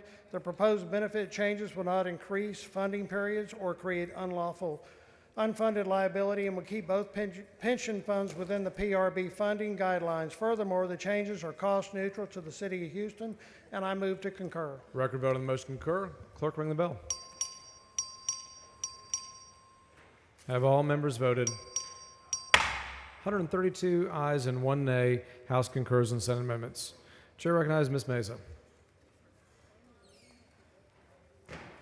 Thank you, Mr. Speaker. I call up House Bill 3464 with Senate amendments. Chair lays out House Bill 3464 with Senate amendments. Ask Ms. Meza to explain the Senate amendments. Yes, this is the bill that the House passed to address the problem of drugs in prisons. They thought they were being brought in by friends and family. Turns out they were being brought in by the people we trusted the most, the prison guards. So this bill addressed that. It went to the Senate. In the Senate, they liked the bill, and they had input from the Texas Department of Criminal Justice. The two changes that you'll see in your copy at your desk is that they added in also intent. So not just that they did it, but that they had the intent to do it. So they added in the intent to provide. They also added in not only drugs, but alcoholic beverages, which I didn't think of because they're not bringing in bottles, they're bringing in the ingredients. If you gave me the ingredients to make alcohol, I wouldn't know what to do, but they do. They know how to do it.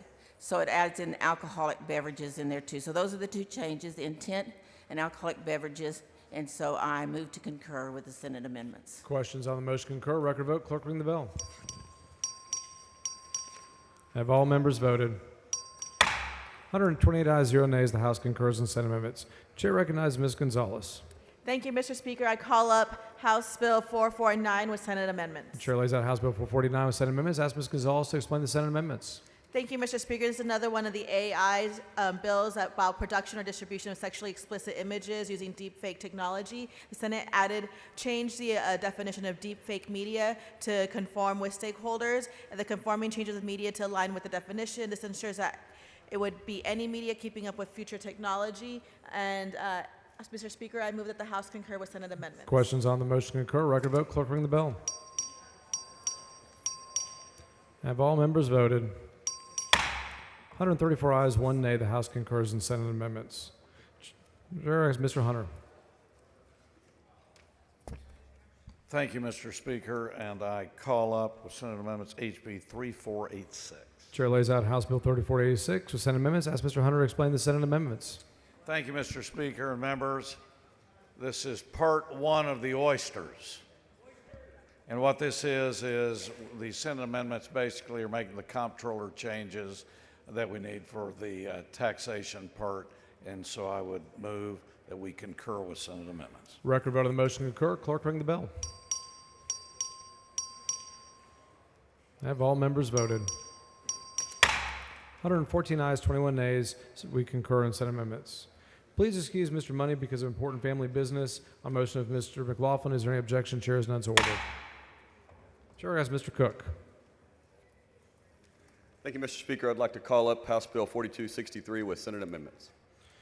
Chair lays out House Bill 4263 with Senate amendments. Ask Mr. Cook to explain the Senate amendments. Thank you, Mr. Speaker. The Senate removed the one-time lump sum payment.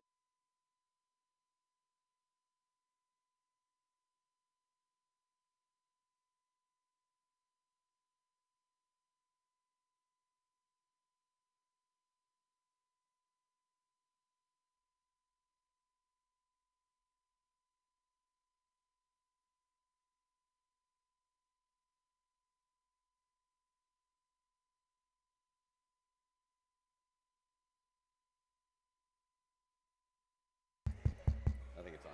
I think it's back on. All right, can you hear me now? All right. As I said, so the Senate only made one change. They removed the one-time lump sum payment that was available for accrued unused vacation time. That's been removed, but everything else in the bill remains, and therefore I move to confer with Senate amendments. Question on the motion to concur. Record vote. Clerk, ring the bell. Have all members voted? 136 ayes, 0 nays. The House concurs in Senate amendments. Chair recognizes Mr. Gerdes. Mr. Speaker, I call up HB 1522 with Senate amendments. Chair lays out House Bill 1522 Senate amendments. Ask Mr. Gerdes to explain the Senate amendments. Senate added some clarifying amendment, and it also carved out school districts as their formula does not work with these provisions, and I move to concur with Senate amendments. Question on the motion to concur. Record vote. Clerk ring the bell. Have all members voted? 132 ayes, 2 nays. The House concurs in Senate amendments. Chair has Mr. Guillen. Thank you, Mr. Speaker. Members, I call up House Bill 1237 with Senate amendments. Chair lays out House Bill 1237 Senate amendments. Ask Mr. Guillen to explain the Senate amendments. Thank you, Mr. Speaker. The Senate added an amendment that would allow someone who is in the process of renewing their license to engage in activities that require a license until the license or registration is approved or denied. They also reduced the time for renewal from 1 year to 180 days. We're okay with the changes, and so I move to concur with Senate amendments. Questions on the motion to concur. Record vote. Clerk ring the bell. Have all members voted? 98 ayes, 35 nays. The House concurs in Senate amendments. Chair has Mr. Diallo.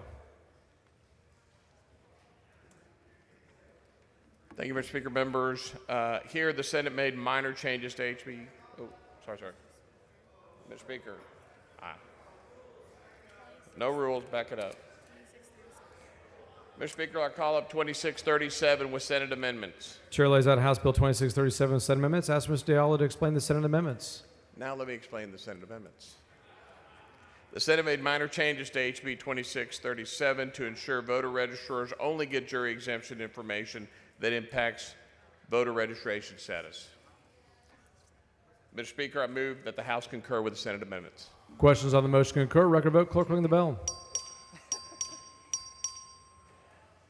Have all members voted? 120 ayes, 16 nays. The House concurs in Senate amendments. Chair has Mr. Darby.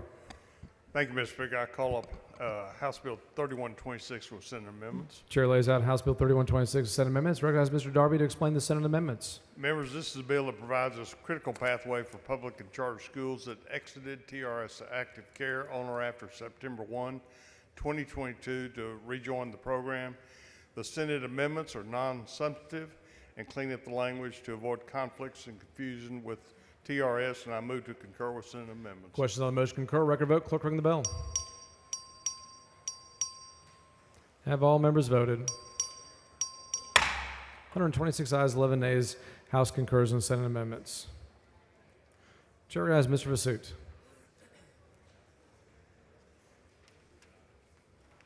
Thank you, Mr. Speaker. I call up House Bill 4310 with Senate amendments.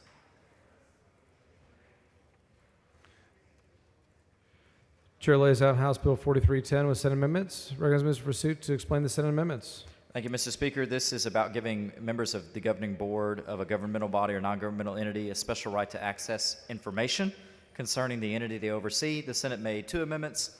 They exempted the legislature and legislative agencies from the bill, which it was not designed to apply to anyways.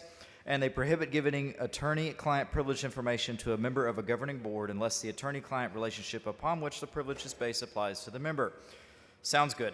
Move to concur. Question occurs. Record vote. Clerk ring the bell. Have all members voted? 112 ayes, 13 nays. The House concurs in Senate amendments. Chair recognizes Mr. Hunter.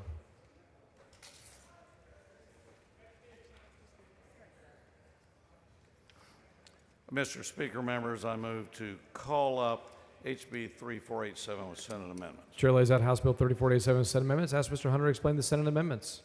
Thank you, Mr. Speaker. Members, this is part 2 of the oysters. This is where they're recycling. It's the same thing. It's accounting and updated information from the comptroller. I move that we concur with Senate amendments. Questions on the motion to concur. Record vote. Clerk ring the bell. Hunter voting aye. Have all members voted? 124 ayes and 6 nays. The House concurs in Senate amendments. Please excuse Ms. Yolanda Jones because of an illness on motion of Ms. Plessa. Is there any objection? Chair is none so ordered. Chair recognizes Ms. Morales.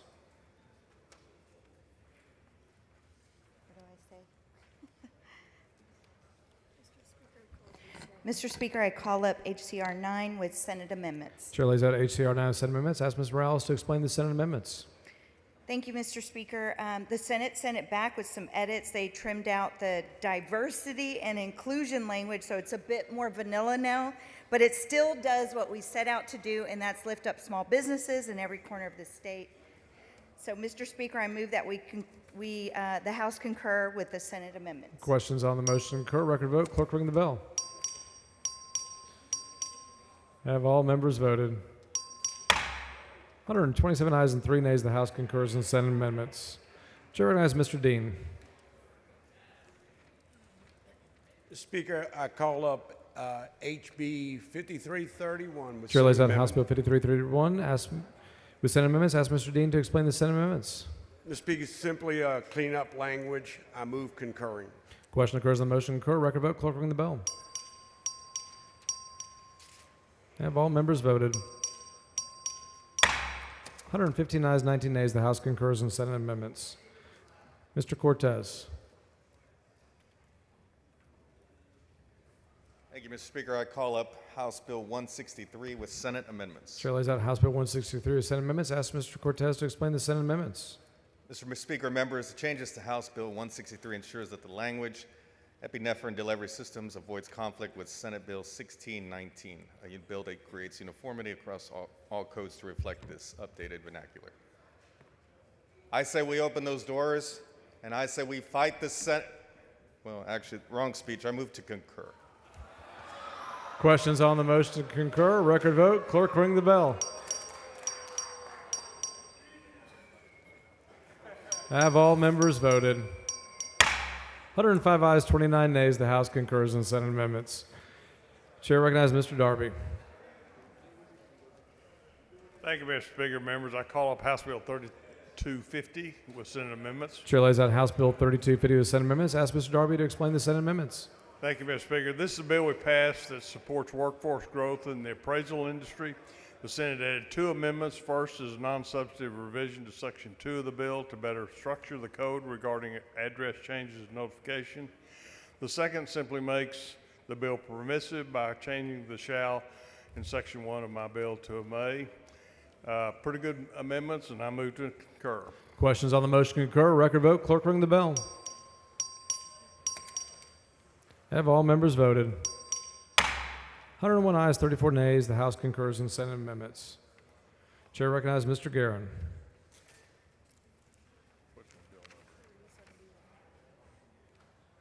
Thank you, Mr. Speaker. I call up House Bill 3071 with Senate amendments. Chair lays out House Bill 3071 with Senate amendments. Ask Mr. Guerin to explain the Senate amendments. They're not any good, and I'm requesting to go to conference.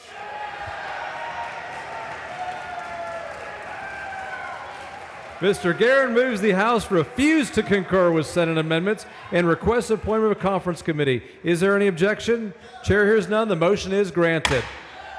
Following conferees, clerk read the conferees. House conferees on HB 3071. Guerin, Chair. Harris, King, McQueenie, Wale. Chair recognizes Mr. Wally.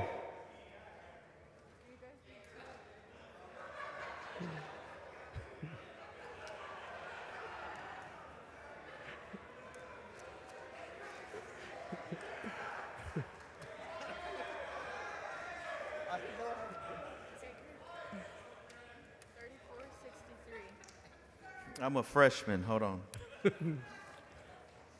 Mr. Speaker, I call up 3463 with Senate amendments. Chair lays out House Bill 3460 with Senate amendments. Ask Mr. Wally to explain the Senate amendments. Oh, so the sorry.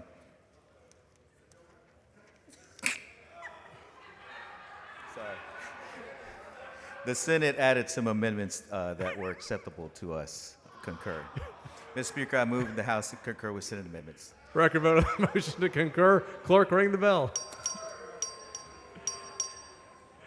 Have all members voted? 102 ayes, 34 nays. The House concurs in Senate amendments. Chair recognizes Mr. Bell of Kaufman. Thank you, Mr. Speaker. I call up House Bill 5033 with Senate amendments. Chair lays out House Bill 5033 with Senate amendments. Recognize Mr. Kaufman to Mr. Bell to explain the Senate amendments. Yes, this bill was related to the authority of the state to implement a motor vehicle emissions inspection. The Senate took out the Supreme Court trigger that was not specific to a particular case, and I move to concur with Senate Questions amendment. on the motion to concur? Record vote. Clerk, ring the bell. Have all members voted? 106 ayes, 23 nays. The House concurs in Senate amendments. The chair recognizes Ms. Thompson.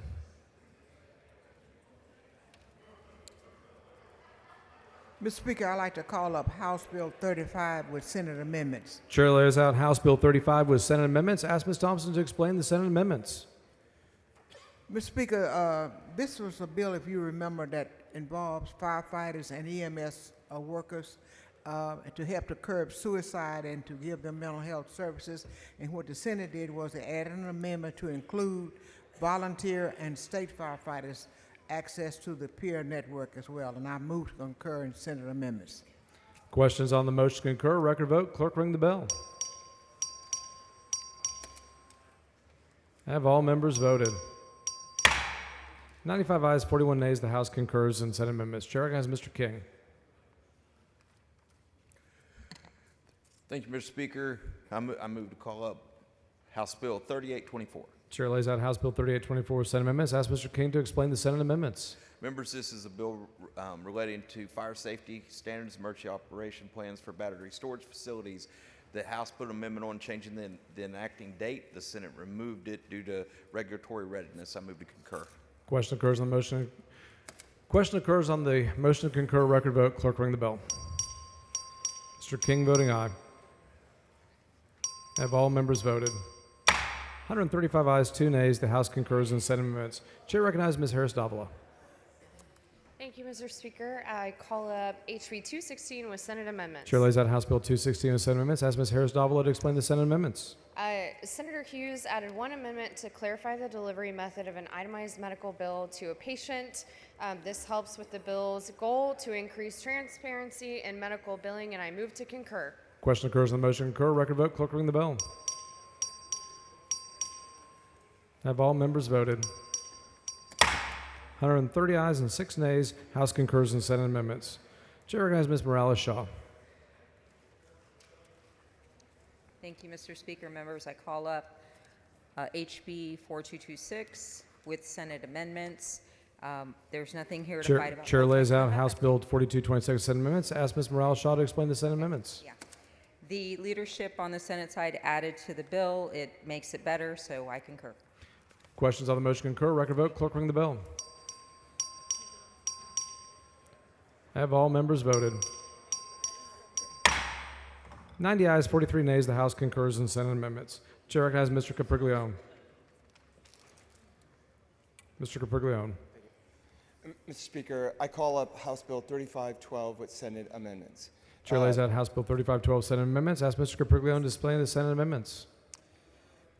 These are amendments that we worked on with the Senate and DIR to make changes to Section 2054, 5193 that removes the Cybersecurity Council as a board and a council within department to make these recommendations instead. Mr. Speaker, I move that the House concur in Senate amendments. Question occurs on the motion to concur. Record vote. Clerk, ring the bell. Have all members voted? 119 ayes and 18 nays. The House concurs in Senate amendments. Chair recognizes Mr. Van Dever.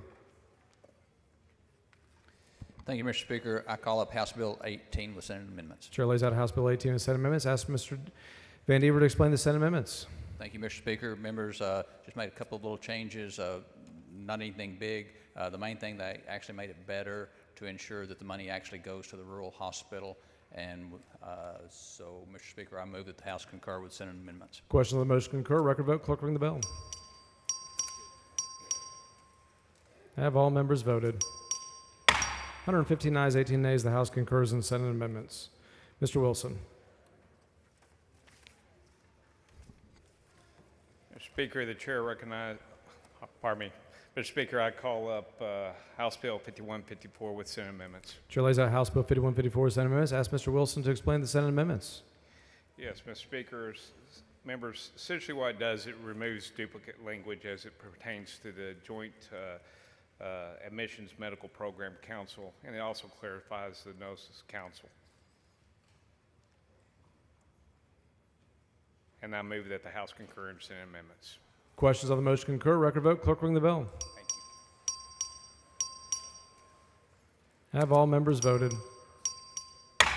100 ayes, 36 nays. The House concurs in Senate amendments. Chair recognizes Ms. Troxler.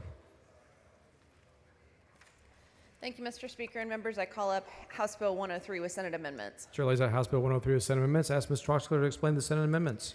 There was one Senate amendment that was added. It directs the Comptroller's Office to work in conjunction with the Bond Review Board. And I move to concur with Questions Senate on the amendment. motion to concur? Record vote. Clerk ring the bell. Have all members voted? 127 ayes, 4 nays. The House concurs in Senate amendments. Chair recognizes Mr. Schofield. Mr. Speaker, I call up House Bill 851 with Senate amendments. Chair lays out House Bill 851 with Senate amendments. Ask Mr. Schofield to explain the Senate amendments. Well, members, we sent the Senate a perfectly good bill which would make sure that you got information from your appraisal districts that you could use in determining tax policy for seniors. But as usual, the Senate thinks they know best. As it turns out, I read the amendment and they did. It just makes sure that our taxpayers' personal identifying information doesn't get given up. So I am forced to move that the House concur in Senate amendments. Questions on the motion to concur? Record vote. Clerk ring the bell. Have all members voted? 115 ayes, 22 nays. The House concurs in Senate amendments. Chair recognizes Mr. Patterson. Thank you, Mr. Speaker. Mr. Speaker, I call up House Bill 647. With Chair Senate lays out amendments. House Bill 647 Senate amendments. Ask Mr. Patterson to explain the Senate amendments. Thank you, Mr. Speaker. Members, this was the bill that only Representative Canales voted against that would allow you to submit paperwork to the DMV via their website. If you had corrective eye surgeries, you don't have to go wait at the DMV in line. This is also the bill that DIR had an incredibly high fiscal note on until I tweeted about them and tagged our Texas House Doge Committee, and after which they dramatically lowered their fiscal note. And since there's a fiscal note, the Senate added a provision which allows them to only implement the program if we have the necessary funds in the budget for this program, and I concur with Senate amendments.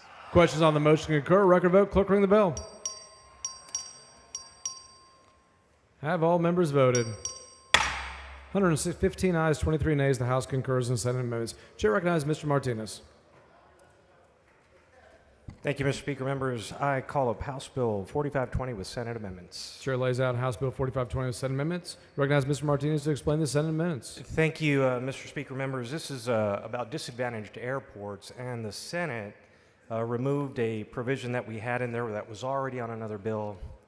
So I move to concur with Senate amendments. Questions on the motion to concur? Record vote. Clerk ring the bell. Have all members voted? 98 ayes, 39 nays. The House concurs in Senate amendments. Chair recognizes Mr. Bojani. I call up HB 3016 with Senate amendments. Chair lays out House Bill 3016 and Senate amendments. Ask Mr. Bojani to explain the Senate amendments. Members, on behalf of Representative Lujan, making this motion, the Senate made a small change by removing one word to ensure that there is no confusion on law enforcement's jurisdiction on rental vehicle theft investigations.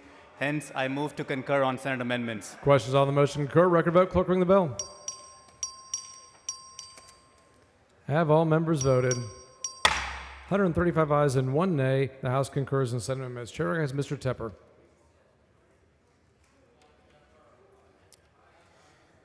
Thank you, Mr. Speaker. I call up House Bill 2313 with Senate amendments. Chair lays out House Bill 2313 and Senate amendments. Ask Mr. Tepper to explain the Senate amendments. Thank you, Mr. Speaker. The Senate amendments removed the ability of, I'm sorry, Representative Patterson, the city of Frisco from the bill. Removed their ability to designate a project financing zone. Mr. Speaker, I move that the House concur with the Senate amendments. Questions on the motion to concur? Record vote. Clerk ring the bell. Have all members voted? 82 ayes, 55 nays. The House concurs in Senate amendments. Chair recognizes Mr. Capriglione. Thank you, Mr. Speaker. I call up House Bill 2812 with Senate amendments. Chair lays out House Bill 2818. With Senate amendments, ask Mr. With Capriano to 2818. explain the Senate amendments. Okay. So the Senate sent over some amendments that we worked on with them to ensure that with all the AI bills this session, that this division we are creating in House Bill 2818 will be the main division that houses all of the councils, which is why Section 2054-704 was added. It's for this reason that I move to concur with Senate amendments. Questions on the motion to concur? Record vote. Clerk, ring the bell. Have all members voted? 105 ayes, 32 nays. The House concurs in Senate amendments. Chair recognizes Ms. Howard. Thank you, Mr. Speaker. I call up House Bill 2851 with Senate amendments. Chair lays out House Bill 2851 with Senate amendments. Ask Ms. Howard to explain the Senate amendments. Thank you, Mr. Speaker. Members, the Senate changed the Nursing Application Advisory Board to the Texas Health Education Service Administration housed in the UT system. I move to concur with Senate amendments. Questions on the motion to concur? Record vote. Clerk, ring the bell. Have all members voted? 88 ayes, 49 nays. The House concurs in Senate amendments.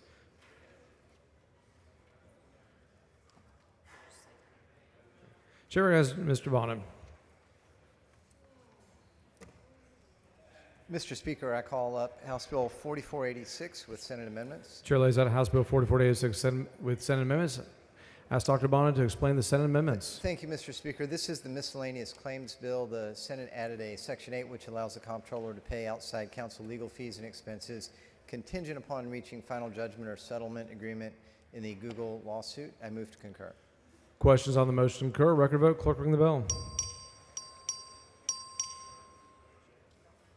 Have all members voted? 108 ayes and 28 nays. The House concurs in Senate amendments subject to Article 3, Section 49A of the Texas Constitution. Chair recognizes Mr. Hefner. Mr. Speaker, I call up HB 4264 with Senate amendments. Chair lays out House Bill 4264 with Senate amendments. Recognize Mr. Hefner to explain the Senate amendments. Yeah, the Senate just changed a word from may instead of shall to give the governor a little more leeway, and then said that the $6,500 grant would remain $6,500 even if inflation occurs, and their office okay with this, so I move to concur with Senate amendments. Question on the motion to concur. Record vote. Clerk, ring the bell. Have all members voted? 98 ayes, 39 nays. The House concurs in Senate amendments. Chair recognizes Mr. Bell of Kaufman. Thank you, Mr. Speaker. Members, I move to call up HB 1500 with Senate amendments. Chair lays out House Bill 1500 with Senate amendments. Ask Mr. Bell to explain the Senate amendments. If you remember, this bill was actually the continuation and functions of the Department of Information Resources. The Senate added agency cleanup and some conforming changes, which included moving statutory authority for the E-Grants program from DRR to the Comptroller of Public Accounts, clarifies that the state agency members the governor appoints do not include members of institutions of higher ed as they are already represented on the board, authorizes Texas Department of Agriculture and the Comptroller of Public Accounts to use shared technology services of the DIR, adds a definition of technology services for the DIR. And I would move, Mr. Speaker, to concur with Senate amendments. Questions on the motion to concur? Record vote. Clerk, ring the bell. Have all members voted? 113 ayes and 21 nays. The House concurs in Senate amendments.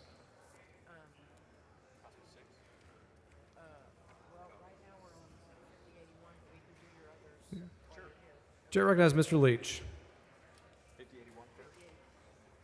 Thank you, Mr. Speaker. I call up House Bill 5081 with Senate amendments. Chair lays out House Bill 5081 with Senate amendments. Ask Mr. Leach to explain the Senate amendments. Thank you, Mr. Speaker. Members, this is the bill that protects your personal identifying information from companies that are contracting with the state. The Senate adopted agreed upon language between all stakeholders to address keeping personal identifying information safe while also avoiding any unintended consequences of the legislation, whatever that means. And I move to concur with Senate amendments. Question occurs on the motion. Question occurs on the motion to concur. Record vote. Clerk, ring the bell. Have all members voted? 114 ayes, 22 nays. The House concurs in Senate amendments. Chair recognizes Mr. Leach. Thank you, Mr. Speaker. I call up House Bill 6 with Senate amendments. Sorry, Mr. Speaker, back up. I call up House Bill 762 with Senate amendments. Chair lays out House Bill 762 with Senate amendments. Ask Mr. Leach to explain the Senate amendments. Thank you, Mr. Speaker. This is the bill we passed banning golden parachutes. The Senate made just a couple minor changes, changing, quote, tax revenue to public money, making the bill stronger and more effective, and I move to concur in Senate amendments. Questions on the motion to concur? Record vote. Clerk, ring the bell. Have all members voted? 121 ayes, 13 nays. The House concurs in Senate amendments. Chair has Mr. Leach. Thank you, Mr. Speaker. I call up House Bill 6 with Senate amendments. Chair lays out House Bill 6, Senate amendments. Ask Mr. Leach to explain the Senate amendments. Thank you, Mr. Speaker. Members, this is House Bill 6, the Teacher Bill of Rights. The Senate made a number of changes that overall makes the bill a stronger, more streamlined bill, balances flexibility with ensuring discipline in our classroom. And with that, I move to concur with Senate amendments. Questions on the motion to concur? Record vote. Clerk, ring the bell. Have all members voted? 114 ayes, 19 nays. The House concurs in Senate amendments. Chair recognizes Mr. Craddock. Mr. Speaker, members, I move to call up House Bill 2974. Chair lays out House Bill 2974 with Senate amendments. Ask Speaker Craddock to explain the Senate amendments. This is the omnibus hot tax bill that we passed in early May. The Senate added a non-germane amendment that has to be removed. Mr. Speaker, I request that we go to conference. Speaker Craddock moves that the House refuse to concur with Senate amendments and requests the appointment of a conference committee. Is there any objection? Chair hears none. The motion is granted. Following conferees, clerk will read the conferees. House conferees on HB 2974, Craddock, Chair, Guerin, McQueenie, Meyer, Romero. Chair recognizes Mr. Gerdes.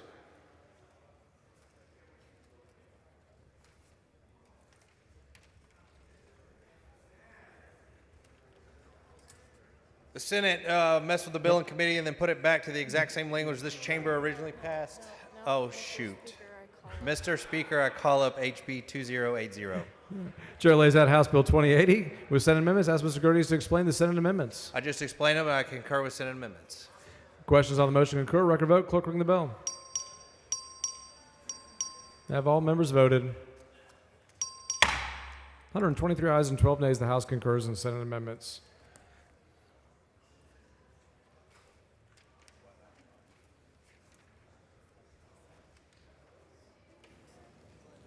Mr. Speaker. Ms. Doorkeeper. Mr. Speaker, I have a message from the Senate. Admit the messenger. Thank you, Mr. Speaker. I am directed by the Senate to inform the House. Chair has Mr. Darby. Thank you, Mr. Speaker. I move to call up Senate amendments on House Bill 4384. Chair lays out House Bill 4384 with Senate amendments. Ask Mr. Darby to explain the Senate amendments. This bill addressed the regulatory lag for gas utilities. The Senate made two changes, extended the deadline from 180 days to 270 days, and cleaned up the definition of post-in-service carrying costs. These made the bill better, and therefore I concur with Senate amendments. Question occurs on the motion to concur. Record vote. Clerk, ring the bell. Have all members voted? 121 ayes and 11 nays. The House concurs in Senate amendments. Chair recognizes Mr. Dean. Mr. Speaker, I call up House Bill 5659 with Senate amendments. Chair lays out House Bill 5659 with Senate amendments. Ask Mr. Dean to explain the Senate amendments. Members, they simply changed the word from majority to the number of cities 5 to 7. I move to concur. Question occurs. Record vote. Clerk, ring the bell. Have all members voted? 105 ayes, 29 nays. The House concurs in Senate amendments.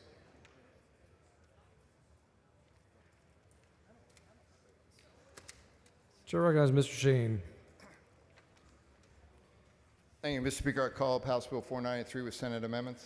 Chair lays out House Bill 493 with Senate amendments. Ask Mr. Sheen to explain the Senate amendments. Thank you, Mr. Speaker. Members, this is the worst amendment I've ever seen in my entire life. I move not to concur. Mr. Shaheen refuses to concur in Senate amendments and requests the appointments of a conference committee. Is there any objection? Chair hears none. The motion is granted. The following conferees, the clerk will read the conferees. House conferees on HB 493, Shaheen, Chair, Capriglione, Metcalf, Plessa, Raymond. Chair recognizes Ms. Harris Davila. Thank you, Mr. Speaker. I call up HB 4903 with Senate amendments. Chair lays out House Bill 4903 with Senate amendments. Ask Ms. Harris Davila to explain the Senate amendments. Thank you, Mr. Speaker. Members, Senator Birdwell added an amendment based on collaboration with the governor's office and stakeholders that makes the reporting piece of this bill more robust, and I move to concur. Questions on the motion to concur? Record vote. Clerk ring the bell. Have all members voted?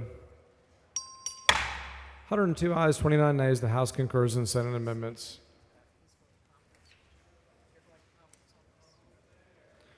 Chair recognizes Mr. Guillen.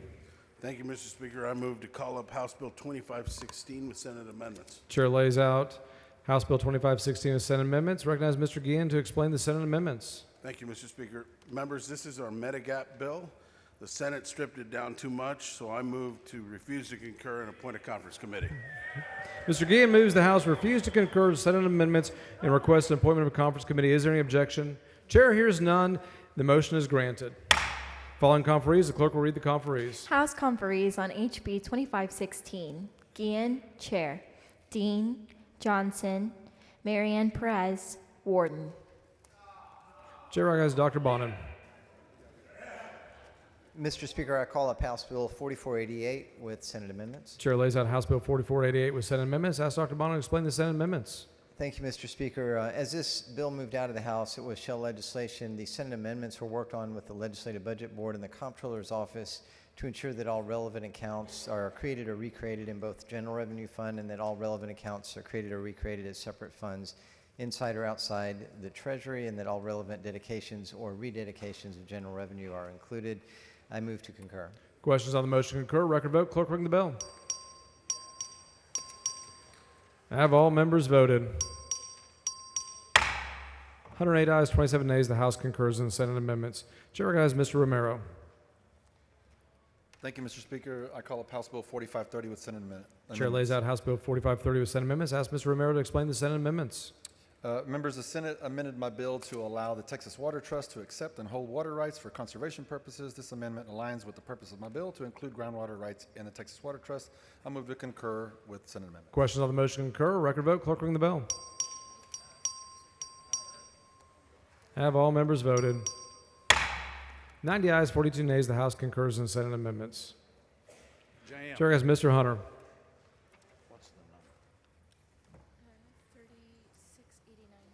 Thank you, Mr. Speaker. Members, I call up HB 3689 Chair with lay- Senate amendments. Chair lays out House Bill 3689 with Senate amendments. Ask Mr. Hunter to explain the Senate amendments. Thank you, members. This is the TWIA bill. And the Senate had provided two, well, really one amendment. One is just a substitute with the comptroller language. Second, I have conferred with Senators Kolkhorst and Senator Middleton, and we have all agreed that we want to go forward with this bill. And I appreciate the coastal folks.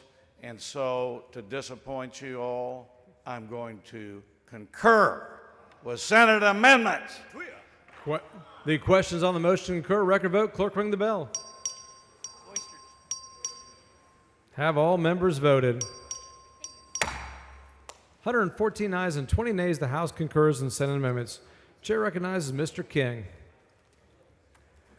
Thank you, Mr. Speaker. I call up House Bill 145.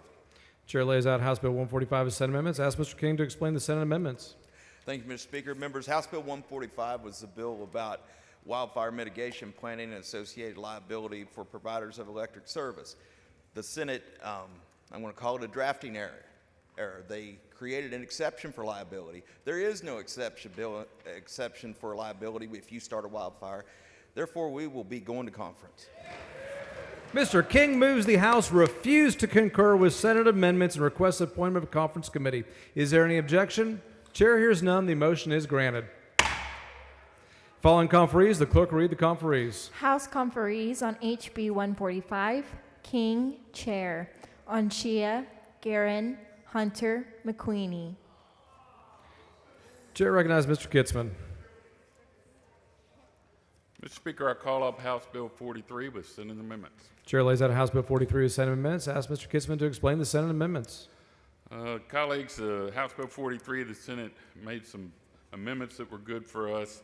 They changed the word predator throughout the document to deprecating animal, and allows the funds to be used in conjunction with other financial assistance, and the funds must be appropriated for the program to work. They also restored our limits on grants and loans, and I move to concur. Questions on the motion to concur? Record vote. Clerk, ring the bell. Have all members voted? 102 ayes and 35 nays. The House concurs in the Senate amendments. Chair recognizes Mr. Guerin. Thank you, Mr. Speaker and members. I move to call up House Bill 5247 with Senate amendments. Chair lays out House Bill 5247 Senate amendments. Recognize Mr. Guerin to explain the Senate amendments.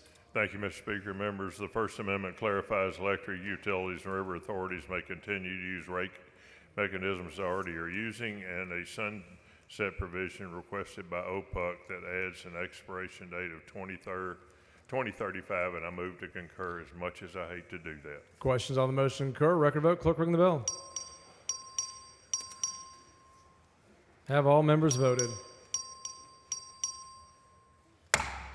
110 ayes, 28 nays. The House concurs in the Senate amendments. Chair recognizes Ms. Hall. Mr. Speaker, I call up House Bill 2221 with Senate amendments. Chair lays out House Bill 2221 with Senate amendments. Ask Ms. Hall to explain the Senate amendments. The Senate added language suggested by TDI to add third-party administrators and to standardize language around unfair or deceptive trade practices and language to protect the data privacy of consumers. I move to, Mr. Speaker, I move that the House concur in Senate amendments. Questions on the motion to concur? Record vote. Clerk, ring the bell. Have all members voted? 124 ayes and 12 nays. The House concurs in the Senate amendments. Chair recognizes Ms. Harris-Davila. Thank you, Mr. Speaker. I call up House Bill 5671 with Senate amendments. Chair lays out House Bill 5671 with Senate amendments. Ask Ms. Harris-Davila to explain the Senate amendments. Thank you, Mr. Speaker. Members, this is Representative Kerwin's bill to update the Johnson County Special Utility District. After deeper conversations with local stakeholders, the Senate added an amendment to remove the single-member districts and keep all seats elected at large. I move to concur. Questions on the motion to concur? Record vote. Clerk, ring the bell. Have all members voted? 98 ayes, 34 nays. The House concurs in Senate amendments.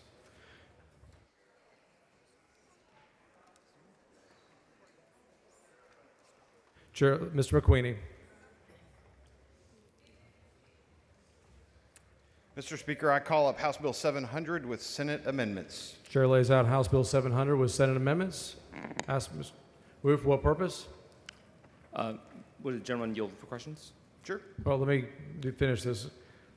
Mr. McQueenie to explain the Senate amendments. Thank you, Mr. Speaker. This bill was related to commercial sales-based financing, industry and protections for small business. The amendments clean up some language and strengthen small business protections. Mr. Speaker. Mr. Wu for what purpose? I raise a point of order and against further consideration. Bring your point of order down front. Thank you.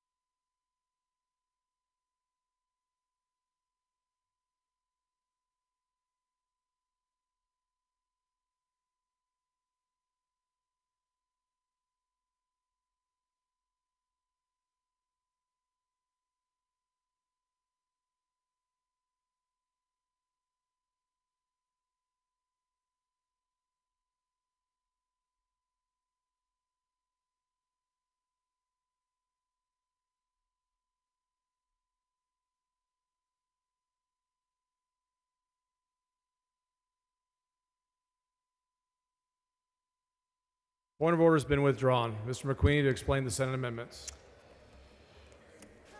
Mr. Speaker, I move the House concur with Senate amendments. Questions on the motion to concur? Record vote. Clerk, ring the bell. Mr. McQueen voting aye.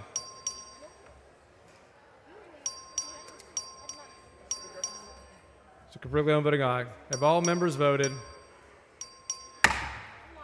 There being 98 ayes and 23 nays, the House concurs in Senate amendments. Chair lays out House Bill 3711. Mr. Capriglione. Mr. Speaker, I call up House Bill 3711 with Senate amendments. Chair lays out House Bill 3711. Recognize Mr. Capriglione to explain the Senate amendments. Mr. Speaker, members, the Senate amended the bill to further involve the Open Records Division of the Office of the Attorney General and included our original reporting requirements for the prosecuting attorney. With this, I move to concur with the Senate amendments. Question occurs on concurrence. Record vote. Clerk, ring the bell.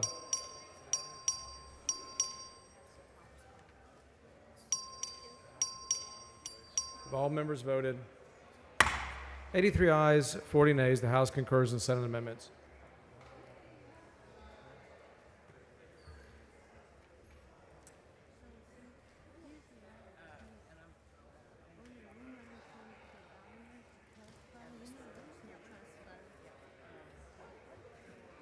I've texted him. We'll see what he says. Thank you. Yes.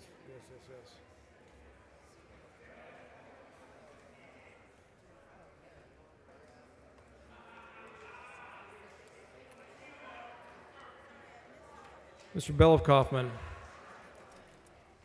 Thank you, Mr. Speaker. Members, I move to call up House Bill 120 with Senate amendments. Chair lays out House Bill 120 with Senate amendments. Recognize Mr. Bell to explain the Senate amendments. Thank you, Mr. Speaker. Members, this bill was related to college, career, and military readiness in public schools, including CTE programs for workforce development. The Senate made conforming changes with PTEC, RPEP, CTE, IFA, and the Military Pathway Grants Program, and added some academic goals. Mr. Speaker, I move to concur with Senate amendments. Members, question occurs on record vote. Clerk, ring the bell. Have all members voted? 169 ayes, 6 nays. The House concurs in Senate amendments.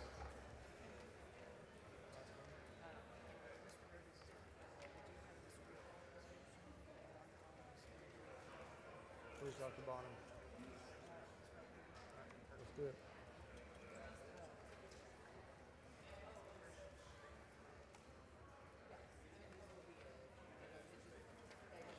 Chair lays out the following privileged resolution. The clerk will read the resolution.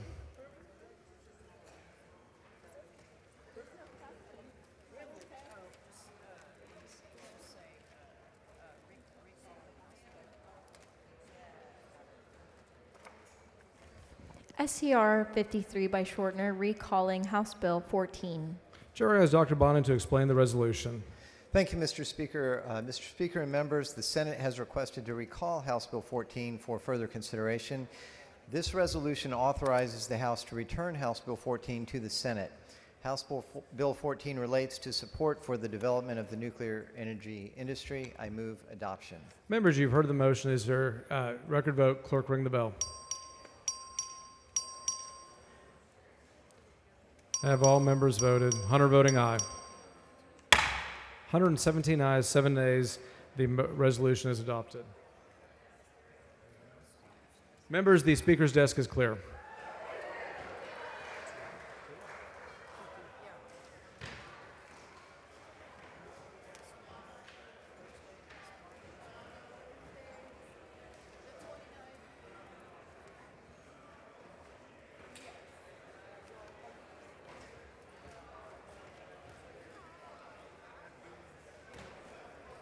Mr. Meyer moves that the House adjourn until 2 p.m. Thursday. Is there any objection? Chair hears none. The House stands adjourned.